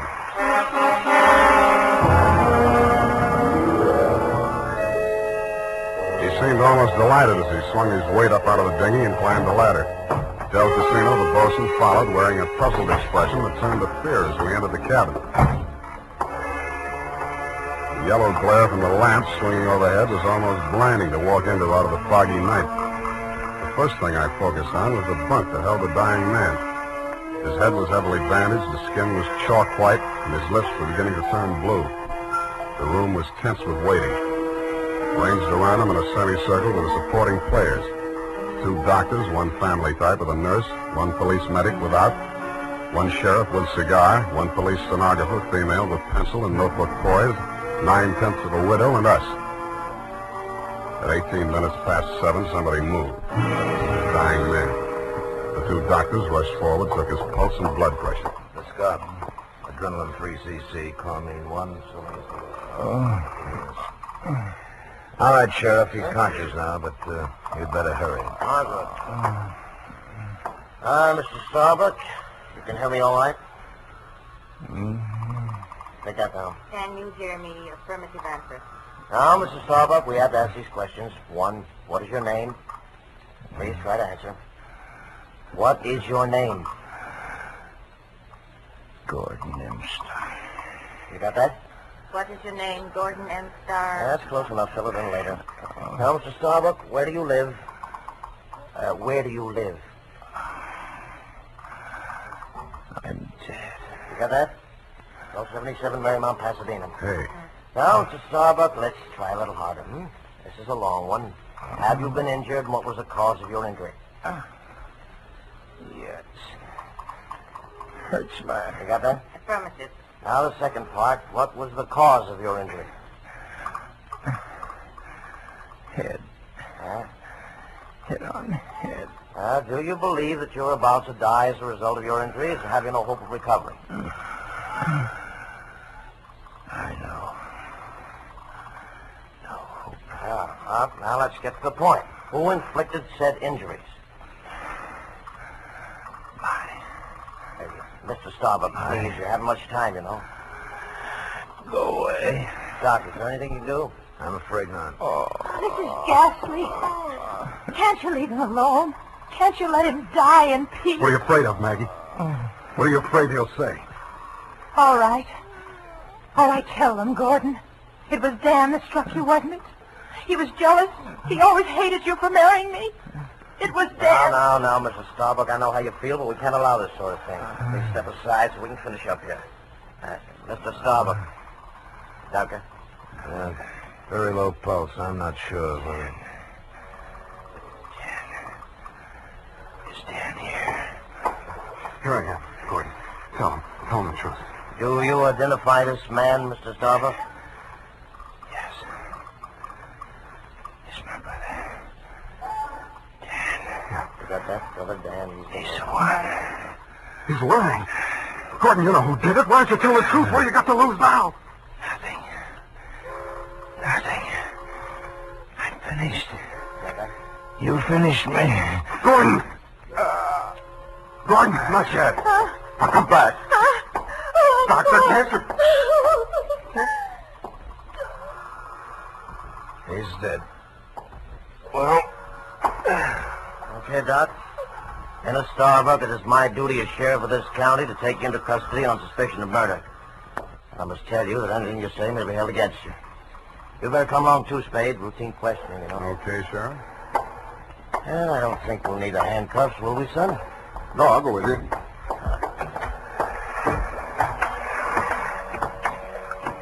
Yes, indeed, son. It's always smart to come along quietly. Yeah. Oh, this is what was on. Hey, Sam, come back here. Use your hand.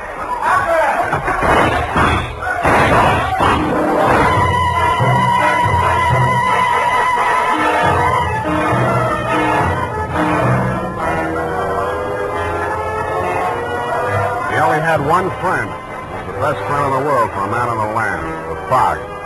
The searchlights on the police launch spun frantically as the craft heeled around in a half circle to head him off. Instead of cutting the fog, the beams from the powerful lights bounced back from it and blinded the men behind them. After 10 minutes of that, they gave up.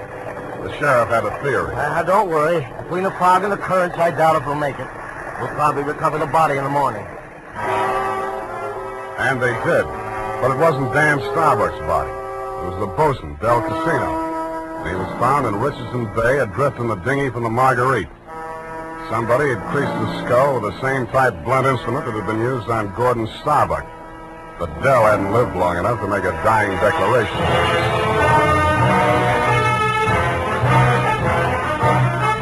The makers of Wild Root Cream Oil are presenting the weekly Sunday adventure of Dashiell Hammett's famous private detective, Sam Spade.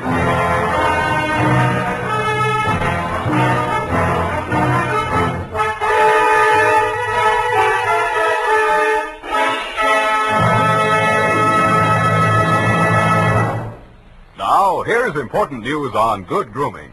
If you want the well-groomed look that helps you get ahead, socially and on the job, listen. Recently, thousands of people from coast to coast who bought Wild Root Cream Oil for the first time were asked, how does Wild Root Cream Oil compare with the hair tonic you previously used? The results were amazing. Better than 4 out of 5 who replied said they preferred Wild Root Cream Oil. And no wonder. It gives you the advantages that men consider most important. Wild Root Cream Oil grooms your hair neatly and naturally, relieves annoying dryness, and removes loose dandruff. What's more, non-alcoholic Wild Root Cream Oil is the only leading hair tonic that contains soothing lanolin, that's like the oil of your skin. So ask for Wild Root Cream Oil Hair Tonic. Again and again, the choice of men who put good grooming first. By the way, smart girls use Wild Root Cream Oil too, and mothers say it's grand for training children's hair.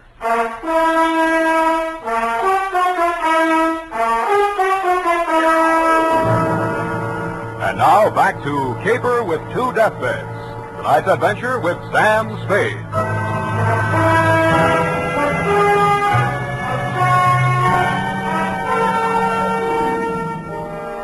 The police theory of the Del Casino killing went something like this. Casino had shoved off in the dinghy to join in the search for Dan Starbuck, had rescued him, and been maced for his pains. Also found in the dinghy, but not as yet worked into the police theory, were 2 items.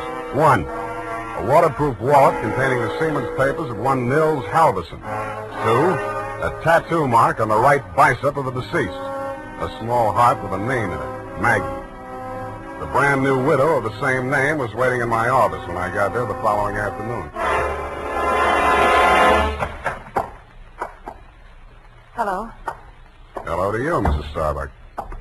What can I do for you? Mr. Spade, I know very little about the ethics of your profession, and... Well, are you still working for Danny? If you mean, do I know where he is, the answer's no. Oh. I hoped you'd say that. Why? Because I want you to work for me. Need a new bosun? You needn't have put it quite so crudely. No, I needn't. Since your work is confidential, I'll admit I've done a few things that... Well, it's all too true. My first mistake was marrying Gordon Starbuck when I didn't love him. And I should never have let myself fall in love with Dan. I certainly should have known better than to let Dell fall in love with me. What about Nils Halverson? And me? Well, hardly. No. Nils Halverson was employed by my husband for various odd jobs whenever we put in at Sausalito. Mostly he'd row the guests out to the ship. He rowed Danny out the night my husband was killed. At least I think he did. I didn't actually see him. Where's Halverson now?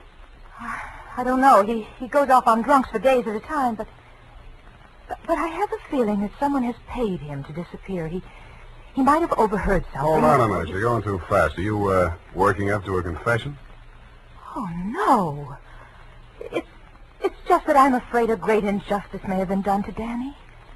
After all, Mr. Spade, a man who's dying, I don't see how he could be altogether in his right mind. Do you? The law says he is if he knows his name and address. A deathbed accusation is the strongest evidence a lawyer can shove at a jury. You can't cross-examine a dead man, and most people have the quaint idea that a man on his deathbed is a lot more truthful than he was when he was hale and hearty. Then you think Gordon may have been lying? Could be, or wool gathering, or picking up some of the lines you were feeding him. Oh, I was just afraid he might die before he... You see, I thought I might shock him into saying yes or no. He could have said no, couldn't he? Well, make up your mind. Oh, all I know is it's on my conscience now. If we could find old Halverson and force him to tell what he knows. He's a very strange man. He's devoted to me. If the police find him before I do, he might refuse to talk out of a mistaken loyalty. To you? Well, I meant if he thought I had anything to do with the... Well, he's very strange. I told you that. What makes you so sure he's alive? Why wouldn't he be? If I'd been the killer and he'd rode me to and from the scene of my crime, I'd see him secured in Davy Jones' locker. Fish feed, lobster bait, asleep in the deep. Will you work for me? I'll let you know.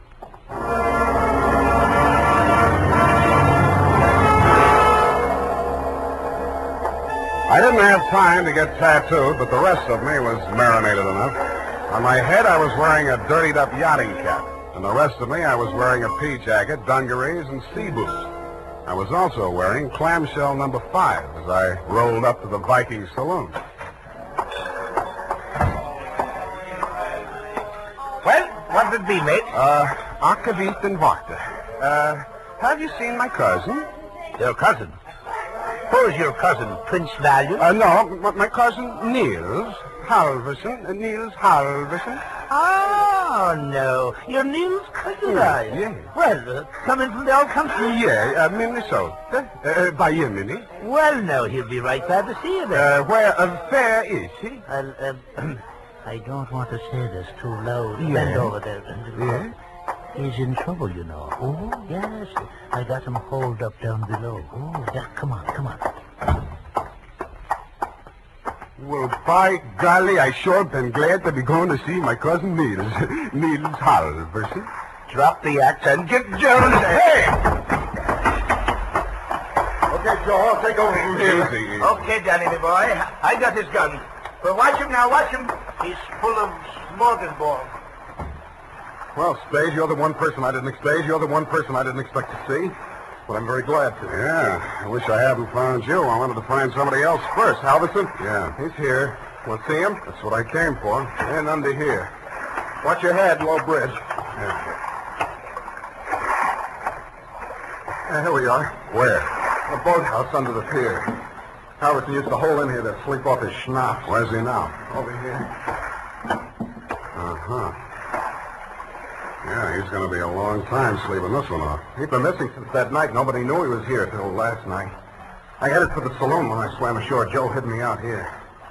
He could still talk then. What'd he say? I wrote it down here. But it's no help. Let's say it. That's just a jumbled word. Marguerite. Merry Christmas drink. My beautiful Helga. Row, row your boat. Now throw me back. Row me back. $20 good and drunk. Fog rolling in. Good and drunk. Gonna be 5 days, no business. Oh, my head. Paint the boat. All crazy stuff.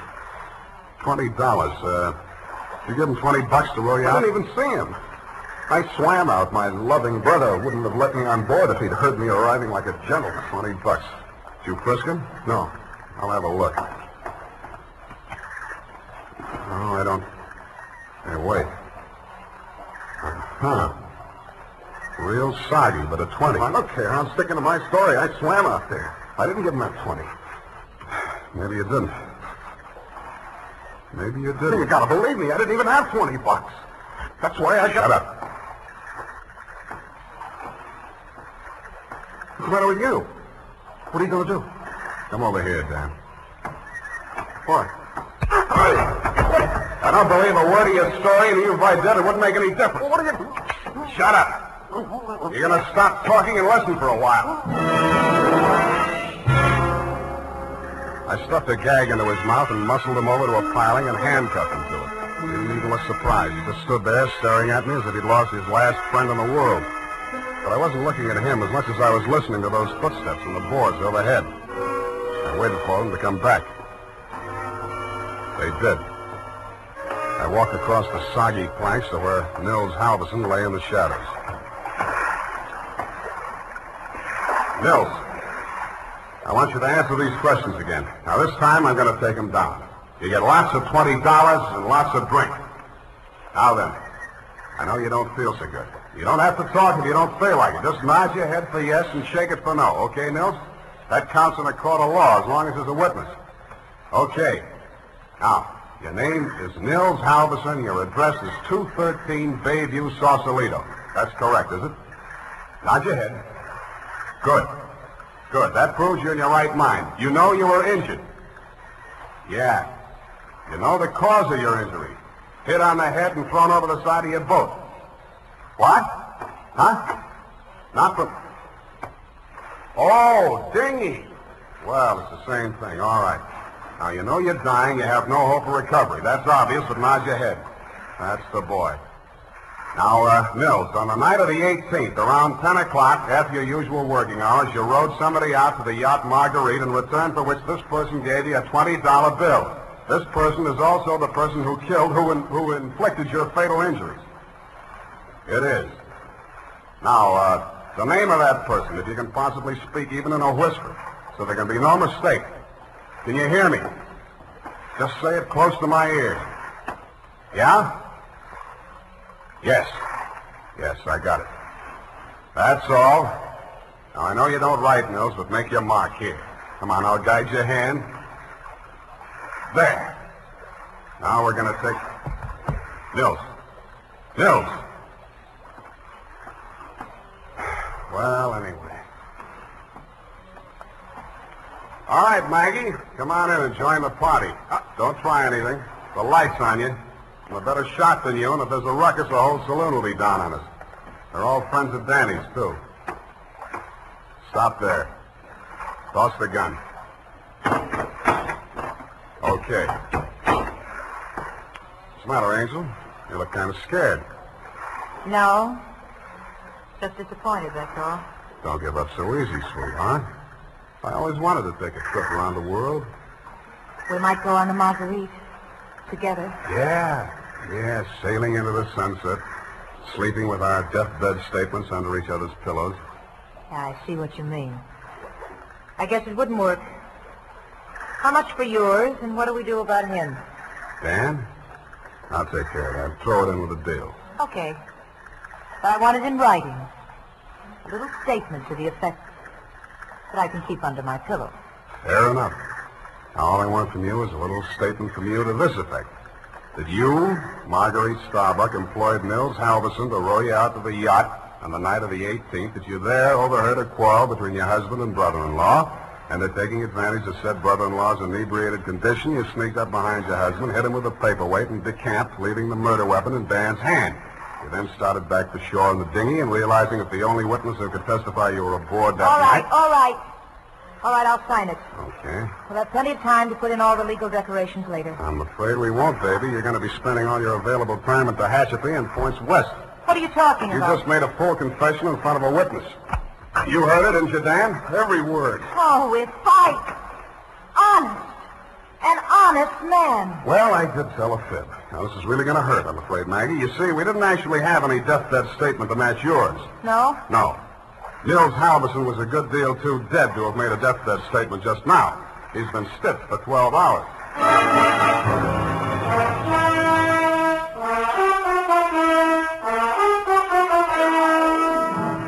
Period. End of report. Well, Sam, I'll type this right up because then I'm leaving. Wait a minute, Effie. I had to do it that way. Don't you understand? Of course, Sam, I quite understand. But you object, huh?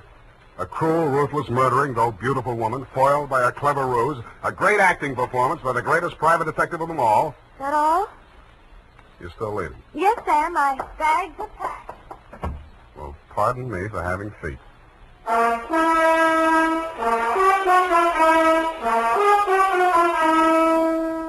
There's a reason, men. In fact, there are 5 big reasons why more men every day are turning to Wild Root Cream Oil for well-groomed hair. Wild Root Cream Oil grooms your hair neatly and naturally. Wild Root Cream Oil relieves dryness and removes loose dandruff. Wild Root Cream Oil is non-alcoholic and contains soothing lanolin. 5 big reasons why you, too, should join the millions with handsome, well-groomed hair. Why you should step up to your drug or toilet goods counter and ask for Wild Root Cream Oil. Get the big economy bottle and the handy new tube that's easy to pack when you travel and just right for the office or plant. Also, ask your barber for a professional application of Wild Root Cream Oil Hair Tonic. Again and again, the choice of men who put good grooming first. Well, here it is, Sam. Goodbye. Now, wait a minute, Effie. You can't leave like this, not without... Oh, all right. I'll talk to you while I'm putting my hat on. Well, can't you at least look at me? After all, you should give me a chance to justify... Well, apparently you're laboring under an apprehension. Of course I am. Oh, boy, am I glad I picked the last in June and the first in July. What are you talking about? My vacation. Vacation? You just had a vacation a few months back. Well, Sam, that's a year. Well, if you want to take advantage of a legal technicality... Now, Sam, don't say goodbye, man. Well, it's customary, I suppose. It's lucky that some of us keep our nose to the grindstone, our ear to the ground, an eye to the future. Huh? Television's just around the corner, you know. Oh, Sam. Come here, sweetheart. You look lovely in it. Come here. Have a wonderful time. Oh, Sam. Oh, Sam. Yeah.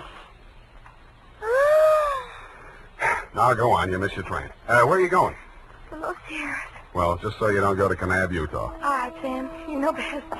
Good night. Good night, Sierra Sue. Now, who can we get for that part next week?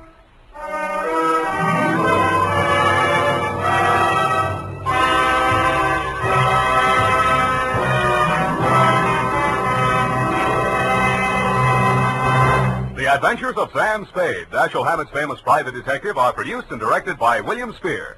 Sam Spade is played by Howard Duff. Lorene Tuttle is Effie. The Adventures of Sam Spade are written for radio by Bob Tallman and Gil Dowd, with musical direction by Lud Gluskin.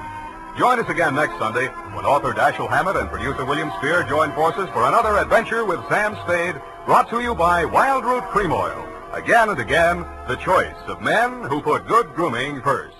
This is Dick Joy reminding you to get Wild Root Cream Oil, Charlie. It keeps your hair in trim. You see, it's non-alcoholic, Charlie. It's made with soothing lanolin. You better get Wild Root Cream Oil, Charlie. Start using it today. You'll find that you will have a tough time, Charlie. Keep on all the gals away. Hiya, Baldy. Get Wild Root right away. This is CBS, the Columbia Broadcasting System.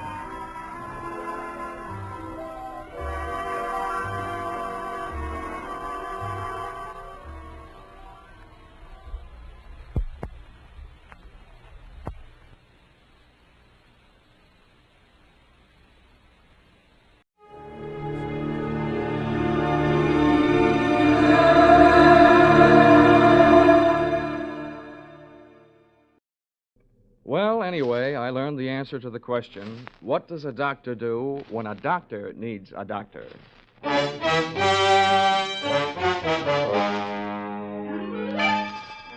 This is another in the adventures of America's fabulous freelance insurance investigator, Johnny Dollar. At insurance investigation, Johnny Dollar is only an expert. At making out his expense account, he's an absolute genius.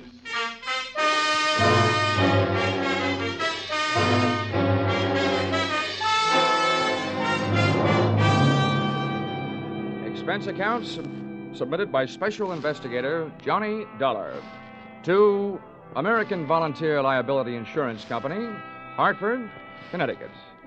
Attention, Homer Shalley, General Manager. The following is an accounting of my expenditures during my investigation of one of your policyholders, Dr. Otto Schmedlich.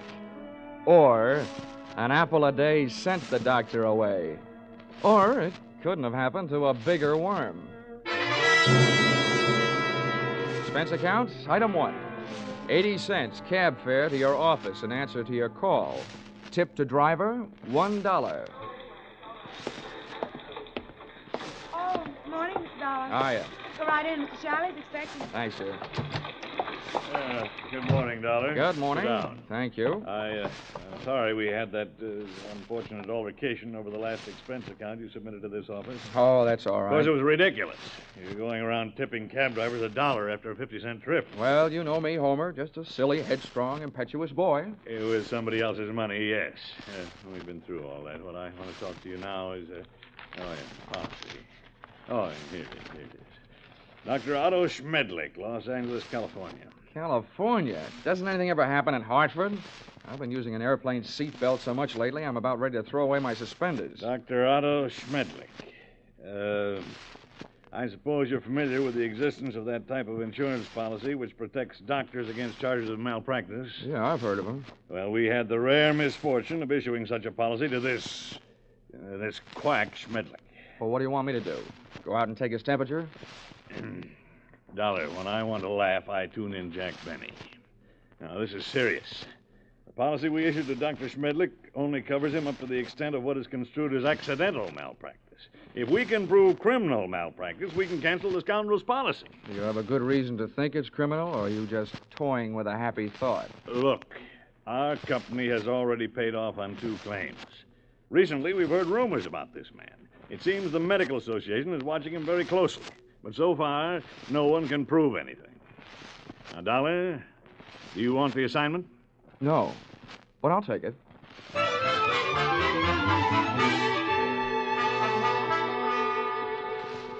Expense account, item 2, $194.04. Airfare, Hartford to Los Angeles. Item 3, $4.50. Cab fare, Los Angeles Airport to the Sun Tower Medical Specialist Building, which I first spotted looming through the smog on Wilshire Boulevard, high in the high-rent district of the City Beautiful. Item 4, 55 cents, 11 nickels. Spent telephoning the Schmedlich office at 15-minute intervals until I at last found the doctor not in. In California, the doctors really specialize. And the buildings they work in sometimes really make the most of it, as I found out in the elevator going up. Second floor, eye, ear, nose, and throat. Doctors Care, Kreider, Whitetis, and Osterban. Pardon me. Third floor, fractures, strains, sprains, and dislocations. Doctors Fowler, Woodruff, Toigo, and Brown. Oh, pardon me. Fourth floor, obstetrics, orthopedic, pediatrics, and general practice. Dr. Small, Collier, Reynolds, Frank, Stanley, Feinbaum, and Schmedlich. Would all these medical terms you just tossed off by any chance mean that we have now arrived in the land of the mechanized stork? To put it crudely, yes. Thank you, Jack Armstrong.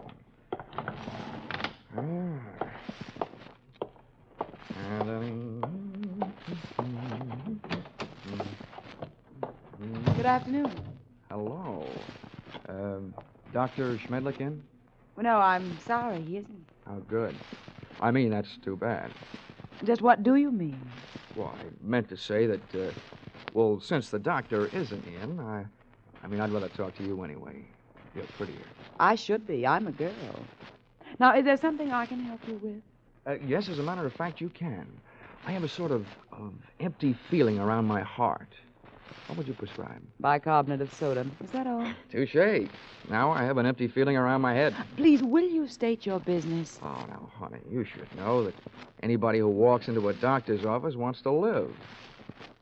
And after seeing you, I really want to live. What are you doing tonight? Well, I am not in the habit of making dates with strange men. Who's strange? And furthermore, you are perhaps the most insufferable, egotistical Now, if you just person give me a chance, darling, I'm sure I'll be able to prove you're right. Why, I wouldn't be caught dead with you.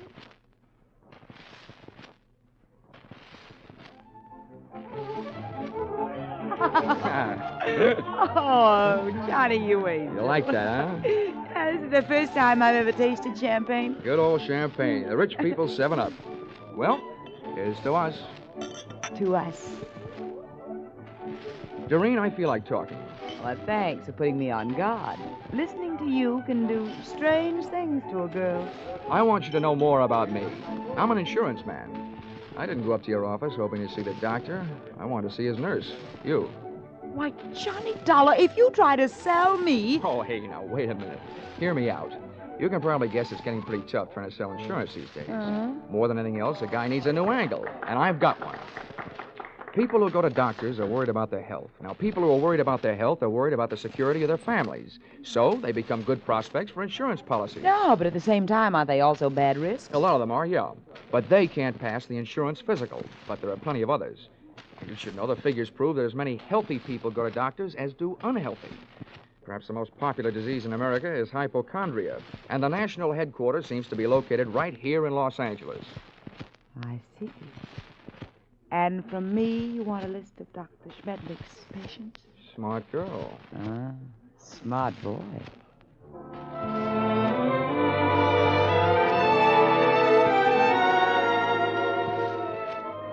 Expense account, item 5, $1.40. Cab fare to Doreen's apartment, where I told the driver to wait. Expense account, same item, part 2, $28. Waiting time, before I took the cab the rest of the way back to my hotel.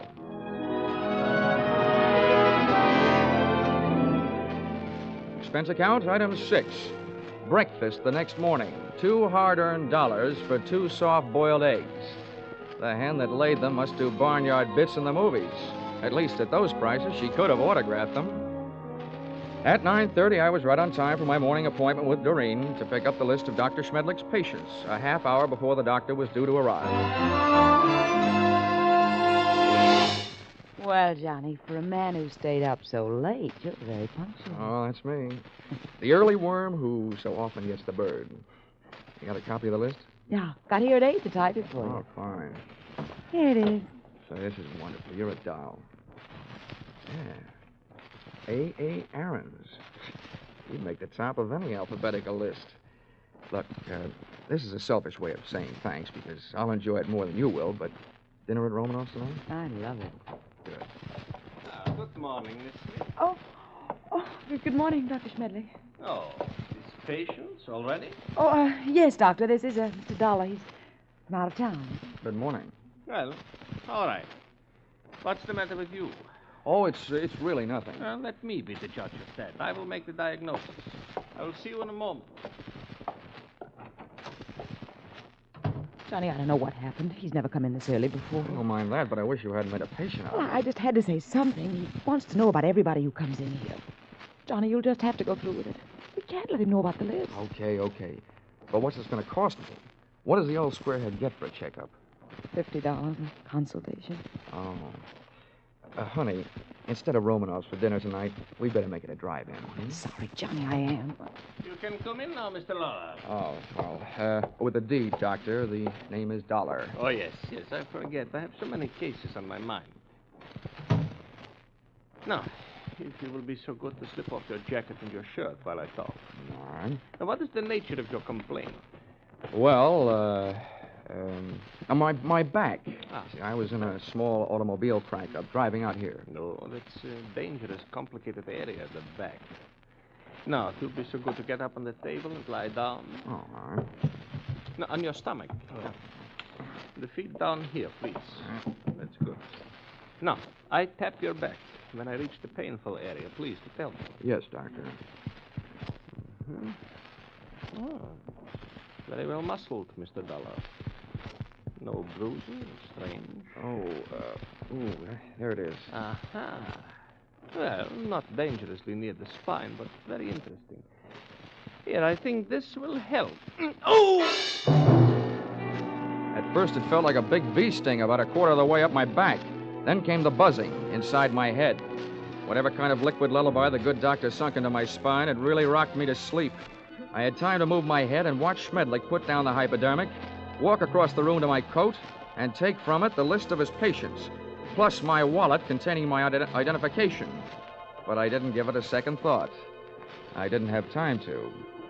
For me, the lights went out.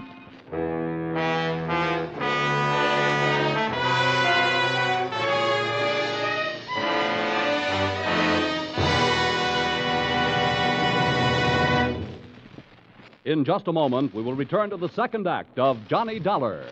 But first, assets, one block of wood. Liabilities, more trouble than the legendary paper hanger with the hives.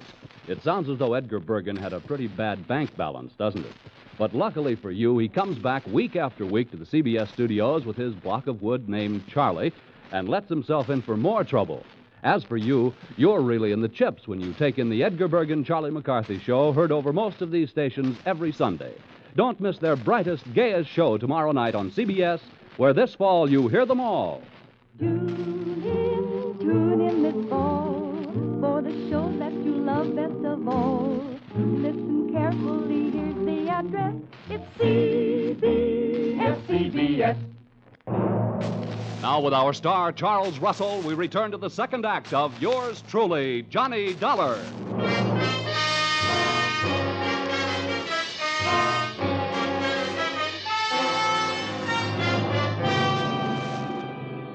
In my racket, sleeping on the job isn't always fun, and this was one of those times. Waking up from Dr. Schmedlich's slumber treatment for nosy people carried with it a dark brown taste in the mouth, thickness of the tongue, and big bells ringing in your steeple. I was scoring on all those counts when I rolled open my eyelids, which fought me all the way. I sat up and found myself on a hard canvas cot in a bare room with soft walls. They were padded. The window wasn't much, and what there was of it was barred. So was a tiny opening in the upholstered door. At first, I thought I was going crazy. Then I realized I was in the kind of place where they put people they think have already joined the ranks of the enchanted. It took me only 10 years to make it over to the door before I looked out through the small slit. Hey! Hey, come here, someone! Hey, room service! All right, wait a minute. I'm coming. Hold up your horses. Now listen, mister. The first thing you learn in here is we don't like noise. Makes the other patients nervous. Okay. Where am I? Who are you? I'm your nurse. Oh, sorry I didn't recognize you. I thought nurses were supposed to wear little caps. I got a little cap, but I don't wear it indoors. Hey, listen, you. Don't go making fun of me. You'll be sorry, see? I'm sorry now. How'd I get in here anyway? Well, all I know is this place is for your own good. They say outside you're dangerous. You can depend on it. If I ever get out, I will be. What'd you say? Nothing. You're one of them, all right, talking to yourself. What's your name? Well, it's none of your business, but I'll tell you. I don't like people calling me hey you, so I'll tell you. My name is Foggy. Okay, Foggy. Listen, all I want is a chance to talk to somebody who's in charge. How about it? That's easy. When your time comes, the boss will be here without no asking. You get one visit from the boss every day, just like all the others. When'll that be? Just before supper. So why don't you go back to sleep? That won't be for 4 more hours. Oh, dandy. Who is this boss? What's his name? The boss is not a he. It is a she. And her name is Dr. Doreen Smith. I had 4 hours to think up different ways of calling myself a sucker. At the end of hour number 1, I ran out of fingernails. At the end of hour number 2, I ran out of patience. And the other 2, I spent devising torturous new ways of getting even with a combination that shanghaied me into that fancy 4-walled straitjacket. They had left me only one move to make. That was out. I figured that if the winsome Dr. Doreen Smith paid me a visit, she'd come with her body well guarded, probably by the charming, bemuscled behemoth, Nurse Forgy, who, from what I saw of him through that slit in the door, was no Florence Nightingale, believe me. For him, I needed a club. I didn't have much to work with. The iron and canvas cot was heavily bolted to the floor. That was the only other piece of furniture in the room, a small but sturdy table. Took off one of my shoes, ripped the heel off at an angle of the cot, and looked lovingly at the shiny little nail points gleaming back at me from the solid piece of leather in the palm of my hand. I put it to work, ripping a 4-foot square of canvas out of the cot. Then I put both of my shoes into the center of the square, picked up the corners, tied them together close to the weight, gave it a heft, feeling that I now had at least the start of a weapon. Hey, you! Here we are. Oh, I suppose you think that's good news. He's safe, Dr. Smith. He's still groggy from that throw. Don't trust him. Grab his arms when you go in and hold on. Now go ahead. I'll follow.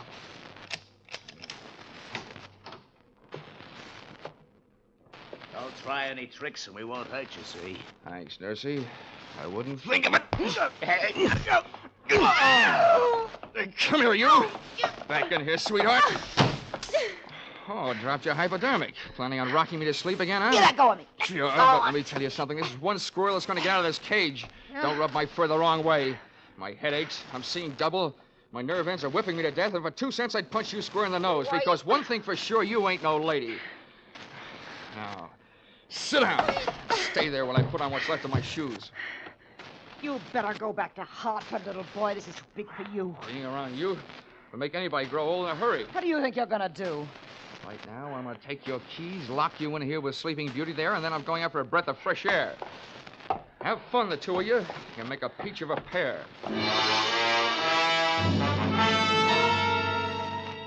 I stumbled through the rest of the building, which turned out to be nothing more than a country house. There were no other rooms like the one I had just vacated. For that matter, there were no other so-called patients. It could have been a place maintained for the purpose of making people talk, or keeping them from talking. There was no telephone. I couldn't call out, but neither could anybody call in to find out that something was going wrong. This little crime crib was apparently located well out in the country. That meant that Dr. Doreen Smith had arrived in the car, which I commandeered and drove to the nearest filling station. No longer having in my possession that list of Schmedlich's patients, I flipped through my memory and came up with a single name I had noted in his office, A.A. Aaron.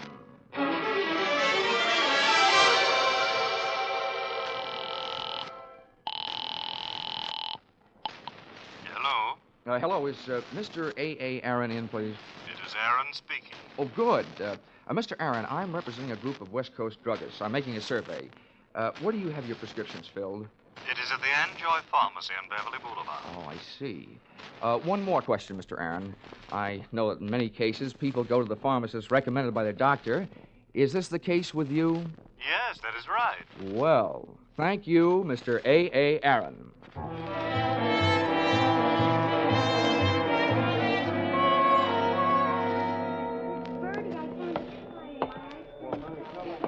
Pardon me, Mr. Anjoy. The clerk up front told me where I could find you.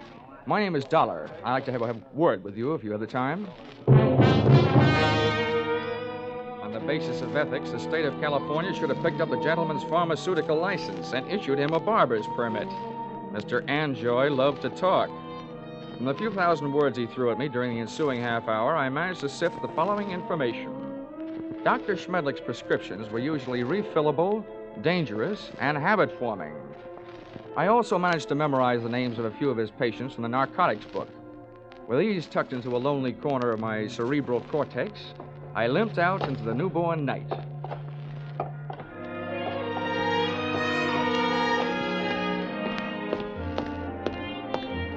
Expense account item 7, 50 cents. Expense account item 7, 50 cents. Having the missing heel on my shoe replaced by late working cobbler. Checking the owners of the first 4 names drew me nothing but blanks. The 5th drew me closer. Come on in. Her name was Millicent Royal. She was the kind of girl whose family takes up a full page in the Blue Book, and whose personal habits take up full pages on police blotters. Well, don't just stand there. Come in. Thank you. Sit down. Miss Royal, I'm going to be honest with you. I'm an insurance investigator. I don't want any. You don't understand. I said investigator, not salesman. I want to get a line on a doctor. Otto Schmedlich. You recognize the name? I might, but I'm not sure it's any of your business. Look, little lady, let's quit sparring. I've tailed friend Schmedlich this far, and now I want some information. What have you got? Nothing. He's a fine doctor, a wonderful doctor. I don't think he's doing you any good at all. You don't know anything about me. I'm afraid I do, more than you think. I know enough about Dr. Schmedlich to know that he's doing a lot of people a lot of trouble. I want to put him out of business, and you can help me. Oh, look, honey, Schmedlich isn't the one that needs protection. You do. You and the other people on the same spot you're on. Why don't you do yourself some good? I think you better leave now. Okay. Perhaps I'd better drop around to the home of Quincy P. Royal, Bel Air. My father? No, don't do that. And give me some answers. You can't make me. Nobody can. Anything that passes between a doctor and his patient is a secret. Nobody can make me say it, not even a judge. Whoa. Wait a minute. All right. If you change your mind, I'm staying at the Park Beverly Hotel. I'll trip them up sooner or later. If I have to, I'm turning it over to the federal men. Narcotics department. Why did I ever let you in here? Get out. Leave me alone. Go away. Please. You can't make me do anything. Well. Is my estranged wife having a lover's quarrel? Bill, get this man out of here. Make him leave me alone. I don't see why I should rescue you from anybody's clutches. But you, I don't like your look, so get out before I bust you in half. You know, you look like just the guy who might be able to do it. Happy honeymoon.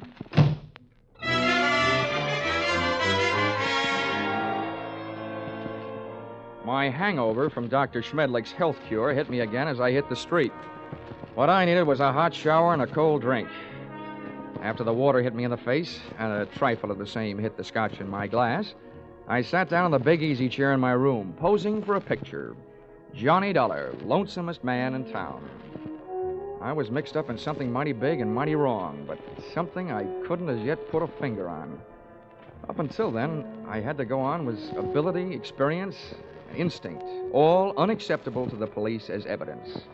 I asked myself why I hadn't called the law and told them about my party with the lady doctor and the man nurse. Then I answered myself that if I did, I'd probably be the one charged with assault, battery, and whatever else they wanted to trump up. Again, it would only be my word against that of an established medical man and his doctor-type nurse. So I decided to leave Doreen and her monster-type nurse where they were until I could turn them over to the cops. 4 drinks later, I was beginning to realize that those kind of troubles don't drown easily. And then the phone rang. Yeah? Mr. Dollar? Yes, this is Dollar. This is Millicent Royal. I want you to come over right away. Right away. Wait a minute, what's the matter? I changed my mind. I'll tell you everything.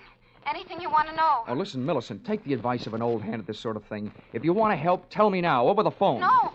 You can't trust telephones. Somebody's always listening. Oh, listen to me. It never fails, Miss Royal. You're playing around with the kind of suspense they like to put into movie scripts. The dame calls with some hot information she's afraid to spill over the phone. Then when the investigator gets there, she's dead. Hurry. Goodbye.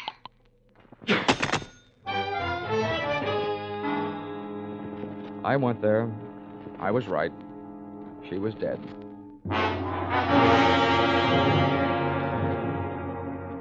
That gave me 2 people to go looking for. I didn't know where her estranged husband Bill lived, so I went to work on the doctor.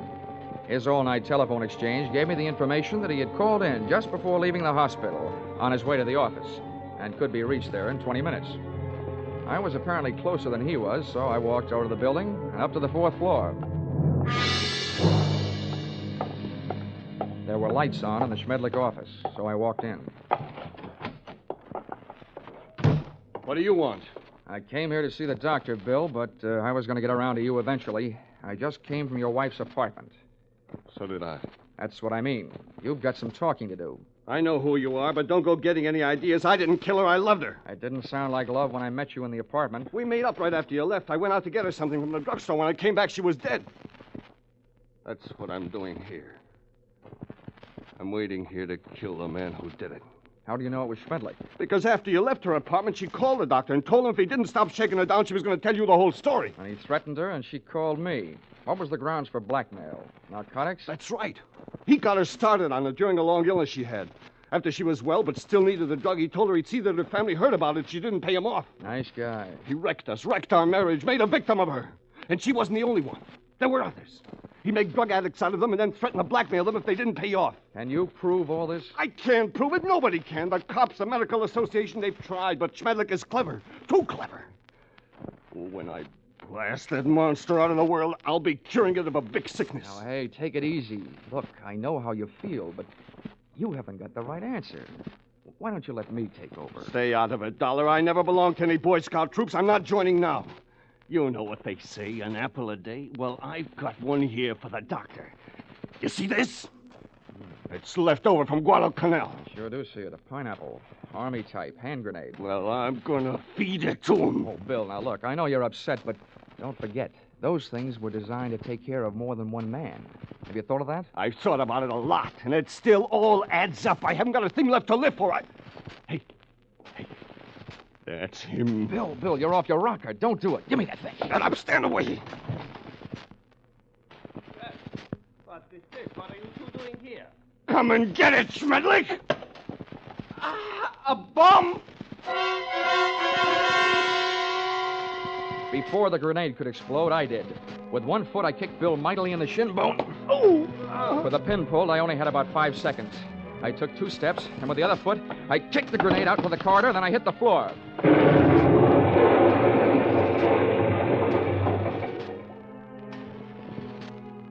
All right.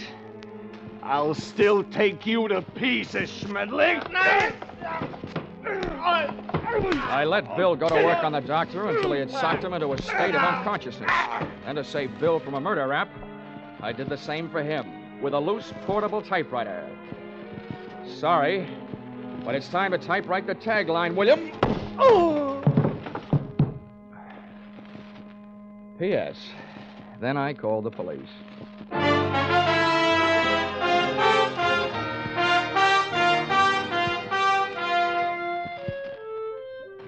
Expense account, item 8. $50, airplane rental, Burnsley charter service for a flight to Palm Springs. Item 9, $62. Dinner at the Dunes, party of 3. Included in said party, me and Haig and Haig. Expense account, item 9, airfare Palm Springs to Los Angeles to Hartford, $244.04. Expense account, total, $1,211.69. All that for getting rid of a doctor. And if you react the same way you reacted to my last expense account, it'll probably mean that you will be needing a doctor.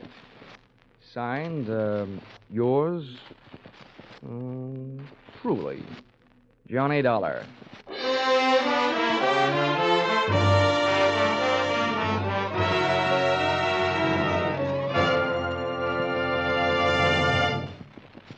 Yours truly, Johnny Dollar, is produced and directed by Gordon T. Hughes and stars Charles Russell.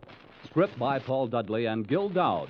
Featured in the cast were Willard Waterman, Betty Lou Gerson, Larry Dobkin, Paul Dubov, Georgia Ellis, and Edmund McDonald. The special music is written and conducted by Wilbur Hatch.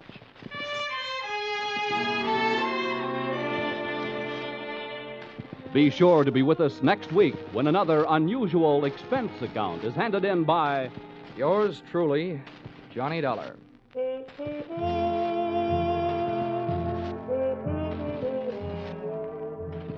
Stay tuned for Vaughn Monroe and his Caravan, which follows immediately over most of these same stations. Paul Masterson speaking. This is CBS, the Columbia Broadcasting System.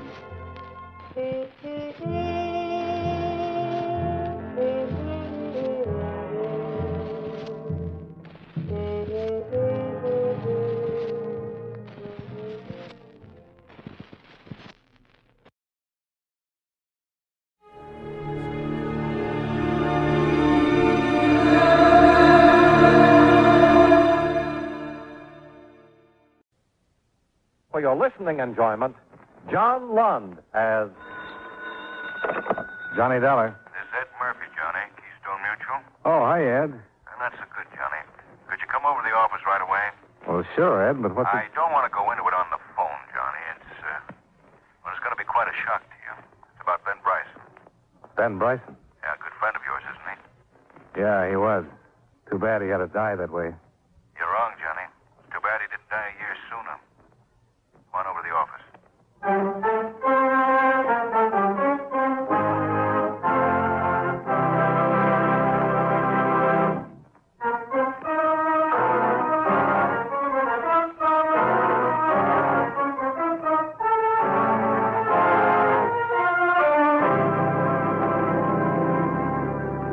Expense account submitted by Special Investigator Johnny Dollar to Home Office, Keystone Mutual Assurance Company, Hartford, Connecticut. The following is an accounting of expenditures during my investigation of the Ben Bryson matter. Expense account item 1, $2.40. Taxi fare from my apartment to the Keystone building and the office of Ed Murphy, Vice President. I thought as much of Ben as I would my own son. I watched him work his way up to the top job in this company, chief adjuster for the West Coast, head of our San Francisco claims office. Not bad for a young man. I was proud of Ben. Yeah, I know, Ed. And then that accident last month. Foggy night, he missed a curve. Drove his car off a cliff into the Pacific Ocean. And that was that. The end. Only it wasn't the end, or you wouldn't call me over here. No, it wasn't, Johnny. Within 2 weeks after Ben's death, we started getting complaints from some of our clients out there. Demands for adjustment on claims Ben had reported paid weeks before. Requests for settlement, so on. We couldn't figure it, but we went to work quietly, and we found out. Oh? You found out what? Ben's accounts had been doctored for a long time, Johnny. They were short, way short. In the months before he was killed, he'd embezzled nearly $80,000 from the company. Not Ben Bryson, Ed. Anybody else, yes. But money never meant anything to Ben. Johnny, here. Here's a ticket to San Francisco. Plane leaves in 2 hours. Now, wait a second, Ed. I think I'd like to pass this one. Yeah, so would I, but we can't. You know that? Left a lot of questions, Johnny. They've got to be answered. And $80,000 of the company's money is missing. Has to be accounted for. Yeah, I know, but maybe you ought to get somebody else, Ed. I'd be awful grateful if you'd do it, Johnny. You'd have the best chance. You knew him. He was your friend. Yeah, he was my friend. I know how you feel. Johnny. All right, Ed. Somebody's got to do it. And like you said, Ben was my friend. Let's have the ticket.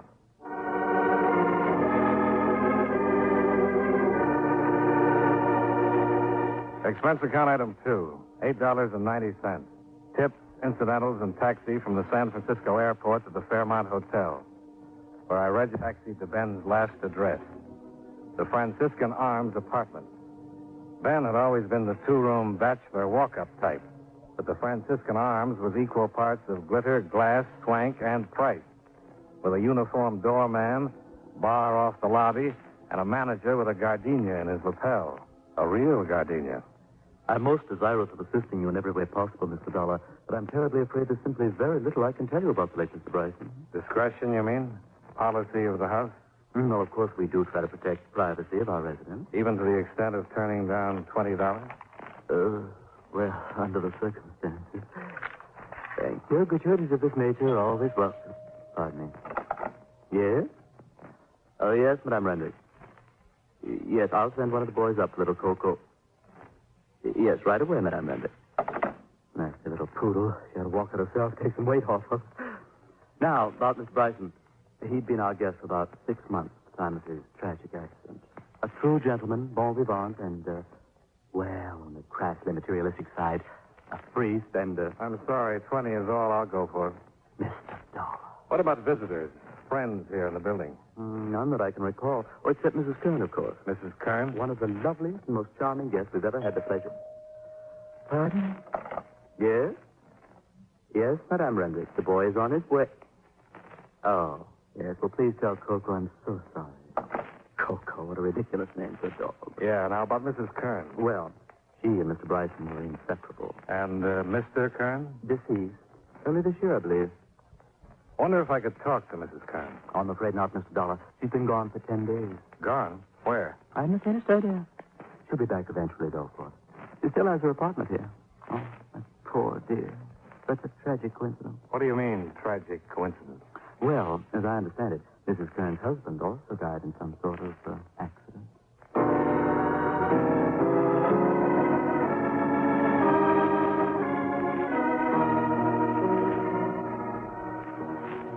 Sure, I've been tending bar here for 2 years, Mr. Dollar. I was here before Mr. Bryson moved in, and I'm still here now that he's gone. I guess I knew as much about him as a bartender usually knows. If you were his friend, though, how come you're asking me the questions? Well, I hadn't seen him for quite a while. He got out of touch. You know how it goes. Yeah, friends drift apart. It's a mixed-up world, getting more mixed up all the time. Oh, yes, sir, the usual. Wants a double martini. Always wants a double martini. Yeah, Mr. Bryson spent a lot of time in here. Always with Alvy, of course. Alvy? Mrs. Kern, young widow that lives here in the building. Everybody calls her Alvy. You know, makes friends easy. And one of her friends was Ben. The main one. With her every night. I guess he was nuts about her. He was nuts about something. Well, can't say as I blame him. You ought to see her. Personally, though, I'd hate to be married to a doll like that. He'd go right through a man, leave him high and dry. A doll like that's born to be a widow. Was Ben in here the night he was killed? Yeah, left about 9. 2 hours later, he was dead. He left alone, I suppose. No, Alvy was with him.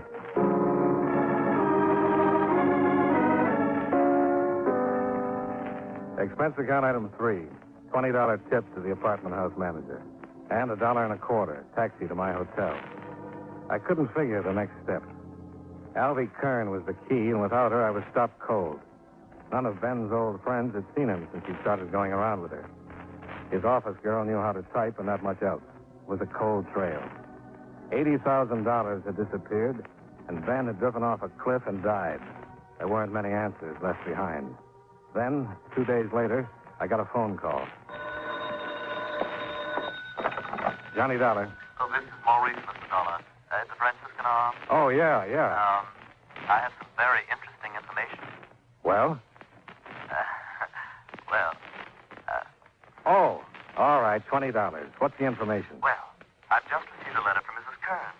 She wants me to forward her mail in care of American Express, Panama City, Panama. Panama City. Okay, Maurice, thanks. Thanks a lot.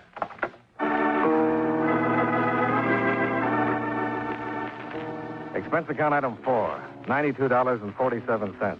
Hotel, telegrams, and incidentals in San Francisco. Expense account item 5, $267.20. Airfare and incidentals to Panama City, Panama.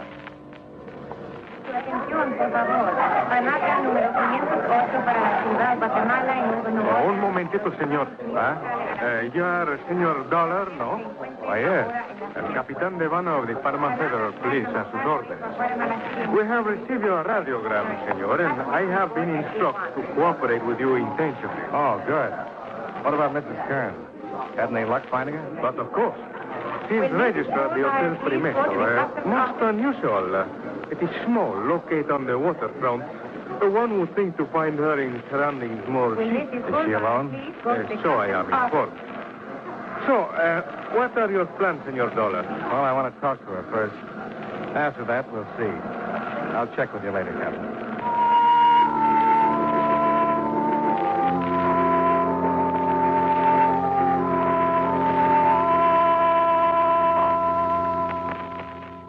I've heard your name before, Mr. Dollar. Then Mr. Bryson mentioned you. Was it Ben or Mr. Bryson? It has been. Please, I'd rather not talk about it, Mr. Dollar. Ever since that terrible accident, all I wanted to do is forget. That's why I came down here. To get away and try to forget. You thought quite a lot of him, huh? We were going to be married. Well, too bad it didn't work out. You'd have had a good life. Ben's wealth and your... Well, I had the idea that he'd just work for an insurance company. And live the way he did? Oh, come now, Mrs. Kern. Well, actually, that side of it didn't seem to matter much. My husband left me quite well off, and... How long were you married before he died? Only 10 months. Oh, you do have bad luck, don't you? Mr. Dollar, I'm not sure I understand this attitude. Relax. Here. Have a cigarette. No, thanks. My vices don't include smoking. Oh?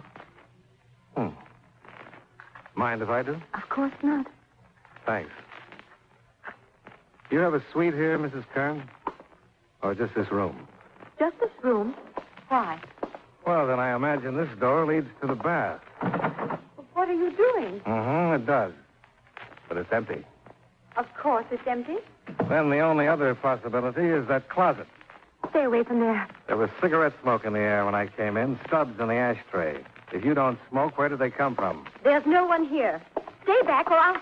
Look, Mrs. Kern, turning out the lights may be romantic, but it's not the best... Oh! I shook my head trying to clear it, finally staggered to my feet and found the light switch. Albie Kern was cowering against the wall, staring at me, scared but not saying anything. I stumbled toward the door. The corridor was empty. You're wrong, Johnny. There wasn't anybody here. I'm the one who hit you. To hit like that, you'd have to grow a fist 3 times your size. No. I know what the game is now. I should have caught on sooner, but I didn't. There's no game. I don't know what you mean. Look, only one person I know tears cigarettes apart and shreds the paper that way. No, Johnny, you're wrong. The two of you in it together all along. They didn't find a body because there wasn't anybody. He's still alive, hiding out. I know who hit me. It was Ben Bryson.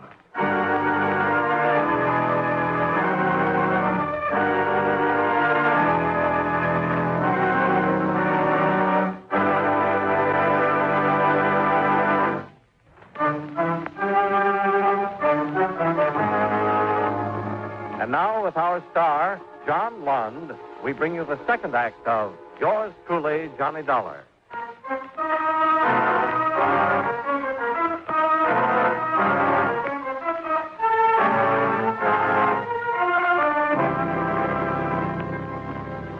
Expense account item 5. 40 cents, U.S. currency, for a handful of aspirin tablets. Ben, or whoever it was who slugged me, had got away from the hotel without being caught. I gave Ben's description to Captain Devano, and I went to bed.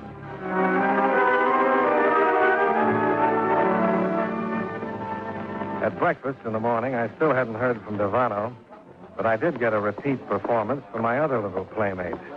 Good morning, Johnny.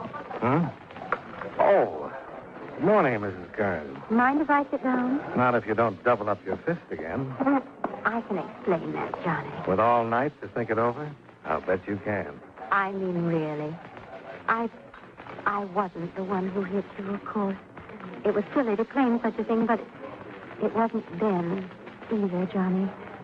You don't mind if I call you Johnny. I mean, you were a close friend of All right, Ben's. Mrs. Kern. If it wasn't you and it wasn't Ben, who was it? Well, the name doesn't really matter. Let's just say it was a friend who'd rather not be brought into the picture. And let's also say that wasn't a bad attempt. But I still don't buy it. It's true, Johnny. Ben was drowned in San Francisco when his car ran off into the ocean. He's dead. He can't be dead in San Francisco and still be tearing up cigarettes in Panama. I did that. I didn't smoke them. But I tore them that way. I picked up the habit from Ben. You took a guess and you were wrong. So forget it. Let's be friends. Sorry, I can't afford it. Do you think I sell my friendship? It cost Ben $80,000 of the company's money. Did you get half of it, Mrs. Kern? No. How much does he have left? Stop it.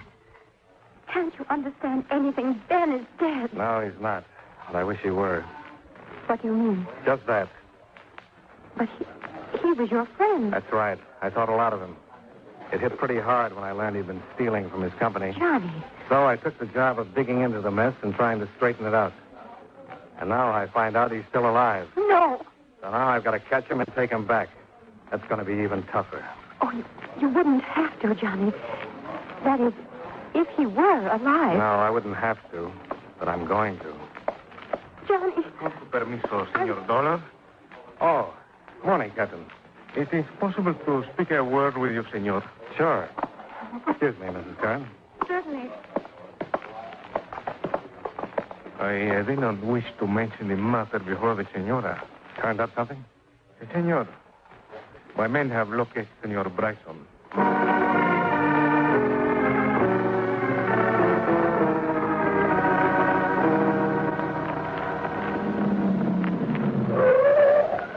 Here? This is the place? Si, senor. This man is living in one of the little fishing boats which are tied to the embarcadero. The number 3 one, which is blue painted, you see? Yeah, I see it. Well, it sort of figures. If he wanted to hide out, this would be safer than living in a hotel. You're pretty sure it's him, huh? Yes, sabe, senor, but I think so. Miguel Pascaro, who is on the boat, said this man from 1 month ago and paid plenty money just to live on the boat tied up at the shore. And he's like you described, senor. I think so. All right. I'll go on board and talk to him. I think it'll work better if I go alone. Si, senor, I wait for you here. Good.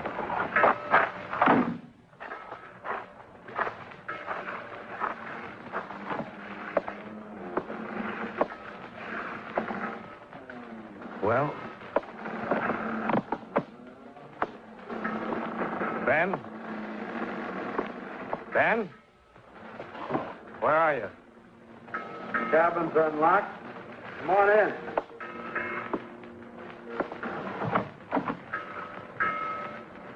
Well, it's been a long time, Ben. Come in, Johnny. Have a seat. Thanks. You'll have to overlook this litter. Temporary quarters. Johnny, why did it have to be you? It had to be somebody, Ben. Sooner or later. You should have known that. I guess. How'd you get onto it? Alvy? Yeah, I traced her. Followed her down here. She fouled up, Johnny. She wasn't supposed to come for 6 months, and the first thing I know, she's here. Said she couldn't wait. Why did you do it, Ben? You've seen Alvy. Do you need any more answers? She worth the price? For me? Sure. This face of mine always stopped the dames. And Alvy was different? She fell as hard as I did. I didn't know women like her even existed. She's for me all the way. But you still had to buy her. Mm-mm. Price tag, $80,000. No, you're wrong. It was only that Alvy'd always lived high, and I had to live that way, too, to be around her. What were your plans, Ben? What were you going to do? Go to Rio, Argentina, maybe, start a new life together. That's why I needed all that money. I didn't spend that much. And Alvy agreed to that idea? Sure, she was all for it. Then why did she keep her apartment in San Francisco? She didn't. Oh, you're wrong, Johnny. Somebody gave you a bum steer. She cut loose from everything. She told me she did. Well, we can check on it when we get back there. Easy, Johnny, easy. I've had this gun on you ever since you came aboard. Now, don't make me use it. Would you use it, Ben? I'm up a dead end, Johnny, and I know it. But I'm still going on as far as I can. Don't try to stop me, Johnny. I don't want to kill you. But if I have to, I will.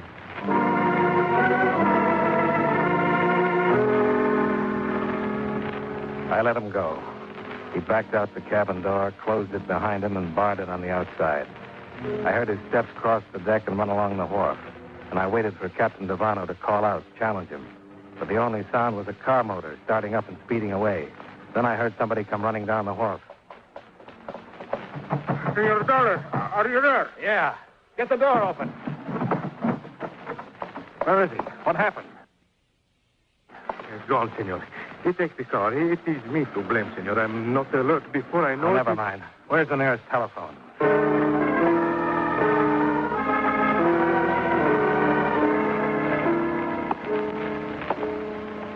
It's been over an hour.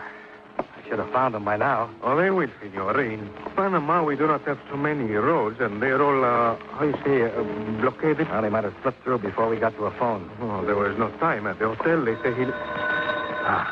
aquí está. Capitán Devano. Sí, yo soy cerquito del mar. Sí. No. What is it? Qué lástima, sí. Cuídelo bien, ¿eh? Vamos ahorita. Adiós. They have been found, Senor Dollar. They have been found, Senor Dollar. Yeah? Where? They have tried to go by the old road on the cliff. It is too dangerous. They have missed the curve and go into the ocean. What? The car is under 10 meters of water. There is no signs of life.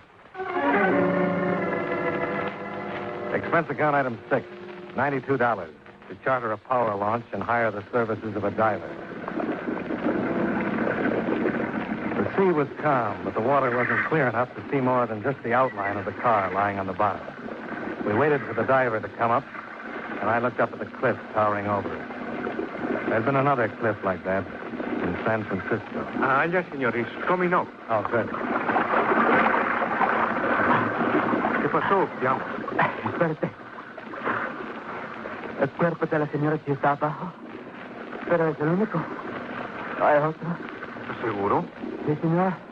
No hay otro abajo. What's the matter, Captain? We have found only the body of Mrs. Kern. Senor Bryson's body is not in the car. The same pattern. A car plunging off a cliff into the ocean and a body missing from it. Only this time I knew it wasn't fake. Ben couldn't have done a thing like that to Albie. Not to Albie. I looked up at the cliff. Steep, but not vertical. A car would have rolled, bounced, coming down. I had Captain Devano run the launch in close, and I jumped onto the rocks and started to climb.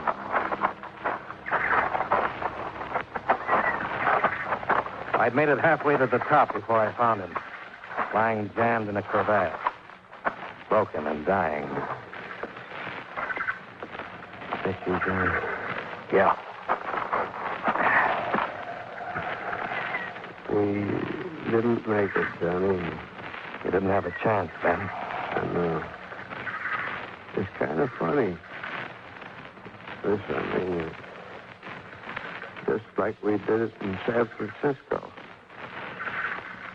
I mean, this time it's real. Yeah. This time it's real. Yeah. Better not try to talk, Ben. We'll get some ropes down from the top. Get you out of here. No use, Johnny. Is Albie... She's dead, Ben. You were right about her, Johnny. Forget it. I made her come with me in the car. Held a gun on her. She got mad. Spilled the whole story. Ben, don't... She didn't love me. Not any of the time. She admitted it. And I thought she did. And that was fine. Nobody else ever let me even think it. Ben, it's no good talking this way. It won't matter, Johnny. Like you said, I don't have a chance. But you know something? I think I'd do the same thing again. Maybe there's no answer for a guy like me. I don't know, Ben. I'm not a judge. Kind of figures, you know, I'll be dying too. I bought her and paid for her, Johnny. I ought to be able to take her with me. After all, I... Easy, Ben. Johnny, the money, what's left of it, is inside my coat. Give it to Ed. Tell him I'm sorry. Make him understand. He will. You too, Johnny. I'm sorry. You don't know what else to say? Forget it. I still think I'd do it again. Crazy, eh? Now at times we all get crazy, Ben. Yeah. Thanks, Johnny. Thanks for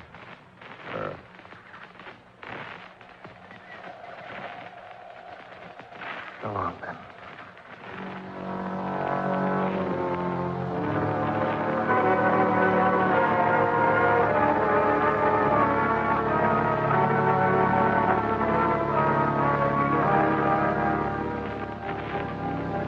Expense account item 7, $26.30. Hotel, taxi, and miscellaneous while in Panama.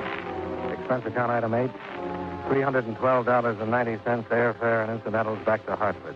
Expense account total, $823.82. I'm enclosing a cashier's check for $72,652 recovered from Ben Bryson, embezzler. Yours truly, Johnny Dollar.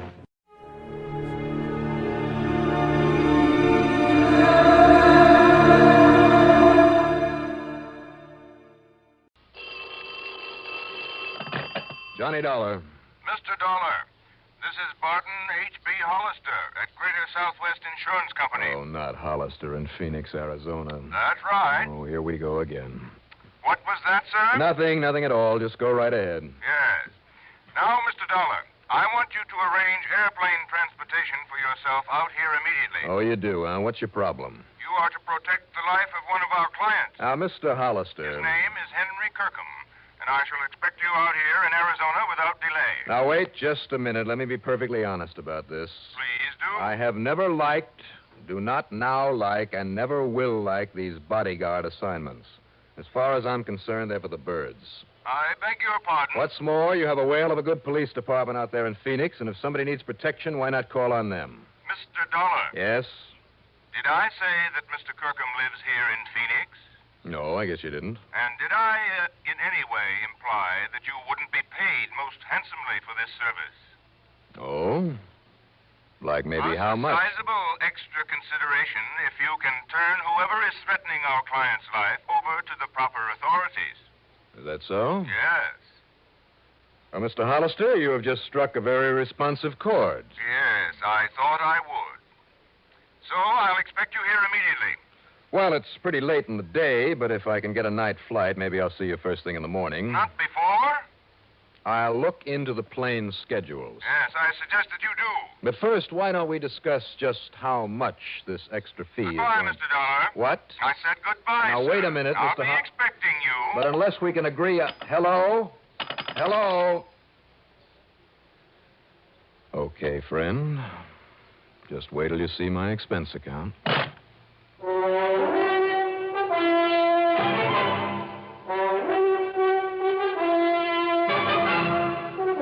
CBS Radio brings you Bob Reddick in the exciting adventures of the man with the action-packed expense account, America's fabulous freelance insurance investigator. Yours truly, Johnny Dollar.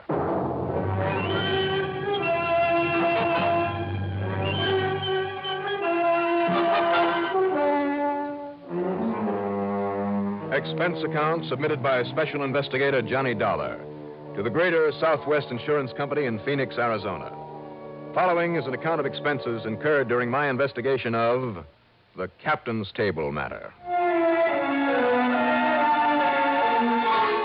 Up till now, I had always managed to avoid any assignments from Barton H.B. Hollister.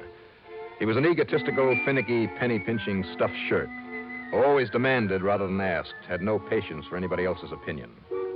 Still, I had no other assignment at the moment, and he had promised an extra fat fee. So, expense account item 1, $4 and... No, let's get this thing started right. Call it $6 even for a cab to Bradley Field. Item 2, $150.70 plane fare, plus $10 for incidentals. As promised, it was early next morning by the time we circled for a landing at the Phoenix Sky Harbor Airport. Item 3, well, let's say $5 for a cab into the office on Adams Street. The day was young, the weather clear, people along the way were bright and cheerful, and I felt pretty good myself. But Mr. Barton H.B. Hollister, wow. All right now, Dollar, where have you been? Sit down. Where have I been? I might have known this would happen. Sit down, I said. Do you mind telling me what you had for breakfast? What I had for breakfast? Well, it's obvious that something has got you all upset. Quite true, you have. I phoned Mr. Kirkham last night and told him you'd be here right away. I took the first plane I could get. Well, you're too late. Too late for what? A few hours after I told him you were on your way, Henry Kirkham was found dead. No kidding. Didn't need your protection, eh? I didn't say that, Mr. Hollister. You certainly implied as much. All I said But was... that's neither here nor there now. The simple fact is that Henry Kirkham, insured by our company for over $70,000, has been murdered. Or has committed suicide. Oh, now I get the picture. What do you mean? You hope I can prove it was suicide. Of course. Then this company of yours won't have to pay off the insurance. Over $70,000. You said that. There's far more to this matter, Mr. Dollar. Like what? The police apparently believe it was murder. Well, if they can prove it, you're stuck. Wait, please. The only suspect they're holding is a man by the name of Walter Pinkley, who happens to be Henry Kirkham's beneficiary. Well, then what's your problem? If he did kill Mr. Kirkham and they can prove it, you certainly don't have to pay him the insurance. You're quite right. The money will go to whatever other person or persons are entitled to it under the laws of succession. But now, bear this in mind. Go on. Walter Pinkley is also one of our policy holders. That's interesting. So if he did commit this murder, as the police suspect, and he goes to the gas chamber... You're stuck with the payment on his policy, too. Exactly. If it was suicide, you pay nobody. Right. But if it was murder, you stand to pay off on both of them. Correct.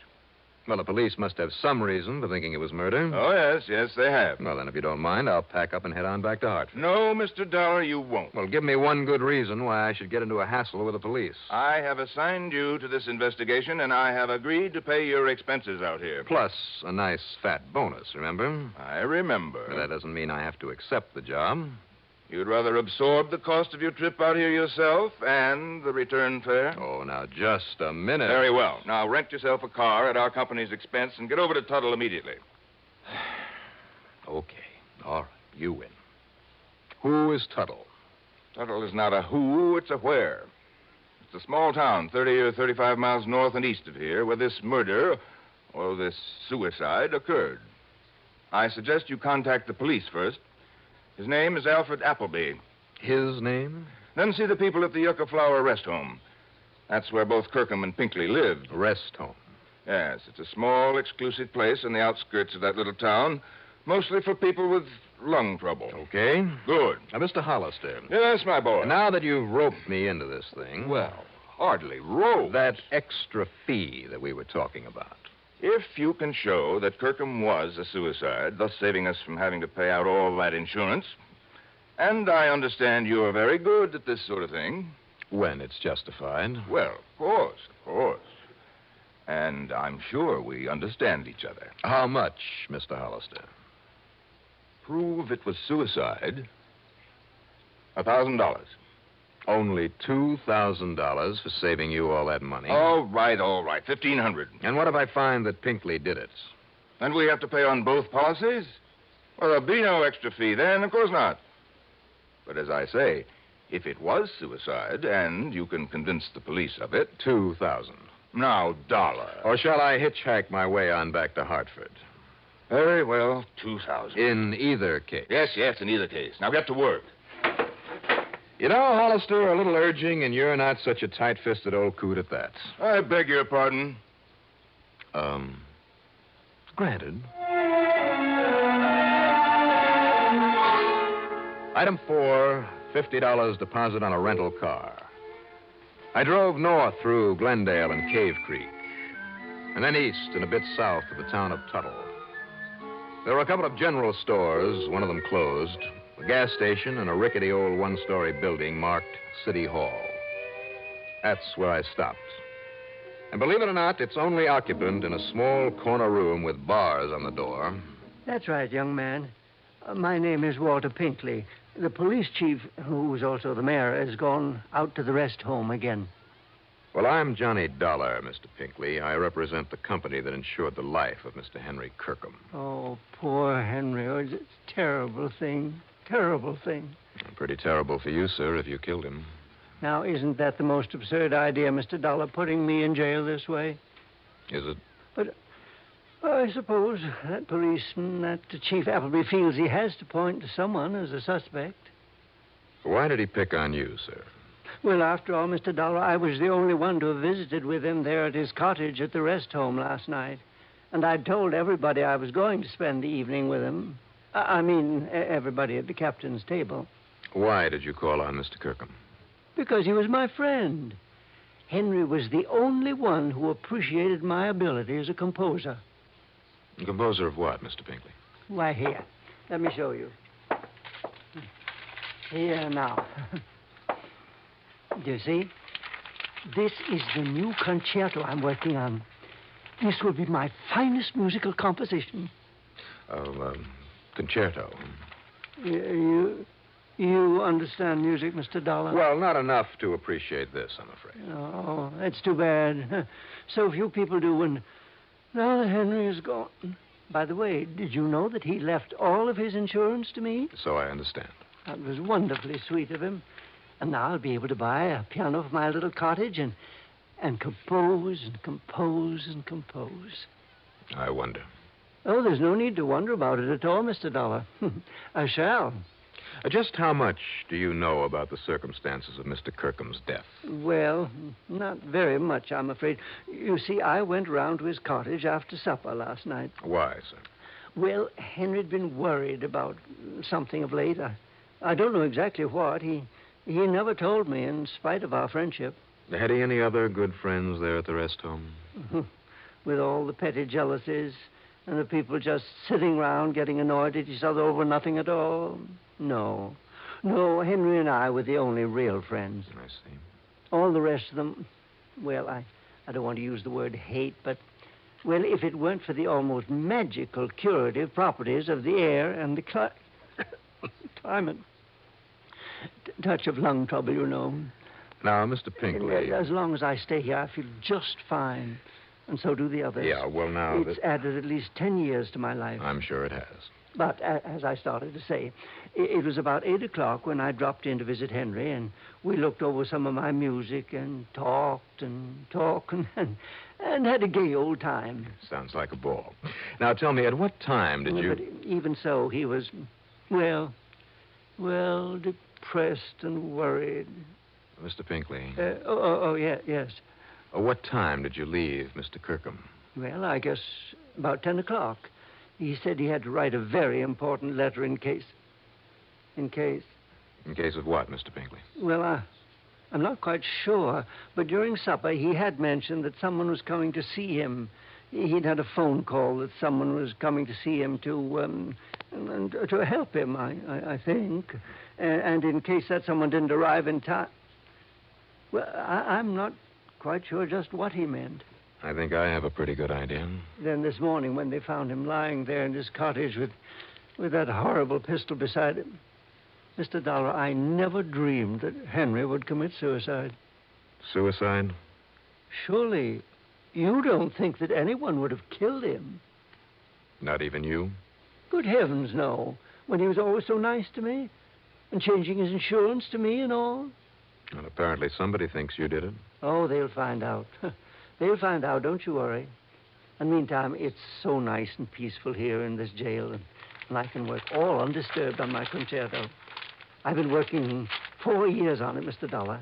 And in another 4 or 5 years, Mr. Pinkley, I sincerely hope you'll be around long enough to finish it. What? What did you say? Nothing. I'll see you later.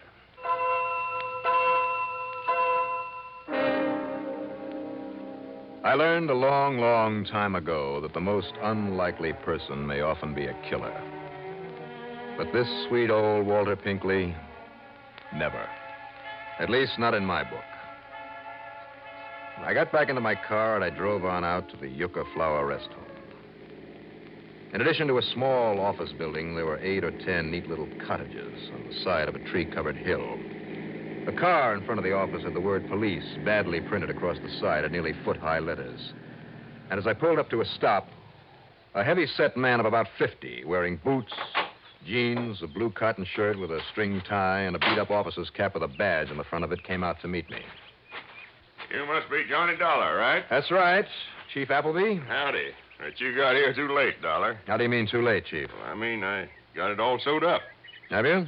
Yes, sir. I suspected this so-called pal of his right in the beginning, right from the time I found out he'd just been named the new beneficiary of the dead man's insurance. Walter Pinkley? Yes, sir. He just couldn't wait to see our old crackpot. Didn't realize that trying to make it look like suicide might cancel out that insurance. Why do you think it was Pinkley? Think, Doc. Think. Well, that was only the beginning. Now I know. You see, now I got what you'd call uncontroversial proof. You see, Mr. Dollar, it was all made up to look like suicide.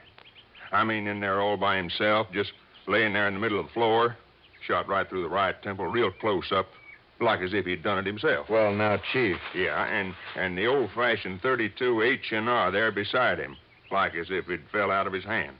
Did you check that gun for fingerprints? Not a sign of any prints on it anywhere. Now, you know he'd have to have his own prints on it if he'd done it himself.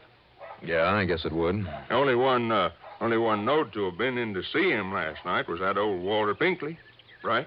Well, now, Chief, that still doesn't prove that But what Pinkley didn't figure on was that Kirkham was already scared of him, that he'd sent for you. And Pinkley also didn't know that sometime last night Kirkham wrote you a letter just in case. Chief, I have reason to believe he wrote that after Mr. Pinkley... Now, wait now. Just let me finish, huh? Go ahead. This letter was there on his desk, and, well, I got to admit I didn't take a look at it until a few minutes ago, but here, look at it for yourself. See? Pins the murder on Pinkley and nobody else. Read it. I mean, if you can, that handwriting's kind of old-fashioned. Mr. Johnny Dollar, honored sir. So is the salutation, Chief. Huh? A bit old-fashioned. Honored sir. Yeah, real formal. There is within this place one who would avenge himself upon my life. How do you like that language? Sounds like an old Shakespearean actor. Well, that's exactly what he was, an old ham actor. Now, let's see now. Nor have I been remiss in my endeavor to assuage the passion that manifestly has provoked his wish for my demise. It means he tried to talk this other one out of trying to kill him. Yeah, fine. Thanks, Chief. But, alas, I had made it only too clear I could no longer abide his ridiculous Concertos? Concertos, that's what he meant. Well, maybe so, but it's spelled Concetettos. Concertos. Well, it's that handwriting. He meant concerto. He couldn't stand that concerto anymore. That's all that old Pinkley ever talked about. But go on. And so, because of my resentment over his stupid concertos... concerto. All right, concerto, whatever it is. He seeks revenge. Yeah. Unless he seek to destroy me ere you come to afford me protection, I tell you now that his name... turn it over. But hark, there sounds a knock upon my door. I shall finish this anon. That's all, huh? Well, it's all I need. He thought the knock on the door was you. He let the other guy in, got himself killed. I wish he'd had a chance to finish this, to actually name the man he suspected. Oh, now, wait a minute, Dollar. You want anything more clear than that? Nobody else had a concerto. Pinkley's guilty, and that's that. Maybe. Well, sure he is. The others at the captain's table, Pinkley said. What's that? They all knew I was coming here, so if one of them wanted to kill him, he knew he'd have to do it right away. Sure, and one of them was Pinkley. Same group of 5 at that same table. 3 meals a day, week after week, year after year. 5, huh? Who are the others? Did you check on that? Oh, I sure did. They were the only ones that would know the most about not only Kirkham, but Walter Pinkley, too. Well, who are they, those 5, the other 3 besides Kirkham and Pinkley? An old lady named Miss Sarah Sanderson, man who calls himself Captain Howard, another old fella named David Hesher. Well, get them together, Chief. I want to talk to them. What for? As long as we know who did it. Just as a favor. All right. Anything you say. Something had suddenly rung a bell. I picked up a dictionary in the office. I looked up a word in it, and then took it along to meet the group, one at a time, in one of the little cottages. Mrs. Sanderson, in her late 70s, was a sweet little soul who was so unnerved that all she did was cry during the interview. Old David Hesher, his mind failing, well, he was no help at all. But Captain Eustace Howard... Well, I certainly don't find anything mysterious about this case, Mr. Dollar.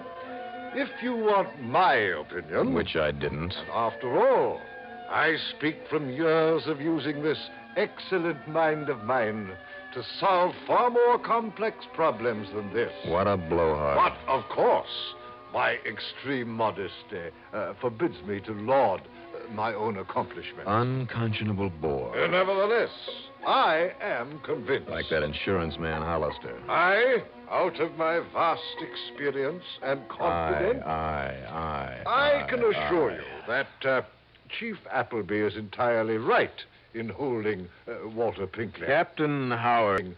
Walter Pinkley. Captain Howard. Pinkley and his ridiculous concerto. Now, Captain... I could have composed that for him in a month, in a week. I told him as much. I'm sure you did. But would he avail himself of my superlative musical knowledge? Now, wait a minute, will you? Will you wait just a minute? You don't want my opinion. I don't think I need it anymore. Really? Chief? Yeah, Dollar? You and Pinkley both told me that Kirkham changed his beneficiary recently. Sure, to name Pinkley. Which I maintain explains why Walter Pinkley killed him. Just hold it, Captain, please. Very well, very well. Chief, who was the beneficiary before? It was this very group of people, Dollar. Mrs. Sanderson, David Hesher, and the captain here. And, of course, Pinkley, too. It was to be split up equal. Well, then that's it. Well, what is? These other people were cut off by the chain. And I assure you, Mr. Dollar, to me that made no difference. Oh, be quiet, will you? Really? Tie that fact in with the letter, Chief.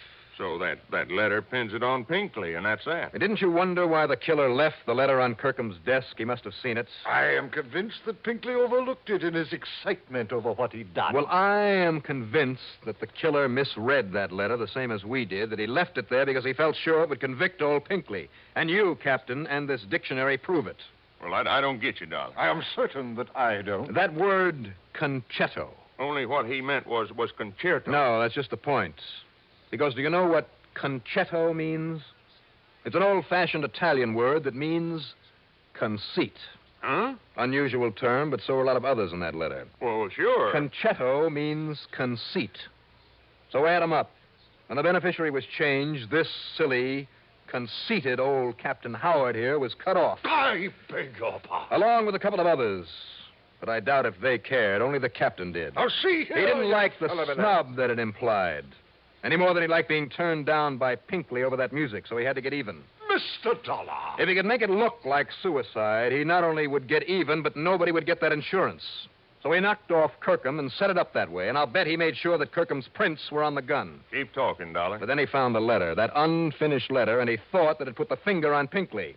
Now he could get even with both of them. I will not listen to such drivel. Take it easy, Captain. That's when he wiped the prints off the gun. Dollar! So only Pinkley would be suspect because of the letter, he thought. But the letter, talking about his stupid, ridiculous concetto, his conceit, gave him away. You thought the letter would clear you, Captain, but that was one big, fat mistake. Yeah. Very well. I killed Kirkham. That's all I wanted to hear. Just put on these cuffs. Oh, come now. Would you take me off, make me suffer, maybe die, like a common person, for the one very small mistake? Me, Captain Eustace Langhorne Avery Howard, me. Yeah, Captain. You.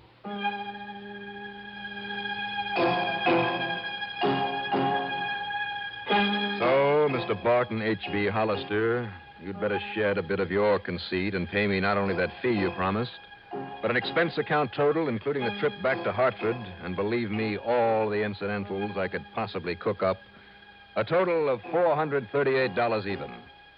Yours truly, Johnny Dollar.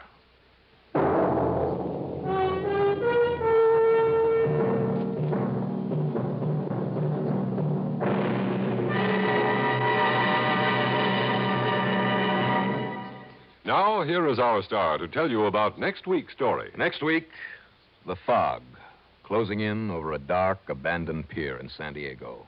A killer on the loose. Join us, won't you? Yours truly, Johnny Dollar.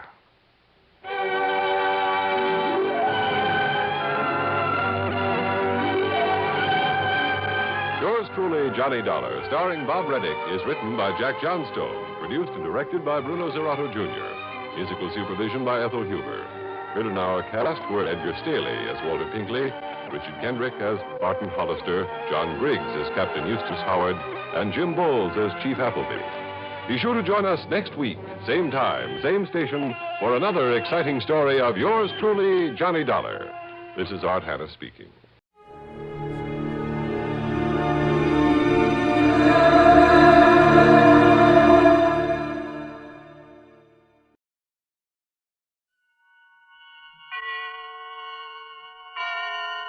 Autolite and its 96,000 dealers present Suspense.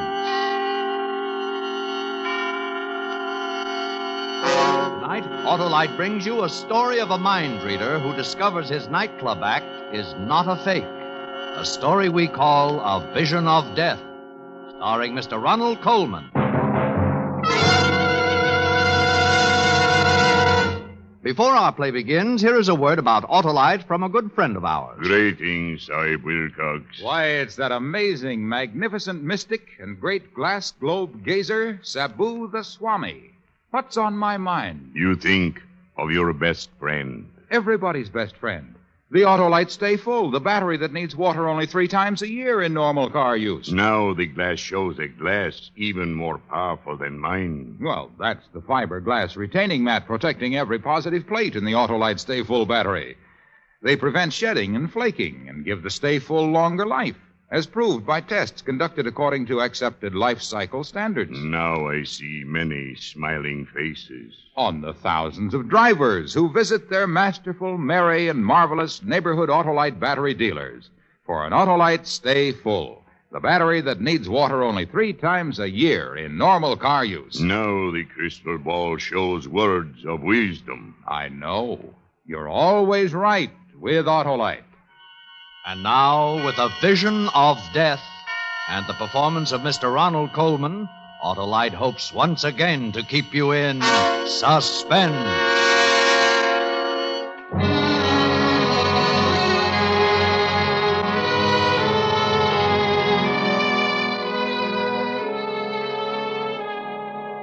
If I speak too rapidly for your stenographer, you'll tell me, won't you, Lieutenant? No offense, but he impresses me as someone who has to sit on the floor to put his shoes on.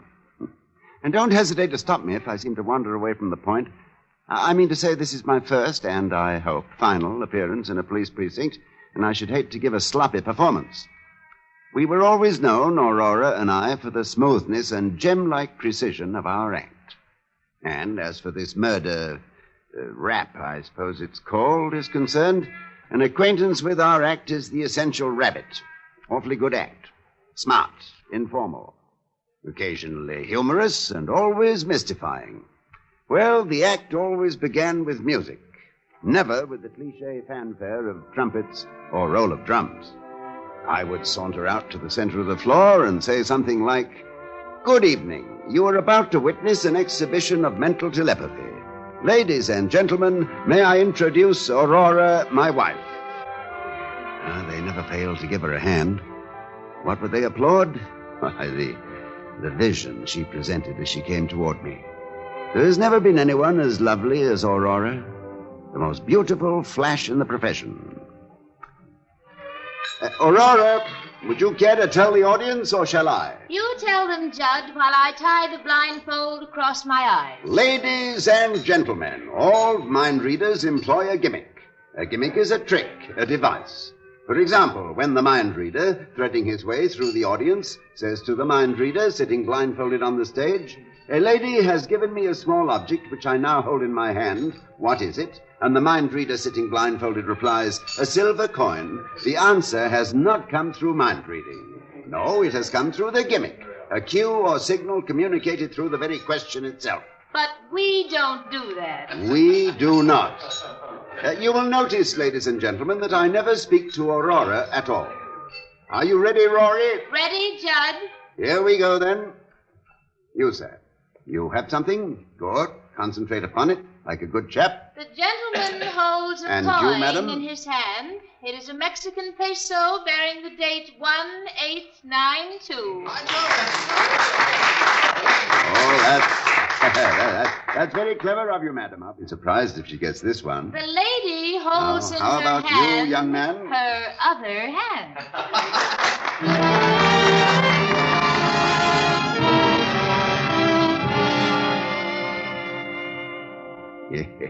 A sucker once born remains a sucker till death. The audience never realized, never in all the years we worked, that although I was not speaking to Aurora directly, my chatter nevertheless was loaded with signals and cues for her guidance. By revealing the gimmick, we concealed the gimmick, and that, Lieutenant, is the neat plus ultra of gimmicks. Yes, it was as crude as that, but it enabled us to work 50 weeks a year, here and abroad, at an average of over 1,000 a week. Of course, I always gave some credit for our success to our agent, Harry Arnold, although Rory was inclined to give him no credit at all. Good news, Judd. I've managed to book the act into the College Inn in Chicago with a 4-week guarantee. Not bad, huh? Get him. He managed to book the act. Yeah. I suppose they never heard of us in Chicago? I suppose we weren't held over there 6 weeks when we played the Sans Souci in 1948? You think it's easy to get a 4-week guarantee these days? Money is short. Money is tight. I've never yet heard you say money is long, money is loose. You have to sweat for your 10%, don't you? Yes, you do. In a pig's ear, you do. Agents. They're all like... Oh, there's gratitude for you. There's the milk of human memory. What were you when I first saw you? Nothing. Not this much. Playing 10 a day under canvas in Menasha, Wisconsin, and paid off in bottle tops. I worked, I schemed, I sweated. Listen to him. You'd think he had to get out there on the floor every night. You'd think he was the one spent 11 months, 12 hours a day memorizing the code. You'd think it was his name in lights. Agents. All they know is how to live off a dead whale. Scum of the earth. Look, I'm not going to take that from you, you hear me? You'll take it, baby, along with the 10%. You'll take it and you'll chew it and you'll swallow it and you'll keep it down, too. How do you like that? I'm warning you, kid. Don't push me too far. Now, Don't push children, on your way, Harry, and don't let it get you down. I think a 4-week guarantee is pretty good. Oh, thanks, Judd. If it wasn't for you, Judd, I'd... Oh, why go into it? I'm going for a walk.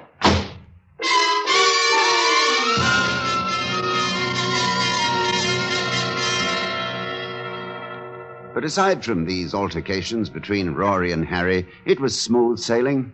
We wore the best, ate the best, drank the best, stayed at the finest hotels. And every Saturday night after the performance, Harry would bring us our salary. He'd bring it in cash. $1,000, $1,250, $1,500. I have the old performer's distrust of checks. Been given too many with a high latex content. Anyway, life couldn't have been more placid. And then one evening, about 5 weeks ago, soon after we opened at the Grove here in town, a frightening thing occurred. We'd just begun the act, and I was out in the audience. You will notice, ladies and gentlemen, that I never speak to Aurora at all. Are you ready, Rory? Ready, Judd. Here we go, then. Now, you, madam. The lady holds in her hand a compact. It is platinum and bears her initials R.C. You, sir. You, sir. The gentleman is holding an engagement ring.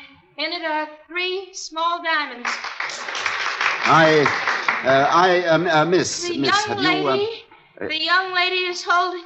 It's a small cameo brooch and... Rory! Quick, Maurice, music! I picked Rory up from the floor and hurried with her to our dressing room, almost beside myself with anxiety.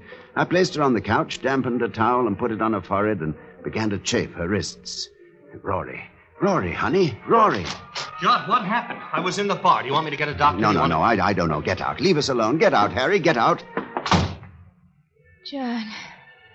I'm here, Rory. Are you all right? I guess so. I don't know what happened. You fainted away. Try to remember what happened. I felt funny. I don't remember. No, try, Rory, try. Try to remember. It's important. I can't. Why is it important? Oh, you don't know? Rory, you don't know?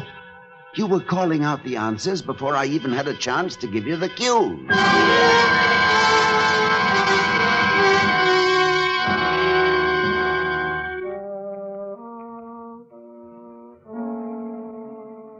Do you believe in telepathy, Lieutenant? I don't mean the sort of thing Rory and I usually did. I mean real telepathy. I never did either until that night. I don't mind telling you I was badly shaken. I mean, after all, I knew we'd been using a gimmick, and suddenly it began to happen without the gimmick. It scared us to death. We didn't know what we were getting into. But we went on with the act, and in my mind, I began to search about for the answer. I found it, of course. You'll find a gimmick in almost everything if you look hard enough. I've got it, Rory. We've worked together so long that you know what I'm going to say before I say it. From my inflection, my pauses, even my movements. You see? Judd, that has to be it. Oh, this is marvelous. When Harry gets back, I'll tell him about it.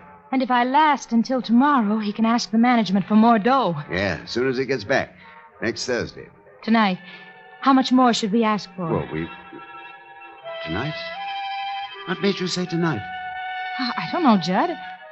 Oh, you were there when he told me he'd be in Palm Springs till Thursday. What made you say tonight?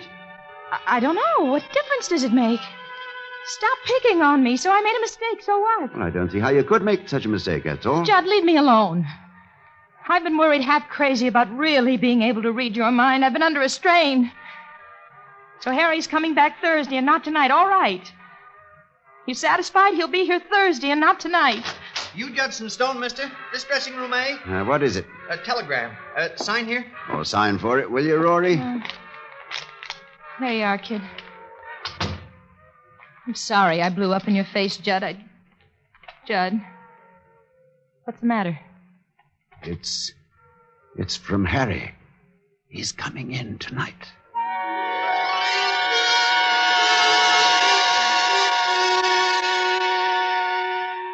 And he did, too, Lieutenant. Rory was so upset by it, she couldn't go on at all that evening. She had no explanation for how she knew, none whatsoever. I don't know, Judd. I just don't know.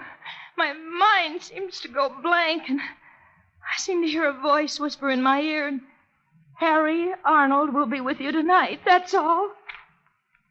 When we got to our suite at the hotel, Harry was there waiting for us. What happened? What happened? You both look like ghosts. Oh, Harry, I'll tell you some other time. Leave us alone, will you? All right, I'm going. Just came back to wish you a happy birthday and to give you this. Birthday? Oh, yeah, thanks. Thanks, Harry, thanks. What is it? Well, open it, why don't you? It's a bathrobe. A red silk bathrobe with your initials. That's right. How does she know? How do you know? Get out of here. Get out of here! John, make him get out of Look, here! I won't be talked to like that. I don't care who she is. I won't be talked to Harry, like shut that. up! For heaven's sake, shut up and go away. What? Leave us alone. What? Go, get out, get out! You too, Judd? She's got you talking against me, too, huh? All right, I'm going. I'm going. But from here on in, it's strictly business between us. I wash my hands.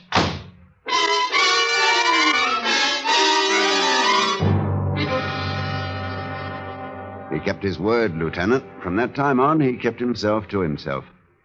And I was prepared to let it go at that, much as I liked Harry, until the night I was awakened by Rory, moaning in her sleep. No, please. No, Rory, wake up. You're having a bad dream. Rory. No. What? Judd? Shh. Judd. It's all right. I'm here. Oh, Judd. What, Rory? The voice. Whispering again? Yes. Oh, Judd. What? He's going to kill me. Harry Arnold is going to kill me. And that, Lieutenant, was the beginning of the end of that.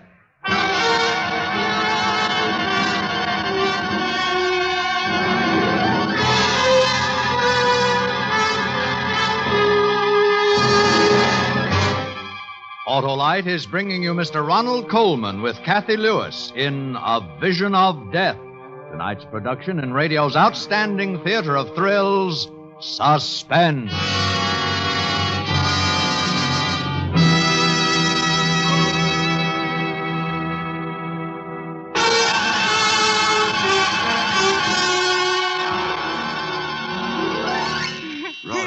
Rory, get a grip on yourself. He's going to kill me.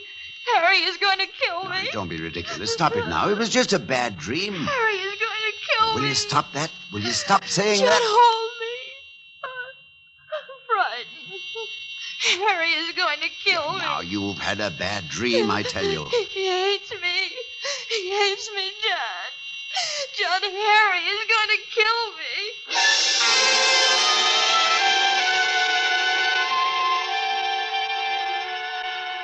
I'm a rational man, Lieutenant. I've always felt, for example, that when Hamlet says there are stranger things in heaven and earth than are dreamt of in your philosophy, Horatio ought to reply, tell that to Sweeney. I knew there was no such thing as mental telepathy. I knew it as well as I know I'm sitting here talking to you. Up here in my head, I knew it. And yet, the next afternoon, I found myself entering a gun shop and purchasing a revolver and a box of bullets, determined that before Harry Arnold could so much as injure one hair of Rory's head, I would kill him. I should have gone directly to the police first. You're using hindsight, Lieutenant. I had all that out with Rory. Please, Judd, please. Go to the police and tell them about this. Let them handle it. What? Tell them what? That by reading his mind, we've learned Harry intends to murder you? They'll believe us. They've got to believe us. Oh, no, they're reasoning like a child. They'll decide that it's either a publicity stunt or else we're both lunatics. Well, if I tell them about the telegram and the birthday presents... Rory, we have no proof. But we have to do something. What? Tell me what? You know he intends to kill you. I know he intends to kill you, but what can we do? I can't simply put a bullet in his heart next time I see him. How could I explain it? My wife had a premonition that he was going to murder her. Do you know when he's going to do it? Or how he's going to do it? No. He hasn't decided yet. Isn't there anything we can do? Nothing. Except wait.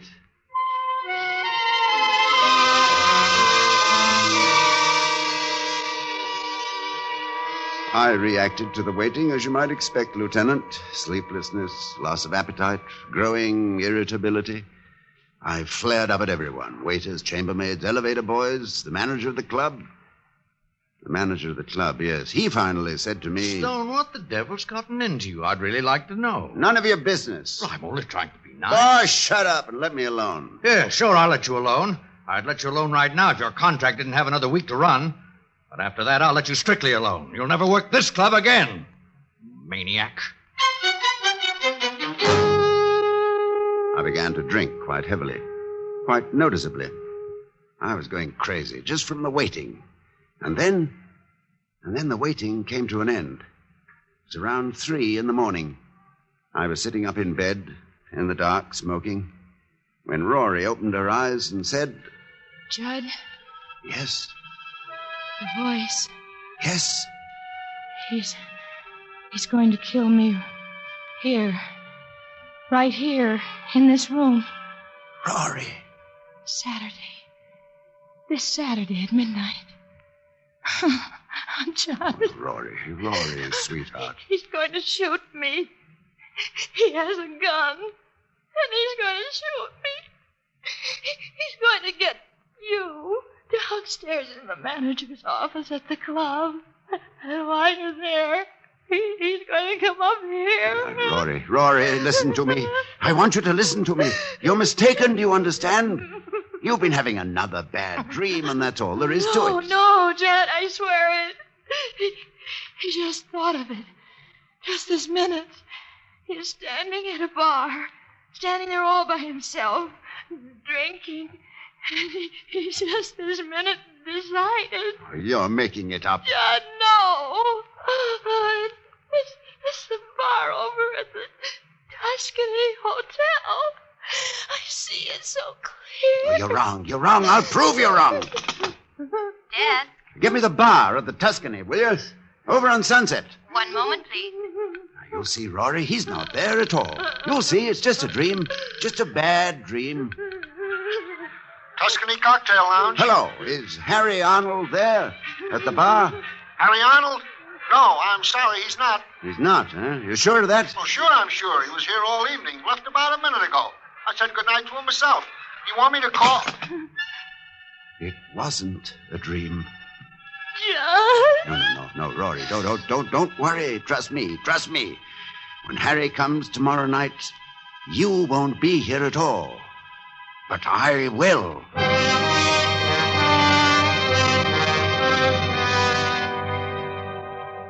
Look, Lieutenant, my hands, see? Just the memory of how I felt at that moment and my hands begin to tremble again. Amazing, isn't it? Well, that was last Thursday night, or rather Friday morning, and towards daybreak, Rory sobbed herself to sleep. But I was restless. I got dressed and went downstairs and got into my car. A long drive has always relaxed me, but when I got behind the wheel, I don't know what it was, possibly the fresh air, but all at once I felt as though I couldn't keep my eyes open for another moment. I simply had to have sleep. So I crawled into the back seat, curled myself up in one corner, pulled the rug over me, and went out like a light. Hello, Satin Skin. Hello, Harry. I was awakened Don't around smile at noon me, by the you sound idiot. of voices. You may see us. Look businesslike. Where is he? I don't know. Since he hasn't got the car, he must be out walking. Don't you have some papers or something I could be examining just to make it look good in A case? pocket full here. All right. He fall for it last night? Just like he fell for all the rest of it. Red bathrobe, the plants in the audience. He even phoned the bar just after you left. Timed it beautifully. Oh, Satin Skin. I can hardly keep away from you. After tomorrow night, we'll have all the time in the world for each other, Harry. You bought the whole story, huh? Midnight tomorrow, your place? Every word of it. Just do what you have to do. Remember to come to the dressing room before the 8 o'clock show and tell him you've set up a meeting with Stamper, the manager, in his office at 12. I want them to shake hands and be friends again, I'll tell them. And don't forget, when you come to the door at midnight, keep talking to the elevator boy. Don't let him go, whatever you do. You'll want him to testify it was self-defense. Don't worry, I won't forget a thing. You'll handle all the rest of it? Yeah, just leave it to me. No, I mean about his gun. That's pretty important, you know. Don't worry. It will misfire.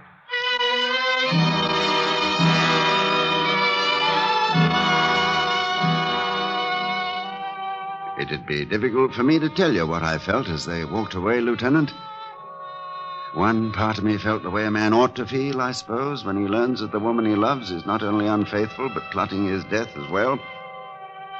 But another part of me felt only relief. Relief at learning there was a gimmick in this, too. Yeah, they'd been fairly clever for amateurs. Harry had a good excuse for carrying a gun to protect the cash he brought me each Saturday. My own behavior in recent weeks would lend weight to what he would probably offer in his defense, that I must have been crazy. That for no reason at all, I'd pointed a revolver at him and threatened his life, that he had to shoot in self-defense. The presence of the elevator boy, that could mean only that Harry would shoot just as soon as I opened the door. I'd be found dead with a revolver in my hand and a heartbroken agent at my side. Tableau. Then I found myself hoping, as I never hoped before, that they'd come to their senses before Saturday, that they'd realize what a vicious, inhuman thing it was they were planning. But just before the 8 o'clock show that night, there was a knock at the door of our dressing room. Come in. Judd, I've been talking to Stamper, the manager. He's sorry there's bad blood between you, wants to square it. I told him you'd be in his office at 12 to talk things over. All right with you? Yeah. We don't want it so we never work here again, do we? I mean, there's no reason we should. No reason at all. Button my dress, Judd. See you later, Judd. Yeah, later. Oh, we did the show and then went up to our suites. I helped Rory pack a small overnight bag. I loaded the revolver, and then there was nothing to do but wait. The minutes passed. 9 o'clock, 10, 10:30, and I waited. Judd, Yes? I don't want you to go. It's best that you do.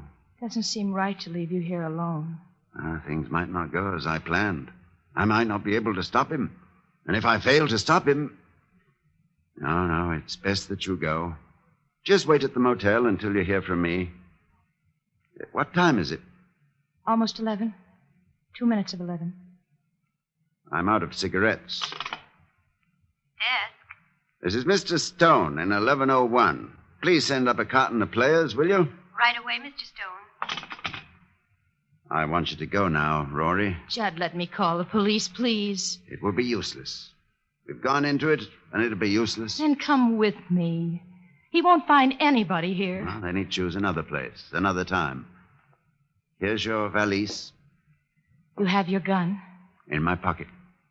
You won't take any chances. I don't know what I'd do if you were hurt or anything. I won't take any chances. Let me help you on with your coat. Oh, Judd, I love you so. Yes, I know. And I love you, Rory. I really do, you know. Ready? Yes. 11 o'clock. He'll be here in an hour. Go now, Rory. Kiss me goodbye. Judd. The cigarettes. Get them, will you, darling, while I find change?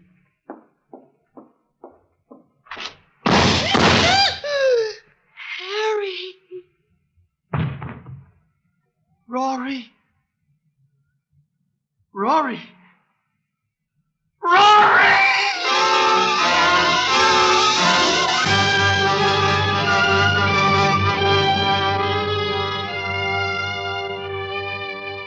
I shall always remember the look on Harry's face, Lieutenant, as she sank to the floor. They'd concocted a bad dream between them, and it had come true. I'll bet he still doesn't know how it happened, and if you pass his cell, Lieutenant, you might tell him. Whisper the word gimmick into his ear. That's what I said, gimmick. I gimmicked the clock while Rory was dressing. Set it back a full hour. It was 11 to her, but 12 to him. I adore gimmicks. Don't you?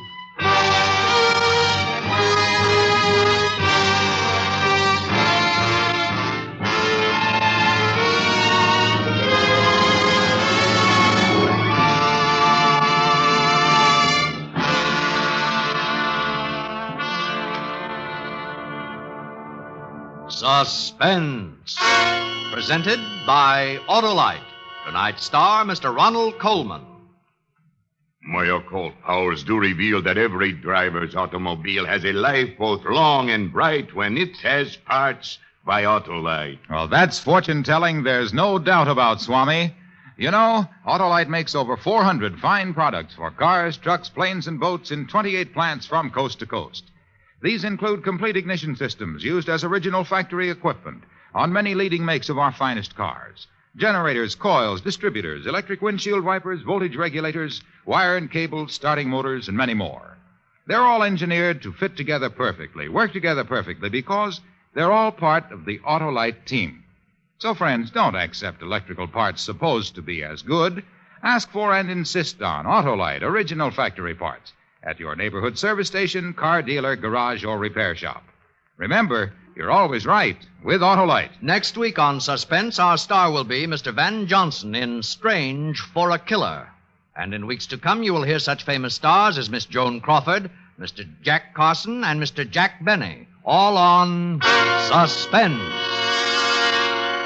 Suspense is produced and directed by Elliott Lewis, with music composed by Lucien Morawek and conducted by Lud Gluskin. In tonight's play, Kathy Lewis was heard as Aurora and Larry Dobkin as Harry. Others in the cast were Florida Edwards, Joseph Kearns, and Charles Calvert. A Vision of Death was written by Jerry Hausner and adapted for Suspense by Walter Newman. Ronald Coleman may be heard each week on his own radio program, The Halls of Ivy. And remember, next week on Suspense, Mr. Van Johnson, as a man who suspects a murderer, is holding as hostages his wife and child. A story we call Strange for a Killer. You can buy world-famous Autolite stateful batteries, Autolite resistor-type spark plugs, or standard-type spark plugs, Autolite electrical parts at your neighborhood Autolite dealers. Switch to Autolite. Good night.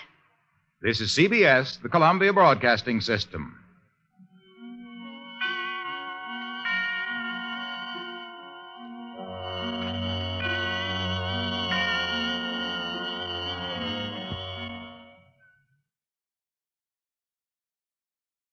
Science and suspense collide in a high-stakes race against an atomic clock.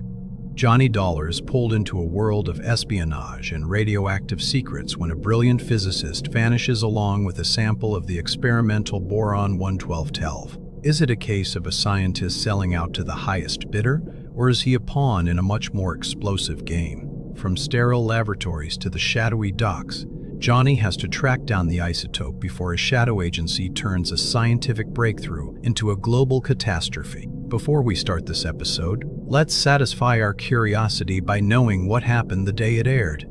Top news, January 16, 1956. Egypt gains a new constitution. Prime Minister Gamal Abdel Nasser officially announced a new national constitution, declaring Egypt an Islamic Arab state and setting the stage for his formal presidency later that year. The Black Three of Jazz, On this day, the jazz world was buzzing over the legendary recording sessions taking place in New York as the 1950s hard bop movement began to dominate the American airwaves and cultural scene. Johnny Dollar. To read, Johnny. It's Floyd's of England. George, every time I hear your voice on the phone, I shudder. Well, I guess I have asked you to handle some rather out-of-the-ordinary matters for us. George, they have been so wild, crazy, impossible, I sometimes wonder if you ever issue a normal-type policy. Well, it's a very normal-type policy that I'm concerned about now, Johnny. It's the insured himself who has me worried. Okay, tell me all. His name is Joseph, spelled with an F. Joseph Hentler. He's an inventor, among other things. His invention is what we've insured. It's a device, I guess you'd call it, for making some kind of boron-based compound. Boron-based? The sort of thing the government is vitally interested in for its airplane and rocket fuels. Oh? No kidding. I think you'd better run over here and let me tell you about it. Can you? Right away? When you put it that way, George, yeah, I think I'd better. I'm on my way.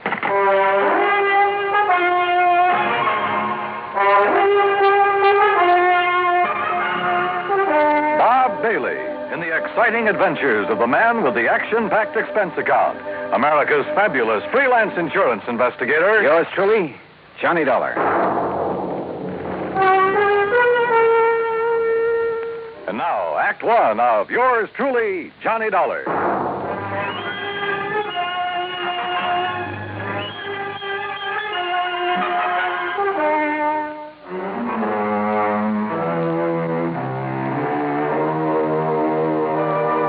Expense account submitted by Special Investigator Johnny Dollar to Floyd's of England, American Office, Hartford, Connecticut.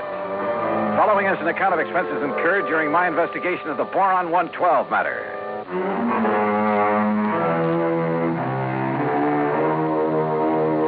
Expense account item 1, $1.10 cab from my apartment to George Reed's office. As I walked in, he motioned me to a chair, leaned over to the intercom on his desk, and pushed a key. Sit down, Johnny. Miss Larkin. Yes, Mr. Reed. Mr. Dollar is here. Would you come in, please? Oh, yes, sir. Well, George, what's it about this time? Glad to see you, Johnny. I gave you most of the story over the phone. Well, you only told me you've issued a policy to this man, Hantler, was it? That's right, Joseph Hantler. Yeah, and that you've insured some invention of his for, how much did you insure it for? $20,000. It's a piece of apparatus, Johnny, that he has spent over 7 years developing. Sit down, Miss Larkin. Oh, thank you. Apparently, it's a very complicated something or other. I never did know much about such things. For making borax, or more specifically, a compound he calls boron 112 for use in high-powered fuel. Sounds important. It is, at least so far as I've been able to determine. Yeah, been all sorts of government tests and experiments with these super fuels, hasn't there? Exactly. Many things formerly used purely as explosives, remember this, Johnny, many things formerly used as explosives are now being developed as fuels. Well, the perfect example is atomic fission and hydrogen fission or fusion or whatever it is. Exactly. All right, now let's get down to cases. You've insured some apparatus that's supposed to make boron 112. What kind of apparatus? I've never seen it. It's all very secret. Well, now, wait a minute. How do you know this machine or whatever it is even exists? Looks to me like you've insured a pig in a poke. No, Johnny. For $20,000. Wow. No, Johnny, I'm not that much of a fool. One man, a recognized physicist, has, at my request. And mind you, this was before I'd agreed to issue the policy. Understand? Go on. His name is Dr. Hugo von Brauer. Oh, I've heard of him. Yes.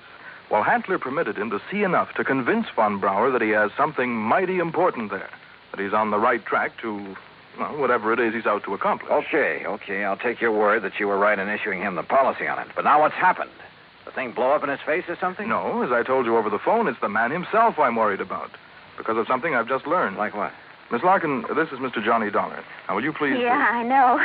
Gee, Mr. Dollar, this is a real thrill. I've heard so much about you. Hi, Miss Larkin. Gee, won't you just call me Louise? Yeah, sure, Louise. Oh, gee. Miss Larkin, will you just tell Mr. Dollar what you told me this morning? Yes, sir. Oh, gee. Well, it was like this, Mr. Dollar. A couple of years ago, well, you know, when I was just a kid, not very mature, you know what I mean? Oh, sure. Go on. Well, some of the kids I traveled around with, some of them were awful immature, compared to me, that is. Miss Larkin. Well, a couple of them had some pretty funny ideas about the government, things like that. You know what I mean? I'm afraid I don't. Well, like, they used to think they were very smart attending a lot of secret meetings. The kind the FBI likes to keep tabs on. Now you know what I mean? Go on, Miss Larkin. Well, anyhow, this one night, we didn't take all their talk very serious, mind you, and that's the truth. We didn't think there was anything in it, just a lot of talk. Will you please get to the point? I am, Mr. Reed. Well, anyhow, Charlie and me, that was my boyfriend, Charlie White. At least one of my boyfriends. I always have a lot of them, you know what I mean? Yes.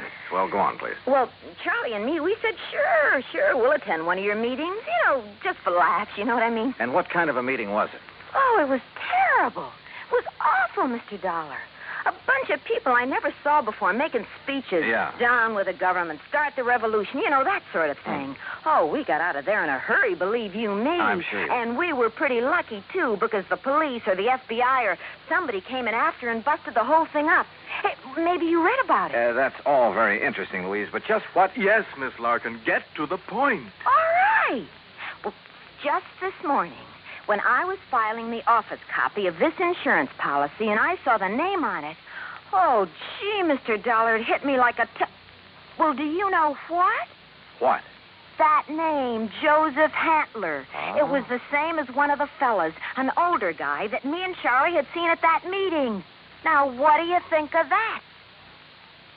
$20,000 on a highly secret device. Yes. That might be to produce some kind of explosive. Exactly, instead of a simple fuel additive. Exactly the suspicion that came into my mind, Johnny.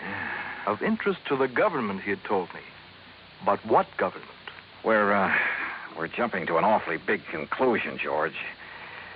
Have you notified the FBI? I suppose I should, eh? Yeah. No, not yet. We may be all wrong about this. Oh, but Mr. Dollar... We may be all wrong about the man, his apparatus, his intentions, everything. Let me see what I can find out about him first. Now, whatever you say. But remember one thing, Johnny. Yeah? You may be dealing with far more than just this one man. So be careful. Be very careful. Oh, gee, you'd better, Mr. Dollar. You know what I mean? Act 2 of yours truly, Johnny Dollar, in a moment. Now, Act 2 of yours truly, Johnny Dollar, and the Boron 112 matter.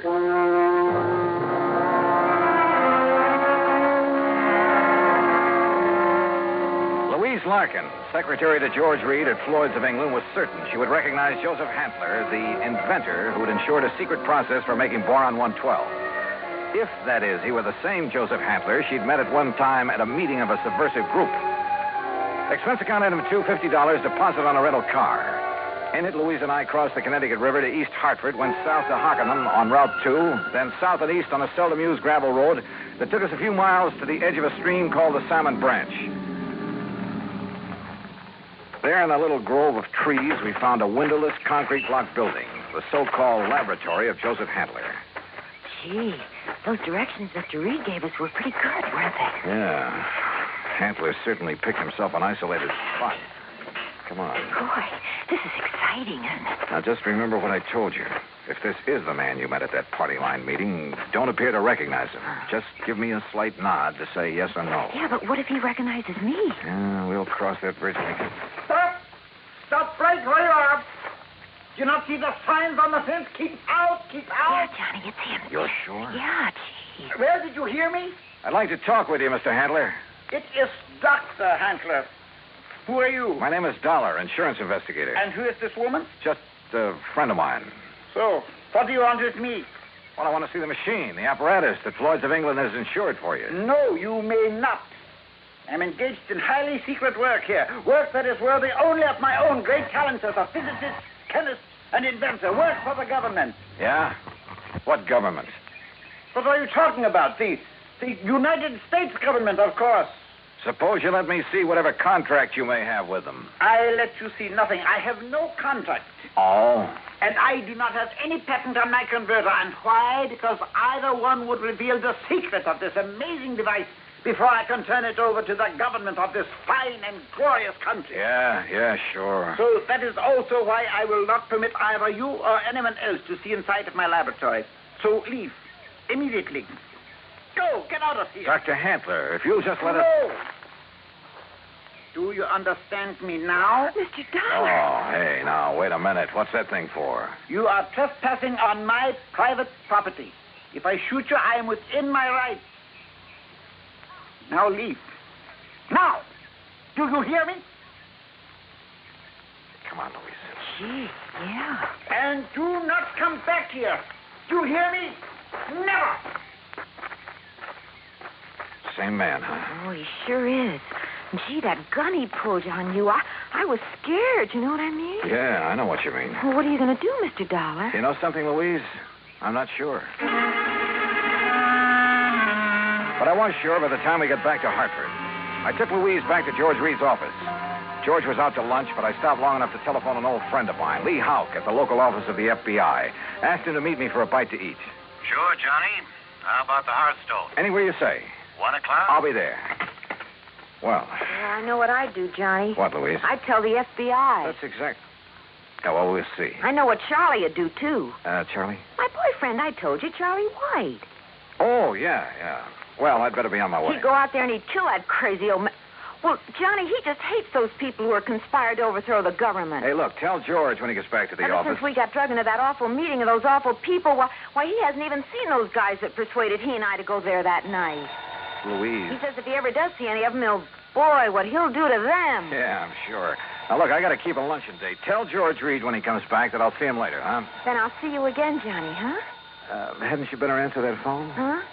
Oh, yeah. Oh, goodbye, Johnny. See you. Floyd's at England. Oh, Charlie. Hey, Charlie, what do you think's happening? Who I've been talking to? My dream man. Item 3, 7:20, lunch for Lee Houck and myself. No, Johnny, you're off on the wrong tack. I'll bet on it. What do you mean by that, Lee? And Joseph Handler is just an old crackpot who thinks the world has done him wrong by failing to recognize his fabulous talents as a chemist, physicist, engineer, inventor, anything else he's claimed to be. But if he was attending meetings of a subversive group... A meeting. We know all about that. A lot of innocent people have been sucked in on that sort of thing at one time or another. It doesn't mean that they belong or ever have. You can't blame me for being suspicious, though. Isn't George Reed your contact at Floyd's of England? Yeah. Okay. Even his kind of dumb little secretary, name's Louise Larkin. I know the girl. Even she was at one of those meetings before we cleaned him out of town. Not much gets by you boys. With one of her boyfriends, Charlie somebody or other. He's the kind you have to watch out for, Johnny. Young hothead. An easy recruit for a group like that, huh? More important, the kind who's liable to take the law into his own hands when it comes to fighting back at him. But you're sure old Handler is harmless? Sure. He's an erratic old coot, liable to blow your head off if he thinks you're interfering with one of his crazy projects. Yeah, he'd probably rob a bank if he thought he could get away with it to further one of his crackpot inventions, and would feel entirely justified. But believe me, he'd have no part of subversive activity. Hey, you said crackpot inventions. George Reed tells me Dr. Hugo von Brauer okayed this present project. It's a real sad one, isn't it? Huh? Von Brauer, one of the best minds in the country. Until that breakdown last fall. You mean that he's no longer... Holy smoke. Well, sure, Johnny. If George sold him insurance on Von Brauer's okay, well... How does Handler keep going? Does he ever sell anything he develops? No, it probably lives off an old trust fund, something like that. Want me to check on it? No, wait till after I've seen him again. Somehow I've got to see that machine of his, see how badly the insurance company stands to get took. Yeah, Johnny. I think you better. Maybe he was right. Maybe the idea George Reed and I had cooked up, that the old scientist was working on some kind of bomb or explosive, was... Anyhow, my problem was to find out exactly what he was working on, what the company had blindly insured. So I drove out there again. To keep Handler from barging out with his gun, I blew the horn a couple of times as I pulled up alongside the fence. But there was no response to it. Good. Maybe Handler wasn't there. Maybe I could somehow get into the place, see for myself what was up. But suddenly, from inside the building came a couple of dull thuds. And then the whole thing began to bulge at the seams, began to... Oh!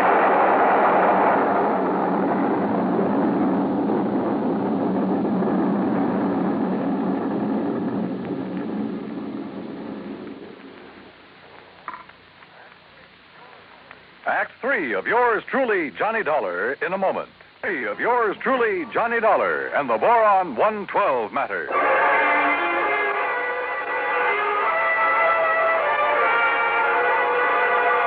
Carefully, I dragged myself out from under what was left of my rental car, where the explosion of the laboratory building had blown me, pushing aside a few chunks of concrete, bits of lumber that had landed on me. And I saw them coming down the road toward me from a car parked in the trees at the side.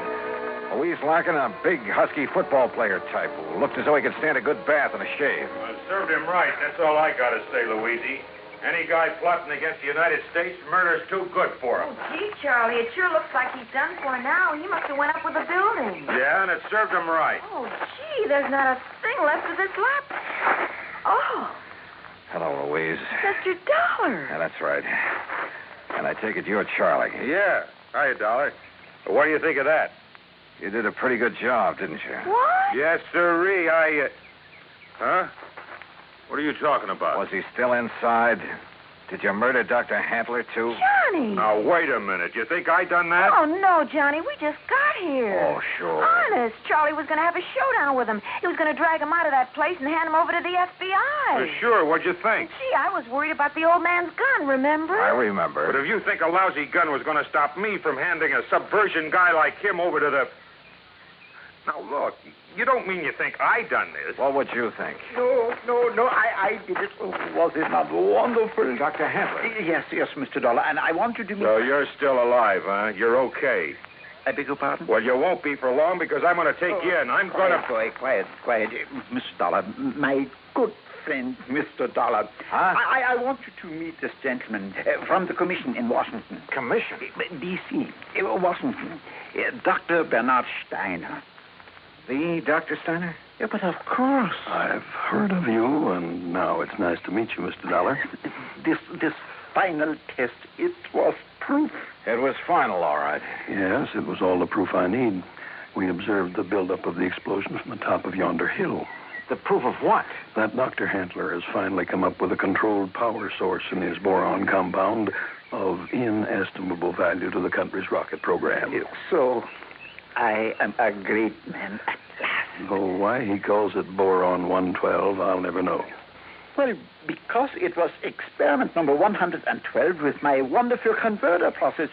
What else? Hey, if you're from Washington, mister, I am, young man, and I assure you the government will take over Dr. Handler's process immediately. Well, I'll be doggone. I don't get this. Neither do I, honey. Well, what about the converter, as you call it? Did that go up with the building? Yeah, but of course. And now I can build for the government a big one. Big enough to serve this glorious country of ours. Yeah, sure. But you'll expect the insurance company to pay for the one you deliberately blew up. Me? Dr. Joseph Handler? No, never. I am a great man now. I am above such petty things. I tear up that policy. I do not want their money because now I am a great man.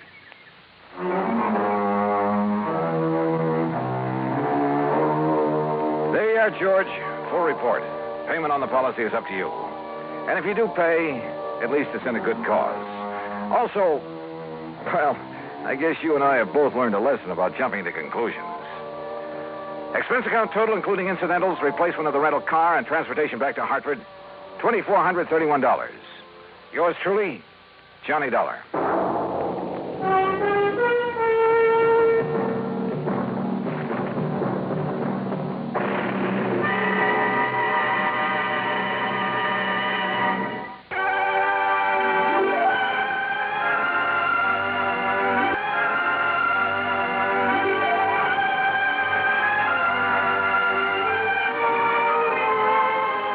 Truly, Johnny Dollar, starring Bob Bailey, originates in Hollywood and is produced and directed by Jack Johnstone, who also wrote today's story. Heard in our cast were Shirley Mitchell, G. Stanley Jones, Parley Bear, Russell Thorson, Frank Gersel, and Lou Merrill. Be sure to join us next week, same time and station, for another exciting story of yours truly, Johnny Dollar. This is Dan Cubberly speaking.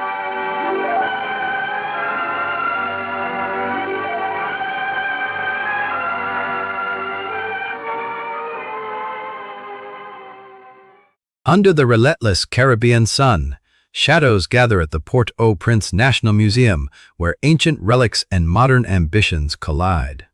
A priceless artifact vanishes during a grand exhibition, drawing our hard-boiled detective into the heart of Haiti's secrets.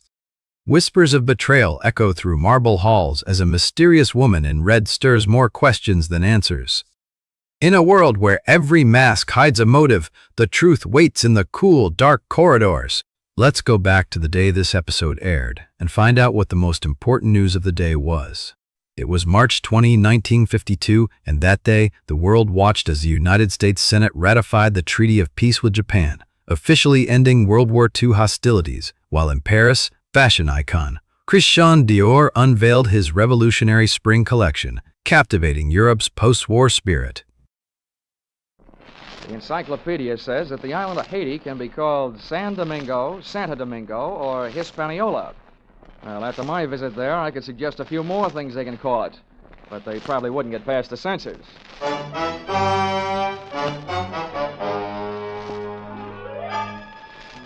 This is another in the adventures of America's fabulous freelance insurance investigator, Johnny Dollar. At insurance investigation, Johnny Dollar is only an expert. At making out his expense account, he's an absolute genius.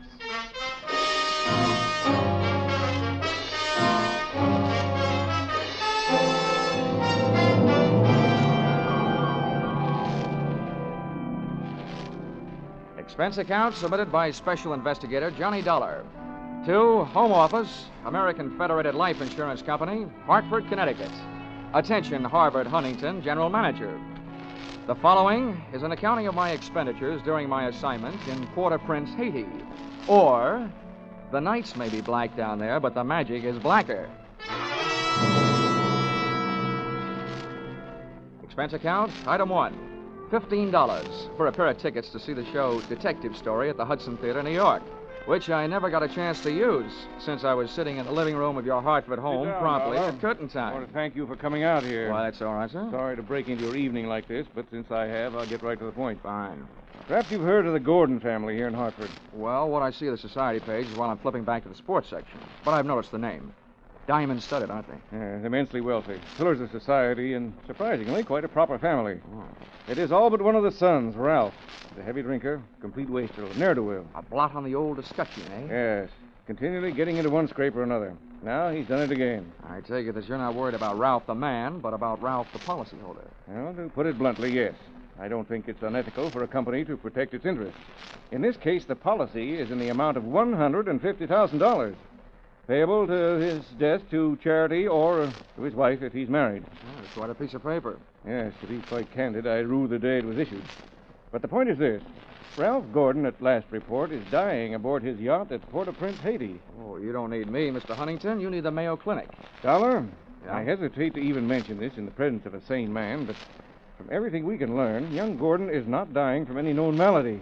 He's dying as a result of a... Well, it's pure nonsense. He's supposed to be dying as the result of a voodoo curse. Now, anyone with any sense... Now, wait a minute. Where'd you get your information? From his older brother, Thomas. He's a doctor. He's down there in Haiti with Ralph. I want you to go down and debunk this thing, Dollar. Find out what's wrong. Why, any sane man knows there's no such... voodoo. You don't believe in it, do you? No. Not unless I see it working.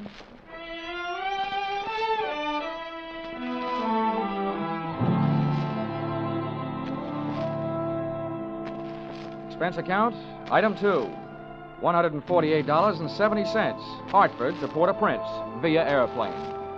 Expense account, item 3, $32.50, tropical clothes. They didn't fit me, but they fit the weather. And item 4, $25, spent while I browsed the waterfront bars in Port-au-Prince, looking for somebody who knew where the Gordon yacht was moored. When I found him, he not only knew that, he knew everything. Ask me first. My name's Cap Reagan, and I've been here since before repeal. Give up my citizenship, I did.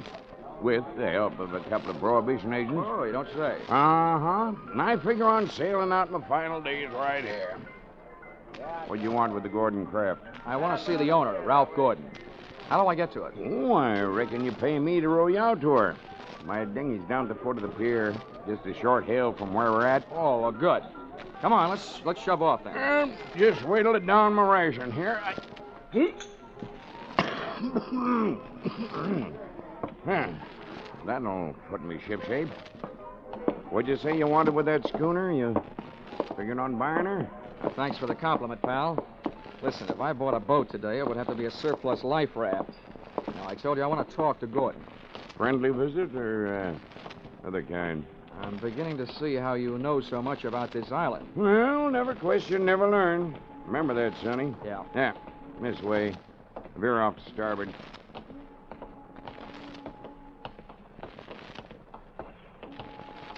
Oh, sure. Never question, never learn. Yep. Well, I'm an insurance investigator, and a company sent me down here to look things over, including Gordon. Something wrong? I don't know yet. What do you know about him? A jug full, Sonny, a jug full. Stood into the harbor about 2 months back. No sooner dropped his hook than his crew started taking the pierhead lead. Everybody jumped but the bosun, for reasons of his own. Why did they leave him? 'Cause he was half seas over all the time. You navigate with sextant, a compass, and parallel rulers, Sonny. Not with a double shot and a water chaser. You get the drift? They were afraid to sail with him, huh? Aye, that's the line of it. And if you'd ever piled into a reef, you'd feel the same. Yeah, here we are. Oh. That's my dinghy down at the bottom of that ladder. There's Gordon's yacht out there. You see her? Oh, yeah. That tug's passing the stern of her now. Yeah, I say. That's a lot of boat. Yeah. She carries a suit of sail like a grain clipper. Wait till you see her close up. She's as dirty as a garbage scow.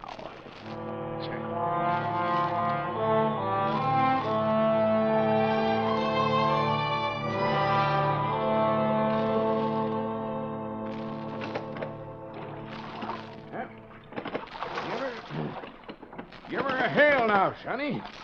They're close enough. Hey! Anybody aboard? Hey, aboard the yacht! Anybody home? Yes? What do you want?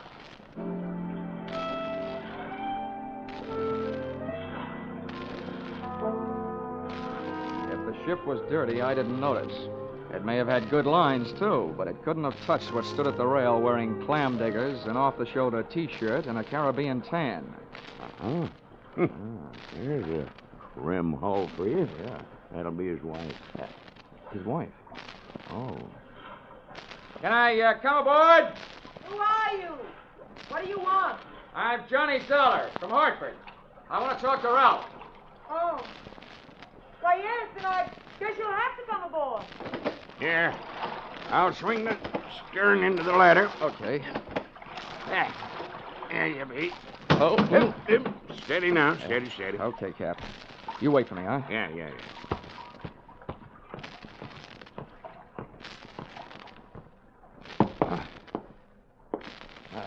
Well, how are things in Ralphie's old hometown? Cold. But not as cold as this reception. Don't let it throw you. What is this, a friendly drop-in? Business? Or just plain snooping? If it's the last, I'm Edwina. The wife they haven't heard about at home. Oh, congratulations. Now I know why you like to wear your shoulders bare. The better to keep a chip on them. If you're through being sharp, I'll let you hear what's left of my husband. Come on, through here. Okay.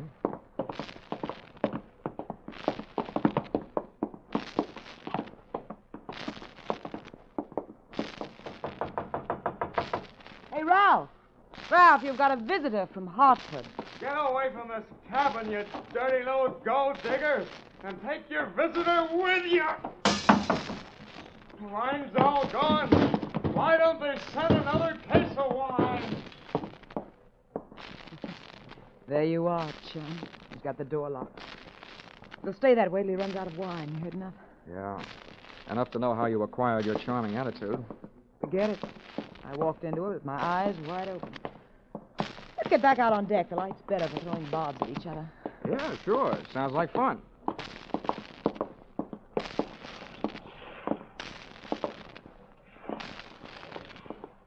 Well, do I have to help you off the boat?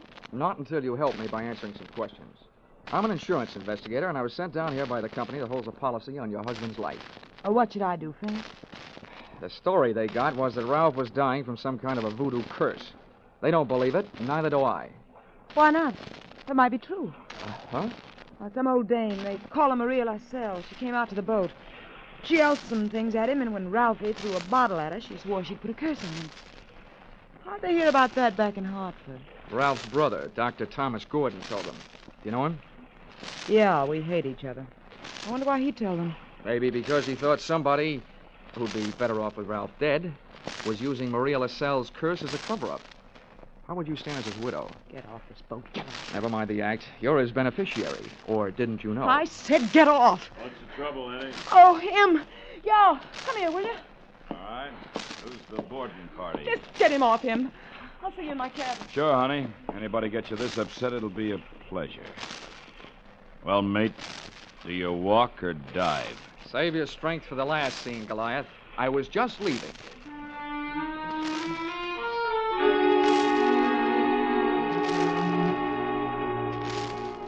Expense account, item 5, $3. Paid to Cap Reagan as water taxi fare. Item 6, 80 cents. Land taxi fare to Hotel Francois. An up-at-the-heels hangout for not only the best in tourists, but also Brother Thomas Gordon, M.D.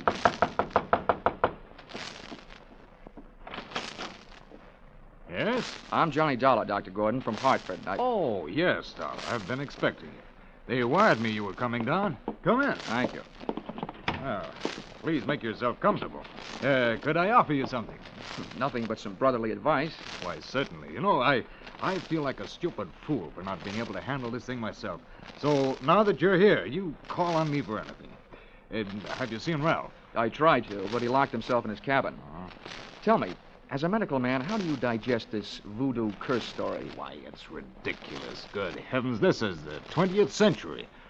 I do think that science doesn't know everything it would like to know about voodoo and black magic. There are stories supposedly true, but any victim would have to have a highly susceptible mind. Now, I know my brother, Mr. Dollar. His mind is susceptible only to his own whims and fancies. Well, then what's the matter with him? Well, that's it. I don't know. He's drawn within himself. He seems to be searching almost insanely for escape through alcohol. Hasn't anybody thought of putting him on the wagon? It's a horrible idea, but I've heard it works. I don't think this is the time for it. He's suffering mentally and needs release. Well, that leaves us with only one thing to think about. No matter how thin you cut it, it's still voodoo.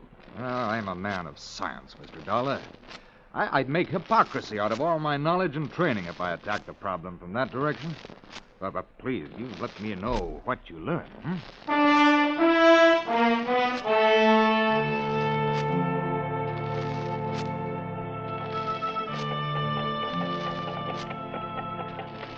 Expense account, item 7, $4. Rental of horse and cart in which my walking tourist guide, Cap Reagan, and I jolted out of town in search of Maria Lascelles. Something made me feel like I was riding my last mile in a tumbril en route to the guillotine. The moonlight was fighting a losing battle against an army of storm clouds that were sweeping in. And then to make it worse, I heard a drum. You there, Sonny? Yeah, sort of a tired Gene Krupa. Means we're getting close to Maria's headquarters. Is she the only one around here? Yep. None of the good Hougans performs in her territory. She's too mean. Oh, great. What's the matter? We're here. And that's the path. Over there by that gnarled old tree. From here on, you plot your own course. This is close enough for me. Oh, me too. Well, how do I know I can't put a curse on her? I've never tried. Smooth sailing, Sonny. The path ran along the edge of a field of sugarcane. On the other side was a solid wall of jungle. First, I smelled some feathers burning. Then I heard the chant. There was an opening in the wall of jungle that led to a small clearing, and just before the moon was smothered by another cloud, I saw a shack. Little clouds of smoke curled out through an open door, and I could see the glow of a fire on the floor inside. Maria, I want to talk to you. Who is it? Comes to the house of Maria. My name wouldn't mean a thing to you, but what I have to say will. Can I come in? Andre. What is this word of so great importance to stop Maria? All I know about voodoo is I don't believe it. Papa Legba. I've come to you because I haven't gotten any answers from anybody else. I want to know what's behind this so-called curse you put on Ralph Gordon. You don't believe? You let me make you believe, eh? Ralph Gordon, he died tonight in the wind and rain. And for you, I have magic now. Look, regard my fire. You will see, you will believe this war. Voila! Billy!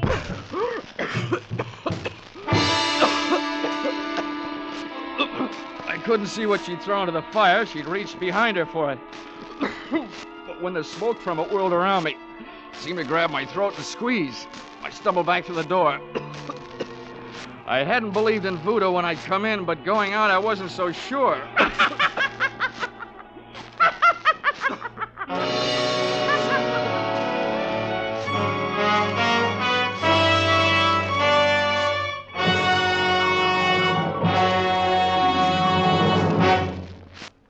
In just a moment, we'll return to the second act of Johnny Dollar. But first, the two Orange Bowl teams, Santa Clara and Kentucky, will be honored by Vaughn Monroe and his CBS Caravan tonight.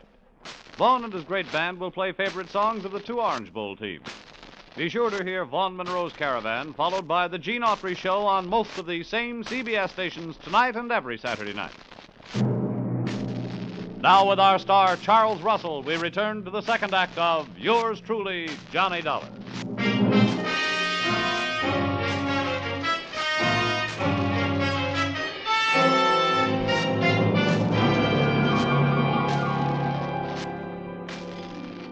My throat burned.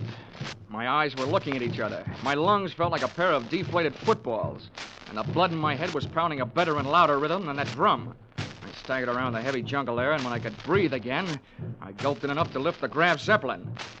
By that time, I was cool enough to get hot, in anger.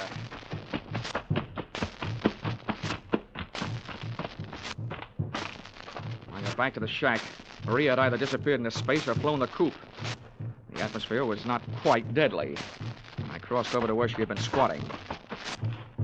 She hadn't left much of what she'd smoked me out with, but she'd left enough to swing things back from the world of black magic into the world of logic. A few shreds of photographic film on the dirt floor. And film, made of cellulose and nitrates, not only takes pictures, it puts out nitric oxide and nitrogen dioxide when it's burned. A combination that would live up to the demands of any gas chamber. The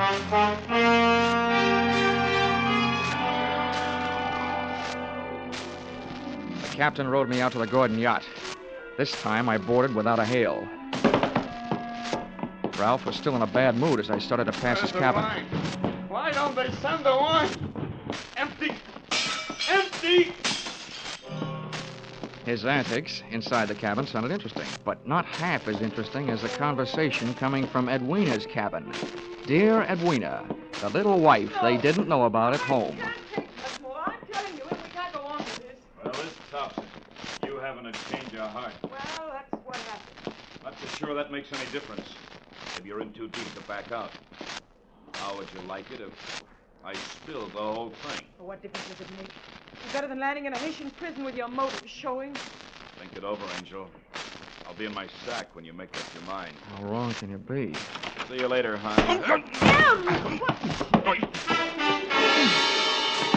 Since I've been on the receiving end of so many surprise sluggings, this was almost a pleasure. What are you doing on this ship? Get off. Oh, no. Not of that intriguing conversation I just heard. How much did you hear? If I added it to that gas assault Maria LaSalle threw at me, it'd be enough to nail you and Loverboy here for conspiracy to commit murder. Well, I don't know what you're talking about. Well, the point is, I know what you two were talking about. Oh, listen to me. You've got to believe me. I don't have to. Well, try me anyway. Well, I admit that him and I... Well, it was because Ralph turned into a wino after we were married. Well, this probably marks the first time in history that an icicle melted in Port-au-Prince. Please let me finish. When my marriage went to pieces, I had to do something or go crazy. See, Ralph drinking up all the champagne on the island was just more than I could take.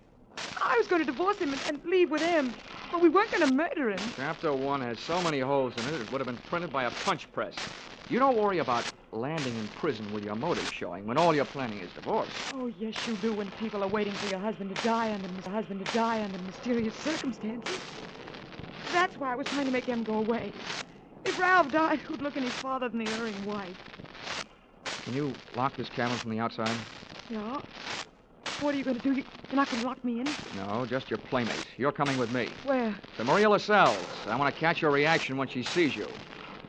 You don't believe me. No. With $150,000 at stake, I don't even believe myself.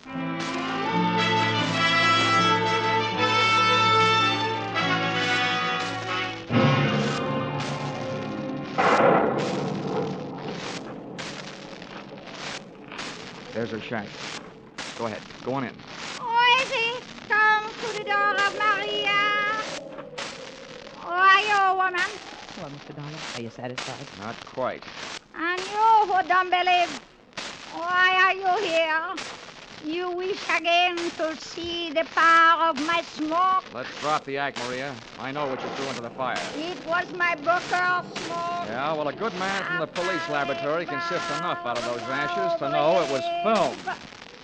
What is this you say? I say that I've got enough on you, you old fake, to put you in the local pokey. Who dares to speak this to Maria? And that's where you're going to go if you don't cooperate. That's a promise.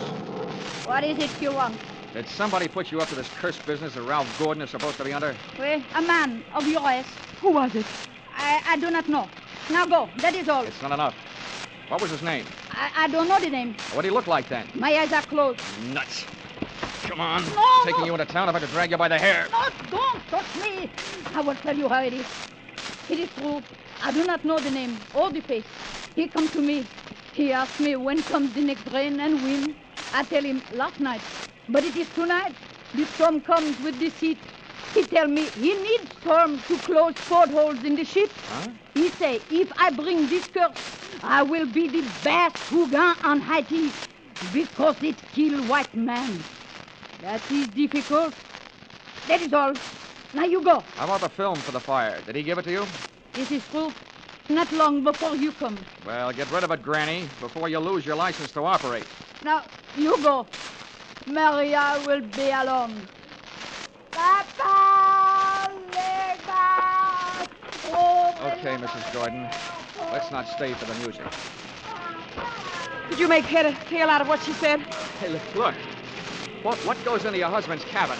Nothing but food and wine. Mostly wine. Well, who fixes his meals? I do. Our cook left us. Well, what about the wine? Huh? Where does it come from? You said it was champagne, didn't you? Yeah, it always comes from the same place. Liquor shop in town, a case at a time. Oh, nothing makes any sense. What are you going to do? All I can do. Try every angle. But that's not all I'm going to try in that liquor shop.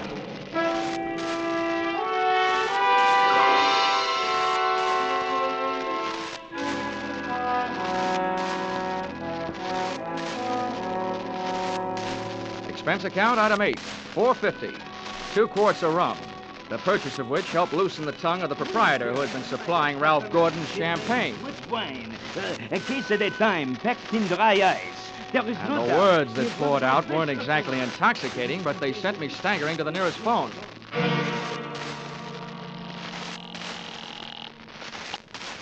Yes? Hello? Hello, Dr. Gordon, this is Dollar. Good. That's the Dollar I've been wondering about you. What have you learned? First, tell me this. What would happen to a man if he was in a ship's cabin on a stormy night with all the portholes closed and there was a lot of dry ice in there with him? What was that? A small room, no ventilation, a lot of dry ice. A lush may be passed out. What would happen? Good Lord. Dry ice is solidified carbon dioxide. If enough of it evaporated into the room... The lush would not be bothered by a hangover the next morning because he wouldn't wake up, right? Exactly. The gas, although not toxic, would force the oxygen from the atmosphere, and the result would be asphyxiated. What are you getting at, Dollar? That curse your brother is suffering from is very scientific. The champagne he's been getting has been chilled by dry ice, about 5 pounds per case. And 1 case went out to the yacht just before the storm broke. Lord. Well, it may be just coincidence, but Ralph's wife and that bosun. Yeah, I know. For a bosun, he'd make a very good chemist. Well, send for a pull motor, will you? If it's too late for your brother, maybe I can use it.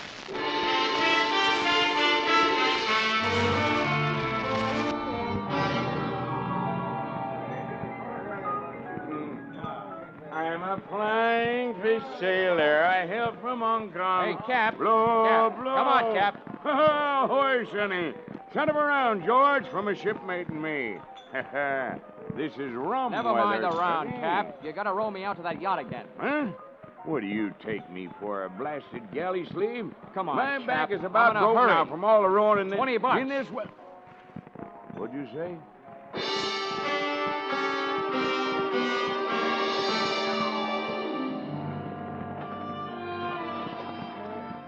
I didn't think it could rain any harder than it had, but it did. We would have been drier swimming. And the visibility was so bad, I would have had to have a seeing eye sealed to find the ship. But about 20 minutes out, Cap spotted her riding lights. Here she lies, Sonny. We were on target. But so was somebody else. A searchlight stabbed out at us. Hey. This sounds like Prohibition days. Who's giving us a broadside? Can't tell yet. I'll lay a pelican hood over his head if I get my hands on him. Hey, Cap, what's the matter? Got my left leg out. Cap, get down to the bottom. I'm going over the side. To me, swimming is a pastime to be practiced only under ideal circumstances, in a pool, and preferably in the company of a well-filled bikini suit. But there was nothing to do but swim, so I swam. I tried to remember how many shots had been fired, and that's where I made my mistake. There was a lull in the shooting, which I took to mean the gun was empty. I put my head down in the best Weissmuller style and thrashed my way to the ladder. But when I got there, the first thing I saw after I'd shaken the water out of my eyes was the muzzle of a rifle. The face looking down the barrel at me belonged to Brother Thomas Gordon, M.D. Sorry, Dollar. Killing you wasn't in my plan. But now it'll have to be done. I wasn't surprised at that, but I was surprised at what happened. I was waiting for a bullet to come my way, but instead the doctor did.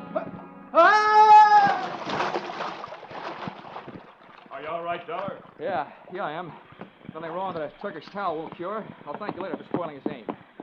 Get a hook on the doctor. He's our prize fish. Don't let him get away. I grabbed a fire axe out of its case on my way to Ralph Gordon's cabin. If it needed ventilating, I knew one quick way to do it.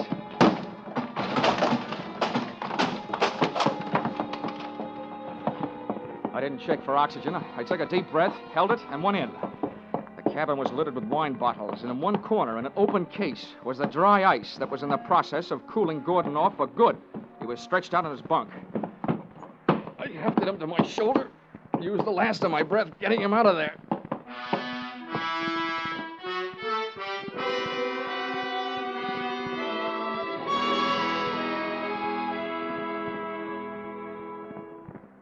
Expense account, item 9, $30. Cover charge at a hospital where I put the revived Gordon under the care of a doctor, not his brother, who happened to be resting in a jail cell at the time. His motive hadn't been the insurance money. He figured to gain quite a chunk as the only heir to the Gordon fortune, if he could have taken care of Brother Ralph. Item 10, same as item 9. Same hospital where they patched up Cap Riggin. Item 11, $148.70. Return trip to Hartford. And expense account item 12, $40. An ounce of voodoo perfume for the lovely but sometimes chilly Edwina. Maybe if she tries that kind of magic on her husband, he'll spend less time with a bottle joy and more with her kind. Expense account total, $424.70. Signed, yours, truly, Johnny Dollar.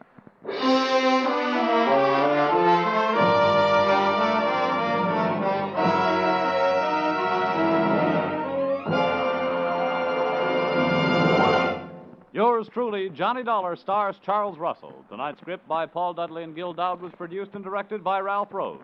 Featured in the cast were Betty Lou Gerson, Sylvia Sims, Ben Wright, Ken Christie, Howard Culver, Dawes Butler, and Tim Graham.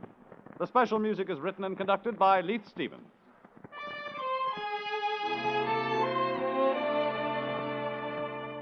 Be sure to be with us at the same time next week when another unusual expense account is handed in by Johnny Dollar.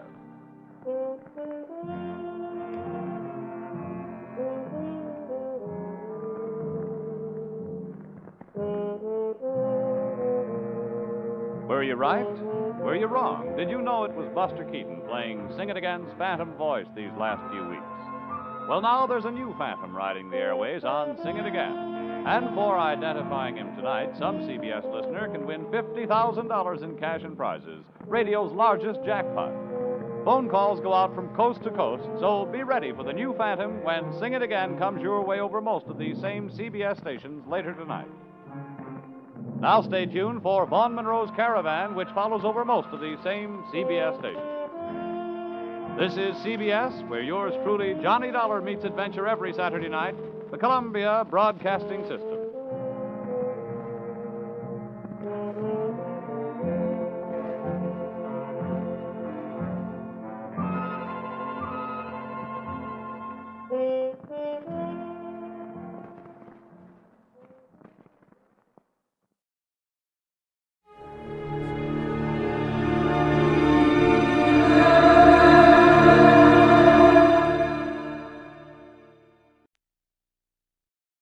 From Hollywood, it's time now for Edmund O'Brien as... Johnny Dollar. Philip Martin, Johnny. I've got a job for you. Fine. What is it? Mr. Carl Baskerville is insured with us. I've heard the name. Retired, wealthy. That's the best way. His brother is the beneficiary. Baskerville called us a little while ago and said he wanted the money to go to a charity in case of his death. What made him change his mind? He thinks his brother's out to kill him. Oh, that's charming. What do you want me to do? He's insured for $500,000, Johnny. You just made me a bodyguard. At least until we found out how true Baskerville's story is. We did some checking. 6 years ago, he sent his brother William to prison for absconding with company funds. William was released from state prison a week ago. Oh, yeah. That's where I've heard the name. I remember the case. Now, it's a strange setup. Sends his brother to jail, names him as beneficiary. Wants it changed because he says his brother's going to kill him. Cain and Abel really started something, didn't they?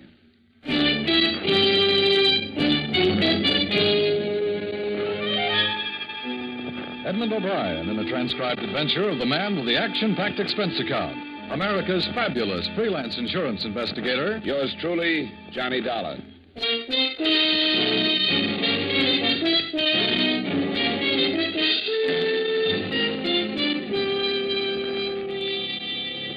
Expense account submitted by Special Investigator Johnny Dollar to Home Office, Columbia All Risk Insurance Company, Hartford, Connecticut. The following is an accounting of expenditures during my investigation of the Baskerville matter. Expense account item 1, 3887, train fare and incidentals between Hartford and New York, after receiving from you the necessary information concerning Mr. Carl Baskerville. Expense account item 2, 750, cab fare between Grand Central and Baskerville's home on Long Island. The house was set back from the road, hidden by tall trees, and surrounded by several acres of well-kept lawns and gardens. I walked up the long gravel path to the front door and knocked. I lit a cigarette and waited. The afternoon sun was warm on the back of my neck, and the air smelled of wet grass and bright flowers. Yes? I turned around to see the biggest man since Goliath. He was close to 7 feet and must have weighed in at about 280. He was nice-looking and wearing a well-cut blue suit, probably made from the best part of a tent. Can I do something for you? Bend over. I'm getting a stiff neck. I'm Johnny Dollar. I'm here representing... Oh, yes, Columbia All Risk. They called and said you were on your way. Come in. I'm Mr. Baskerville's personal secretary. Mr. Baskerville is expecting you. The big man led the way through the big house, through the big French doors that opened on the big garden. Carl Baskerville was sitting in a chair, feeding the birds. He was reaching his late 50s with the sour look of a man that didn't want to. As he tossed the breadcrumbs out on the gravel walk, a big diamond on his little finger flashed in the sun. Mr. Baskerville. Oh, Collins. Who's that with you? The man from the insurance company. Pull up a chair and sit down, young man. Thanks. What's your name? Dollar, Johnny Dollar, Mr. Baskerville. Ah, yes, your company called me, eh? I'm just feeding you little birds. Yeah, Birdie. Birdie! I've been doing it for some time now. Swell. Well, what are you standing around for, Collins? I want to talk to Mr. Dollar in private. Oh, yes, sir. If you need me, I'll be in the study. I won't need you. Yes. How tall is he? 6 feet 9 inches. He's been with me for some time. I've been retired for 5 years, Mr. Dollar. I always wanted to spend my afternoons in the garden feeding the birds. I used to get up at 6 and go to work and have breakfast and look out of that window right over there. I used to see the little birds. I always said that someday I'd spend my afternoons out here feeding the little fellow. Glad you made it. All right. I don't. Mr. Baskerville, I was sent here. I know why you were sent. Sit down. Mr. Dollar, I'm 57. I spent most of my life making money, making a success of myself. Success in terms of what you consider success. That's an interesting statement. How is it? Why do you say that? How do you know what I consider the norm of success? Isn't money important to you? Sure, it has to be. How important? Very, but not all important. Oh, yes, sir. Well, what else is important to you, Mr. Dollar? A lot of things. Don't be evasive. Tell me something. A philosophy. Oh, philosophy. I see. What kind of a philosophy? Not taking people for granted. Oh, I see. Here, you feed the birds for a while. Go on. Makes you feel real good. Good. Here, Birdie. Birdie. Oh, that's fine. Get a load of that one. He thinks he's a pheasant. Yes, he's a greedy one. He always does that. They're a lot like people, aren't they? I suppose you know about my brother, Mr. Dollar? William Baskerville worked for you 6 years ago. Supposedly took some company funds. Definitely took some. $100,000. Sent to state prison for 10 years. Was paroled last week after serving 6. You're insured with Columbia All Risk for $500,000, and your brother is the beneficiary. That is correct. Now you want to change. That is again correct. Want to tell me some more about your brother? No, your company's worried. Is that it? $500,000 worth. I suppose you consider it strange I'd send my brother to prison, and then make him my beneficiary. I guess strange is a good word. I don't particularly care if you believe this or not, but I hated to prosecute my brother. But he was guilty, and it became more than just a family matter. There were stockholders to be considered, and his guilt was discovered before I could do anything. You're not feeding those birds. I'm out of crumbs. Oh, well, here. Take some right here. Now, feed that little fellow out there. He's the timid one. He doesn't get as much as the others.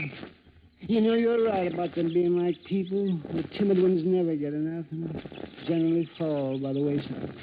You made your brother your beneficiary, and now you want to change it. Yeah, well, only as a precaution. With my money out of the way, perhaps William will think twice before he attempts anything foolish. I'm having my will changed, too. You see, I originally left my entire estate to William. What makes you think he might try? This letter. This will do. Okay. I spent 5 years knitting you, but I learned a trade. I used it drawing blueprints for your shroud. Poor William always did go for the dramatic. When'd you get this? I got it yesterday. It's the first I've heard from William since he went to prison. Well, he'll never get a Pulitzer Award. Yeah, William always did go in for the dramatic. Since boyhood, he's envied my get up and go. We never got along. And it was even too much for my poor mother. She died very young. Probably overworked from knitting straitjackets. What's that? Don't be flippant, young man. That was uncalled for. Yeah, I guess it was. But I have a strange habit of getting flippant when I get confused. I'm confused, Mr. Baskerville. Yeah. Well, William is the last of the Baskervilles. Hothead, childish, weak, and insecure. But he's a Baskerville. If he kills me, he'll be caught.